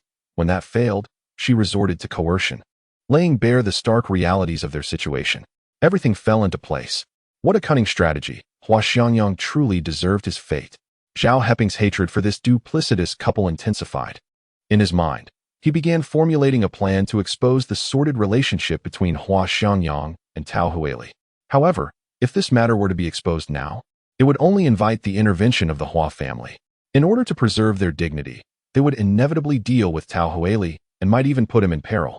Therefore, until he possesses sufficient means of self-preservation, he must refrain from rash actions. Moreover, could his father's comrade, Shen Qingru, also be in jeopardy? Shen Qingru is a pivotal figure. Any misfortune befalling him would spell serious trouble. In the blink of an eye, numerous thoughts raced through Zhao Heping's mind. Yet, Tao Huili offered him no opportunity for contemplation and directly inquired, "So, Zhao Heping, will you agree to marry me now?" She tilted her face upward, a triumphant expression adorning her features. Hua Xiangyang had orchestrated everything, and Zhao Heping was now left with nothing. If he wished to avoid a life of ruin, he had no choice but to acquiesce. Glaring at Tao Huili, Zhao Heping felt an overwhelming urge to tear her apart at that very moment. Yet, he knew he could not act on that impulse. He needed to ascertain whether the situation had worsened. At the very least, Shen Qingru must remain unharmed. "I ask you again, will you marry me or not?" Tao Huili pressed impatiently. Zhao Heping raised his gaze to meet hers, remaining silent for a moment before finally responding. "This matter is of great consequence. I need to think it over. I shall give you an answer in 3 days." He suppressed his murderous intent, refraining from outright rejection. This was a tactical delay. He intended to use those 3 days to ensure Shen Qingru's safety and find someone capable of protecting him. Simultaneously, he would need to procure the necessary introduction letter for his departure. Fortunately, Hua Xiangyang had yet to dare reveal this matter within the Hua family. The forces he employed against him were likely those of the Hua family's subordinates, which would not result in catastrophic consequences. Upon hearing that Zhao Heping had not acquiesced, Tao Huili immediately grew displeased. "You need 3 days to consider? Zhao Heping, don't overestimate yourself. Without Xiangyang's assistance, you and your widow mother will struggle to find food."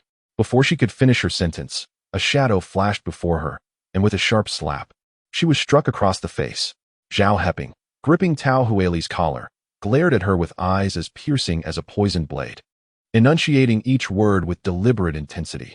"Tao Huili, if you dare utter even a single word of insult towards my mother, I will ensure your demise." He had reached his breaking point. Should Tao Huili continue to provoke him, he would not hesitate to fulfill her tragic fate.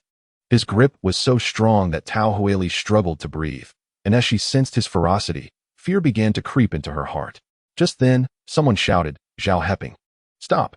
A figure emerged like a specter from the shadows of a concrete pillar, stepping forward to confront Zhao Heping. It was, unmistakably, Hua Xiangyang, who had evidently arrived alongside Tao Huili. Hua Xiangyang positioned himself before Zhao Heping, glanced at his hand, and ordered, "I promise to grant you 3 days to consider. Now, release her." Upon seeing Hua Xiangyang, the architect of his turmoil, Zhao Heping regained his composure. He released Tao Huili, who stumbled slightly as Hua Xiangyang rushed to support her. "Zhao Heping, how dare you push me?" After Tao Huili steadied herself, she became furious and pulled on Hua Xiangyang, saying, "Xiangyang, you must give him a beating, otherwise I shall inform my father that you have failed to protect me."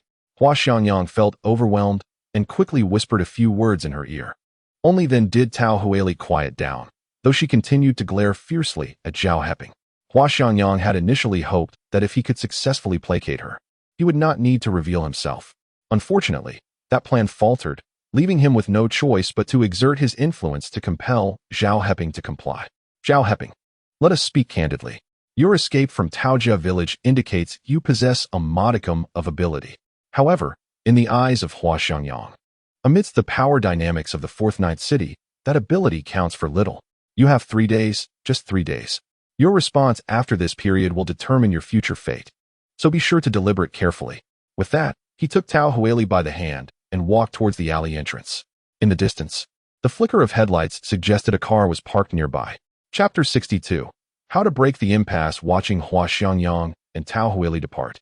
Zhao Heping clenched his teeth in frustration. He recognized his own weakness in comparison to the formidable family influence backing Hua Xiangyang. He found himself ensnared and utterly unaware of the machinations at play. The prospect of a counterattack from his adversary loomed ominously. He needed to contemplate how to navigate this predicament. After collecting his thoughts, Zhao Heping turned and entered the courtyard. At this hour, most of the residents were home, leaving the yard empty. Concerned for his mother, he hurried to the back. Zhu Chunmei was at home with Xie Xiaoying, conversing while tending to the child. Upon seeing Zhao Heping return, she exclaimed joyfully, "Auntie, Heping is back." Xie Xiaoying, indeed worried about her son, quickly approached him, scrutinizing him closely. Once assured of his safety, she sighed in relief. "Heping, where have you been? I've been anxiously waiting for you to return. Your sister-in-law noticed my distress and even went to the street office. Director Wang mentioned you had left long ago, but no one knew where you went. You truly had me worried." Her concern was palpable. Zhao Heping promptly reassured her, "Mother, I am fine. After leaving the street office, I bought a few things and visited the wife of Factory Chief Chao at the hospital. I thought it would be remiss not to check in, given that Chief Chao has visited our home. I also spoke to him about the letter of introduction. He said he would discuss it with the street office to see if it could be arranged." Not wishing to escalate matters, Hua Xiangyang aimed to keep things subdued, as did Zhao Heping. Upon hearing this, Xie Xiaoying felt entirely relieved. "Yes, indeed, you should have gone to visit. It would have been inappropriate not to, especially after they brought gifts to express their gratitude. With Chief Chao's influence, they should certainly facilitate the letter of introduction, shouldn't they? The rubber factory is a state-owned enterprise, and the words of a deputy factory chief carry significant weight. She believed the letter would pose no problem. However, Zhao Heping did not share her optimism. If the street office refused to release him, even the deputy factory chief's words might not prove effective. However, these matters must remain unknown to his mother. He nodded slightly, refraining from a direct response. Instead, he shifted the conversation, saying, "Mother, you continue your chat with Sister Chunmei. I will go prepare dinner." With that, he moved to warm the steamed buns and the leftover dishes from lunch. Su Xiaoying felt a sense of relief as she and Zhu Chunmei watched their industrious son, and she chuckled, saying, "Chunmei, don't you think that since Heping returned this time, he resembles a man capable of supporting a family? He now knows how to care for others, to cook, and to tidy up the home. It's high time he settled down. I just wonder if his partner, having returned from the countryside, will reconsider upon hearing about our current situation. That is my greatest concern." Upon Zhao Heping's return, he had declined the matchmaking proposals, claiming he had a young woman from the countryside in mind, and she had been eagerly awaiting him. However, the anticipated visit never materialized, and instead, her husband's sacrifice had devolved into a sense of betrayal. Such upheaval had caused the residents of the courtyard to distance themselves from their family, let alone the unmarried girls.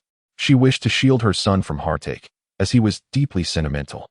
Zhu Chunmei observed Zhao Heping's diligent figure and resolutely stated, "If anyone were to back out, it would simply be their loss. Auntie, rest assured, Heping is not lacking in admirers. If his partner were to withdraw due to uncle's situation, it would only prove she is unworthy of him." Su Xiaoying nodded, recognizing that the outcome of events remained uncertain and would depend on how things unfolded. Upon Zhao Heping's return, Zhu Chunmei felt it inappropriate to linger and bid farewell to Su Xiaoying before heading home. As a widow, her presence was acceptable while Zhao Heping was absent. But if he were home and she stayed for an extended period, rumors would surely arise. Su Xiaoying understood this, so she did not insist, escorting her to the door and watching her return home before re-entering. At that moment, Zhao Heping had finished warming the dishes. "Mother, has Sister Chunmei left?" Su Xiaoying nodded. "Yes, she has. I am grateful for her company today. Without her to comfort me, I might have become anxious and unwell. Rest assured, Mother, when the time comes, I shall not forget the kindness Sister Chunmei has shown our family." Zhao Heping promised, and even without his mother's reminder, he would keep it in mind. The two shared dinner.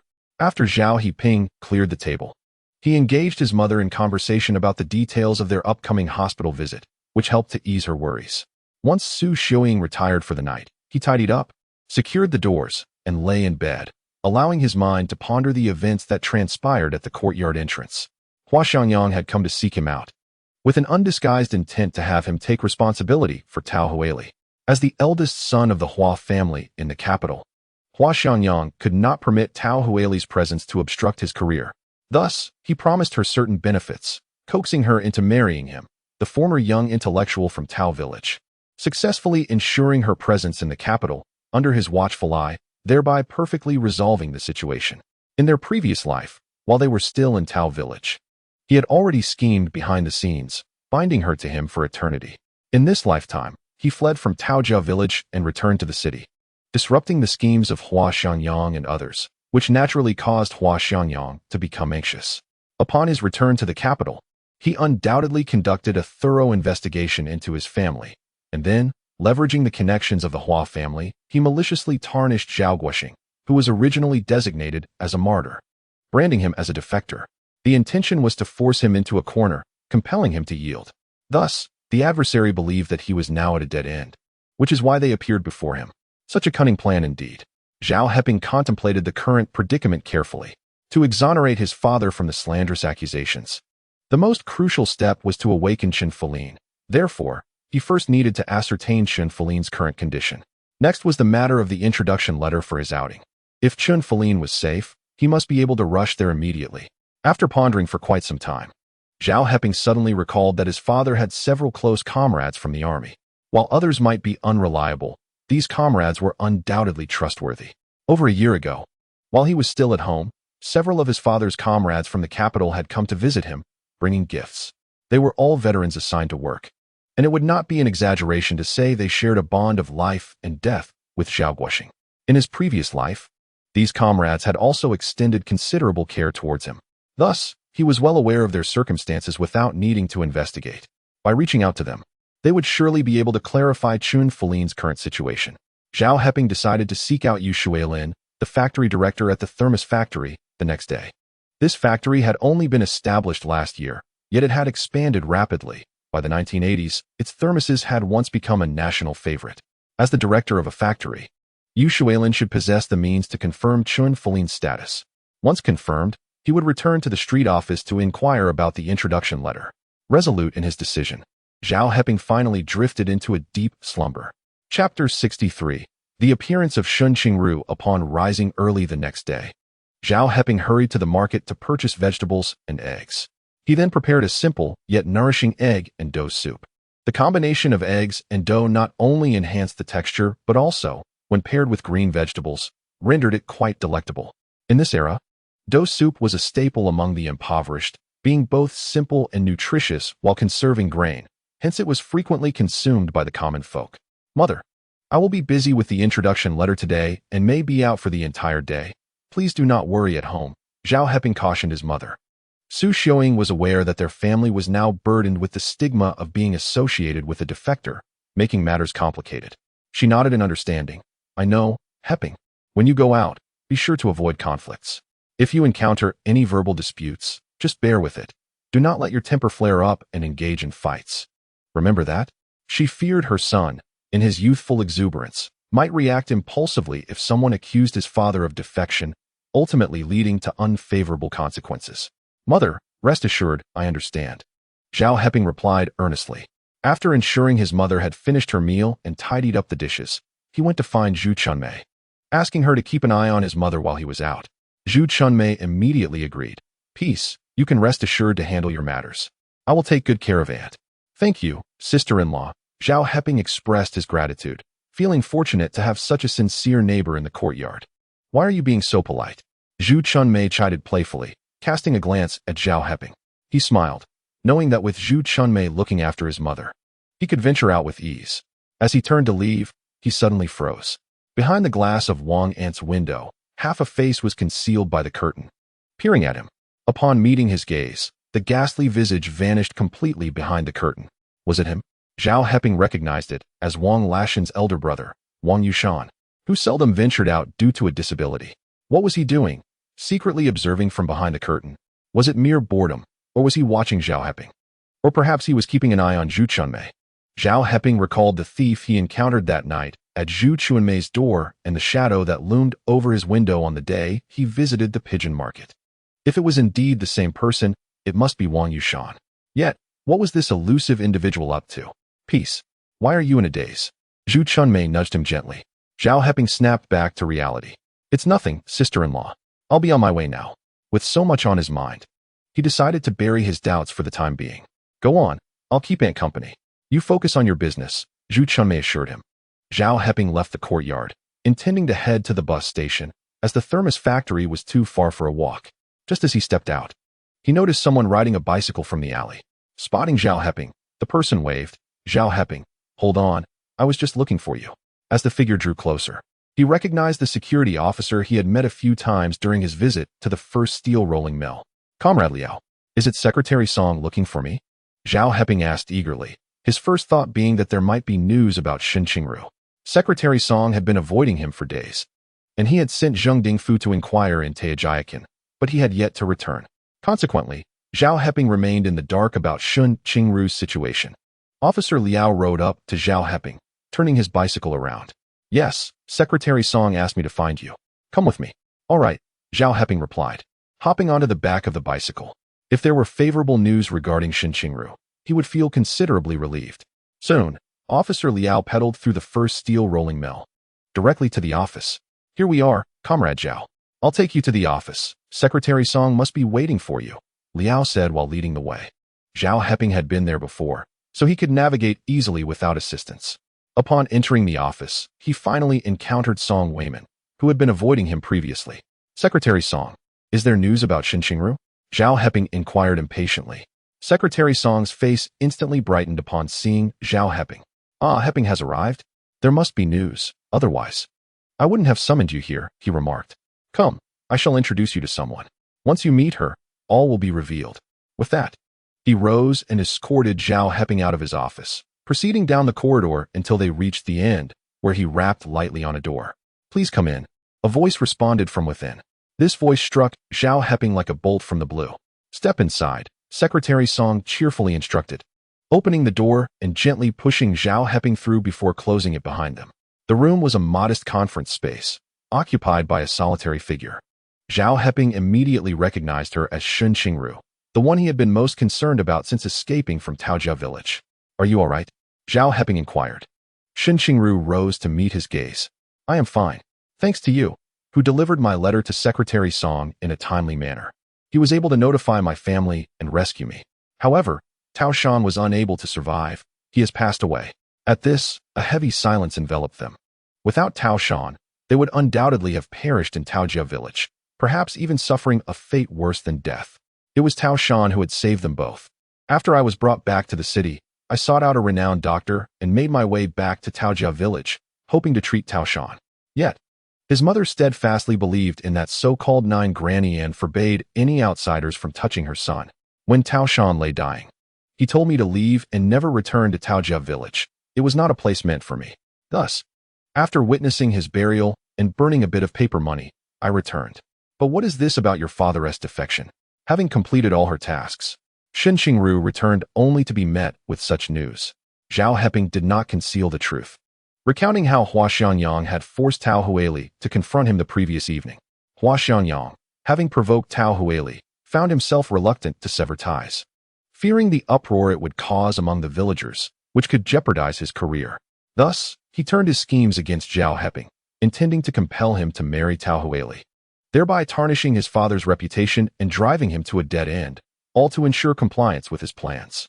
He claimed that if I acquiesced to his arrangements, he would restore my job and my father's honor. Isn't that utterly ridiculous? Upon hearing this, Shen Qingru's brows furrowed in indignation. So it was Hua Xianyang behind this. I am certain that his motives are largely aimed at me. Chapter 64. United Front. Having finished her explanation, Shen Qingru noticed Zhao Heping's confusion and proceeded to elucidate further. The Shen family had the backing of Shen Longyi, her grandfather. Hua Xianyang's grandfather, Hua Yongjun, had once been a subordinate of Shen Longyi. Knowing of Shen Longyi's affection for his granddaughter, he often schemed to intertwine their families through marriage. As the eldest grandson, Hua Xianyang was naturally held to high expectations. However, Shen Qingru had been shielded by her family, leaving Hua Xianyang unable to approach her. Eventually, Shen Qingru, inspired by the fervor of newspaper publicity, defied her family's objections and resolutely became a sent-down youth. Upon learning the news, Hua Xianyang promptly applied to become a sent-down youth, choosing the same location as Shen Qingru.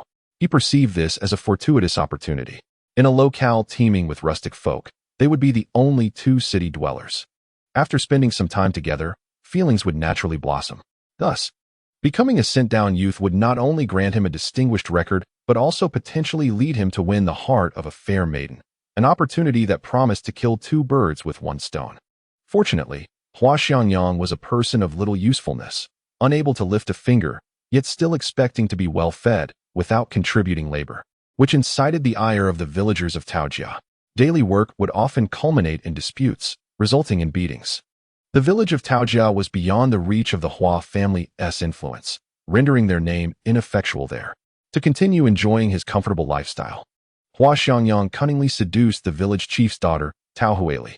She was infatuated with him, and thus I narrowly escaped a dire fate. Had he maintained his ruse longer, I might have fallen prey to his deceit. Shen Qingru chuckled self-deprecatingly. No soul could exist in such an environment without yearning for affection. She had genuinely been swayed by Hua Xiangyang's sweet talk. However, fortunately, he had become entangled with Tao Huili, declaring it a temporary measure, which utterly disgusted her and cleared her mind. When I was rescued, I had informed my family that once the affairs in Taojia were settled, I would return to the city and marry you. Hua Xiangyang had long desired to wed me, and he must have learned of this, which is why he falsely accused your father of defection. He knew that my family would never permit me to marry the son of a defector. Zhao Heping listened intently. Suddenly, everything made sense. After Shen Qingru finished speaking, she turned to Zhao Heping and asked, "What do you plan to do next?" Zhao Heping replied resolutely, "First, restore my father's reputation and return our lives to normalcy." Shen Qingru, having done her homework prior to arriving, shook her head and remarked, "That may be quite challenging. At that time, your father and his comrades had fallen behind and ventured deep into enemy territory. Consequently, your father's comrade was gravely injured and remained unconscious, while your father vanished without a trace. Under such circumstances, the original military leadership, based on their long-standing knowledge of your father, concluded that he had perished. The Hua family exploited this point to assert that your father had actually injured his comrade and defected to the enemy. They clung to the fact of your father's disappearance, having not returned to the unit. Where else could he have gone? To establish proof, one must first locate your father, but how is that feasible? No one knows where he is now. Proving this point is akin to scaling the heavens." Zhao Ping shook his head. "No, there is one person who knows my father's whereabouts, his comrade Chen Qingru. Once Chen Qingru awakens, the truth will be revealed." Shen Qingru was well aware of who Chen Qingru was. Upon her return to the city, her grandfather had specifically sought her out to discuss all the details surrounding Zhao Guoxing's alleged defection. Presently, Zhao Guoxing's comrades firmly believe that he would never defect. The Hua family adamantly insists otherwise. The sole individual privy to the truth is Chen Qingru. This fact is known to all. However, Chen Qingru remains gravely injured and unconscious, and the doctors have stated that if he remains in a coma for too long, the likelihood of him awakening is severely diminished. Can one truly rely on a person who is incapable of awakening? Shen Qingru felt that Zhao Heping currently regarded Chen Qingru as his last lifeline. However, this lifeline could not even save itself. "No, he would undoubtedly awaken. I know how to rescue him," Zhao Heping declared with unwavering certainty. "My greatest fear at this moment is that Hua Xiangyang might take action against Chen Qingru, which would result in an irretrievable loss. Hua Xiangyang possesses no moral compass and is indeed capable of any deed." Shen Qingru gazed at Zhao Heping and said, "You need not worry about that. I can promptly contact my grandfather in Secretary Song's office to ensure Chen Qingru's protection. However, are you certain you can revive him? Is there anything further you require my assistance with?" Upon hearing this, Zhao Heping felt a surge of hope. If we can secure Chen Qingru's safety, it would be even better if I could obtain a letter of introduction to visit him. I am aware that there is a skilled physician who can undoubtedly awaken Chen Qingru. Once he regains consciousness, the truth will emerge. These two matters are of utmost urgency for him: ensuring Chen Qingru's safety and obtaining a travel authorization letter. Shen Qingru nodded. "Very well. Wait for me here while I make a call. I will enlist my grandfather's help, and he will certainly handle it well. Of course, he will manage it proficiently. After all, that is Shen Longyi, a talent praised even by the Eastern general. With his stature, safeguarding Chen Qingru and issuing a travel letter are trivial matters." Shen Qingru did not allow Zhao Heping to accompany her. She proceeded alone to Secretary Song's office, while Zhao Heping waited in a small meeting room. The encounter with Shen Qingru felt surreal, akin to a dream. She, who had been absent for so long, suddenly appeared before him and shared so much. Their relationship now felt peculiar, both familiar and foreign. Neither mentioned matters of marriage during their meeting. After a while, Secretary Song knocked on the door. "Heping, come to the office to take a call. Old Shen wishes to speak with you. Shen Longyi is looking for him." Zhao Heping quickly stood up and followed Secretary Song to the office. Upon his arrival, Shen Qingru handed the receiver to Zhao Heping. "Hello, old Shen. Zhao Heping greeted as he took the receiver. An authoritative voice resonated from the other end. Young man, if your request pertains to anything else, I would not entertain it.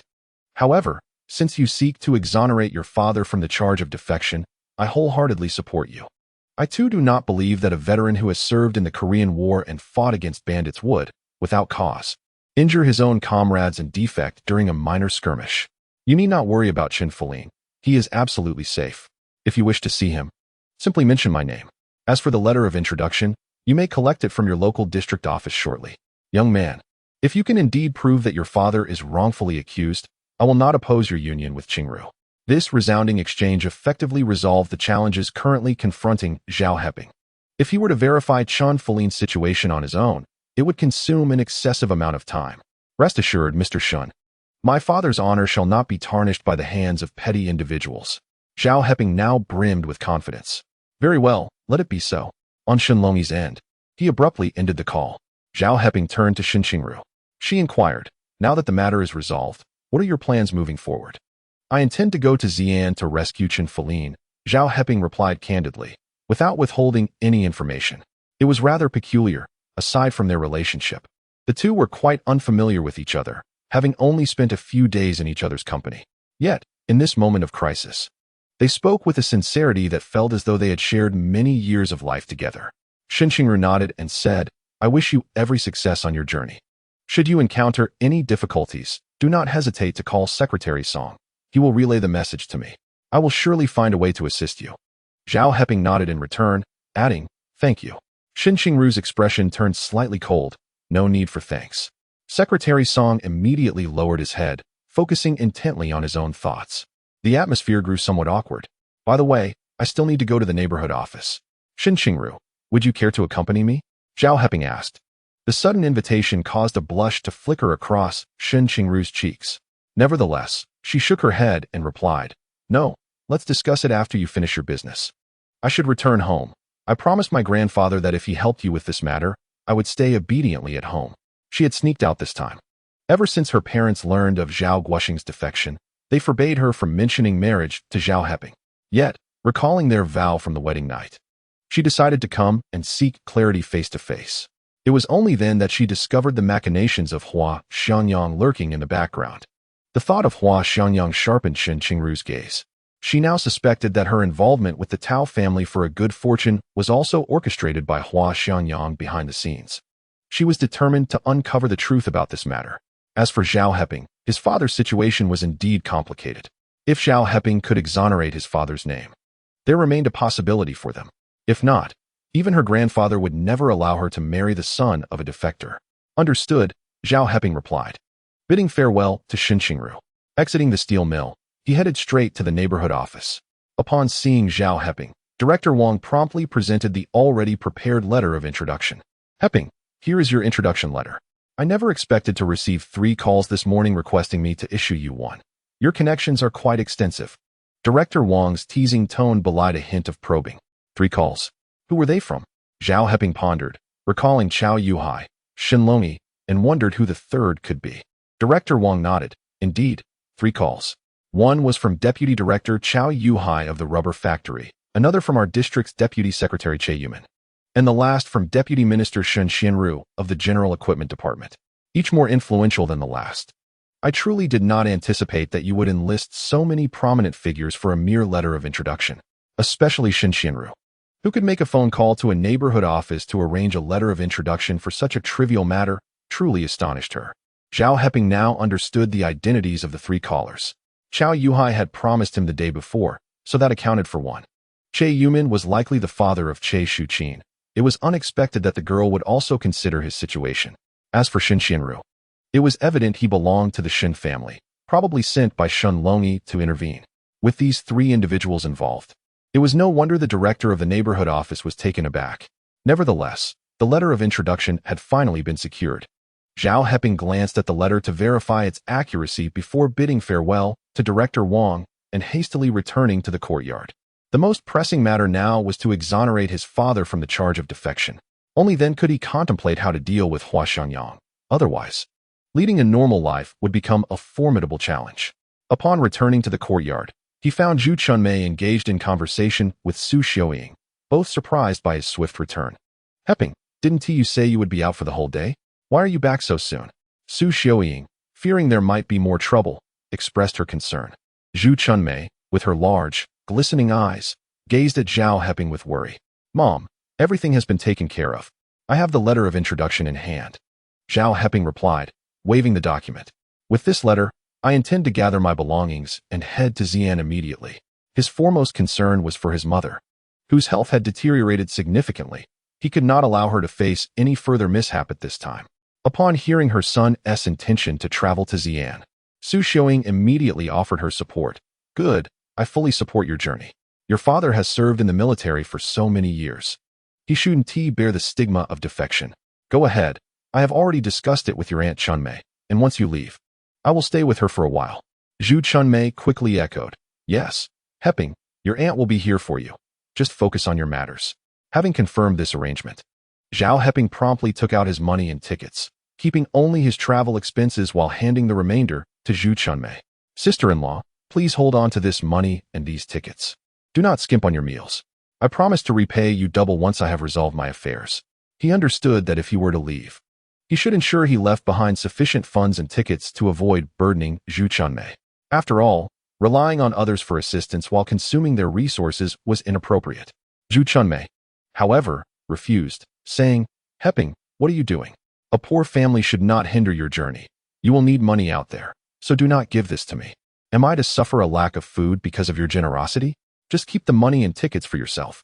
As she spoke, she grasped the money and tickets from Zhao Heping's hands and stuffed them back into his pockets.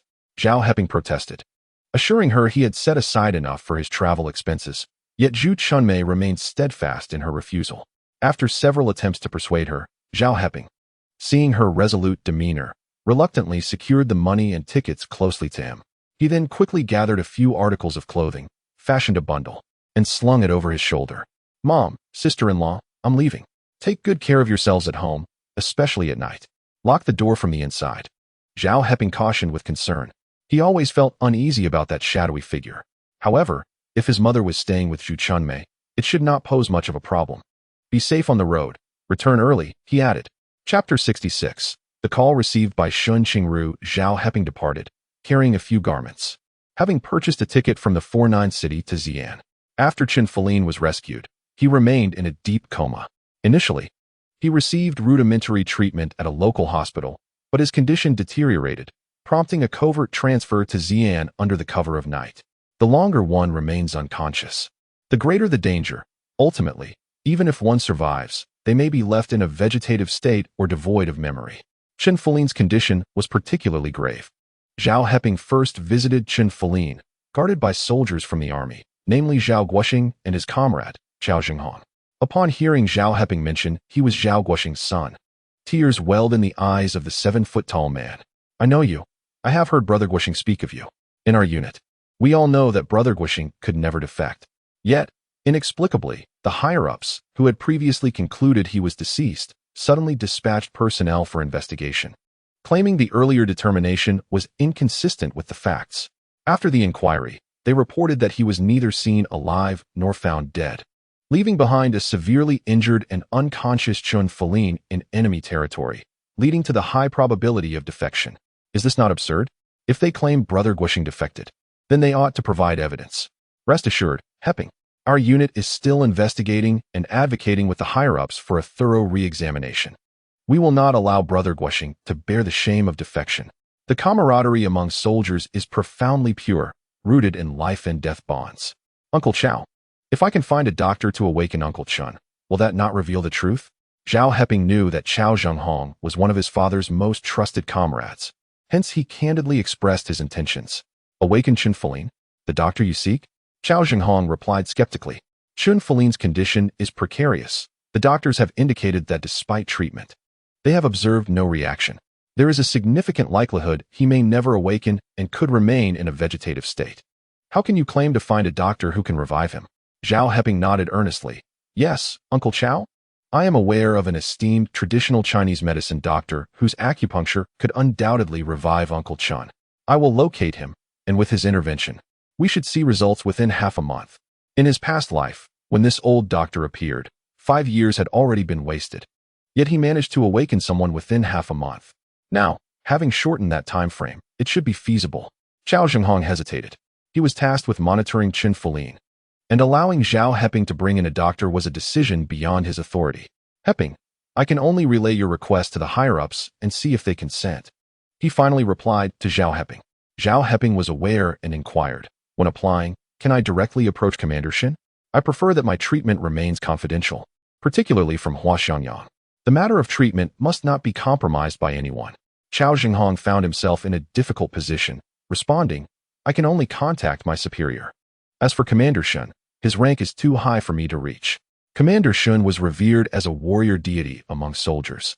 It was improbable for an ordinary soldier to establish communication. Zhao Heping comprehended the situation. Very well, I shall take it upon myself to resolve this matter. Until I have done so, Uncle Chao, please refrain from reporting my arrival to anyone. This is my sole request. Understood, Zhao Zhenghong replied without hesitation. Zhao Heping then informed Zhao Zhenghong of his departure from the hospital. He ventured to several locations until he finally discovered a shop with a public telephone. In this era, finding a public phone was quite a challenge, and dialing through was often cumbersome. Zhao Heping called Secretary Song, and upon recognizing his voice, Secretary Song promptly replied, please hold. Within moments, a gentle voice emerged on the line. Hello, Zhao Heping. What a coincidence, Shen Qingru. I was just about to reach out to you. Zhao Heping was taken aback to hear Shen Qingru on the other end. She continued, it's not entirely coincidental. I came specifically to await your call. Considering the time, you should have arrived in Xi'an by now. Zhao Heping, did you send someone to Taojia village to inquire about my whereabouts? Zheng Dingfu? Zhao Heping immediately recalled that he had instructed Zheng Dingfu to gather information from Taojia village, astonished that Shen Qingru was aware of it. Yes. Since Secretary Song was unavailable to meet me, I was concerned about your safety, not knowing if you had been rescued. My mother is unwell and unable to travel, so I had to send someone to ascertain your status. He is still owed a balance by me. After a brief silence, Shen Qingru expressed her gratitude. Thank you. It was nothing, Zhao Heping replied succinctly. In truth, he had contemplated returning to check on his mother, but first, her frail condition required his utmost care, preventing him from leaving. Secondly, he feared that the residents of Taojia village would be searching for him, and reappearing might lead him directly into danger. Thus, sending a stranger like Zheng Dingfu seemed a safer option. Shen Qingru continued, there is another piece of news. The incident involving you and Tao Huili, and me with Tao Shan, being caught in the bridal chamber was orchestrated by Hua Xiangyang.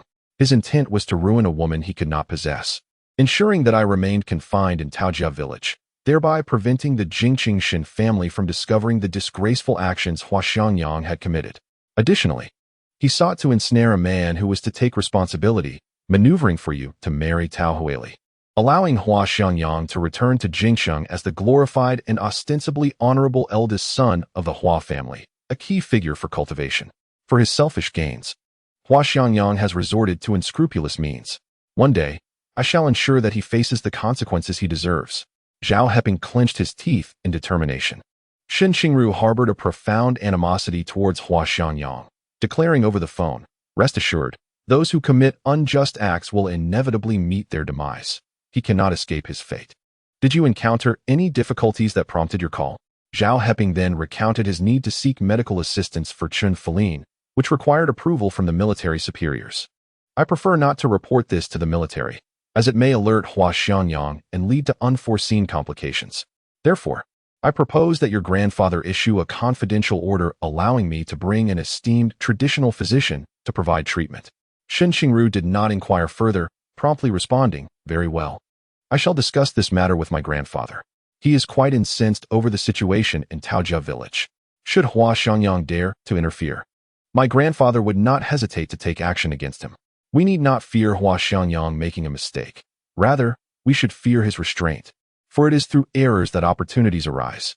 The Shen family indeed cherished her, not merely in words. Chapter 67. The Search for the Divine Physician. After concluding the call, Zhao Heping paid $1 for the phone call. In this era, phone calls were indeed costly.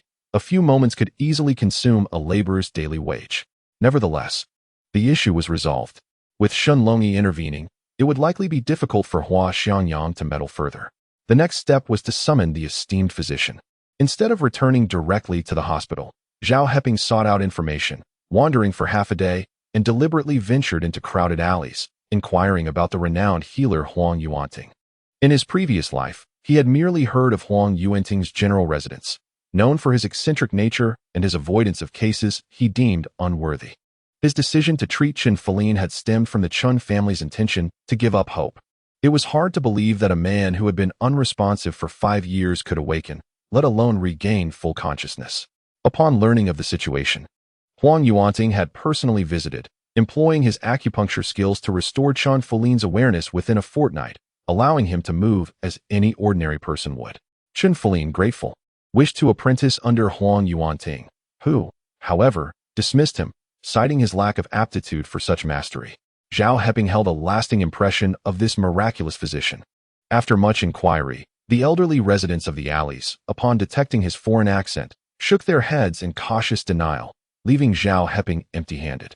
Ultimately, he altered his approach, offering 2 cents to any group of children who might know the whereabouts of Huang Yuanting.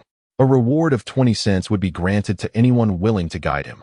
Under the lure of such bounty, especially to young children, one scruffy boy hesitated before stepping forward, asking, "Will you truly give 20 cents? Of course, Zhao Heping replied with a smile, recognizing the worth of securing a guide for such a modest sum. The boy then added, "I would prefer a food coupon instead. 1 pound of grain."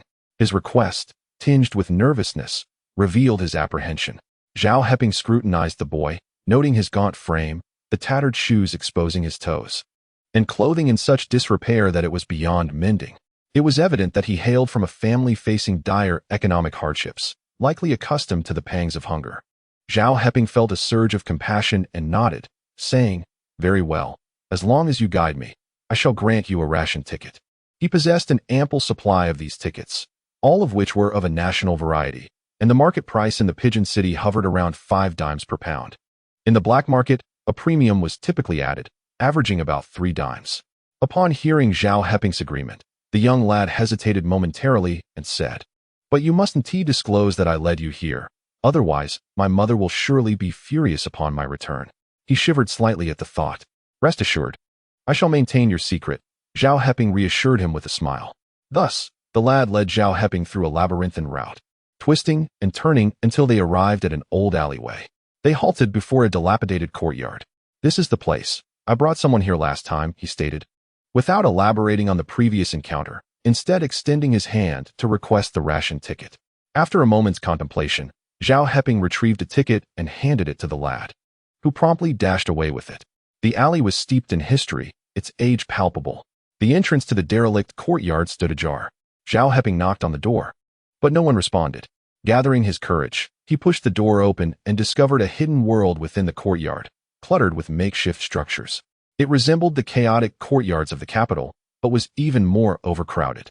How was he to navigate this maze? Just then, a woman emerged from a nearby house. "Excuse me, madam, could you tell me if the renowned healer Huang Yuanting resides here?" Zhao Heping inquired. The woman assessed him from head to toe, seemingly convinced he posed no threat, and replied, "Is someone in your family unwell? Old Huang has quite the peculiar temperament. He only attends to serious and enigmatic ailments." This served as a gentle warning, ensuring Zhao Heping understood the unspoken rules. Realizing he had found the right place, Zhao Heping quickly explained, "It is indeed a grave condition, transferred from another hospital, and I have heard that only the esteemed healer can provide assistance." "Very well, follow me," the kind woman responded, leading Zhao Heping to the true main house. The intricately carved wooden windows and exquisite engravings attested to its elegance. She knocked on the door and called out, "Old Huang, there is someone here seeking treatment." A voice from within replied, "Come in." Turning to Zhao Heping, the woman said, "You may enter now." Grateful, Zhao Heping pushed the door open and stepped inside, greeted by a rich aroma of medicinal herbs. Against the wall stood an entire cabinet filled with traditional Chinese medicine. An elderly man reclined in a finely crafted armchair, his gaze fixed intently on Zhao Heping as he entered.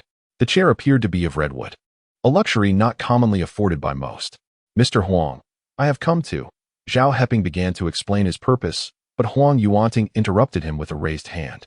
"Come here, let me take your pulse," he instructed, gesturing to a nearby chair for Zhao Heping to sit. Assuming this was a special protocol of the esteemed elder, Zhao Heping complied and took his seat, extending his hand for the examination. The elder closed his eyes and felt the pulse for a while, then fixed his gaze on Zhao Heping for a moment before suddenly bursting into laughter. His spirit, energy, and essence were all exceptional, and his soul, mind, and will were remarkably different from the ordinary. Intrigued, Zhao Heping felt a stir within him upon hearing the elder's words regarding his extraordinary spirit and essence. Could it be that after his rebirth, there was some change in his body? Otherwise, why would the elder scrutinize him the moment he entered, and even appear so pleased after taking his pulse? Elder, are you suggesting there is a problem with my health? Zhao Heping cautiously inquired. The elder shook his head. Not at all. Your health is not only sound, but even superior to that of the average person. As he spoke, the smile on his face vanished in an instant, as if Zhao Heping had only piqued his curiosity momentarily before losing his interest. Now, tell me, for whom do you seek my medical assistance? And what ailment do they suffer from? The swift change in demeanor was rather striking. Zhao Heping quickly provided a detailed account of Chen Qingru's condition.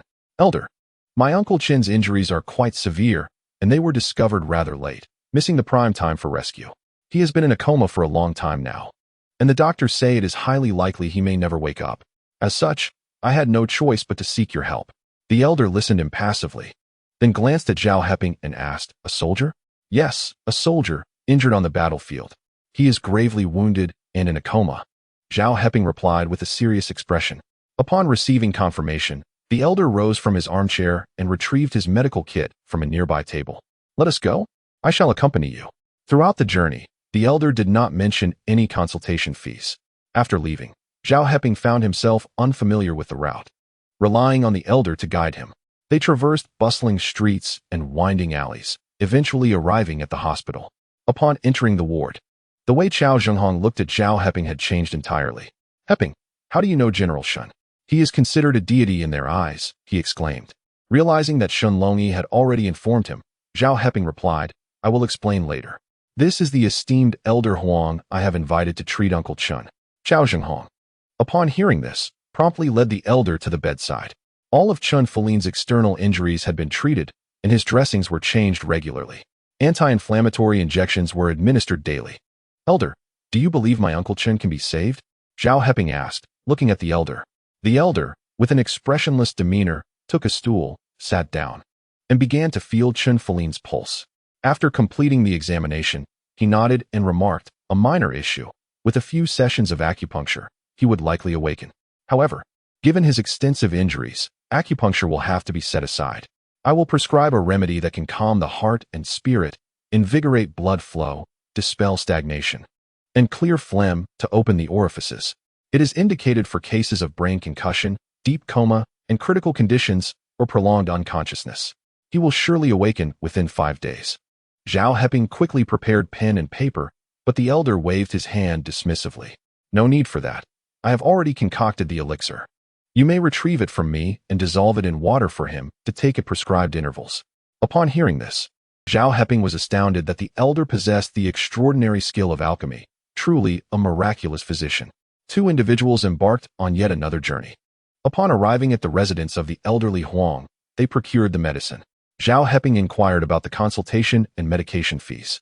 Old Huang chuckled, I have 2 pricing standards. You may choose whichever you prefer. The first option consists of the consultation and medication fee, totaling 300 yuan. To save a life, such a sum is not excessive. Is it? Indeed, compared to the value of life, 300 yuan seemed modest. However, Zhao Heping found himself unable to afford it. Observing Zhao Heping's predicament, Old Huang extended 2 fingers. The second option is for you to serve as my apprentice for half a month, allowing me to study your spirit and essence. What do you think? Clearly, he was quite intrigued by Zhao Heping's soul, hence the unusual request. Zhao Heping felt even more troubled. What if the old man discovered something about him or manipulated him through his studies? Sir, my family resides in the capital. I have come here solely regarding Uncle Chen's matter and cannot linger for long. Would it be possible to grant me a few extra days to borrow some money? However, the old man shook his head. Firstly, we are not well acquainted, so I cannot extend any leniency. Secondly, while the patient is in a coma, he is not beyond the point of revival. Thus, my medicine is optional. Young man, you must think this through. This is a singular opportunity. Zhao Heping discerned that the other party's curiosity about his spirit was the reason behind such a proposition, though it was framed as an opportunity. He found himself devoid of choices. Very well, I shall become your apprentice for half a month. Choosing the lesser of two evils, Zhao Heping opted for the latter. Fortunately, it was only half a month. The duration was not overly burdensome. Upon hearing Zhao Heping's agreement, Old Huang smiled. Excellent. Rest assured, you shall not suffer under my tutelage. He then instructed Zhao Heping to deliver the medicine to the hospital before settling back into his armchair, reclining and closing his eyes in contemplation. He offered no words of admonition regarding Zhao Heping's return or the timing thereof. Indeed, his temperament was somewhat peculiar. With the medicine in hand, Zhao Heping returned to the hospital. His first action was to dissolve the elixir in water, assisting Shen Qingru into a semi-reclined position, gradually administering the concoction to him. Fortunately, although the man lay unconscious, the liquid was successfully ingested. Uncle Chow, I leave Uncle Chen in your capable hands. I have promised the old doctor to apprentice under him for half a month in lieu of the medical fees. I can only impose upon you. Zhao Heping tucked the medicine into his pocket, refraining from handing it over to Chao Zhenghong. At this point, Chao Zhenghong was inclined to agree with whatever Zhao Heping said. Very well, this is indeed my duty. Peace, do share how you came to know Commander Shen. He expressed his curiosity regarding this matter. Zhao Heping's brief excursion had evidently led to Shen Longyi personally authorizing treatment for Chen Qingru, a revelation that utterly astonished Chao Zhenghong. He had never heard Zhao Guoxing mention that his son possessed such capabilities. Zhao Heping hesitated momentarily, struggling to find the right words to explain Commander Shen to Chao Zhenghong. Uncle Chao, the situation is rather intricate. Let us wait a while, and you shall understand in due time. At present, the nature of his relationship with Shen Qingru remained ambiguous and shrouded in mystery, difficult to articulate or clarify. Chao Zhenghong could only suppress his curiosity and nodded, saying, Very well, we shall discuss it later. Zhao Heping exchanged a few more words with Chao Zhenghong before they departed from the hospital and returned to the old man's residence. Upon seeing Zhao Heping return, the old man nodded with satisfaction and handed him several books, instructing, Memorize these thoroughly and remember to prepare the meal before nightfall. And do bear in mind, cooking must be done in the courtyard to avoid contaminating my medicines. After saying this, he settled back into his chair. Zhao Heping took the books and glanced through them. They contained knowledge about herbal medicine, diagrams of human meridians, acupoint interactions, contraindications, and some pharmacological information. To his astonishment, he found that he could recall all the contents without the need for rote memorization. Remarkably, since his rebirth, he had acquired the ability of photographic memory. Was this an advantage bestowed upon him by his extraordinary spirit?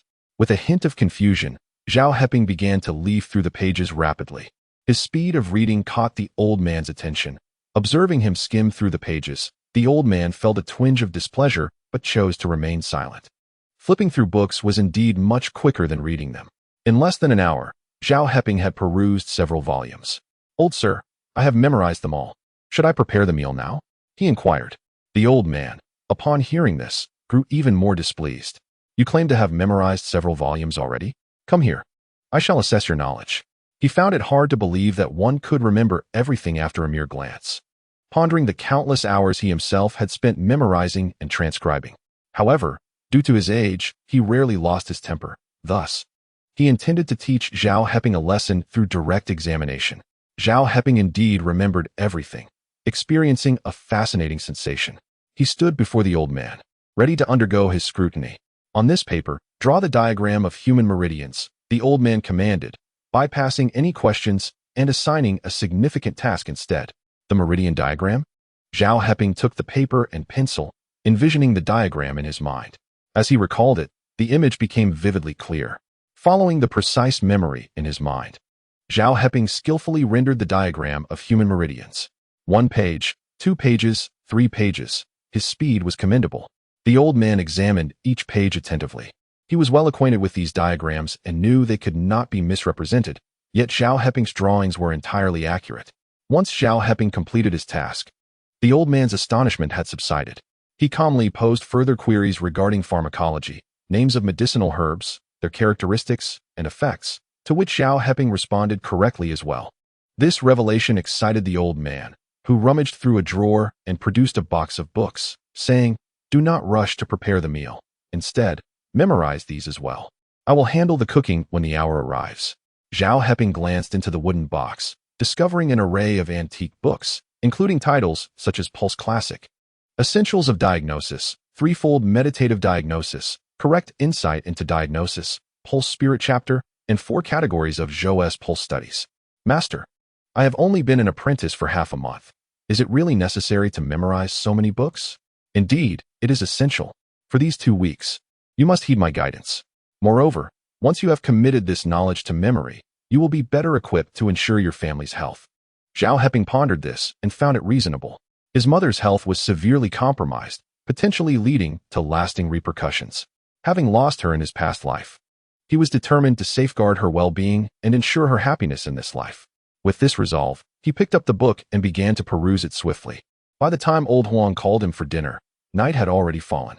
It was best to eat promptly and retire early, so he could continue his studies the next day. Old Huang was quite amiable, even cheerfully serving Zhao Heping dishes. Master, may I discuss a matter with you?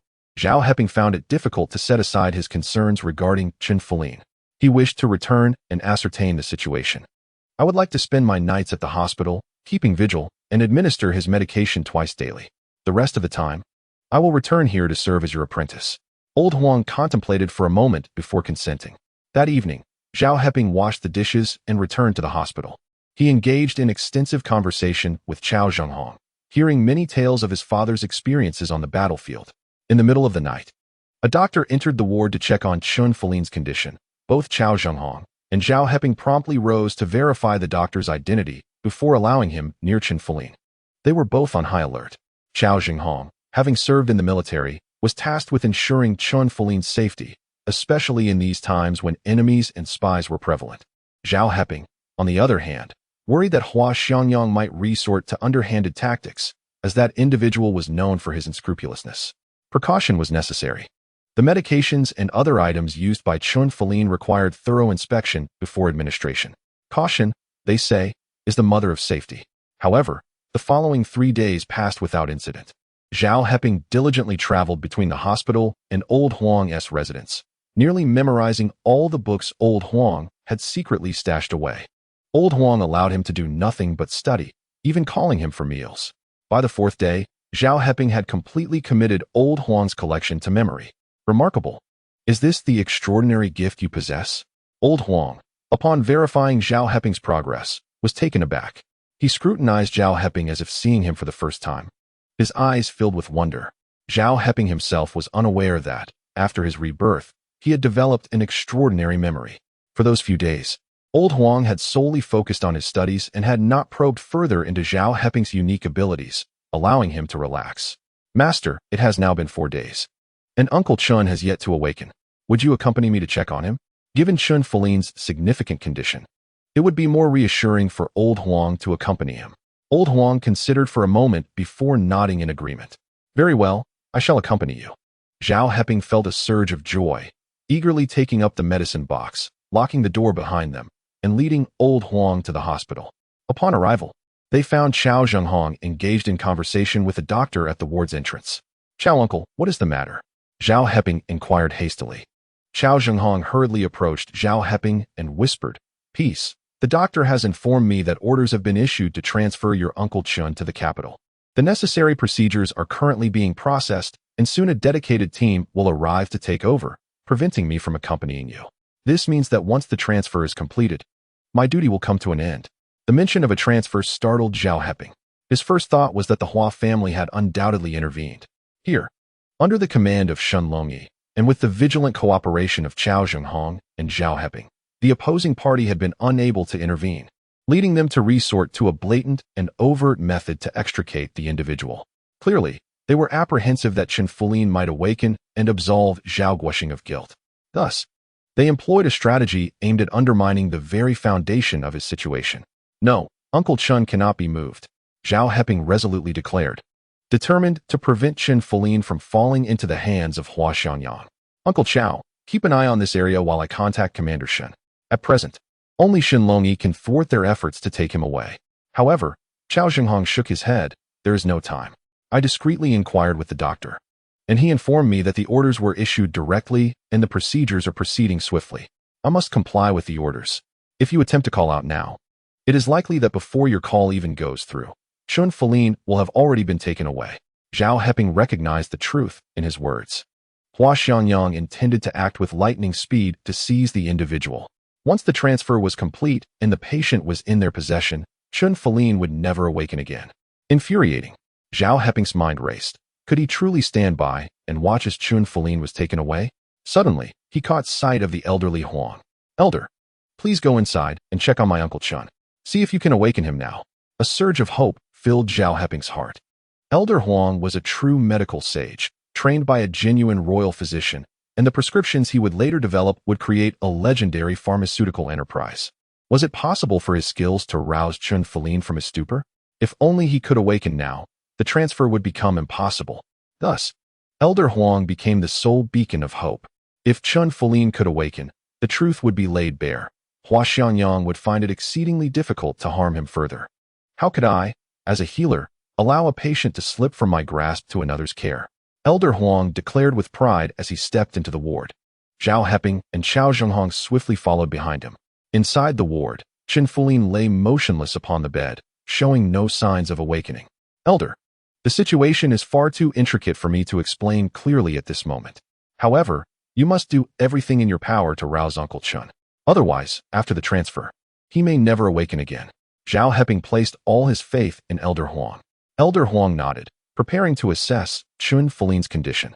Just then, several soldiers entered the ward. And the leader, with a stern expression, barked, "Don't move. This is our patient, and all unauthorized personnel must leave immediately." Chapter 70. Awakening Shen Qingru as the man spoke. He waved his hand, and all the soldiers, their submachine guns aimed directly at Qiao Zhenghong, Old Huang, and Zhao Heping, appeared ready to fire at a moment's notice. Qiao Zhenghong's expression darkened immediately, and he rebuked, "I am the one responsible for the close protection of the patient. Who are you?" The newcomer glanced at Qiao Zhenghong, responding coldly, "We are from the capital, tasked with transferring the patient. Your duty is complete. You may leave." He gestured dismissively. Zhao Heping fixed his gaze on the intruder. Since their arrival, he had demanded the transfer of Shen Qingru without presenting any relevant documents. Zhao Heping promptly inquired, "You claim to be here to facilitate the patient's transfer. Have the transfer procedures been completed? Where is the documentation?" The man shot him a cold look before replying, "The procedures are being processed and will be finalized shortly." "Without documentation, what gives you the right to barge in here? Are you intending to harm the patient?" Zhao Heping admonished immediately. He then turned to Qiao Zhenghong, saying, "Uncle Qiao, these individuals have intruded into the ward without cause, posing a threat to Uncle Chen's safety. What should be done according to protocol?"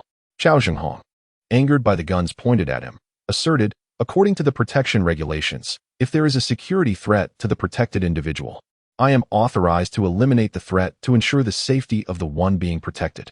With that, he drew his handgun, aiming it directly at the leader of the intruders. Zhao Heping was now seeking to buy time rather than pressuring the adversaries. He barked, "Leave. You have no documentation, and your presence constitutes an unlawful intrusion. As the protector, Uncle Qiao has every right to shoot you. Depart immediately, or I will command him to fire." Qiao Zhenghong cooperated fully, his eyes glinting with menace as he pointed his weapon at the leader's head. The leader's demeanor changed, realizing that without the necessary paperwork, any death would be in vain. Narrowing his eyes, he glanced at the unresponsive Shen Qingru before uttering, "Retreat." Several soldiers, fearing that Qiao Zhenghong might pull the trigger, trained their weapons on him as they backed out of the ward. "Thank you, old sir." Zhao Heping could only do his utmost and leave the rest to fate. Old Huang, feeling the pressure of the guns, was quite displeased. He huffed, "Young man, rest assured, he has taken the medicine for 4 days now. He is no longer in grave danger. All he needs now is a means to awaken." He gestured, "Open your medical kit." Zhao Heping hurriedly set down the kit and opened it, revealing a variety of items within. Old Huang unwrapped a packet of silver needles, concentrating deeply. When he opened his eyes again, they were solely focused on the silver needles in his hands. He swiftly manipulated the needles with remarkable precision, each movement seeming to draw upon immense mental energy, his brow glistening with beads of sweat. It was autumn, and the indoor temperature was already chilly in just a light garment. It was evident that the art of acupuncture was no easy task for Old Huang. As he skillfully manipulated the needle, his lips moved softly, as though murmuring incantations. Soon, the needling came to an end. The elderly practitioner, old Huang, carefully stowed away the silver needles, his entire being appearing extraordinarily fatigued, as if he had aged several years in an instant. Wiping the sweat from the tip of his nose, he cast a glance at Zhao Heping and remarked, "The fee for this treatment will require a separate accounting." Observing his condition, Zhao Heping understood the effort exerted and stepped forward to assist him, offering a chair for him to sit.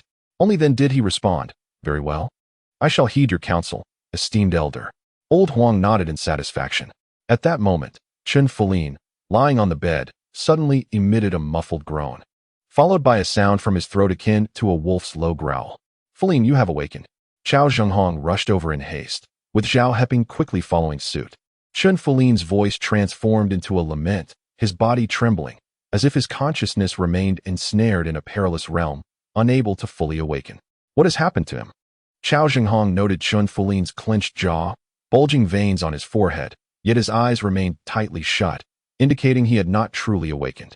He urgently inquired. Zhao Heping swiftly turned to Old Huang for guidance. Old Huang scoffed, "Pathetic. Why do you look to me? Have you crammed your mind with so much knowledge that it has gone to waste? Go, administer a venous bloodletting." Knowing the procedure, Zhao Heping hurriedly retrieved a needle from the medicinal box, adhering to the methods recorded in the texts. This marked his inaugural attempt at needling. His mind was filled with the techniques he had studied. In the face of urgency, he had no time to ponder the outcome. His thoughts were consumed with the knowledge acquired, while his hands maintained a focused precision. Before long, Chen Qingru fell silent. After the bloodletting, his body relaxed, and he opened his eyes. "Qingru, you have awakened?" Chao Zhenghong's eyes widened in astonishment. For days, he had been closely guarding Chen Qingru, and the hospital doctors had long declared that the chances of Chen Qingru regaining consciousness were minimal. Moreover, he had seen no signs of awakening during those days. Zhao Heping had been tasked with administering medication, first due to Shun Longyi's orders, and second, to preserve Zhao Heping's hopes. Yet, who would have anticipated that in this critical moment, following the elder's needling and Zhao Heping's bloodletting, Chen Qingru would indeed open his eyes. He even doubted the clarity of his vision. Chen Qingru's gaze, initially vacant, lingered momentarily on Chao Zhenghong before becoming animated. Grasping Chao Zhenghong's hand, he hoarsely exclaimed, "Guoxing, Guoxing, elder brother." His excitement was palpable, his voice raspy, as if a mute were striving to articulate feelings. Chao Zhenghong bent down, eager to discern Chen Qingru's words. However, after such an extended period of unconsciousness, the newly awakened Chen Qingru struggled to convey his thoughts coherently. Zhao Heping quickly leaned in to offer reassurance. "Uncle Chen, please do not be overly agitated. Uncle Chao, you must report immediately. Uncle Chen has awakened." At this juncture, Chen Qingru's awakening constituted an unexpected event, necessitating an urgent escalation to halt the transfer to another facility. Completely attuned to Zhao Heping's directives, Chao Zhenghong promptly turned and rushed out. The soldiers stationed at the entrance were taken aback upon learning that Chen Qingru had regained consciousness, and they promptly entered the ward. Soon, numerous doctors arrived. All military physicians who had received directives from their superiors to provide treatment for Chen Qingru, eager to revive this battlefield hero. However, after administering treatment with little effect, hope began to wane. To everyone's astonishment, today it was announced that he had awakened. The multitude of doctors promptly expelled the soldiers who were to take over the case, as they were deemed mere bystanders until the handover. Chapter 71. No consultation fees. Only apprentices. The hospital conducted comprehensive examinations on Chen Qingru and confirmed that he was indeed fully awake. With a period of rest, his body would completely recover. Under these circumstances, the transfer to another hospital was deemed unnecessary, and thus it was cancelled. Chen Qingru would remain in his current facility. Once all the examinations were completed, Chen Qingru eagerly recounted to Chao Zhenghong everything that had transpired on the battlefield. At that time, separated from the main force, Zhao Guoxing and Chen Qingru had taken a wrong turn and inadvertently entered enemy territory. Along the way, they engaged in combat with the enemy, managing to retreat while eliminating several foes. However, this infuriated the adversaries, who subsequently deployed aircraft to pursue and bomb them. It was Zhao Guoxing who, when the bombs were dropped, threw himself on top of me. When I finally came to, disoriented, I found that Zhao Guoxing had been reduced to a mangled mess. With wide eyes, Chen Qingru's tears cascaded down like pearls from the corners of his eyes. "Xiao Chao, Can you fathom the turmoil I felt at that moment? It should have been me who perished. Why did it have to be Zhao Guoxing? He sacrificed himself to save me, and it was my failure to recognize the danger. Without me, Zhao Guoxing would have lived on. Qiao Zhenghong's eyes glistened with unshed tears as he empathized with the bond shared among comrades in arms. Zhao Heping, noticing Chun Fulin's intense agitation, stepped forward and said, "Uncle Chun, please do not be overly distressed. My father saved you because he wished for your survival." Chun Fulin turned to Zhao Heping, and Qiao Zhenghong hastily introduced Zhao Heping's relation. Upon learning that he was Zhao Guoxing's son, Chun Fulin's emotions surged once more. Subsequently, Qiao Zhenghong recounted how Zhao Heping had come to find the doctor and the events surrounding his awakening. He then added, "Fulin, Brother Guoxing bravely sacrificed himself. A true hero of the battlefield. Yet, because only you were found and Brother Guoxing's whereabouts remained unknown, the higher-ups mistakenly classified him as a defector. They rescinded the compensation that had been granted and dismissed Heping from his position, leaving both him and his sister-in-law in dire straits. Now that you have awakened, it is time to clarify the truth and restore the honor and innocence that Brother Guoxing rightfully deserves." Upon hearing that Zhao Guoxing had been labeled a defector, Chun Fulin erupted in fury, shouting that he must report this to the higher authorities immediately.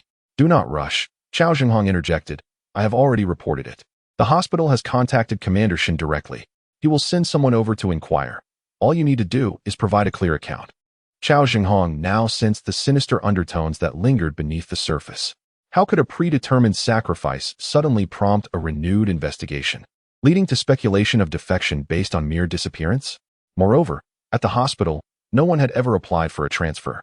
Yet the higher-ups issued an abrupt order to relocate the patient, without any prior indication. However, now that Chun Fulin has regained consciousness, the truth will soon be revealed to all. In the afternoon, the military investigation team dispatched by Shun Longyi arrived. Chun Fulin was formally handed over to them, and Qiao Zhenghong reported back to the commanding officer, having completed his mission before returning to the unit. Zhao Heping was also prohibited from further contact with Chun Fulin. Consequently, he made his way to Old Huang's residence. "Young man, I have heard that your father died on the battlefield while trying to save others?" Old Huang casually inquired from his armchair. Zhao Heping nodded.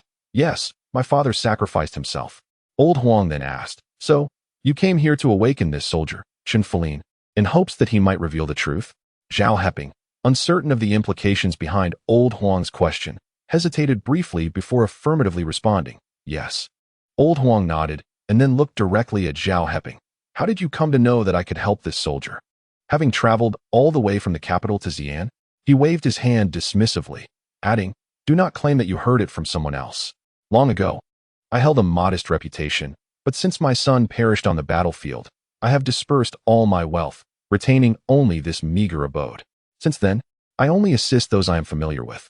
Unless it is a dire case, I seldom offer my services, and those who are aware of my capabilities are merely neighbors, who, having benefited from my aid, would never divulge any details about me. So, how did you come to know of me from such a distance?" Zhao Heping found himself at a loss for words. He truly did not know. He had merely come, guided by memories from a past life, aware of the existence of an extraordinary physician, thus arriving with hope. Yet, now that the patient had awakened, and the truth was on the verge of being unveiled, he found himself unable to answer Old Huang's inquiries. Observing Zhao Heping's stunned expression, Old Huang suddenly chuckled. Not pursuing the matter further, he changed the subject, saying, "Since I have successfully treated that individual today, shouldn't we settle the fee for my services?" Upon hearing about the fee, Zhao Heping offered an awkward smile. "Whatever amount you deem appropriate, I will find a way to manage." After a moment of contemplation, Old Huang replied, "Since you have come before me, demonstrating a connection, how about you learn my medical skills? I believe you possess great potential and could certainly grasp 90% of my techniques, perhaps even surpassing me." His enthusiasm grew with each word. Yet, Zhao Heping could not acquiesce to such an unexpected proposal. He had obligations to fulfill. Thus, he quickly responded, "Old sir, I fear I cannot accept. My mother is still at home, and the emotional toll from my father's sacrifice has severely affected her health. I must return to care for her. I assure you I will find someone to borrow money to cover your fee. It is only right to compensate for the healing of the sick and injured. Furthermore, without your assistance, I cannot clear my father's name." The ultimate fate of Shen Qingru remains shrouded in uncertainty. This situation is akin to constructing a monumental pagoda. Therefore, regardless of the sacrifices required, the consultation fee must be provided. Unexpectedly, the old man, instead of addressing the fee, remarked, "It's all right. If you choose not to stay, I will accompany you. Within 3 years, given your aptitude, you will undoubtedly achieve mastery. The rest will depend solely on your personal comprehension." As he spoke, he became animated. Rising from his chair to declare, "I shall promptly inform everyone in the courtyard to watch over my home. Once I have imparted all my knowledge to you, I need not fear that this wisdom will be taken to the grave with me. When I meet my master in the afterlife, I will have fulfilled my duty." Without regard for Zhao Heping's response, he strode out the door to relay his plans to the other residents in the courtyard. Many residents had constructed unauthorized structures, and those at home gathered to discuss the old man's decision. He appeared quite pleased, explaining to each of them, "I am not leaving for good. I have taken on a disciple, and once I have taught him all that is necessary, I shall return. I entrust my home to your care. Upon my return, we shall resume our neighborly relations." Chapter 72. The old man takes action. Zhao Heping had no opportunity to refuse, as the old man had orchestrated everything. He even enlisted Zhao Heping's assistance, examining the health of all the neighbors, prescribing medication where needed, and advising those in good health. They labored until the afternoon of the following day, finally completing their rounds. By then, the supplies in the old man's medicine cabinet were nearly depleted. Having arranged everything, he locked the door, obtained a letter of introduction, and then set off with Zhao Heping. "Are you truly leaving with me?" Zhao Heping asked incredulously on the train, glancing at the elderly gentleman beside him. The purpose of this journey had been to seek out the miraculous doctor, to awaken Shen Qingru, and to exonerate his father. How had he ended up bringing the doctor home with him? What had the doctor seen in him, after all? The old man, with his eyes closed, feigned sleep and offered no response. Very well, Zhao Heping understood the eccentric nature of the old man and chose to remain silent. Their journey from Xi'an to Beijing involved numerous transitions. 3 days later, they finally arrived in the capital. "Old man, my family circumstances are modest, so please bear with me." Zhao Heping cautioned the old man in advance. Having come this far, he felt obliged to ensure the old man's comfort. However, due to the limited resources at home, the living conditions were quite austere, incomparable to the 2 rooms the old man had previously occupied. The old man, unfazed, waved his hand dismissively, saying, "Conditions are of no consequence. Let us return home swiftly, so you may perform your apprenticeship rites." He seemed inexplicably fixated on taking Zhao Heping as his disciple. "Very well. Since we are here, we shall settle in," Zhao Heping thought, feeling a sense of gratitude towards the old man, and thus he did not dwell on it, leading him directly to the courtyard. However, upon entering the front yard, he nearly collided with Yutsuhua, who came rushing out, prompting him to hastily sidestep. "Oh dear! Zhao Heping, you little rascal, how dare you return? Didn't you report me to the police? If you have the guts, go ahead and do it again. You once accused me of insulting martyrs, how absurd. Now, who doesn't know he defected? I will speak my mind. What can you do about it? You even cursed my daughter, claiming she brings misfortune. You are the true harbinger of disaster. Your father's defection is entirely because of you, a calamity incarnate. I shall speak ill of your father, Zhao Guoxing, the real scoundrel who fathered you. You were born of a mother, yet raised without one. Who would dare marry you in this lifetime? Prepare to remain alone forever." Yutsuehua spat furiously, practically wishing to devour Zhao Heping whole. Upon hearing her nonsensical tirade, Zhao Heping stepped forward, ready to teach her a lesson. However, to his surprise, old Huang was quicker. He delivered a swift kick, crushing down hard on Yutsuehua's instep. The force was considerable, causing her to hop twice while clutching her foot, ultimately losing her balance and landing unceremoniously on the ground. Old Huang wiped the soles of his shoes on the ground, muttering about his misfortune, lamenting that he hadn't consulted the almanac before entering, only to encounter a calamity. It was not a suitable day for taking on a mentor. He would have to postpone that. Zhao Heping found the sight of Yutsuehua grimacing on the ground rather amusing. He thought to himself, "Well, old man, since you're here today, I won't hold this against her. Let's head home. You can take a break, and after dinner, I shall take you out for a relaxing bath to ease your weariness." However, Yutsuehua's audacity to speak so brazenly suggested that her father's charges had yet to be resolved. He must visit Secretary Song and inquire about the progress regarding Shen Qingru. Old Huang nodded.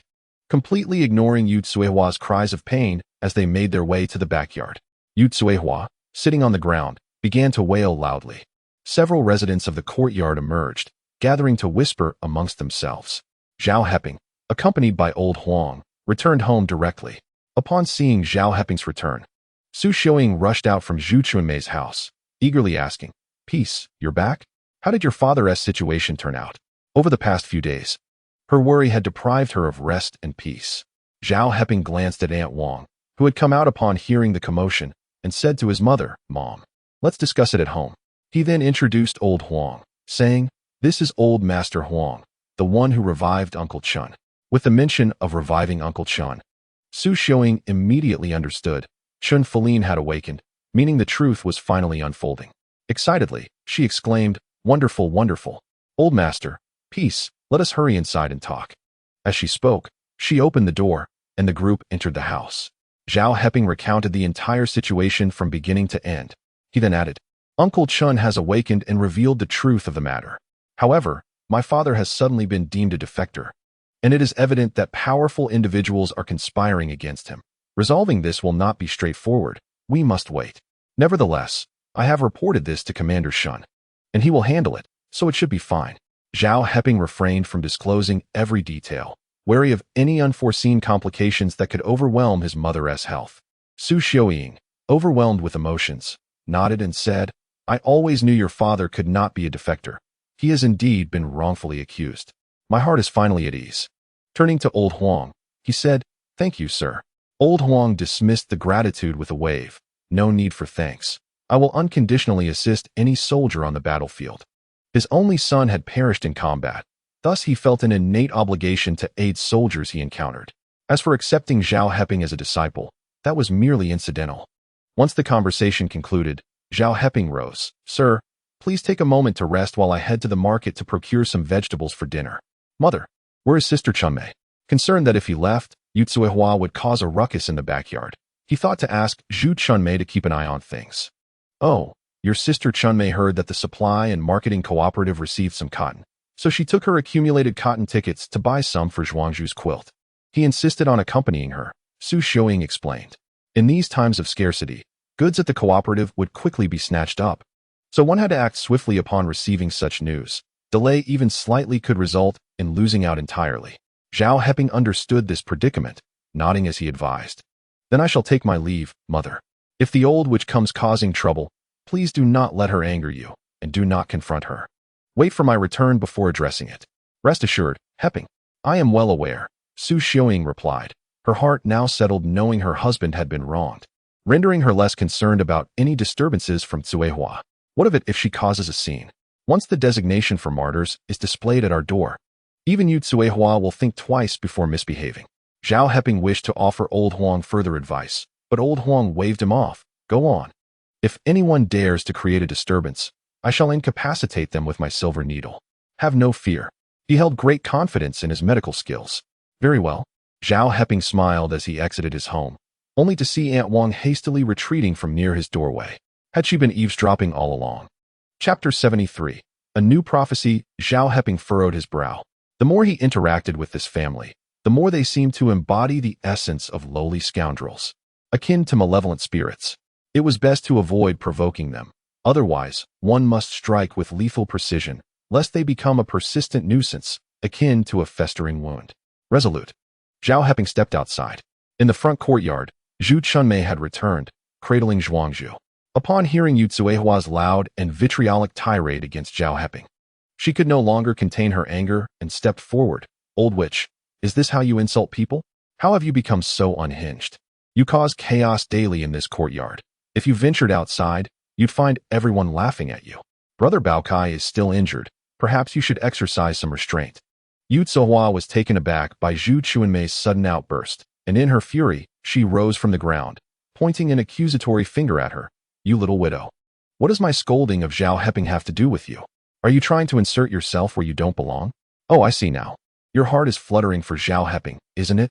Widows attract trouble, and the best way to deal with them is to throw mud at them." This remark sparked a flurry of whispers among the onlookers. Zhu Chunmei, her eyes wide with indignation, retorted, "Yu Tsuehua, have you lost your senses? Your words are nothing but filth. I have taken a liking to your family's fortune. Once he matures, I shall marry him. The young widow is quite audacious, which is rather infuriating. Upon hearing Zhu Chunmei speak of her precious grandson, Yu Zuehua immediately prepared to scratch the young widow's face. Zhu Chunmei, being youthful and vigorous, swiftly sidestepped. However, Yu Zuehua was unwilling to relent easily. She brandished her claws, ready to charge forward. Stop! Zhao Heping strode over, positioning himself directly in front of Yu Zuehua, his gaze icy and unwavering. The chill in his eyes caused Yu Zuehua to take 2 steps back in trepidation. If you continue to spout nonsense, do you believe the repercussions will not befall your grandson Youfu? He recalled vividly that during the autumn and winter of this year, the pampered son Youfu had fallen gravely ill with a severe cold, due to the application of traditional methods and the delay in seeking medical attention. It had escalated into pneumonia. Although he eventually recovered, he was left with a lingering respiratory ailment. With autumn already upon them, it would not be long before winter set in, and thus, son Youfu was likely to succumb to another cold soon. Upon hearing Zhao Heping's alarming words, the onlookers fell silent, their mouths tightly shut. Though they claimed to reject superstition, a deep-seated reverence for the supernatural lingered in their hearts. Previously, Song Guiqin had incurred Zhao Heping's wrath. He had warned her of calamity, and shortly thereafter, Sun Baokai lost 2 fingers and was still hospitalized. Even Yu Zuehua took 2 cautious steps back, her confidence wavering. Zhao Heping, cease your foolishness. This matter concerned her grandson, the very root of her and her daughter's stability in the city. Fear crept into her heart, though her tongue dared not utter further curses. Zhao Heping let out a cold snort, stating, whether I speak in vain or not will soon be evident. Within half a month, the consequences of your slander will manifest upon son Youfu. If you amend your ways now, he may only suffer a mild illness. Should you persist in your reckless words, he may not withstand the repercussions. His words rang with conviction, causing unease to stir within the hearts of all present. Yu Zuehua, wishing to retort, opened her mouth but found herself speechless. Zhu Chunmei, cradling the child behind her, observed Zhao Heping subduing Yu Zuehua, her eyes shimmering with admiration. Sister-in-law, please keep an eye on the house. I shall fetch some groceries. Zhao Heping instructed Zhu Chunmei as he turned. She nodded, very well, go ahead without worry. Zhao Heping chose not to engage further with Yu Zuehua and departed with purposeful strides. This Zhao Heping, he thinks I fear his curses upon my Youfu. Yu Zuehua, her face flushed with humiliation, attempted to salvage her pride with a feeble remark. Yet, this only drew scoffs from several onlookers. If she were truly unafraid, why had she not spoken boldly before Zhao Heping? As Zhu Chunmei left with Zhuangzhu, the courtyard remained abuzz with chatter regarding Zhao Heping's words. Were they a curse, a prophecy, or something else entirely? Opinions varied widely. Unable to sit still, Yu Zuehua returned home, locked the door, and headed straight for the hospital. Sun Baokai had been hospitalized for several days. Having lost 2 fingers, he was at risk for infection post-surgery, necessitating his stay in the hospital. Song Guiqin cradled son Youfu, accompanying him through his ordeal. The factory compensated for his medical expenses, as well as for caregiving and injury compensation. To her, the prospect of financial gain overshadowed her sorrow. Baokai, once you are discharged tomorrow, go to Zhao Heping's house and demand compensation, for he has cursed you, she urged. Sun Baokai furrowed his brow, patiently attempting to placate her. Guiqin, my injury has nothing to do with Zhao Heping. How can I possibly ask him for money? Besides, I am fortunate to have survived this ordeal. Please, let us not stir up trouble.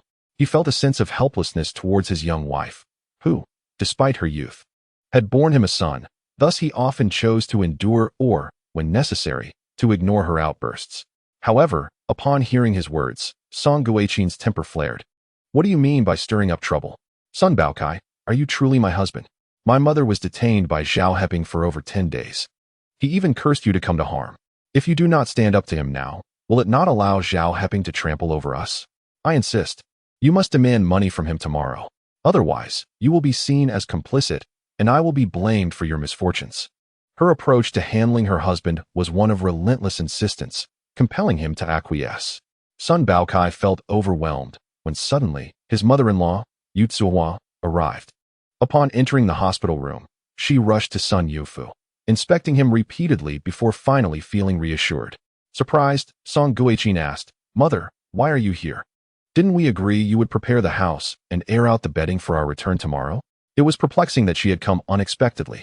Yu Tsuehua shot her daughter a disapproving glance. How could I not come when Zhao Heping bullied me? He let an old man step on my foot and cursed Yofu with illness. I was worried, so I came to check on him. What? Song Guichin reacted as if a cat had been stepped on, leaping up and startling the others in the room. Zhao Heping dares to lay a hand on my mother and curse my son. His father has already fled. He and his mother should know better than to act so brazenly. Baokai, let us discharge Yofu and return home now to confront him. Chapter 74. The prophecy comes to pass with Song Guichin's temper rising. No one could restrain her. Son Baokai, feeling helpless, proceeded with the discharge formalities. The family gathered their belongings, taking a considerable amount of time to pack. Yu Tsuehua held son Yofu, recalling Zhao Heping's ominous words about her grandson falling ill. So she bundled him in several extra layers of clothing, wrapping his head snugly. Mother, it's not that cold outside. He doesn't need to wear so many layers. Son Baokai interjected. Yet, Yu Tsuehua dismissed his concern. What do you know? Children are fragile. It's better to keep them bundled up to protect them from the wind. Realizing further argument would be futile, son Baokai remained silent. Once ready, the family returned directly to their courtyard. By the time they reached home, dusk had settled. Son Yofu, feeling overheated from the excessive layers, immediately shed them upon arrival, opting for a lighter garment, finally at ease. Setting down her belongings, Song Guichin immediately shouted, Bao Chai. Let us go settle the score with Zhao Heping. A surge of anger bubbled within her. If she did not express it now, she would certainly not relent. However, son Bao Chai was unwilling. Forget it. It was my mother who first scolded Zhao Heping.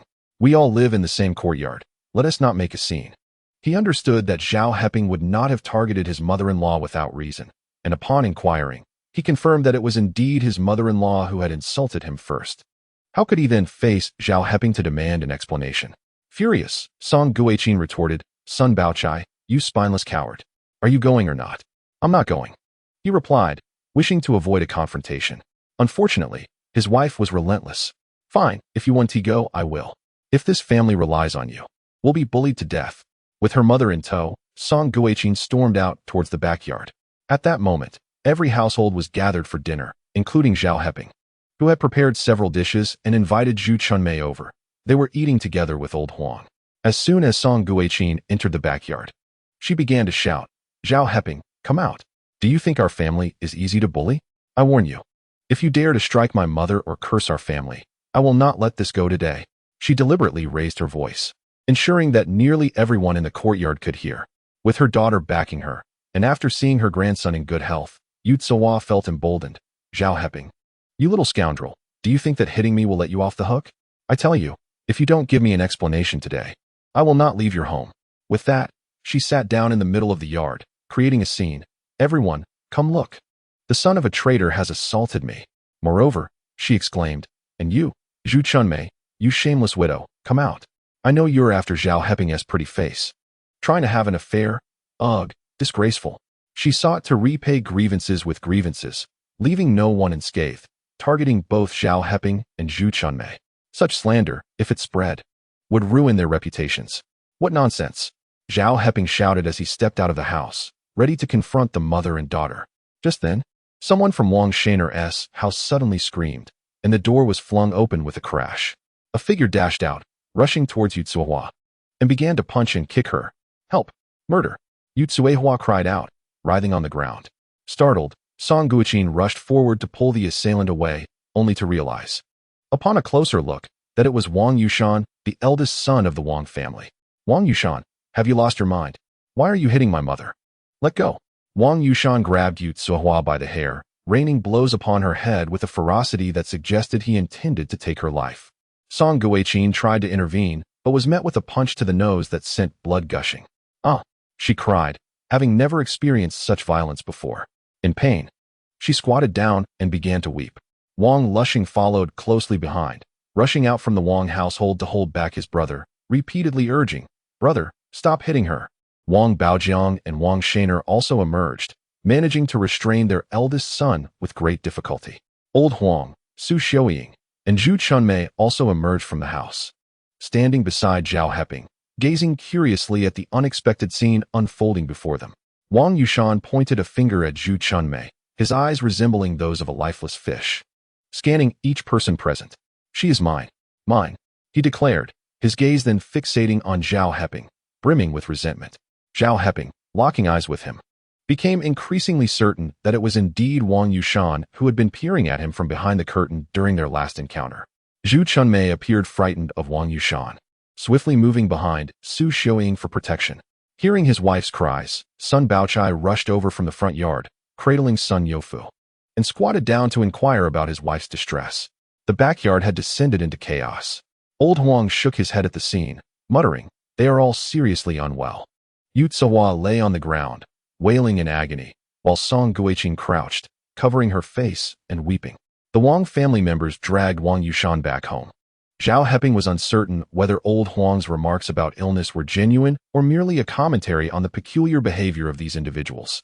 Nevertheless, the matter at hand was between the Wang and Sun families, bearing no relevance to him. Let us go home and enjoy our meal while it is still warm. The farce, in which he had yet to take his leave, had abruptly concluded.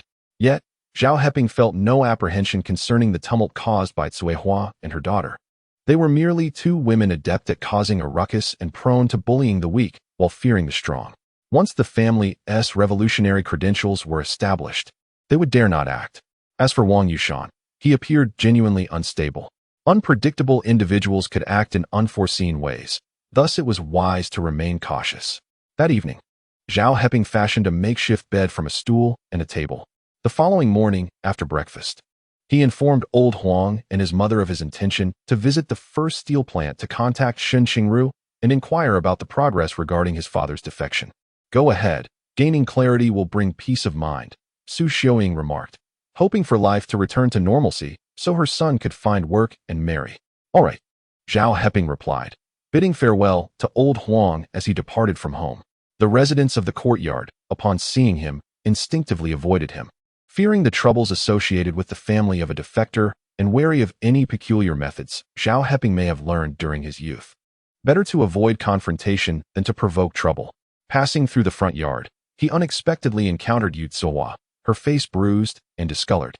As she opened the door to step outside, Zhao Heping anticipated she would seek confrontation, ready to hurl insults. Yet to his surprise, Yu Tsuhua merely glanced at him, her expression one of terror, before retreating hastily and slamming the door shut behind her. Has she lost her senses? Zhao Heping mused, though he dismissed the thought and continued on his way. Meanwhile, Yu Tsuehua, trembling, braced herself against the door. If she had felt emboldened to confront the Zhao family the previous day, today she was genuinely afraid. This was due to the fact that her grandson, Sun Youfu, was truly ill.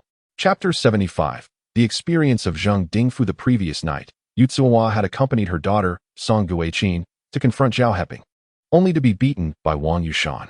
Sun Baochai had spent considerable time negotiating with the Wang family, ultimately resulting in their compensation of 5 yuan, which brought the matter to a close. However, who could have known that while everyone was engrossed in discussions, Sun Youfu, clad in a thin jacket, was playing in the yard and caught a cold? After a restless night, he awoke to find himself sneezing, with a runny nose and a cough. This brought to mind the words of Zhao Heping from the previous day, who had remarked that if Youfu fell ill, he truly would be unwell. The thought of her son-in-law's missing fingers sent a shiver down Yu Tsuehua's spine. "Mother, weren't you going to borrow the large tobacco husk? Why are you back?" Sun Baochai inquired curiously. He needed to fully recuperate from his finger injuries before returning to work at the factory, thus remaining at home to care for his ailing son. His mother-in-law mentioned that a decoction made from the large tobacco husk could alleviate headaches, colds, and sore throats, hence her intention to borrow some from Aunt Shen. Yet, before she could even set out, she found herself closing the door again. "Oh, I will go right away." Yu Tsuehua snapped back to reality, opened the door, and noticed that Zhao Heping had already departed, prompting her to head over to Aunt Shen's to borrow the tobacco husk. The common folk often place their faith in folk remedies, particularly Yu Tsuehua, who had developed a strong belief in the efficacy of such cures for serious ailments, especially in rural areas. Thus, when her son fell ill with a cold and cough, her first thought was of Aunt Shen's tobacco husk. In the courtyard, there are no secrets. As soon as Yu Tsuehua borrowed the tobacco husk, everyone soon learned of Sun Youfu's illness. Zhao Heping's words had proven true once again. Sun Youfu was genuinely unwell.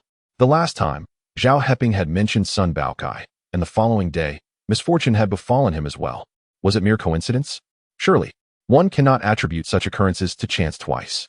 Could it be that during his time as a sent-down youth, he had acquired some uncanny ability? The air of unease began to permeate the community. Despite the push to dispel superstitions, many secretly sought divine intervention. Regardless of their hardships, during festive occasions, the elderly would discreetly venture out to burn paper offerings. Why? It was simply a matter of reverence towards the supernatural. If Zhao Heping possessed such abilities, who would willingly provoke him, living in comfort otherwise? In my opinion, Bao Cai's wife and her mother were being excessively disruptive. Even clay figurines retained some of their earthy essence. What connection did Heping's father have with Heping and his mother that warranted such daily insults?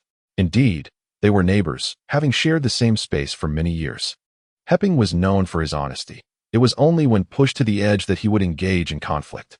Absolutely, they all resided within the same courtyard.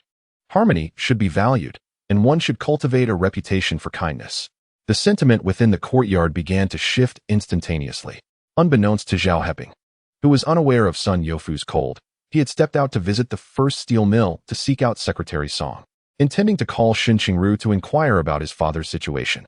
However, when Secretary Song called, he was unable to reach Shen Qingru. The Shen family informed him that Qingru was out for the day and would not return until noon. As for the nature of her outing, Secretary Song found it inappropriate to inquire and was thus left uninformed. Zhao Heping could not afford to wait the entire morning. Hence he said, "Secretary Song, I came here to ask about the progress regarding my father's exoneration from the charges of defection. Could you kindly call Shen Qingru during lunchtime and ask her to assist me? I have matters to attend to at home and shall take my leave for now." Only Shen Qingru possesses the capability to aid him in this matter. Secretary Song nodded with a smile, affirming, "Very well. I shall certainly make another call at noon to inquire. Once I receive definitive news, I will send someone to the Sihiyuan to inform you, thus allowing you to rest assured." Ever since learning of Shun Longyi's willingness to marry his granddaughter to Zhao Heping, Secretary Song has been profoundly invested in Zhao Heping's affairs. "Thank you, Secretary Song." Zhao Heping expressed his heartfelt gratitude and then informed Secretary Song that he was heading directly to Zheng Dingfu's residence after leaving the steel mill. Currently, Old Huang is accompanying him, and his mother's health necessitates proper nourishment, hence the essential need for vegetables, meat, and eggs. However, while he still possesses money and grain coupons, he lacks meat and egg coupons. So he intends to seek Zheng Dingfu's assistance in exchanging some grain coupons for meat and egg coupons. As for the outstanding payment owed to Zheng Dingfu, that must be postponed for the time being. Upon arriving at Zheng Dingfu's home, Zheng Dingfu greeted him with evident delight. "Zhao Heping, how did you know I had returned? I must tell you, this journey was the farthest I have ever ventured, having traveled by train, bus, donkey cart, and horse cart. In the future, once I have sufficient funds, I shall explore the country, wandering through scenic landscapes." For Zheng Dingfu, this first trip beyond his familiar surroundings was a remarkably novel experience, one that lingered in his thoughts long after his return. Zhao Heping empathized with his sentiments. Those who have never journeyed beyond their homes, having only seen neighbors and local streets, would naturally feel a surge of emotion upon encountering the diverse array of people and hearing varied tales from distant lands. "How was it? Was the journey smooth?" Zhao Heping casually inquired. Zheng Dingfu chuckled. "Indeed, it was smooth, except for when your friend's acquaintances unexpectedly approached me, which startled me quite a bit." Zhao Heping promptly asked for clarification. Zheng Dingfu recounted the events in detail. "I followed your instructions and spent 2 days in a place called Tupo Town, seeking information about the peddler. Finally, I discovered where he was located. I then sought out the peddler and paid him to inquire about Shen Qingru, as you suggested. To my surprise, upon his return, he brought along 2 soldiers. Those soldiers, armed with rifles, aimed them at me and interrogated me about my inquiries concerning Shen Qingru." As Zheng Dingfu recounted this, a look of fear overtook his eyes, clearly indicating that being threatened at gunpoint had left a lasting impression on him. "At that moment, I feared I might be mistaken for a spy. Being executed would have been a grave injustice. Thus, I hastily pleaded with them not to fire and divulged your name." He worried that Zhao Heping might blame him, hastily adding, "Please do not hold this against me." At that moment, I could only speak the truth. Zhao Heping chuckled. "I do not blame you. You acted rightly. What happened next?" Zheng Dingfu continued. "After I finished speaking, The two soldiers asked me a few more questions and then departed. The following day, they returned to inform me that the person I inquired about was unharmed and had safely returned to Beijing. Allow me to return directly to Beijing. And yet you inquire about the amount you promised me, along with the outstanding balance yet to be settled. Once the details are clarified, I shall receive the complete payment. Subsequently, I returned home just last night, and today you have arrived. Chapter 76, The Widow's Confession. The situation is quite clear. The one who settled the remaining balance for Zhang Dingfu must undoubtedly be Shen Qingru. When the soldier sought information about Shen Qingru from Zhang Dingfu, he followed the leads to find her, uncovering the truth, which he then relayed to Shen Qingru. Shen Qingru arranged for the payment of Zhang Dingfu's outstanding balance and sent him back to Beijing. Shen Qingru. Zhao Heping silently repeated her name in his mind. This young woman has accomplished a great deal behind the scenes, including matters concerning Tao Shan of Taojia village. The moment she escaped her predicament, she urgently sought a doctor to provide aid, but alas, it was in vain. Had Tao Shan survived, with old Huang around, perhaps he could have been saved. Yet, with the multitude of events that transpired, the opportunity to save him ultimately slipped away. Zhao Heping exchanged grain tickets with Zhang Dingfu for meat and egg vouchers before heading to the market to procure vegetables, meat, and eggs. Each egg was carefully stashed in a pocket, and the meat concealed among the greens, ensuring that no hint of a ruse could be discerned from the outside. In this era, eggs were distributed in accordance with the Beijing Residents' Sub-Food Purchase Certificate, with each household receiving 1 pound per month. Families exceeding 10 members could obtain an additional pound. At other times, if one wished to eat eggs, they were compelled to purchase them with egg tickets, which were only issued to special needs individuals, leaving the ordinary populace without access. Meat was likewise rationed, with each individual receiving 1 meat ticket per month, providing 3 taels. With such limited supplies, anyone daring to indulge openly would simply await denunciation. Zhao Heping wished to avoid trouble, so even though he procured eggs and meat, he kept them concealed. Upon returning home, he found that old Huang and his mother were not present. "Sister-in-law, where are my mother and old Huang?" Zhao Heping hurriedly inquired of Zhu Chunmei. "Oh, Heping, do not worry." Zhu Chunmei emerged from the house to explain. "Aunt has taken old Huang to the street office to see Director Wang. Director Wang's niece has been afflicted with a rather peculiar illness for over a year, and despite visiting numerous hospitals, she remains untreated." Upon hearing this, old Huang claimed he knew how to remedy it, so Aunt took him along. Zhao Heping understood. Old Huang was drawn by the allure of the mysterious ailment, thus unable to restrain himself. Nonetheless, a stroll outside may do him good. "All right, I understand." Zhao Heping reassured himself. With old Huang present, he knew his mother's health would be secure. He then returned home to prepare a meal. Zhu Chunmei hesitated for a moment before following Zhao Heping into the house. Observing him selecting vegetables while seated on a small stool, she too squatted down to assist. Noticing this, Zhao Heping fetched another small stool for her. Zhu Chunmei silently accepted it, sitting down to focus on the vegetables. Zhao Heping chose to remain silent, concentrating on his task. After a while, Zhu Chunmei hesitantly spoke up. "Heping, have you learned anything about Uncle's situation? Is there any progress?" Zhao Heping paused his vegetable preparation, shaking his head as he replied, "No, my father's matter is entangled with the higher-ups, so resolving it is not a simple endeavor. Once I have some time this afternoon, I will seek out someone to inquire further. Secretary Song has mentioned that once there is definitive news, he will dispatch someone to inform him. However, he cannot simply wait at home. It is indeed better to take a trip." Upon hearing Zhao Heping's words of denial, Zhu Chunmei consoled him, saying, "Do not fret, Heping. Everything will be resolved in due time." Zhao Heping responded affirmatively. Indeed, issues invariably find resolution. Shen Feline has awoken, and the subsequent matters will be personally handled by Shen Longi. Failing to resolve them would be truly absurd. Zhu Chunmei hesitated for a moment before continuing. "In truth, even if the situation remains unresolved, you need not worry. Life will go on. I am here for you." At this point, a faint blush graced her cheeks. Zhao Heping, not pondering too deeply, expressed his gratitude, saying, "Thank you, sister-in-law." With a reddened face, Zhu Chunmei replied, "There is no need for such formality between us. Heping, there are some things I have long wished to share with you." Zhao Heping, intrigued, set down the vegetables he was holding and looked up at Zhu Chunmei, "Sister-in-law, please feel free to speak your mind." After a moment's hesitation, Zhu Chunmei began, "Heping, Jiaming has met with an unfortunate fate. leaving me and Xuanzhu to navigate these challenging times. Indeed, as a widow with a child, surviving solely on compensation is quite arduous. Zhao Heping remained silent, merely nodding and listening attentively. Zhu Chunmei continued, I understand that a widow often attracts gossip, hence I typically avoid interactions with men. Yet I have come to realize my error. Even when I strive to avoid trouble, it seems trouble finds me. Last summer, during your absence from the courtyard as a youth sent to the countryside, I had lulled the child to sleep and was bathing when I discovered someone peering in at me through the window. It was that despicable Wang Yushan. Zhao Heping was taken aback. He had not anticipated such an occurrence. He recalled the night he had confronted a thief. The shadow cast upon his window now confirmed to be Wang Yushan.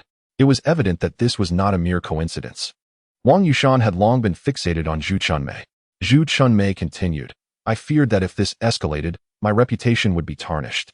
And I worried for Xuanzhu's safety should he take action. I threw a shoe at him, driving him away without making a fuss. However, little did I know, from that night on, he would return regularly to leer through my window, instilling such fear in me that even on the hottest nights, I dared not open the windows. Eventually, his audacity grew. When he could not see in, he attempted to pry open my window. Can you imagine waking in the dead of night to the sound of movement, only to find a face staring at you through the window? Zhao Heping could indeed imagine it. Even in broad daylight, the sight of half of Wang Yushan's face hidden behind the curtains had sent shivers down his spine.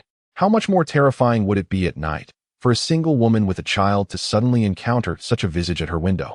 It would be unnatural not to feel fear. Wang Yushan's behavior is undeniably perverse. Sister-in-law, what happened next? Did you approach Master Wu or Director Wang from the street to discuss this matter? Zhao Heping pressed for further details. Such matters, when first discovered, require a sufficient lesson to be imparted to the other party to ensure they are entirely deterred. Merely seeking peace will only embolden them further. Zhu Chunmei shook her head, saying, I cannot speak out, for I am a widow. If this matter were to spread, rumors would abound. It does not trouble me personally, but I must consider Xuanzhu's future. He still has to attend school, grow up, find a job, and eventually marry. If my reputation suffers, it will tarnish his prospects as well. Hence, I have no choice but to secure the windows and doors from within, living in constant trepidation until you returned as a youth worker. That night, you dashed out, confronting Wang Yushan and even injuring him. Do you know? At that moment, I felt as though someone could finally protect me. Chapter 77. Shen Qingru's anger at this juncture. Tears streamed down Zhu Chunmei's face. Zhao Heping understood that being aided in times of helplessness indeed stirs profound emotions. Sister-in-law, everything will be fine. If he dares to come again, just call out, and we will all come to your aid. A single lesson will suffice to ensure he does not dare to return. It is no wonder that when he traveled to Xi'an, Zhu Chunmei requested her mother to stay with her. It was to guard against Wang Yushan. However, one cannot remain on guard forever. A decisive action against Wang Yushan is still necessary. Zhu Chunmei, however, did not respond to Zhao Jiaping's words. I do not wish to escalate things. Heping, Wang Yushan's repeated visits are merely a way of bullying me since I lack protection. I have no one else to rely on but you. Ever since you helped me drive away Wang Yushan, I have developed feelings for you. Heping, if you do not mind that I am a widow with a child, we could build a life together. This declaration startled Zhao Heping, prompting him to spring from his small stool and take a couple of steps back.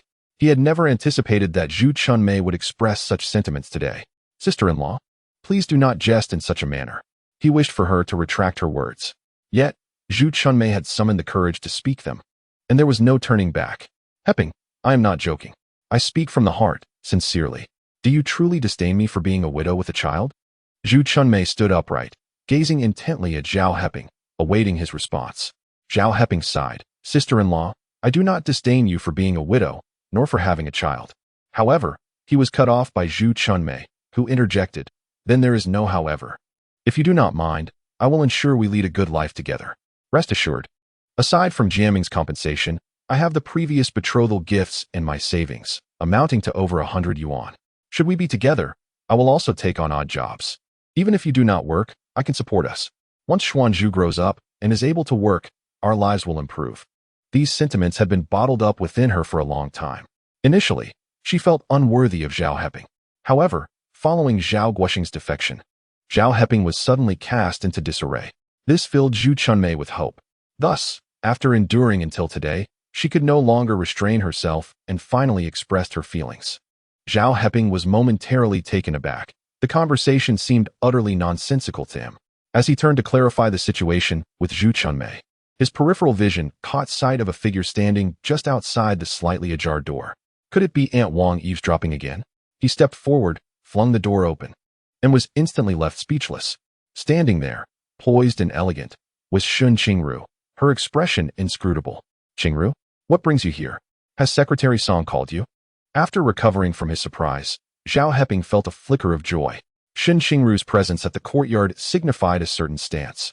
It seemed his father's allegations of treachery had been entirely disproven.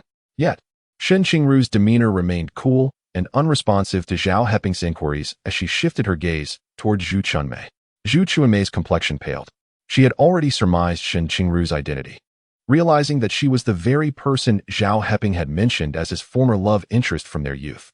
The arrival of Zhao Heping's former partner, just as she had professed her feelings for him, left Zhu Chunmei feeling acutely embarrassed. Shen Qingru smiled faintly, her gaze returning to Zhao Heping. "It seems I have arrived at an inopportune moment. Zhao Heping, since you have someone you hold dear, I must consider our agreement in Taojiakan null and void." With that, she turned to leave. Zhao Heping, taken aback by Shen Qingru's misunderstanding, hurried after her, imploring, "No, Shen Qingru, please hear me out. I do not have anyone I care for. This is all a misunderstanding." The courtyard was bustling with onlookers, all eager to witness the unfolding drama. Zhao Heping was reluctant to clarify that Zhu Chunmei's affections were unreciprocated, mindful that in a crowd, words could easily morph into rumors. Shen Qingru continued her brisk pace, her expression frosty, ignoring Zhao Heping's pleas. She had taken their prior agreement seriously. Upon returning to the city, she promptly informed her family of her decision, sought out a doctor, and made her way back to Taojiakan to assist Tao Shan. However, when she returned to the city, her family advised her to abandon her intentions, citing Zhao Heping's father's desertion on the battlefield. After much contemplation, she approached Zhao Heping with sincerity. Upon learning the full truth, she immediately contacted her grandfather to offer her unwavering support to him. Even today, upon receiving a call from Secretary Song, she had come to honor their original pact. Yet, Zhao Heping seemed to have entangled himself with another woman, an outcome Shen Qingru found utterly unacceptable. The onlookers in the courtyard whispered amongst themselves as they observed Zhao Heping pursuing a beautiful girl, speculating. Could this girl be the one Zhao Heping was involved with during his youth as a sent-down youth? It seems so. She inquired about his family's whereabouts upon entering, but it appears they have had a falling out. Naturally, no girl would wish to marry the son of a traitor, especially one without a stable job, who would surely face repercussions. Who would want that? They murmured. Fortunately, she isn't married yet. With her looks, she could easily find a suitable match. The chatter of the crowd, neither too loud nor too soft, reached Zhao Heping's ears as he continued his pursuit. However, in the presence of these individuals, he felt it inappropriate to elaborate excessively. He contemplated addressing the matter with Shen Qingru once they exited the courtyard. Shen Qingru wore a cold expression, utterly ignoring Zhao Heping, who trailed behind her. The two of them, one in front of the other, departed from the courtyard. Outside, there was hardly anyone at that hour. Zhao Heping hastily called out, "Shen Qingru, please wait. Let me clarify things." He quickened his pace, intending to intercept her. Shen Qingru, already vexed, held steadfast to her belief in unwavering loyalty in matters of the heart, refusing to settle for anything less. Thus, when Zhao Heping spoke and attempted to obstruct her path, her irritation intensified. She deftly evaded him and quickened her steps down the alley. "Shen Qingru, you've misunderstood. Please stop for a moment so we can have a proper conversation, shall we?" Zhao Heping also accelerated his pace, keen to prevent any misconceptions. Regarding Zhu Chunmei, he had always perceived her merely as a neighbor, with no ulterior motives whatsoever. This was a truth that could be substantiated. Since the agreement made in the bridal chamber of Taojia village, he had consistently affirmed his commitment to someone, his beloved Shen Qingru, and no one else. "Don't follow me." Shen Qingru gritted her teeth and uttered. Observing Zhao Heping persistently keeping pace with her, she resorted to a light jog. Chapter 78. Clarifying Matters, Shen Qingru. Zhao Heping called out, hastily pursuing her. In response, Shen Qingru quickened her pace even further. The two of them raced out of the alley. On the street beyond, a small sedan was parked, surrounded by onlookers drawn by the spectacle. Shen Qingru maneuvered through the crowd, yanked open the car door, and settled inside. The vehicle roared to life, prompting the spectators to step back. Zhao Heping hurried over. As the car sped away, Shen Qingru turned her head to cast a glance at Zhao Heping through the window, her gaze imbued with coldness and detachment. Zhao Heping remained rooted in place, watching the car disappear from the throng, leaving only dust in its wake. After a considerable pause, he let out a deep sigh. Since his rebirth, he wondered if the alterations to his original fate had inadvertently invited a cascade of troubles. Just as his father's issues had been resolved, another misunderstanding with Shen Qingru arose. It seemed the only recourse was to allow her time to cool off before she could be receptive to his explanations. With no alternative, Zhao Heping returned to the courtyard. Inside, the residents, wary due to Sun Youfu's illness, kept their distance from Zhao Heping. Nonetheless, their gazes held a mixture of pity and schadenfreude. Upon seeing Zhao Heping return, Zhu Chunmei approached with reddened eyes, offering an apology. Heping, I'm truly sorry. Last night, Wang Yushan came to knock on my door in the middle of the night. I was frightened and sought some support. It was wrong of me to say things that upset your partner, and I sincerely apologize. She had harbored feelings for Zhao Heping and, having mustered the courage to express herself, found herself thwarted when his partner overheard.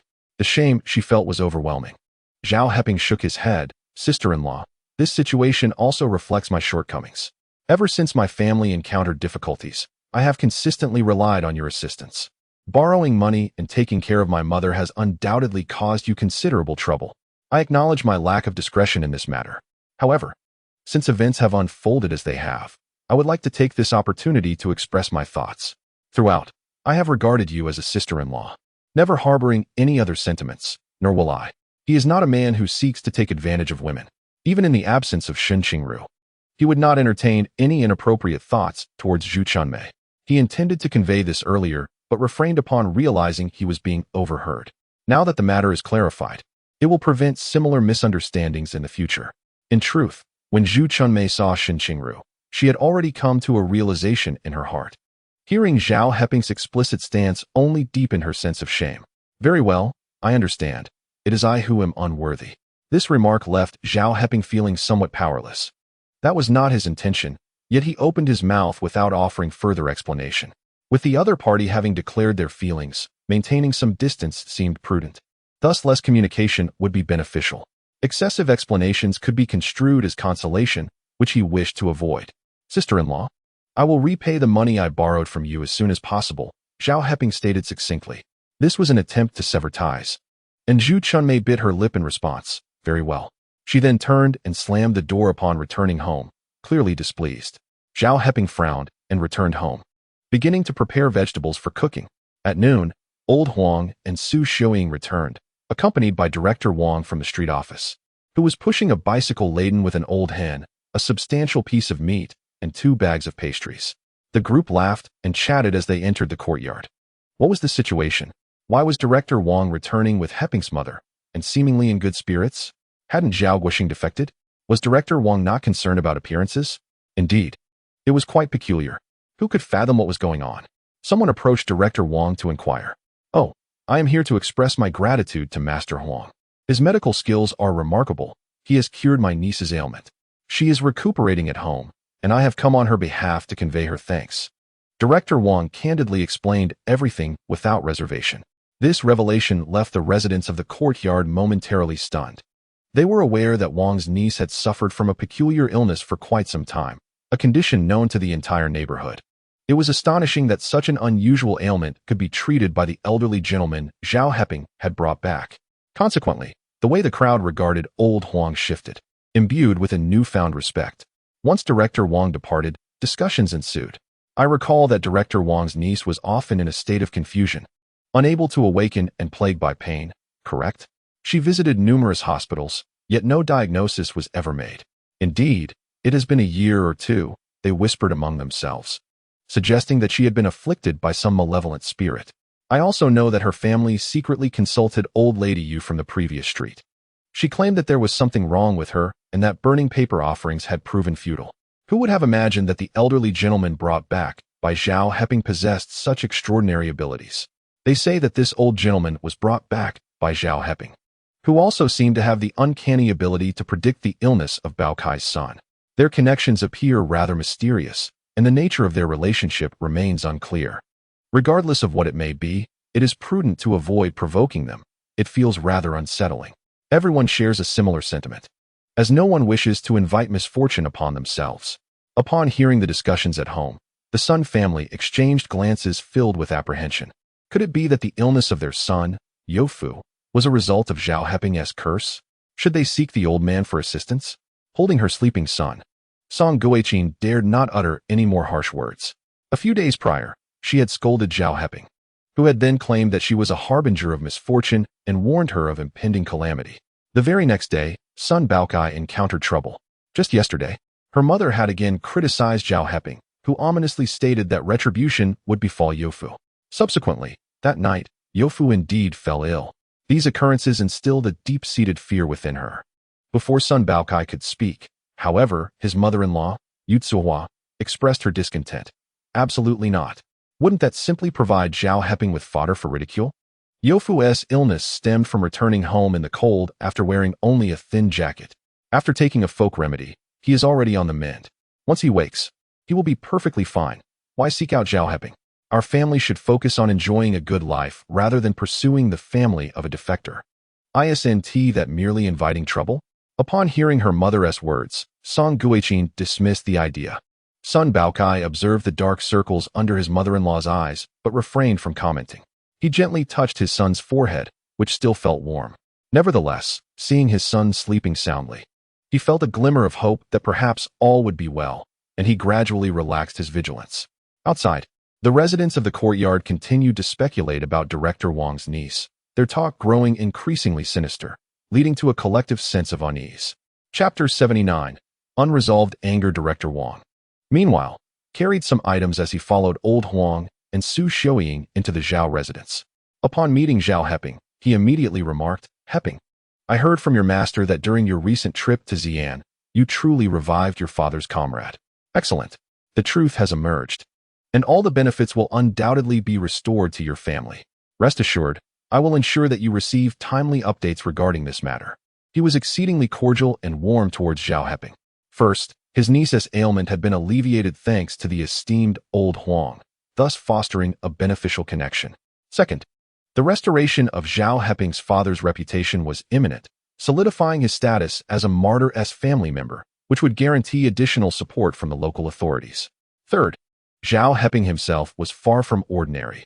A single letter of introduction had captured the attention of significant figures like the deputy director of the rubber factory, Chao Yuhai, the deputy secretary of the district committee, Che Yuman, and even a vice minister from the general equipment department, Shen Qingru.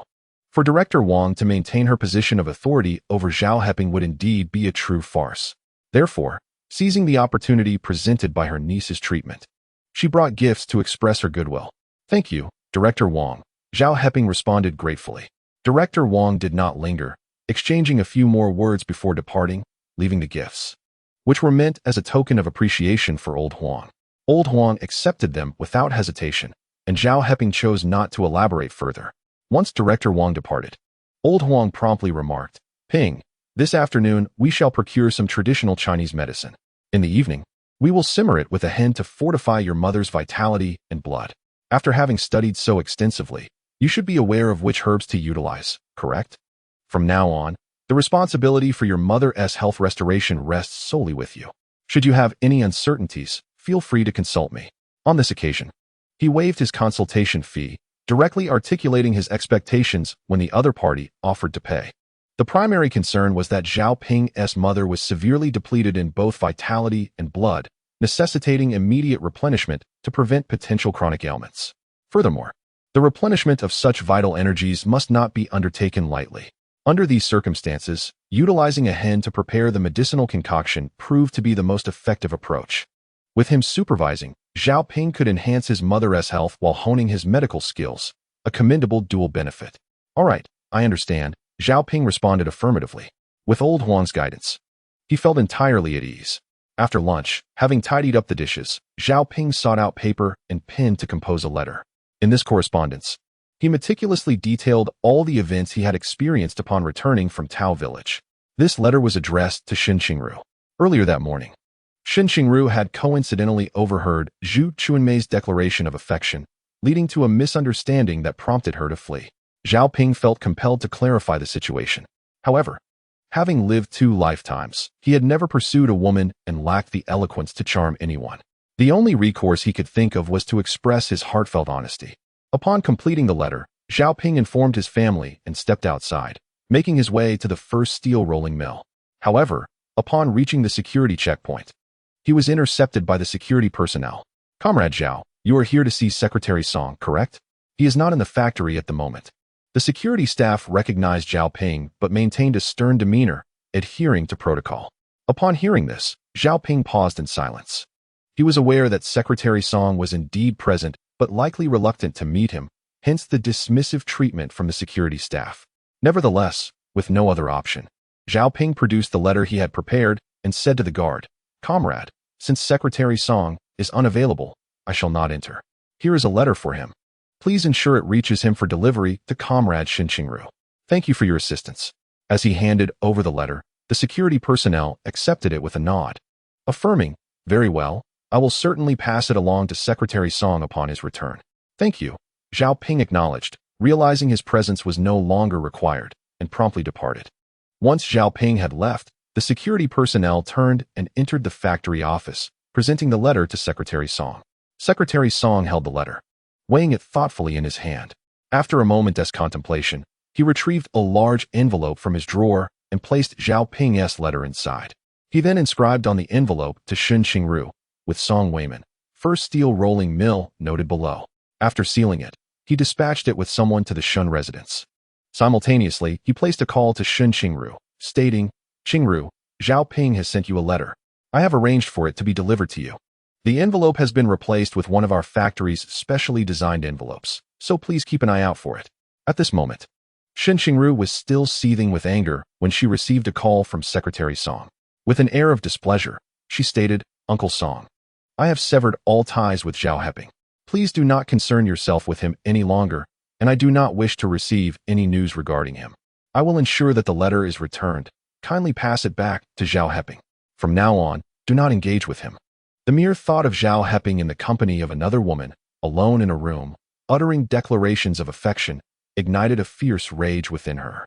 During her time in Taojia village, when she had mustered the courage to make a commitment with Zhao Heping, she believed their relationship had been firmly established. This bond signified an intimate connection akin to a promise of marriage. With such a relationship in place, how could Zhao Heping possibly pursue other women? Such actions were nothing short of emotional betrayal, which she could not tolerate.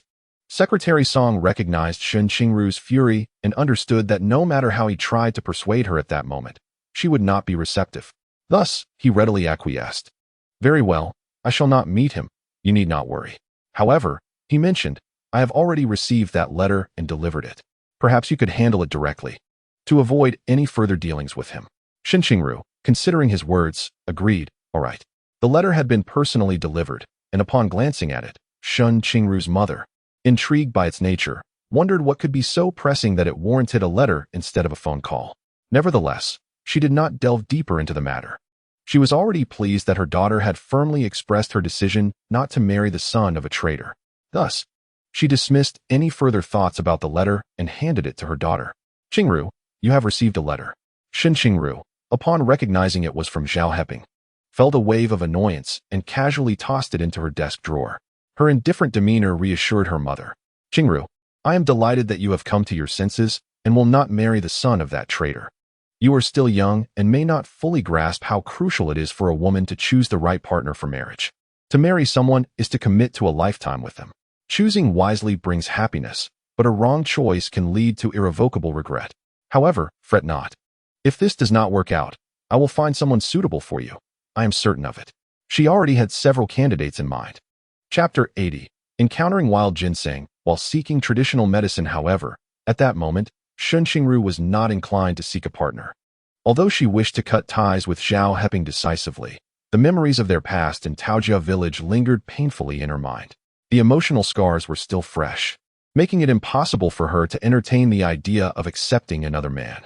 "Mother, I do not wish to pursue a relationship for the time being. With the new year approaching in a couple of months, I would prefer to take a break and focus on finding a job after the festivities. Matters of romance can wait until I am ready to move past the emotional hurdles I currently face. Otherwise, the thought of dating brings back memories of that dimly lit room in Taojia village and everything that transpired there. That would be unfair to anyone.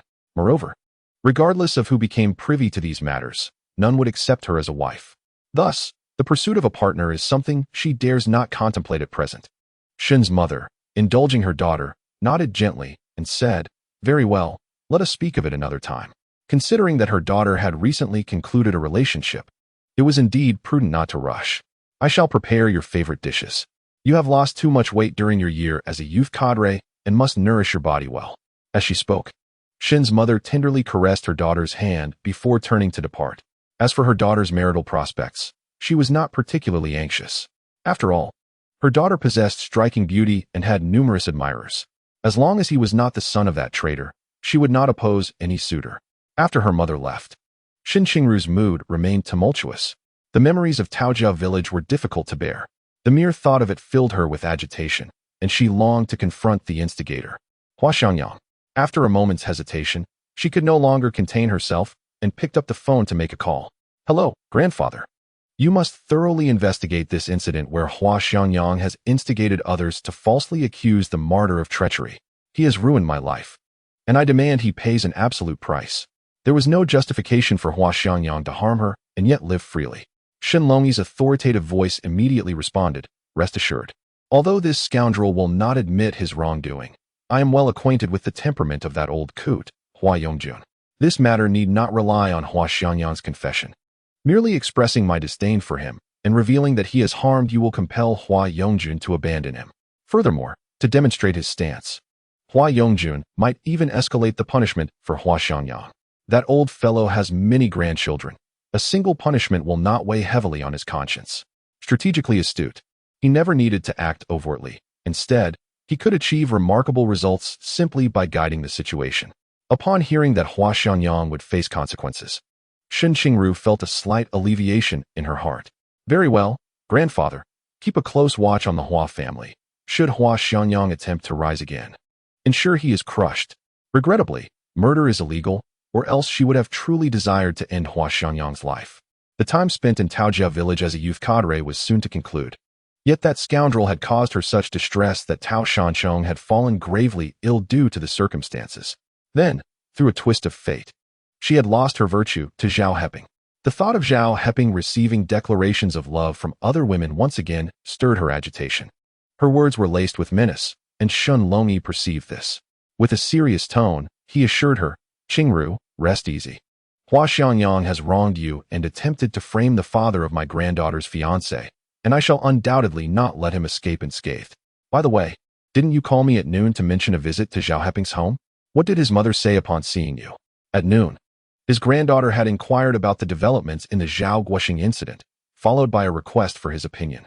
As she had made a commitment to marriage with Zhao Heping and wished to visit, bringing along updates on the Zhao Guoxing matter. It had been on his mind ever since. Now that his granddaughter brought it up again, he sought to inquire further. Upon hearing his words, Shen Qingru's mood plummeted further.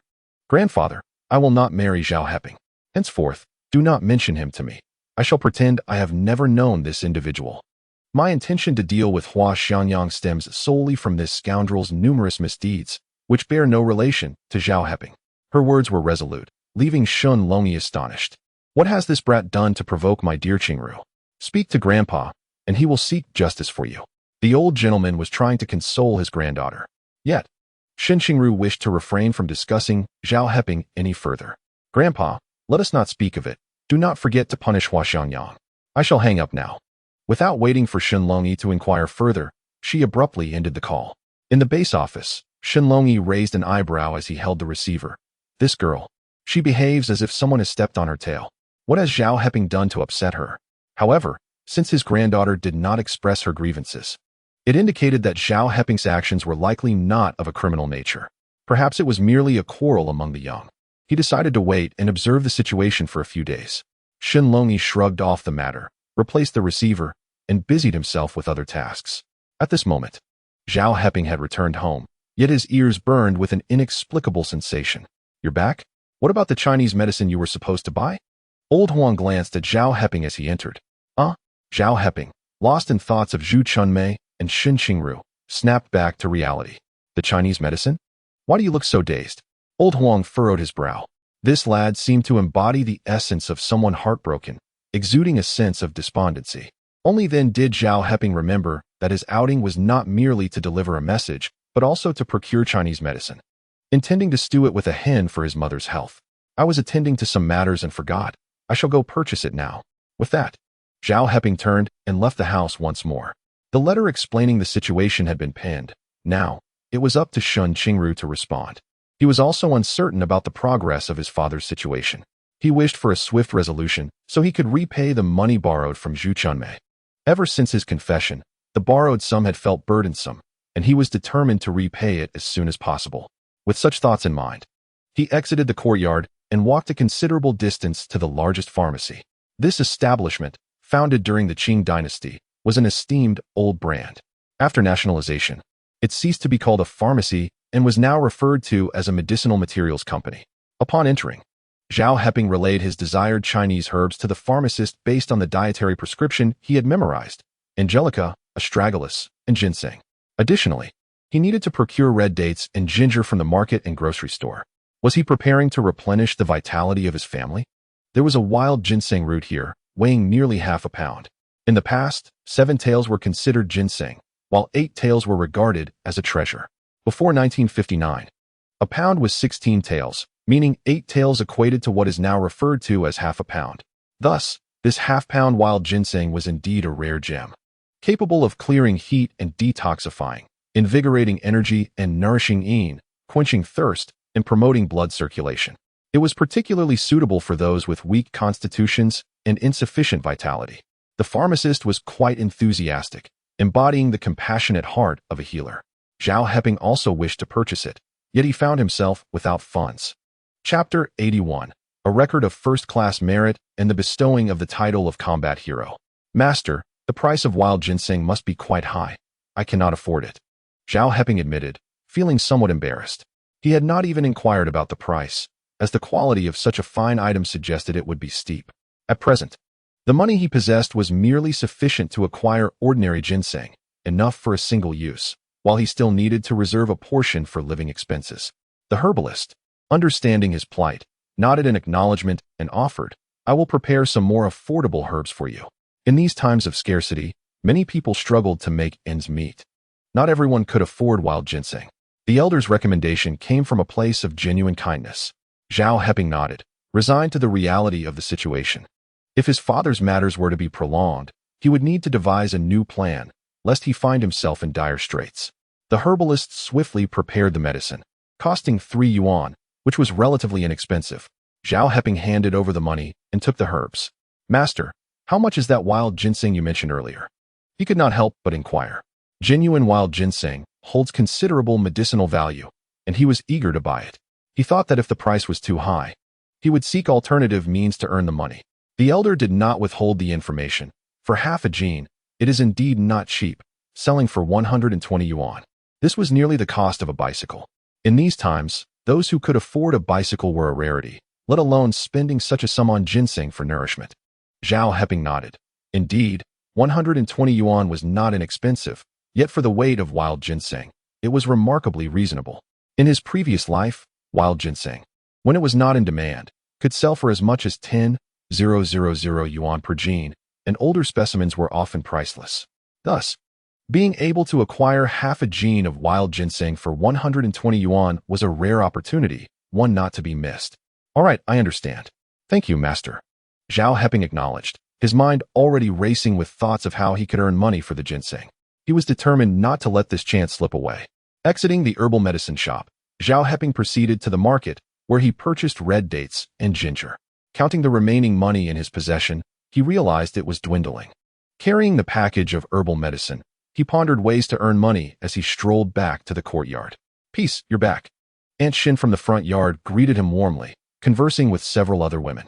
Upon seeing Zhao Heping, her demeanor shifted to one of kindness. The other women quickly joined in. Did you go to fetch medicine? Your mother has been worn out from years of hard work. She will be fine with some rest. Do not worry too much. Yes, it's just exhaustion. If you find yourself overwhelmed in the future, do not hesitate to ask for assistance. We are here to help, so your mother can recuperate properly. Indeed, close neighbors are more reliable than distant relatives. We are all here for you. The women spoke in unison, their friendly tones creating a refreshing contrast to the previous days when they had avoided him like the plague. Upon observing the obsequious demeanor of the women, Zhao Heping surmised that news regarding his father had surfaced. Grateful, he expressed his thanks and decided to return home, feeling no need to inquire further.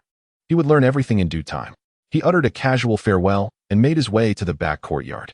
Upon arriving at his doorstep, he noticed a bicycle parked outside, confirming that Director Wang had arrived. Indeed, as he stepped inside, he found Director Wang engaged in conversation with his mother. Upon noticing Zhao Heping, Director Wang rose and greeted him. "Heping, have you been out shopping? I bring you good news. The military has completed its investigation into your father's situation. He is not a defector. Rather, he gallantly sacrificed himself to save his comrades. The Ministry of Defense has issued an order to posthumously award him a first-class merit and acknowledge him as a combat hero, reinstating all honors and benefits befitting a martyr." Her expression was grave, yet her gaze bore an odd quality. Previously, when Zhao Heping had sought her assistance in obtaining a letter of introduction to pursue the truth about his father's comrades in Xi'an, she had dismissed his concerns, deeming him reckless. After all, if the state itself struggled to rescue the wounded, what could he possibly achieve alone? Yet now, it was evident that Zhao Heping had indeed succeeded. Zhao Heping remained composed, lacking the excitement that Director Wang anticipated. "Director Wang, does this mean our family can return to a semblance of normalcy?" he inquired. Director Wang promptly affirmed, "Yes, of course." Zhao Heping shook his head, responding, "Director Wang, when the armed forces came to our home, conducting searches and interrogations, it caused quite a stir throughout the neighborhood. I lost my job, and my father's compensation was rescinded, forcing us to borrow money just to survive. Yet that is not the most difficult part. The hardest truth is that everyone began to cast aspersions upon my family. Just yesterday, Yu Tsuehua, who had previously insulted my father in the front yard, once again pointed her finger at me, hurling accusations. Director Wang, my father is a combat hero, yet despite his sacrifice, he has become a target of public scorn, with his reputation tarnished throughout the streets. Can the damage caused by this truly be undone? Had it not been for his rebirth and the knowledge of someone like Lao Huang, who could awaken Qin Fulin, my mother and I would have been burdened with the stigma of being the family of a defector for at least 5 years, perhaps for a lifetime. The desire to clear our names has indeed left a bitter resentment within me. Were it not for the apprehension that the residents of our courtyard feel towards my prophetic abilities, the situation might have been far worse." Director Wang was momentarily rendered speechless. Indeed, the plight of a combat hero, wrongfully accused of defection, had transformed his family from esteemed martyrs to pariahs. It was evident that life would be exceedingly difficult for them. Even she had previously refused Zhao Heping when he sought assistance. Had he not journeyed to Xi'an and truly awakened Zhao Guoxing's comrades, their family might not have been able to live a normal life at all. Reflecting on this, Director Wang felt a pang of remorse. "Heping, now that the truth has come to light, your father is recognized as a combat hero. I will ensure that this matter is publicized throughout the entire neighborhood. Furthermore, your job will be reinstated immediately. Should you desire any form of compensation, do not hesitate to inform me, and I shall advocate on your behalf. What do you think?" Regarding the matter of compensation, she lacks the authority to make decisions and can only solicit opinions to report upwards. Zhao Heping promptly interjected, "Director Wang, you have misunderstood my intentions. I do not seek compensation, nor do I wish to burden the organization. My sole desire is for the street office to swiftly mitigate the impact, allowing my mother and me to lead a normal life." In truth, what Zhao Heping yearned for was not compensation. To accept it would invite disdain upon his family. In the eyes of the public, the families of martyrs are expected to possess a certain fortitude. If they dare to demand compensation, how elevated can their principles truly be? Thus, Zhao Heping articulated this sentiment as a stance, hoping that in the future, the street office might extend greater consideration towards his family. Chapter 82. The shift in attitude. Director Wang had initially presumed that Zhao Heping would be unyielding. To her surprise, he was remarkably agreeable, which filled her with delight. "Rest assured, Heping, tomorrow I shall launch a campaign throughout the district, ensuring that everyone knows Comrade Zhao Guoxing is a heroic fighter, and your family is one of honor, belonging to the martyrs."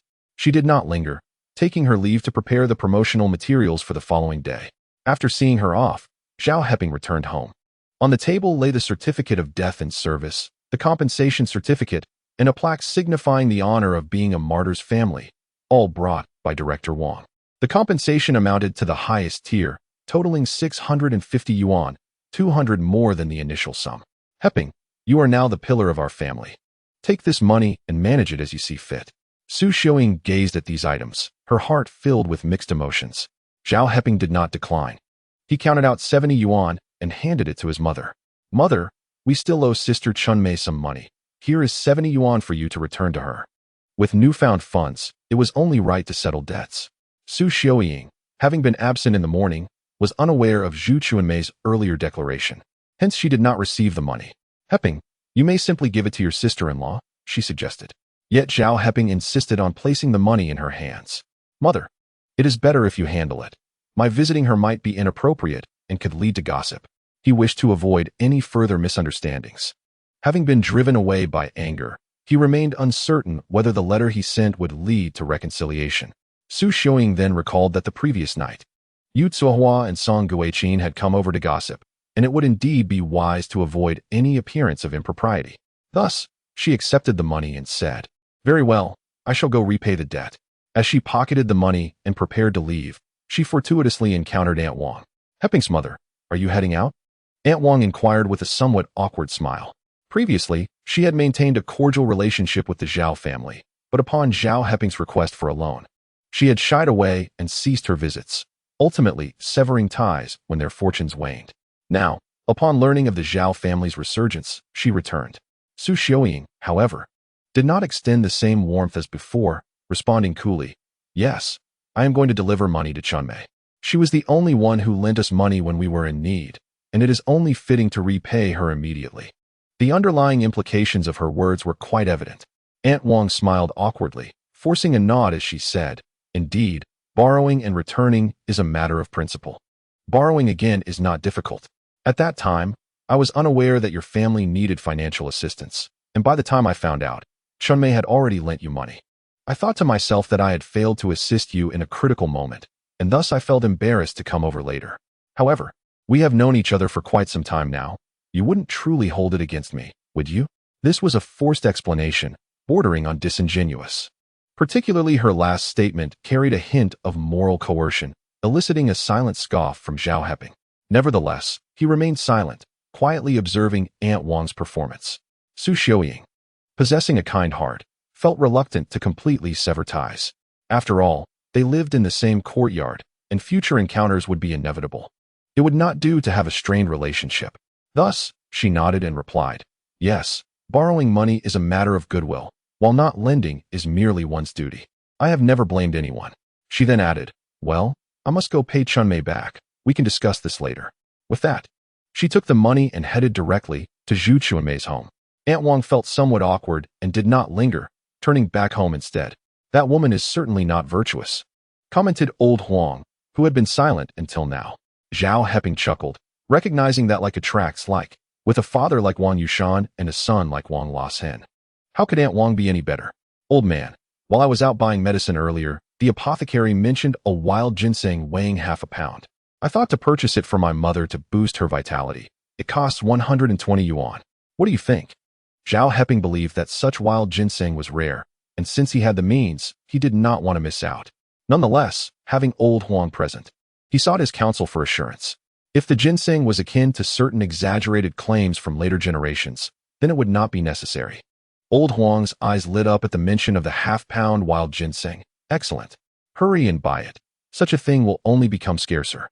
120 yuan is already a bargain. Go quickly, lest someone else snatch it away. Wild ginseng, when you want it, even money may not suffice." "All right. I will go at once," Zhao Heping replied, taking the money and hastily exiting his home. From old Huang's urgency, it was evident how rare that half-pound wild ginseng truly was. In this era, 120 yuan was indeed a substantial sum, yet some things, once missed, cannot simply be purchased with money. As Zhao Heping made his way from the back courtyard to the central courtyard, he unexpectedly encountered Aunt Ma exiting her home. "Heping, are you going out?" Aunt Ma greeted him with a beaming smile. "Yes," Zhao Heping replied, not pausing in his stride. In the past, he would have engaged in polite conversation, but now, he felt he had no time for such pleasantries. Ever since his father was deemed a defector, the attitude of everyone in the courtyard had shifted, including that of the Ma family. Uncle Ma, the only one in the courtyard to handle affairs, had distanced himself more than anyone else after the incident with Zhao's family. Zhao Heping bore no resentment, for everyone yearns for a stable life, unwilling to be embroiled in turmoil. However, the bond they once shared could never be restored to its previous intimacy. Aunt Ma watched as Zhao Heping walked away, her smile fading into oblivion. Aunt Wang, observing from behind, approached and inquired, "What's wrong? Did Zhao Heping snub you?" Aunt Ma shook her head, "Not quite. It's just that Heping is no longer as warm as he used to be." Aunt Wang pursed her lips, remarking that it was only natural for Zhao Heping to be less affable. Should he display warmth, it would indeed be alarming, possibly concealing some ulterior motive. This current demeanor was entirely expected. After a moment of hesitation, Aunt Ma turned to Aunt Wang and said, "You know, this morning, Heping's partner seemed to have come by. However, for some reason, she left in a hurry. I saw Heping chase after her, and upon returning, he bore no semblance of a smile. I suspect their engagement may have faltered." This revelation was nothing short of sensational, prompting Aunt Wang to eagerly probe for details. Aunt Ma recounted how she had witnessed Zhao Heping pursuing a young lady from the window. She continued, "In my opinion, that girl came to the courtyard specifically to break things off. My daughter, Xiao Hong, is also 18 this year and is well acquainted with Heping. Aunt Wang, I would appreciate your assistance in playing matchmaker. If it succeeds, it would be a fortunate turn of events. Wouldn't you agree?" Chapter 83. A proposal for Yuma Xiao Hong, the youngest daughter of Aunt Ma, had 2 elder sisters and 3 brothers, all of whom had married and settled down, leaving her as the sole child to remain with Ma Wuya and Aunt Ma, making her the apple of their eye. At 18 years of age, having recently graduated from high school, she currently found herself unemployed. Recently, she had been staying at her second aunt's house, not residing at home. Upon hearing that Aunt Ma intended to match her daughter with Zhao Heping, Aunt Wang was momentarily taken aback, then replied, "Well, if Heping's engagement has indeed fallen through, introducing Xiao Hong to him could be quite fitting. All right, I shall seek an opportunity to inquire further. If Heping is amenable, then this fortuitous match would come to fruition. Wouldn't it?" Having graduated from high school, Ma Xiaohong was a rarity in her era, and she had long expressed her desire to find the best partner. Little did she expect that Aunt Ma had set her sights on Zhao Heping. Nevertheless, Zhao Heping indeed possessed commendable qualities. When Director Wang visited the courtyard, he had mentioned that Zhao Heping's father had not only had his charge of treason revoked, but had also been recognized as a martyr, receiving a first-class merit award and being honored as a combat hero. Zhao Heping himself was a high school graduate and had chosen to work as one of the 8 coveted positions, that of a film projectionist. With his striking appearance, he was undoubtedly a prime choice for young women seeking suitors. Aunt Ma smiled. "Very well, I will trouble you, Aunt Wang. I will send a message shortly to have Xiao Hong return. If she and Heping can come together, I will feel at ease knowing she is close by. I shall be sure to express my gratitude to you." While she was elated, Aunt Wang merely managed a faint smile in response. Once the Wang father and son returned from work, Aunt Wang promptly recounted the matters concerning the Zhao family, along with the request from Aunt Ma to act as a matchmaker. "Though I have consented to act as a matchmaker, my heart feels otherwise. The conditions of Master Ma's family are quite favorable. He is well liked in the factory and holds a position of authority within the courtyard. My apprehension lies in the prospect of Zhao Heping becoming their son-in-law. The alliance may not bode well for our family. While matters within the courtyard may seem manageable, I fear he may find ways to bolster Zhao Heping's standing. Tomorrow, Zhao Heping is set to commence his employment in the same department as La Shang, and if he gains influence, it could overshadow La Shang's prospects. Should I indeed venture forth to arrange this match? Presently, her family is the most prosperous within the courtyard, envied by others, yet none can surpass their fortune. Especially concerning her son's career, Wang Lasheng has long aspired to ascend further. How could he allow Zhao Heping to undermine his ambitions? Upon hearing the implications for his own career, Wang Lasheng retorted, "Mother, if Zhao Heping intends to overshadow me, he may not possess the capability. Furthermore, Master Ma is not a leader in the factory. What assistance could he possibly provide to Zhao Heping? There is no need for your concern." However, scarcely had he spoken these words when his father kicked him lightly. "You foolish boy. I have often advised you not to underestimate anyone. Why do you persist in disregarding this counsel? Is Zhao Heping truly inept? His father was branded a defector, and even his status as a martyr and the accompanying benefits were forcibly revoked. In such circumstances, he managed to strive and succeed. Do you believe you could achieve the same?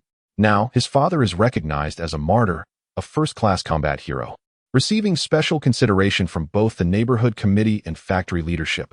What grounds do you have to belittle him? Moreover, although Master Ma is merely a worker in the factory, do not forget he is a 7th-level technician, and it is rumored that he could easily pass the 8th-level examination. The factory leaders treat him with utmost respect, and several of his apprentices have risen to positions of leadership. How dare you belittle him? Have you been blinded by ignorance or folly? This discourse rendered Wang Laosheng speechless. Initially, he held both Master Ma and Zhao Heping in low regard, yet upon hearing his father's words, he immediately tempered his dismissive attitude. Father, I was mistaken. Wang Baojiang scoffed lightly. You, unlike your elder brother, are unable to afford me peace of mind. Since Zhao Heping returned as an educated youth, every endeavor he undertakes is anything but trivial. Whether it is clearing his father's name from the charges of defection or addressing the matters concerning son Baochai and son Yufu, there is an air of cunning about him. Therefore, in future dealings with him, you must be exceedingly vigilant. Avoid conflict whenever possible, should you sense he intends to overshadow you.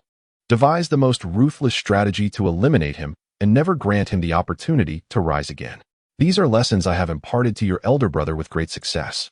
Now, we shall see if you can grasp the essence of this wisdom as well. Wang Laosheng nodded solemnly. Father, I understand. In the future, should any issues arise in the courtyard, I will consult with you, and for factory matters, I will seek my elder brother's counsel. In any case, no one shall deprive me of what I desire. Zhao Heping's cunning? He followed the instructions given by his second brother, decisively trampling his opponent. Eager to see how he would react, Wang Baojiang nodded in agreement. After the father and son finished their conversation, Wang Shaner continued to inquire. Yushan, do tell. Should I attempt to bring together Ma Xiaohong and Zhao Heping? I promised 5th Master's wife that I would help. If I don't, she might become displeased. Who knows? She might seek someone else, and that wouldn't bode well for our family. But if I do intervene and it actually works out, wouldn't that merely complicate matters for us? In the courtyard, the Wang family was already the strongest. There was no need for the Ma and Zhao families to unite. Wang Baojiang pondered for a moment and then suggested, how about this? First, go to the Zhao family and ascertain whether his relationship has genuinely ended. If it hasn't, then there's no issue. If it has, there will undoubtedly be others in the courtyard eager to connect with him. Considering Ma Xiaohong's proud disposition, Zhao Heping may not even find her appealing. In any case, let us first clarify the situation and then act accordingly. By not offending either side, we can maintain control over the entire situation, which is the secret to the Wang family's prosperity. Upon hearing her husband's reasoning, Wang Shaner nodded in agreement, saying, all right, I will go ask. She left her home and headed straight to the Zhao residence. Zhao Heping was at home, simmering an old hen with traditional Chinese herbs to nourish his mother's health.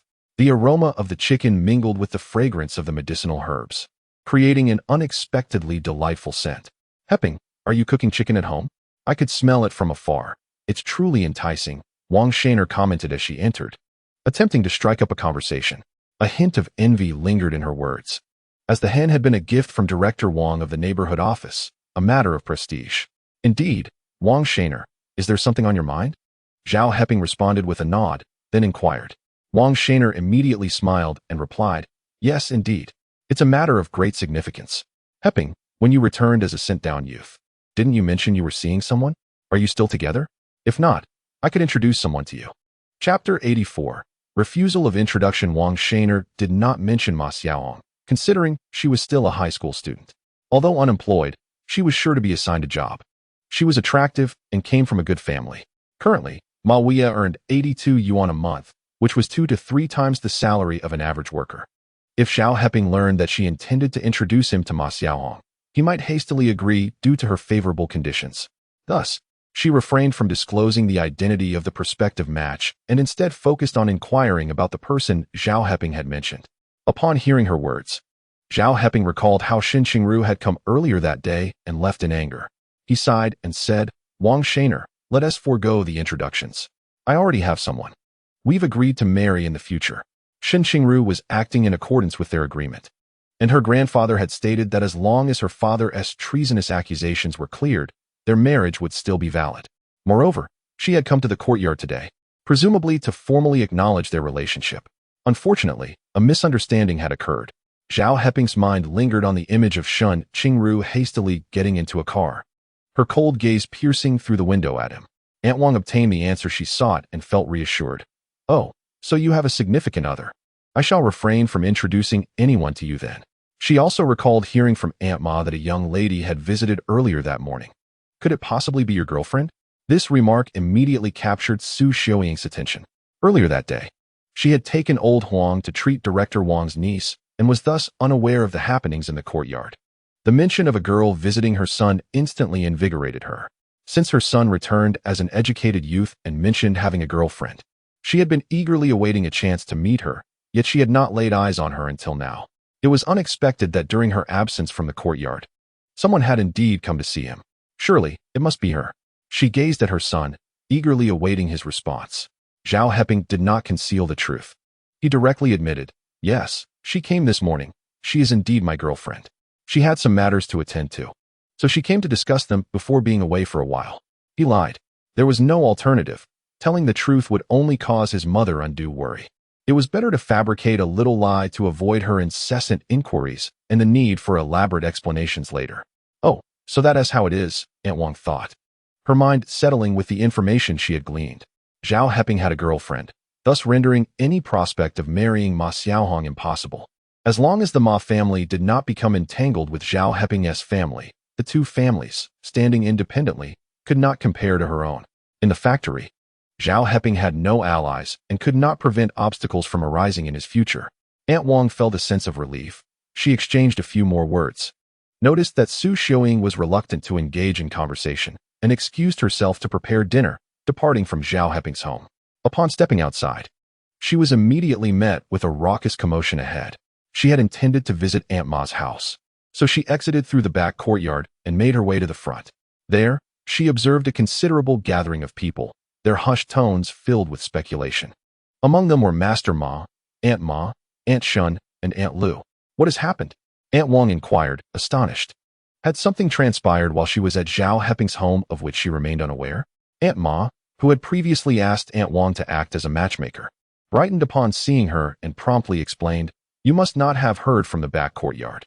Just now, Sun Youfu fainted, and his family was utterly frantic. Fortunately, we were here to remind them to take the child to the hospital. Sun Youfu had fainted? The first thought that crossed Aunt Wang's mind was Zhao Heping's earlier words. Sun Baokai had come to fruition, and now Sun Youfu had followed suit. Surely, it could not be mere coincidence twice over. How could he have fainted? Was it not said that Baotsai's mother-in-law's remedy was quite effective? Aunt Ma sighed and recounted. Indeed, it was effective at first. He drank it and ceased coughing, sleeping soundly. But who could have predicted that later he would develop a high fever and speak incoherently? After taking the remedy, he fainted shortly thereafter, sending his family into a panic. Crying and shouting, they were startled at home and feared that Sun Youfu might have passed away. They rushed over only to find he had merely fainted but was still alive, prompting them to hastily urge Sun Baotsai's family to take him to the hospital for urgent care. Alas, the situation has suddenly become dire. The child is frail, and one cannot ascertain whether he will endure. Aunt Ma shook her head. Sun Baokai, in his 40s, married Song Guiqin, who had fled from hardship, and thus they were blessed with this son, whom he cherished dearly. Should any misfortune befall them, it is likely that their household would collapse. Aunt Wang hesitated for a moment before speaking. Given the gravity of the situation, has Baokai considered seeking help from Zhao Heping? Perhaps Zhao Heping truly possesses a remedy. It is worth noting that the elderly gentleman Zhao brought back successfully treated Director Wang's niece of her affliction. Surely he could diagnose a child like Sun Youfu? Aunt Shen interjected. It is common knowledge in the courtyard that Baotsai's mother-in-law has scolded Heping several times, creating a rift between the families. How could he possibly summon the courage to approach Heping? Furthermore, when I arrived, I overheard Baotsai's mother-in-law lamenting that it was Heping's curse that brought misfortune upon Youfu. No one is made of clay. Who could remain unperturbed? It would indeed be strange for Heping to come forth to assist. Aunt Lu chimed in, precisely. When I came over, I too heard her complaints. Guoxing is now a first-class combat hero and martyr. Does she dare to speak ill of him? Fearing that Heping might send her to prison once more? The gathering had little affection for Yu Tsuehua, and now that Zhao Heping's fortunes had risen, they were disinclined to support her. Aunt Wang then realized that the Sun family had offended Zhao Heping. No wonder they had gone directly to the hospital. They must truly be too embarrassed to seek his aid. You have a point. If I were Heping and faced such insults, I would be reluctant to offer assistance. Indifferent to their plight, several others nodded in agreement. After a few exchanges, Aunt Shen and Aunt Lu departed for home. When assured that no one was watching, Aunt Ma nudged Aunt Wang with her elbow and whispered, "My dear aunt, what news do you have regarding my request for a match for Xiaohong?" She has been preoccupied with this matter. Aunt Wang shook her head, feigning disappointment as she softly replied, "Alas, it did not pan out. I spoke to Heping, but he refused. He claims to have a partner and is already set to marry in the future." Upon hearing this, Aunt Ma felt a wave of disappointment wash over her. Yet, such matters are based on mutual affection and cannot be forced. Thus, she resignedly said, "Very well then. I appreciate your efforts." Aunt Wang waved her hand dismissively. "Do not speak so. I merely inquired on a whim. Whether it succeeds or not ultimately depends on Heping's sentiments. Such matters are also a matter of fate. Nonetheless, do not fret. Xiaohong has graduated high school and is quite attractive. She will surely find someone even better." These were clearly words of consolation, and both Master Ma and Aunt Ma merely smiled, choosing not to delve deeper. Finding someone better? How easily that is said. Chapter 85. A midnight frightening shadow. The people in the front courtyard gradually dispersed to their homes. Yet when discussing Sun Yufu, they inevitably mentioned Zhao Heping. After all, the previous day, Yu Tsuehua had berated him, and he had warned that retribution would befall Sun Yufu. Indeed, the following day, Sun Yufu fell ill. This matter, when contemplated, seems undeniably ominous.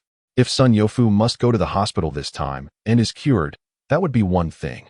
However, if he, like Director Wang's niece, finds no remedy despite hospitalization, it would only further attest to the fact that Zhao Heping is not one to be trifled with. In the courtyard, there was a cacophony of voices, yet Zhao Heping remained indifferent to the chatter. As he lay in bed at night, his thoughts were consumed by the letter he had penned, wondering if Shen Qingru would ever find it in her heart to forgive him. It seemed that come noon the next day, he would have to make another trip to the first steel plant to inquire with Secretary Song. Reflecting on this, Zhao Heping was reminded of all that had transpired in Taojia village.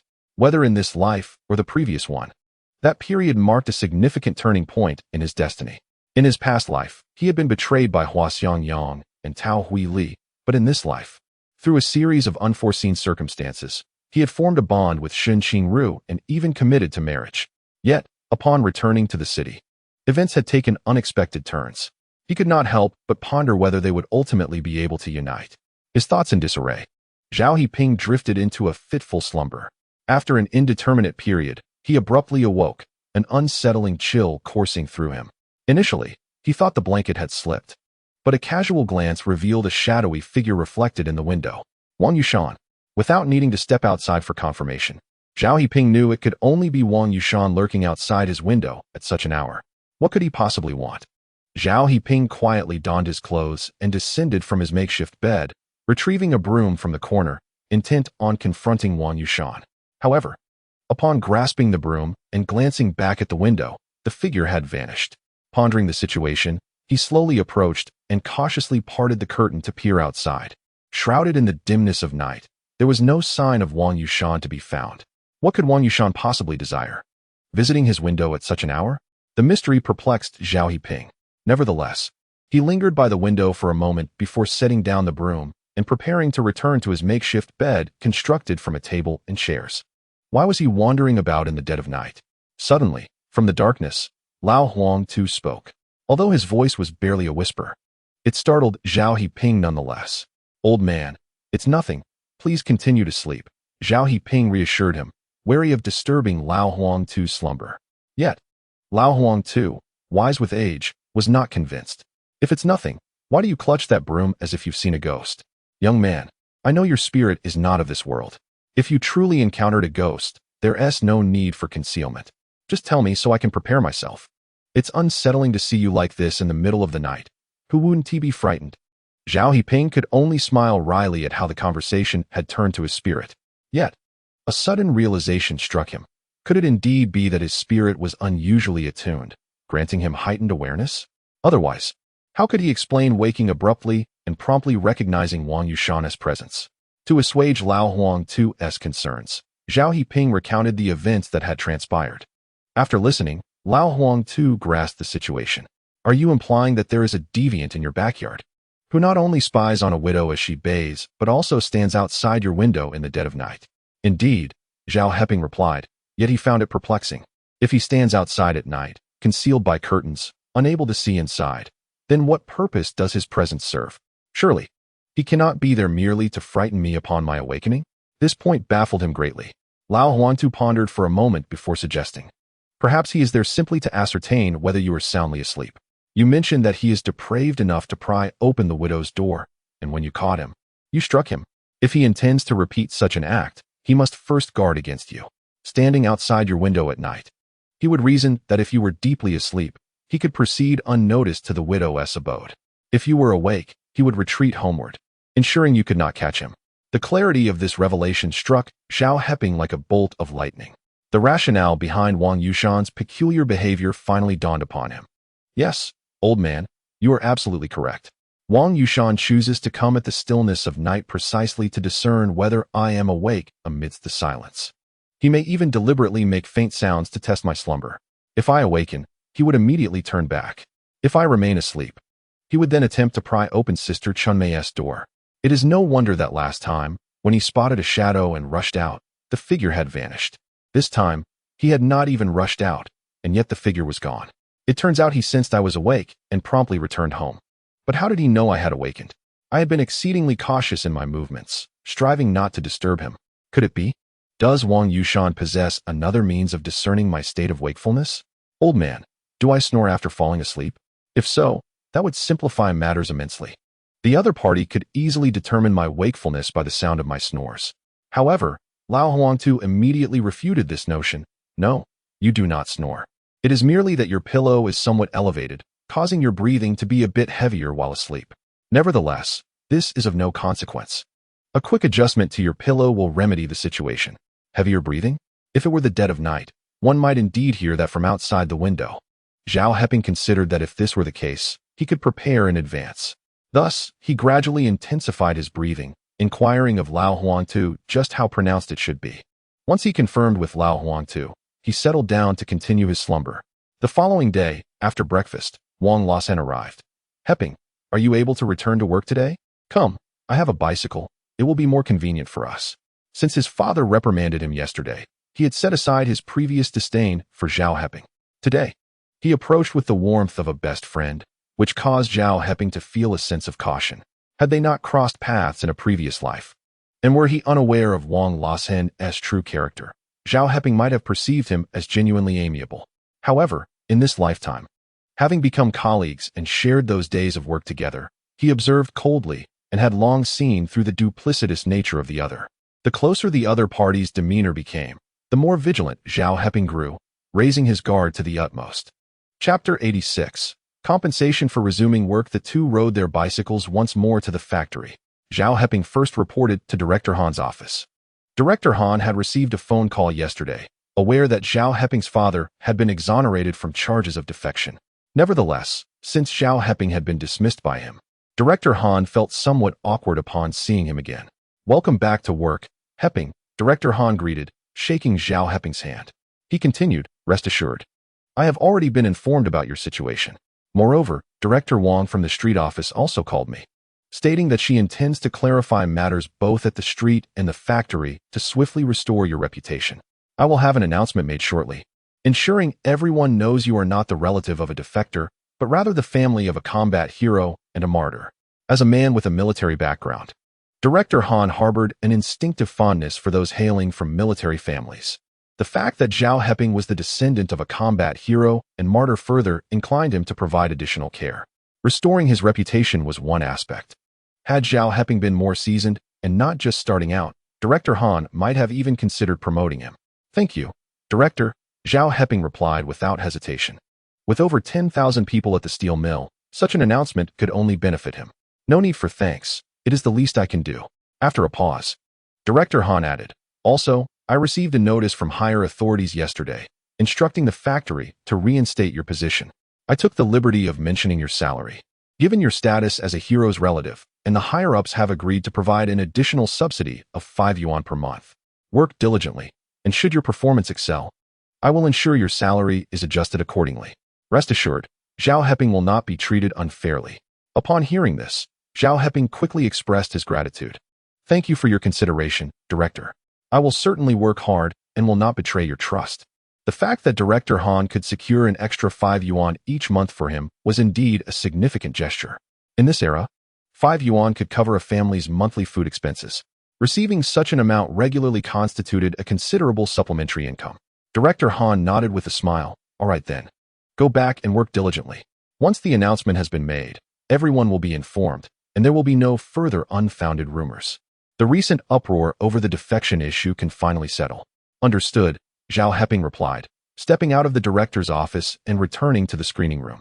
Old Feng, seeing him, was evidently unaware of the news regarding his father's exoneration and was quite surprised. Heping, you are back. I have returned to work, Master Feng. I will still need your guidance in mastering the film projection techniques, Zhao Heping responded. Wang Lasen was also working in the screening room, having arrived earlier. Yet he did not share the news with Old Feng, clearly harboring ulterior motives. It is uncertain whether the misunderstanding arose from Master Feng's misstatement, leading to a rift between the two individuals. Regardless, the situation did not culminate well. Master Feng, perplexed, pondered how Zhao Heping could suddenly return to work. Nevertheless, this development was of little consequence to him. The fact that Zhao was back indicated approval from the factory leadership, and thus, a warm welcome was in order. Oh, I see, he mused. Well, let us proceed as I previously instructed. Please take some time to review the material on your own. Once you have accompanied the screenings a few more times and become familiar with the process, I will then teach you how to load, unload, repair, and adjust the film. With a genial smile adorning his face, Master Feng appeared quite harmless. I have taken notes on everything you taught me, Zhao Heping promptly replied, demonstrating complete compliance. Meanwhile, Wang Lasen, seated behind his desk and initially engrossed in a newspaper, peeked over the top and grinned at Zhao Heping. Don't worry, Heping. When I go out to project the film, you shall accompany me, and I will share my secrets with you. Very well, Zhao Heping replied with a smile, though inwardly he felt a heightened sense of vigilance towards Wang Lasen. There was an insidiousness about him that warranted caution. Outside, the broadcast was playing the national news. This was a daily requisite before transitioning to the factory news and other segments. In an era where entertainment was scarce, the workers at the factory eagerly anticipated the broadcasts. They offered not only significant news updates, but also insight into the happenings within the factory. Additionally, the announcer was quite attractive, often referred to as the factory's beauty, and her voice was a delight to the workers. As the news concluded, the factory's news segment commenced. This is the end of the news broadcast from the third steel rolling factory. We will now relay the factory news. The first item was a crucial clarification. Recently, due to certain errors, Martyr Zhao Guoxing had been erroneously labeled a defector, causing quite a stir within the factory. Consequently, film projector operator Zhao Heping had been dismissed. The clarification was as follows. First, Comrade Zhao Guoxing sacrificed himself honorably to save his comrades on the battlefield and is a hero deserving of our admiration. The higher authorities have awarded him a first-class merit for his valor. Our factory will publish accounts of his heroic deeds and organize sessions to learn from his spirit. Second, we are reinstating Comrade Zhao Heping and will compensate him for the wages lost during his dismissal. Third, the martyr's sacrifice for the nation is no laughing matter. Any further slander against the hero will result in disciplinary action or even dismissal with no leniency. We hope all employees take heed and mutually supervise one another. This statement echoed through every corner of the steel rolling mill via the broadcast. As the workers continued their tasks, discussions ensued. In the courtyard, workers spoke of Zhao Heping's remarkable nature. Today, the film projector operator Zhao Heping was indeed a name known to all within the steel mill.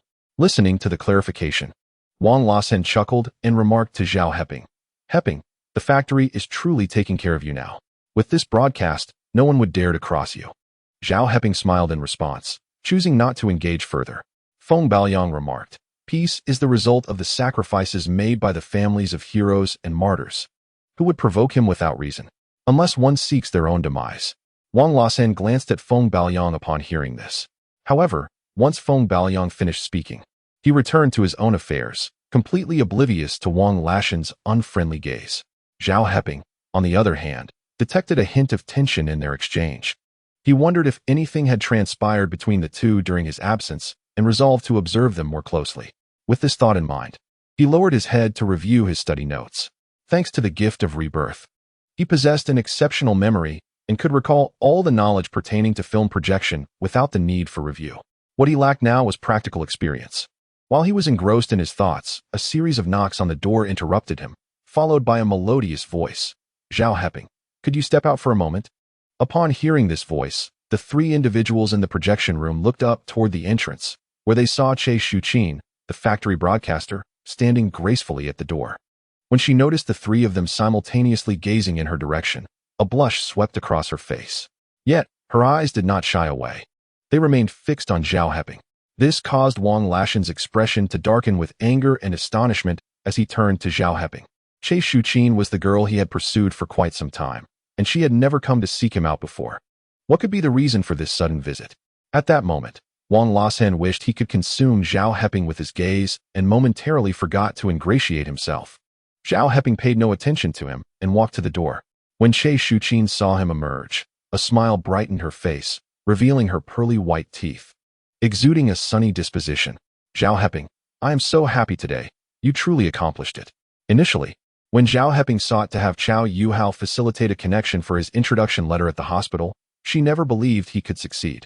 After all, it involved defection, a matter already determined by the higher-ups. How could an ordinary person without power or influence possibly turn the tide? However, due to her growing fondness for him, Che Shuqin had asked her father and made a call to the street office to ensure the letter could be issued. To her astonishment, Zhao Heping had indeed succeeded. After his visit, his father's charges of defection were cleared, and he was even awarded a first-class merit and posthumously recognized as a combat hero, a feat beyond the capabilities of others. When Che Shuqin saw Zhao Heping again, her eyes sparkled with admiration. Her happiness for him was genuine. Zhao Heping sensed this and sincerely expressed his gratitude. Thank you. I truly appreciate the help with the introduction letter. As he became a defector's family member, he would forever be grateful to those who extended a helping hand. You already knew? Che Shuqin's face flushed with embarrassment upon hearing Zhao Heping specifically mention the introduction letter, realizing he was aware of her covert assistance. Zhao Heping nodded and replied, yes. I inquired with Director Wang of the street office and learned that Secretary Che had made a call on your behalf. It was clear to me that you had requested it from Secretary Che. However, at that moment I was eager to head to Xi'an, and thus did not take the time to express my gratitude to you. Thank you. Thank you for your assistance. Che Shuqin lowered her head, shy and timid, and softly replied, you need not thank me so often. I haven't helped you that much. Yet Zhao Heping remained steadfast, asserting, you must be thanked. You aided me at a crucial moment. If I cannot even express my gratitude in person, that would be quite ungrateful. Reluctantly, Che Shuqin smiled, accepting his insistence. Following this, a silence enveloped the two. Sensing an awkward atmosphere, Zhao Heping broke the silence first, saying, Che Shuqin, if there is nothing else, I shall head in. As he turned to enter the screening room, Che Shuqin quickly interjected, Zhao Heping, there is one more thing. My sister has been discharged from the hospital after treatment. She is recovering well and only needs to recuperate at home.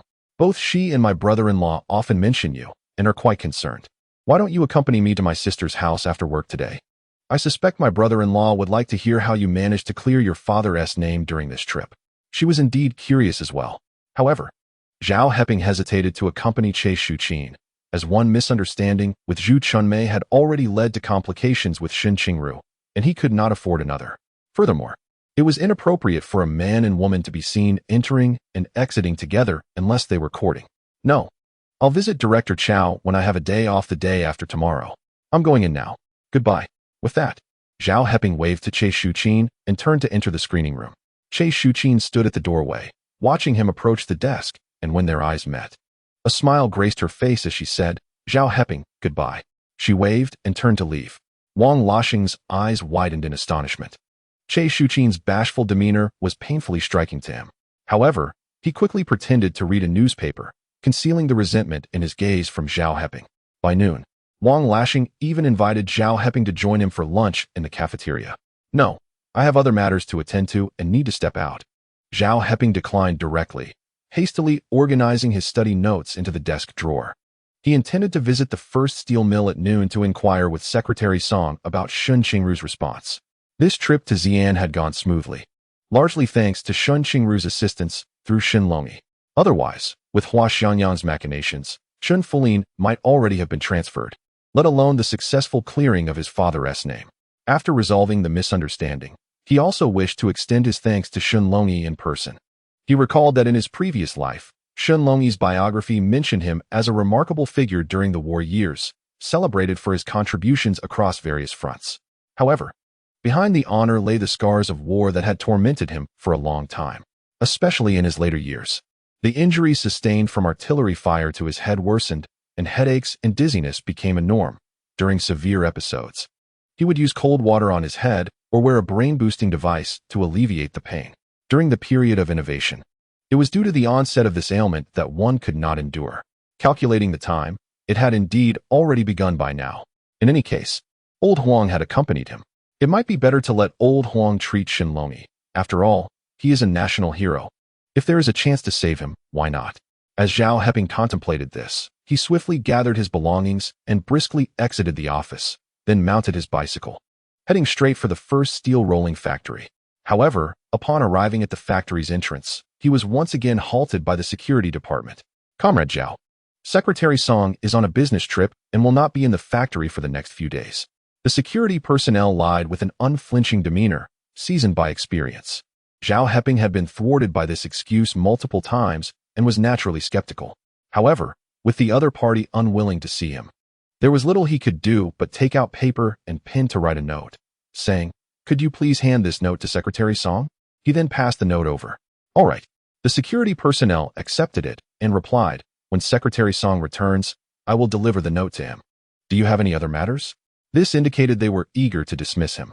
Left with no choice, Zhao Heping mounted his bicycle and returned to the third steel rolling factory. Once he had departed, the security personnel promptly delivered the note to Secretary Song in the factory office. The note read, "Secretary Song, the situation between Shen Qingru and myself is entirely a misunderstanding. I have come to seek an audience, not only to clarify this, but also for another matter. During my trip to Xi'an, I found a miraculous doctor who revived my father's comrade, thereby exonerating my father. The doctor is now at my home, and I wish for him to treat General Shen, who bears numerous battle wounds. Please convey my request." Chapter 88. The truth perceived by Shen Longyi holding the note. Secretary Song pondered for a moment. He was indeed aware of the events that transpired in Xi'an. Frankly speaking, Zhao Heping had gone there and had indeed revived Shen Qingru, which struck him as rather extraordinary. The notion that a person could traverse great distances and locate a miraculous doctor amidst a vast sea of people, capable of reviving someone whom the hospital had declared unlikely to awaken, was shocking to anyone. Now, with Zhao Heping proposing that the miraculous doctor treat General Shen, he wholeheartedly supported the idea. However, this was not a decision he could unilaterally make. Therefore, after some consideration, he chose not to call Shen Qingru, but instead directly contacted Shen Longyi, relaying the discord between Zhao Heping and Shen Qingru, as well as the matter of Zhao Heping delivering a note today seeking the miraculous doctor's treatment for Shen Longyi. Had it not been for today's note, he would never have bypassed Shen Qingru to share this information with Shen Longyi. Nevertheless, involving the treatment of Shen Longyi's battle injuries necessitated complete transparency in this phone call. Shen Longyi listened attentively from beginning to end. After hearing everything, he chuckled and said, "All right, I understand. There's no rush regarding my treatment. I shall refrain from interfering in the matters of the younger generation. Let us wait until they reconcile before proceeding." With that, he burst into hearty laughter, appearing quite pleased. Secretary Song hastily remarked, "Shen Qingru is quite upset and has instructed me not to allow any further meetings with Zhao Heping. Even the explanatory letter Zhao wrote has gone unanswered by her. It seems she is unwilling to grant him any opportunity for reconciliation. It may prove to be a challenging endeavor." Shen Longyi erupted into hearty laughter. "For the people, you, who have once served as a scout, have become rather rigid in your thinking after spending so many years in the factory. You have known Qingru for quite some time. You should have some understanding of her temperament. If she were genuinely angry, she would not resort to tantrums or avoidance. In Shen Qingru and Zhao Heping shared life and death experiences, and it was Zhao who escaped and sent word back to save her. If she truly wished to sever ties, she would not simply ignore him. Alas, this child has matured and, in her affection for someone, has lost her composure. Yet, she has never navigated such emotions before, which has led to her overreaction. My family has a daughter blossoming into womanhood, leaving her grandfather both pleased and pained. The little cabbage cares for that pig. If misunderstandings are cleared, she will undoubtedly be courted. After nurturing her for so long, it appears she is indeed destined to marry that rascal Zhao Heping. Little does he know that this cherished cabbage has long been courted by Zhao. Otherwise, Shen Qingru would not be so concerned. However, Shen is indeed perceptive. He understands his granddaughter well and sees the core of the issue, leading Secretary Song to an epiphany. Ah, I see now. So what should I do next, Shen? Should I call Qingru and inform her that Zhao Heping is coming over? If there is a misunderstanding, I could assist in resolving it sooner rather than later. No need. Shen Longi directly refused over the phone. If it truly is a misunderstanding, and they cannot overcome this hurdle, their marriage will not endure. Just wait, pretending to be unaware. We will address other matters once there is a resolution. For now, I must align myself with my granddaughter. The matter of treatment must wait until her relationship with Zhao Heping is firmly established. Secretary Song understood. All right, Shen, I comprehend what I must do. With Shen's guidance, he resolved to observe the unfolding situation. The likelihood of a misunderstanding between Zhao Heping and Shen Qingru was indeed high. Everything would be addressed once the misunderstanding was resolved. Unbeknownst to Zhao Heping, Secretary Song had directly contacted Shen Longi. He rode his bicycle back to the factory, resuming work in the afternoon. The role of a film projectionist was relatively easy. During downtime, one could roam freely. However, having tasks was preferable, as the night shift offered an additional 2 dimes. Not to mention the finest hospitality. Even in communes plagued by poverty, where many struggled to find enough to eat, provisions for film projectionists were certainly generous, typically including 2 hearty dishes, scrambled eggs, and braised pork. In this era, such fare was considered top tier, much like Wang Lashen, who, upon visiting the commune for screenings, would enjoy ample food and drink, returning home with a bounty. In this age, film projectionists were the true stars, much adored and sought after. In the morning, following the broadcast introduction, Zhao Heping, the newly arrived film projectionist, had already captured the attention of many. By the time work concluded, several attractive female workers, while greeting Wang Lashen, cast their eyes upon Zhao Heping, scrutinizing him with evident interest. Standing beside Wang Lashen, Zhao Heping's tall stature and handsome features were strikingly apparent. Although he appeared somewhat slender due to insufficient nourishment in Taojia village, it did not diminish his remarkable demeanor, which left the young women quite impressed. One of them, gathering her courage, introduced herself. Hello, you must be the new comrade Zhao Heping? I am Li Qiutao from Workshop 1. Pleased to meet you. Zhao Heping politely nodded in acknowledgement. Upon hearing his response, the female workers exchanged playful nudges and stifled giggles. Observing this, Wang Lashen swiftly moved his bicycle a couple of steps forward, obstructing their gaze towards Zhao Heping, and remarked, "Ladies, if you have anything to say, direct it towards me." Zhao Heping is already taken, after all. Is it appropriate to ogle someone who is in a relationship? Taken? Li Qiutao, the boldest among them, glanced at Zhao Heping. He solemnly nodded, affirming, "Yes, I am indeed in a relationship." With his confirmation, the young women exchanged glances and ceased their conversation with Zhao Heping, turning their attention instead to Wang Lashen. In a large factory with thousands of workers, it is not uncommon for a few brave souls to pursue love, especially those with qualities like Zhao Heping and Wang Lashen. However, now that Zhao Heping was confirmed to be in a relationship, the young women no longer engaged with him. Much to his relief, Wang Lashen reveled in the attention from the ladies, animatedly recounting the various privileges he enjoyed as a projectionist. The women listened with envious admiration, greatly satisfying his vanity. Once outside the factory grounds, as the young women departed, Wang Lashen was still lingering in delight. "Did you see that, Heping? As film projectionists, we are the most sought after in every regard. Work diligently, and I shall look out for you in the future," he said, his tone reminiscent of a superior addressing a subordinate. Zhao Heping merely smiled. Wang Lashen's tone clearly revealed his ambitions.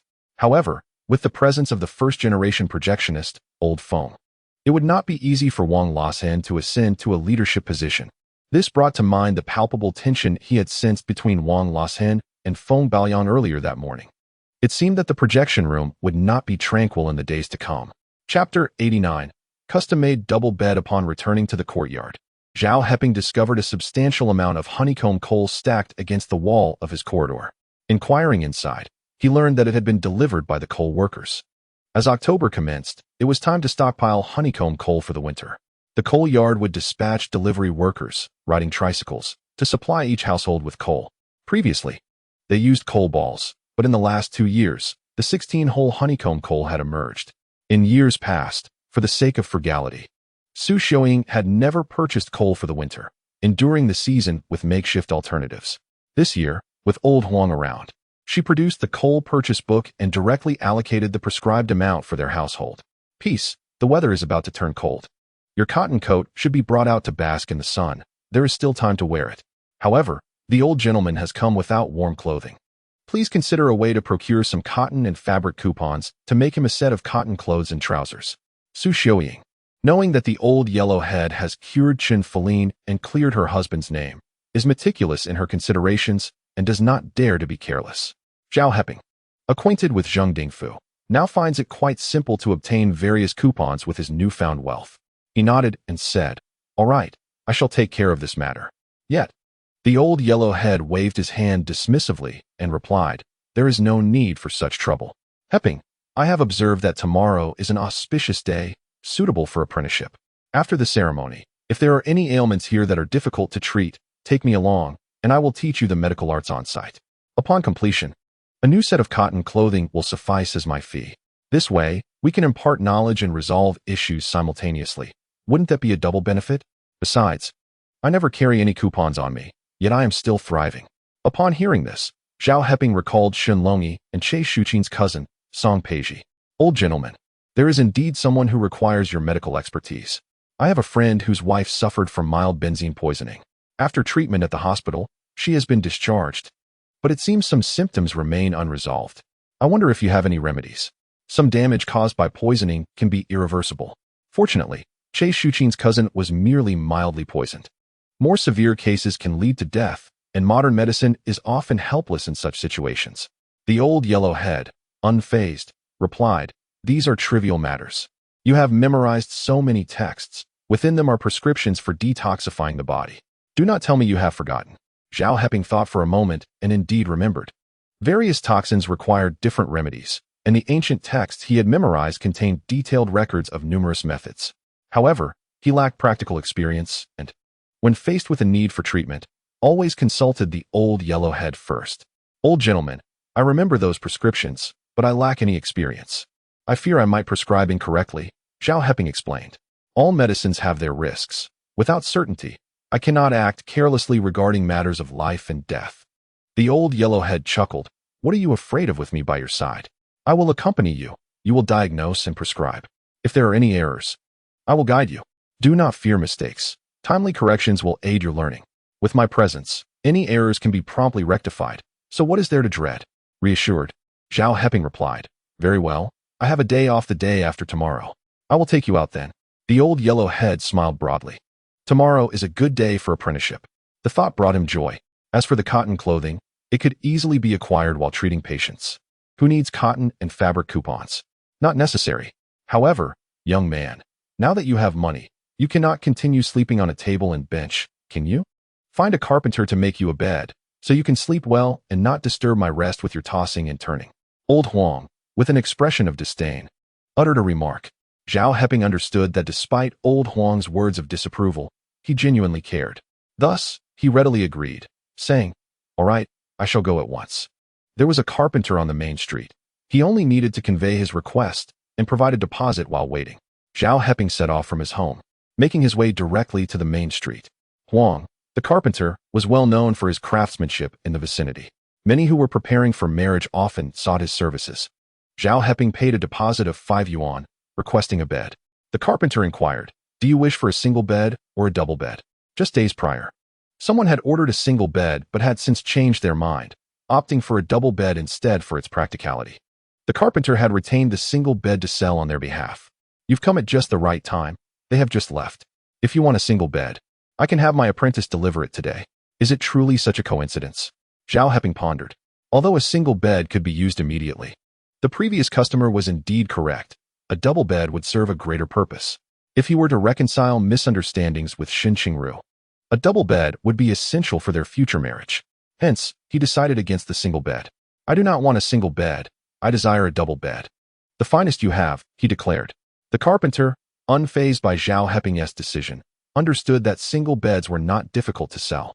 In these times, many families had numerous children, and as they grew, they would require single beds of their own. Thus, Zhao Heping's choice would simply lead to another sale. Very well. I shall note that down. Please sign here. Once it is completed in a few days, I will have my apprentice deliver it to you. The carpenter handed over the receipt, which had the address and name written upon it. Zhao Heping signed, and the carpenter tore off the carbon copy, giving it to him as confirmation of the delivery. This serves as proof of the order, presented upon delivery to confirm the contents and settle the remaining payment. Zhao Heping neatly folded the receipt and tucked it into his inner pocket. Now that he had secured the wedding bed, he was still uncertain if his promised bride had forgiven him after reading his letter. Today, Secretary Song had avoided him, leaving Zhao Heping in the dark about Shen Qingru's true feelings. It seemed he would need to make another trip tomorrow to clarify matters. Upon returning to the courtyard, he nearly collided with Yu Tsuehua, who was hurriedly exiting with her belongings. Zhao Heping quickly stepped aside.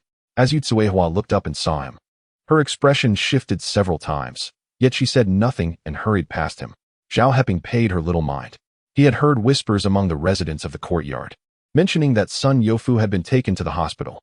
A severe cold had escalated due to Yu Tsuehua's ignorance and her reliance on so-called folk remedies, ultimately allowing Sun Youfu's condition to develop into pneumonia, leaving him with lingering respiratory issues.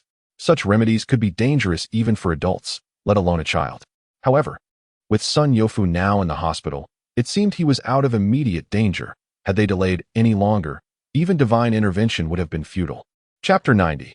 Capturing thieves at midnight. As Zhao Heping stepped through the entrance of the courtyard, he noticed Aunt Shun in the front yard not far away. Upon seeing him, she offered an awkward smile. Ah, Heping, have you just returned from work? Yes, Aunt Shun. You seem busy. I'll head home now, Zhao Heping replied, turning to make his way to the backyard. Aunt Shun observed his retreating figure and shivered slightly. In the past, when Yu Tsuehua encountered Zhao Heping, she would boldly point her finger at him and scold him. However, now it was quite the opposite. The sight of Zhao Heping left Yu Tsuehua too frightened to utter a word.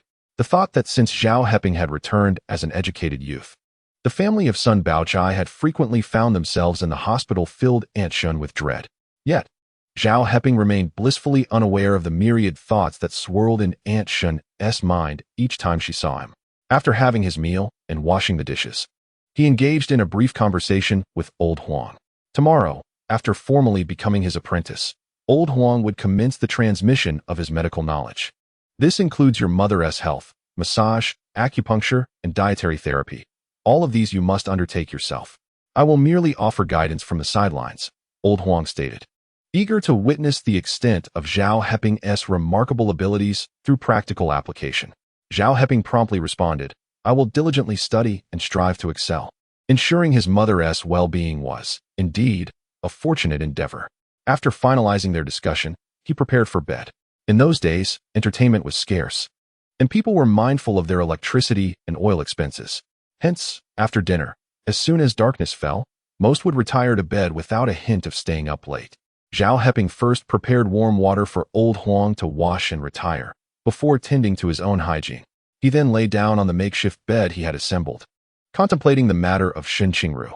The fact that Secretary Song was avoiding him implied that Shen Qingru had requested it, suggesting that she was still upset. Zhao Heping pondered over the misunderstanding. He had clarified it before, yet he resolved to write another letter the following day, articulating his current thoughts. If she truly harbored no affection for him, then parting ways amicably would be best. The affair in Taojia village had been a matter of necessity, a temporary fix. He could not expect a girl devoid of feelings for him to be bound to him for a lifetime. As these thoughts lingered, he drifted into a hazy slumber. Time passed, and soon that chilling sensation returned, jolting Zhao Heping awake from his muddled dreams. However, this time he did not rise immediately, Instead, he lay still, deliberately deepening his breathing.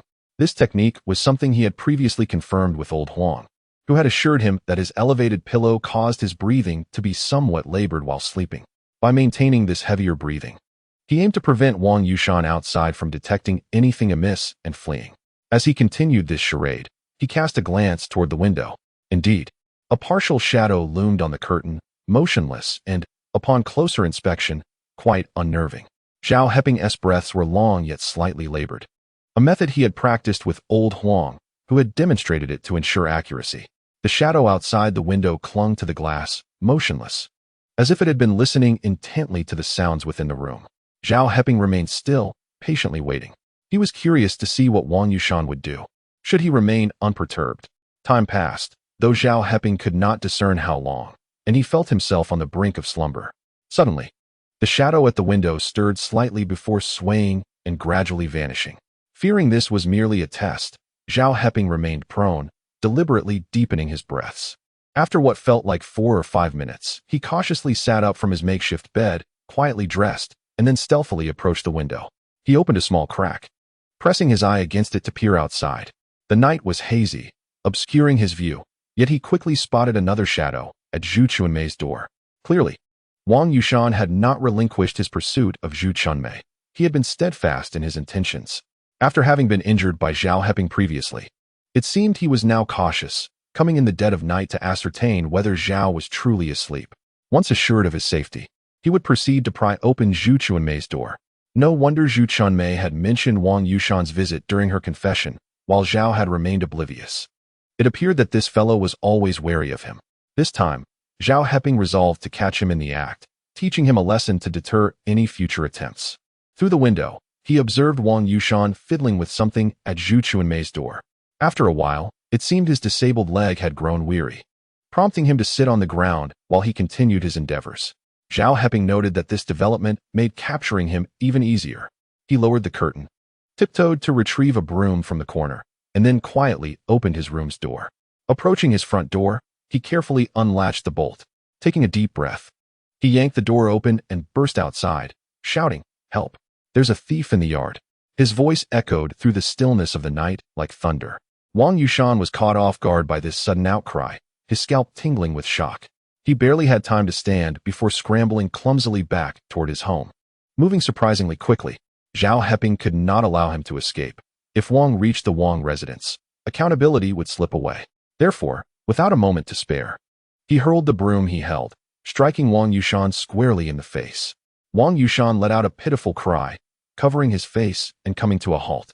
Concerned that he might flee back to the Wang household, Zhao Heping seized some coal briquettes he had recently purchased and began tossing them at Wang Yushan's head like grenades. The impact caused Wang to plop down onto the ground, shielding his head with both hands while emitting bestial howls. The door of the Wang residence swung open, and Wang Baojiang along with Wang Lassen rushed out. "Where's the thief? Where is he?" Wang Baojiang shouted, brandishing a rolling pin as he charged toward Zhao Heping.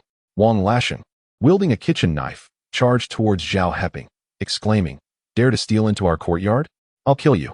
This father-son duo, intent on misrepresenting the situation, sought to seize the opportunity, while others were absent, to assault Zhao Heping and facilitate Wang Yushan's escape. Zhao Heping was acutely aware of their intentions. In fact, it had been Wang Lassen who had previously intervened to rescue Wang Yushan during their first confrontation. Who would have thought they would attempt the same ruse yet again? Zhao Heping knew that engaging them in a brawl was not a viable option. His foremost priority was capturing Wang Yushan.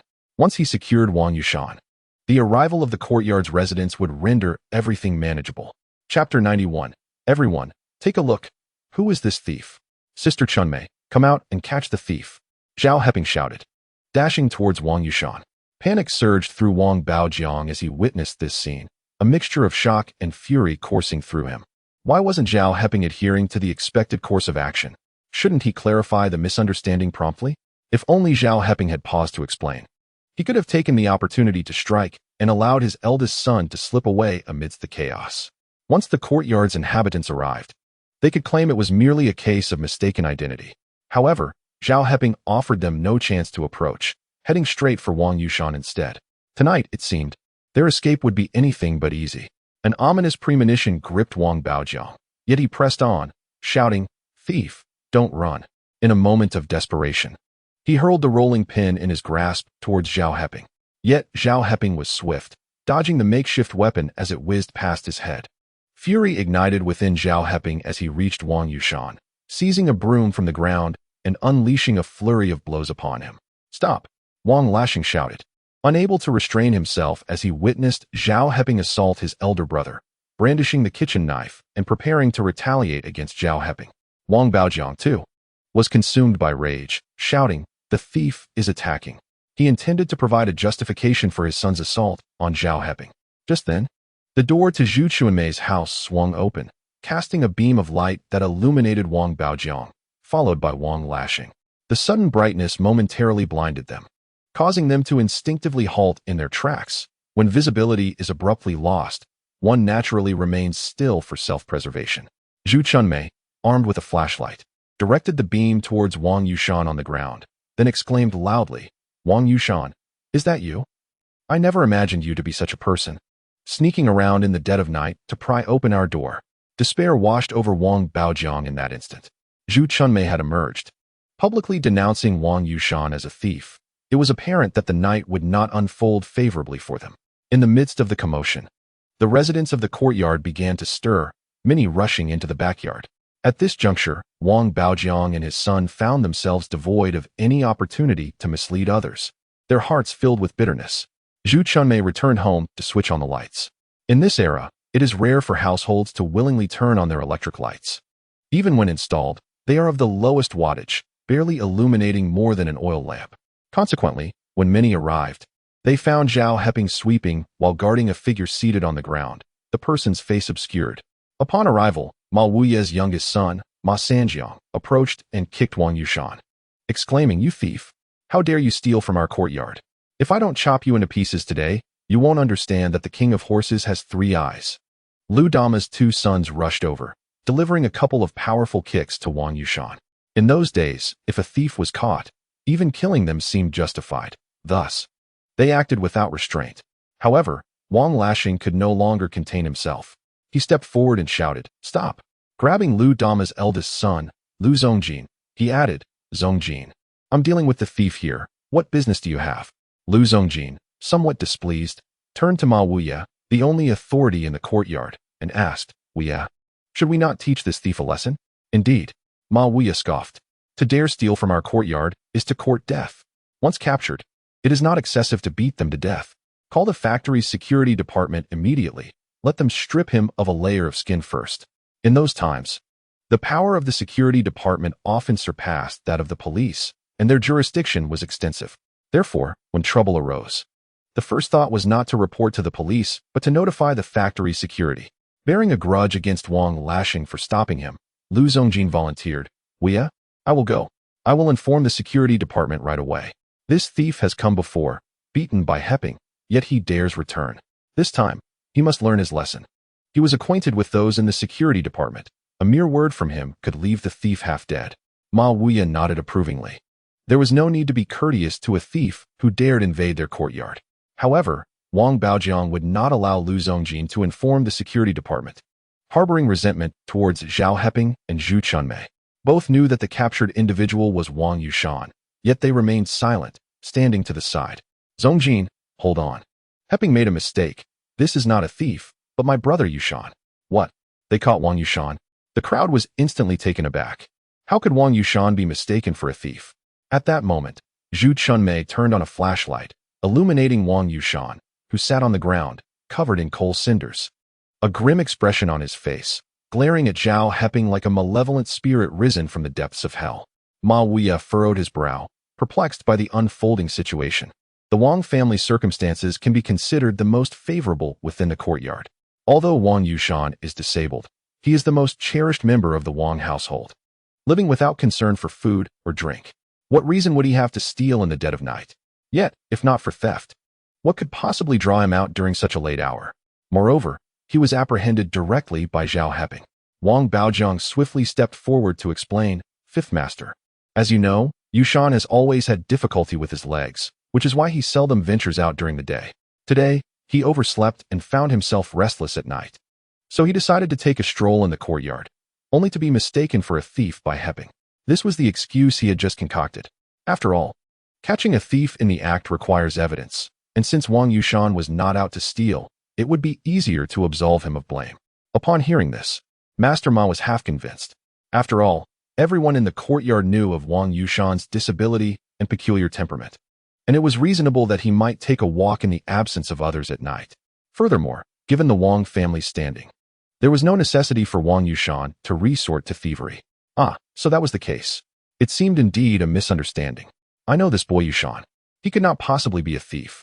Very well, since the matter has been clarified, there is no further issue. Let us all tidy up and return home. Master Ma's decision marked the conclusion of the incident. However, at that moment, Zhao Heping stood up and called out, "Fifth Master, I have something more to say." Chapter 92. Do not think you can escape unscathed. Zhao Heping's impression of Master Ma had plummeted to an all-time low. As the sole manager of the courtyard, how could he entertain an issue without seeking clarification, merely accepting Wang Baojiang's word and intending to let it go? Master Ma turned his curious gaze towards Zhao Heping and asked, "Heping, what do you wish to say? Speak up." Wang Baojiang was on the verge of success when he noticed Zhao Heping complicating matters again, harboring resentment, though he did not show it outwardly. Wang Laoshen, on the other hand, clenched the kitchen knife in his hand with frustration. Zhao Heping calmly addressed Master Ma. "Fifth Master, earlier Uncle Wang stated that I misjudged Wang Yushan, but I cannot concur with that. Once can be a misunderstanding, but twice surely cannot." Zhao Heping. Wang Baojiang interjected darkly. "If you claim it is not a misunderstanding, then you are asserting that you believe Yushan to be a thief? Let me ask you, what has Yushan stolen? If you can provide evidence, I will personally go to the steel factory to fetch the security team. However, if you lack evidence, then you must compensate for the injuries you inflicted on Yushan today. You cannot simply strike someone because of your own error." His words rang with righteousness, as if Zhao Heping were truly being unreasonable. Zhao Heping smiled. This family truly would not shed tears until faced with calamity. He then turned to Zhu Chunmei, standing beside him, and said, "Sister-in-law, please hand me your flashlight." The flashlight was indeed what he referred to. Zhu Chunmei promptly passed her flashlight to Zhao Heping. Zhao Heping illuminated the ground with it for a moment before exclaiming, "Found it! Everyone, come and see what this is." As he spoke, he directed the flashlight to a certain spot on the ground, where a screwdriver lay abandoned. Curiosity piqued. The crowd gathered around to inspect. Wang Baojiang and Wang Laoshen also approached, instantly recognizing it as a screwdriver from their home, one that Wang Baojiang had secretly pilfered from the factory. "Isn't this merely an ordinary screwdriver? What does it signify?" Wang Baojiang remarked, his expression darkening. "Indeed. What does it signify?" The others echoed, perplexed. Zhao Heping shone the flashlight towards the door of Zhu Chunmei's house, and then chuckled. "Come and see for yourselves. It will be evident what this screwdriver was intended for." He then illuminated a specific area between the door seams. The crowd advanced to take a closer look, discovering that the wooden latch between the two doors had been pried open, revealing a small gap. This screwdriver was used to force the door, Ma Sanjiang exclaimed. The realization dawned on everyone, leaving them in shock. To attempt breaking into a widow's home in the dead of night went beyond mere theft. It might have been an attempt at something far more sinister. Moreover, the marks on the door were unmistakably fresh, leaving only one suspect, Wang Yushan. Ma Wuye's countenance darkened as he turned to glare at Wang Yushan, who still sat dazed on the ground. "Yushan, did you force this door open?" Wang Baojiang stared at his son, his mind in disarray. How could he possibly defend him now? It was all Zhao Heping's fault for relentlessly pursuing Yushan. With a disability in his leg, Yushan had already struggled to rise after a fall, and after receiving a beating from Zhao Heping, he was still in a daze, unable to respond. It was Zhu Chunmei who stepped forward, asserting, "Allow me to speak. I witnessed Wang Yushan breaking into my home." Gasps of astonishment rippled through the crowd. What was Wang Yushan aiming to do? They wondered. "Zhu Chunmei, please elaborate. How did you see this?" Ma Wuye inquired. "Very well, I shall explain," Zhu Chunmei replied, her tone resolute as if she had made up her mind. "I have always slept lightly, waking at the slightest noise. This evening, I heard sounds while dozing off. Initially, I thought it was a mouse gnawing on something, fearing for my food supplies, so I dressed and followed the sound. Upon reaching the door, I discovered someone attempting to pry it open. Afraid to shout, lest the intruder, in a fit of rage, force their way in and endanger my son, I opted to remain silent and merely placed a stool against the door. I thought that even if they pried the latch open, they wouldn't be able to push the door open and would leave. However, while I was comforting my son, the latch was indeed forced open, and the intruder attempted to remove the stool as well. My fear left me trembling. Just then, Heping burst out, shouting to catch the thief. As peace knocked down the man, I illuminated the scene with my flashlight, only to discover that the one attempting to pry open my door was none other than Wang Yushan. Her account was detailed, plausible, and compelling. However, Zhao Heping understood that her words contained both truth and falsehood. To prevent any rumors from adversely affecting her son, Zhu Chunmei concealed the fact that Wang Yushan had previously peered at her on several occasions. How despicable it was for someone to engage in such actions. Lu Zongjin, angered by Wang Lashan's interference, spat in frustration. Although the others remained silent, they too regarded Wang Yushan with disdain. Who among us would send a good person to pry open a widow's door in the dead of night? With such a person in the courtyard, everyone felt a profound discomfort. Master Wu, how should we handle this matter? One inquired. Indeed, Master Wu, if we mishandle this situation, there will undoubtedly be whispers that we, the residents of this courtyard, are bullying a widow and her orphan child. Precisely. If word of today's events spreads, we shall all suffer embarrassment. Master Ma's expression grew serious. He turned to Wang Baojiang, asking, Baojiang, what do you propose we do? Wang Baojiang's face darkened. At this moment, he contemplated taking Zhao Heping's life. Had he not intervened to catch Wang Yushan, he would not be in such a precarious position. However, everyone awaited his response, and he knew he had to handle the matter with care. Today, it is true that Yushan has acted foolishly. This is his fault. As his father, I must first apologize to Ma Zhuan. Whatever compensation Ma Zhuan desires, she is welcome to request. Rest assured, I will take Yushan home and discipline him rigorously, ensuring he does not err again. In summary, aside from compensation, I shall not acknowledge any other responsibility. His words implied a desire to evade accountability. Yet, since Zhao Heping had already taken action, he would not allow such a person to remain a threat. This individual was deranged. Who could predict what he might do next? Therefore, without waiting for Master Ma's response, Zhao Heping stepped forward. Uncle Wang, how can you assure us? Chapter 93. Once the hand is raised, there is no reason to withdraw. This question echoed in the ears of the Wang father and son, akin to a direct confrontation, inciting their fury. Wang Baojiang coldly retorted, I stand by my words, and I assure you, in the entire courtyard, who did not know that Wang Baojiang's word was his bond, I have stated that Yushan shall not err again.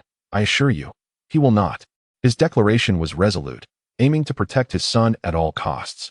As for Zhao Heping, he would devise a means of retaliation later. However, Zhao Heping had no intention of acquiescing. He continued to challenge, is that so? Uncle Wang, you may control him for the moment, but can you govern him for a lifetime? What if Wang Yushan attempts to pry the door again? Everyone recognized the difficulty Zhu Chunmei faced raising her child alone, and the implications of a large man attempting to break in at night would tarnish her reputation. Moreover, if you claim that Wang Yushan will not come again, can you truly guarantee that he won't? What if his intentions remain unchanged? Will you still be prepared to shield him? Wang Baojiang let out a cold snort, asserting his confidence, of course. I can guarantee that Yushan will not harbor any thoughts of wrongdoing. If he does, I shall personally deliver him to the security department. Such words may sound pleasant, yet they are merely empty reassurances, devoid of any tangible commitment. As Wang Baojiang spoke, Zhao Heping was not so easily swayed. Is that so? Then since Wang Yushan is still present, let me inquire directly with him. With that, he approached and delivered a forceful kick to Wang Yushan. Wang Yushan, who already harbored resentment towards Zhao Heping, felt the sting of the kick and glared at Zhao with eyes ablaze, as if ready to kill. In the beam of the flashlight, Wang Yushan appeared akin to a malevolent spirit clawing its way from the depths of hell, instilling a profound sense of dread among the onlookers in the courtyard.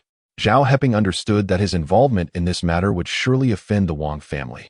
Yet having initiated this confrontation, he felt little fear.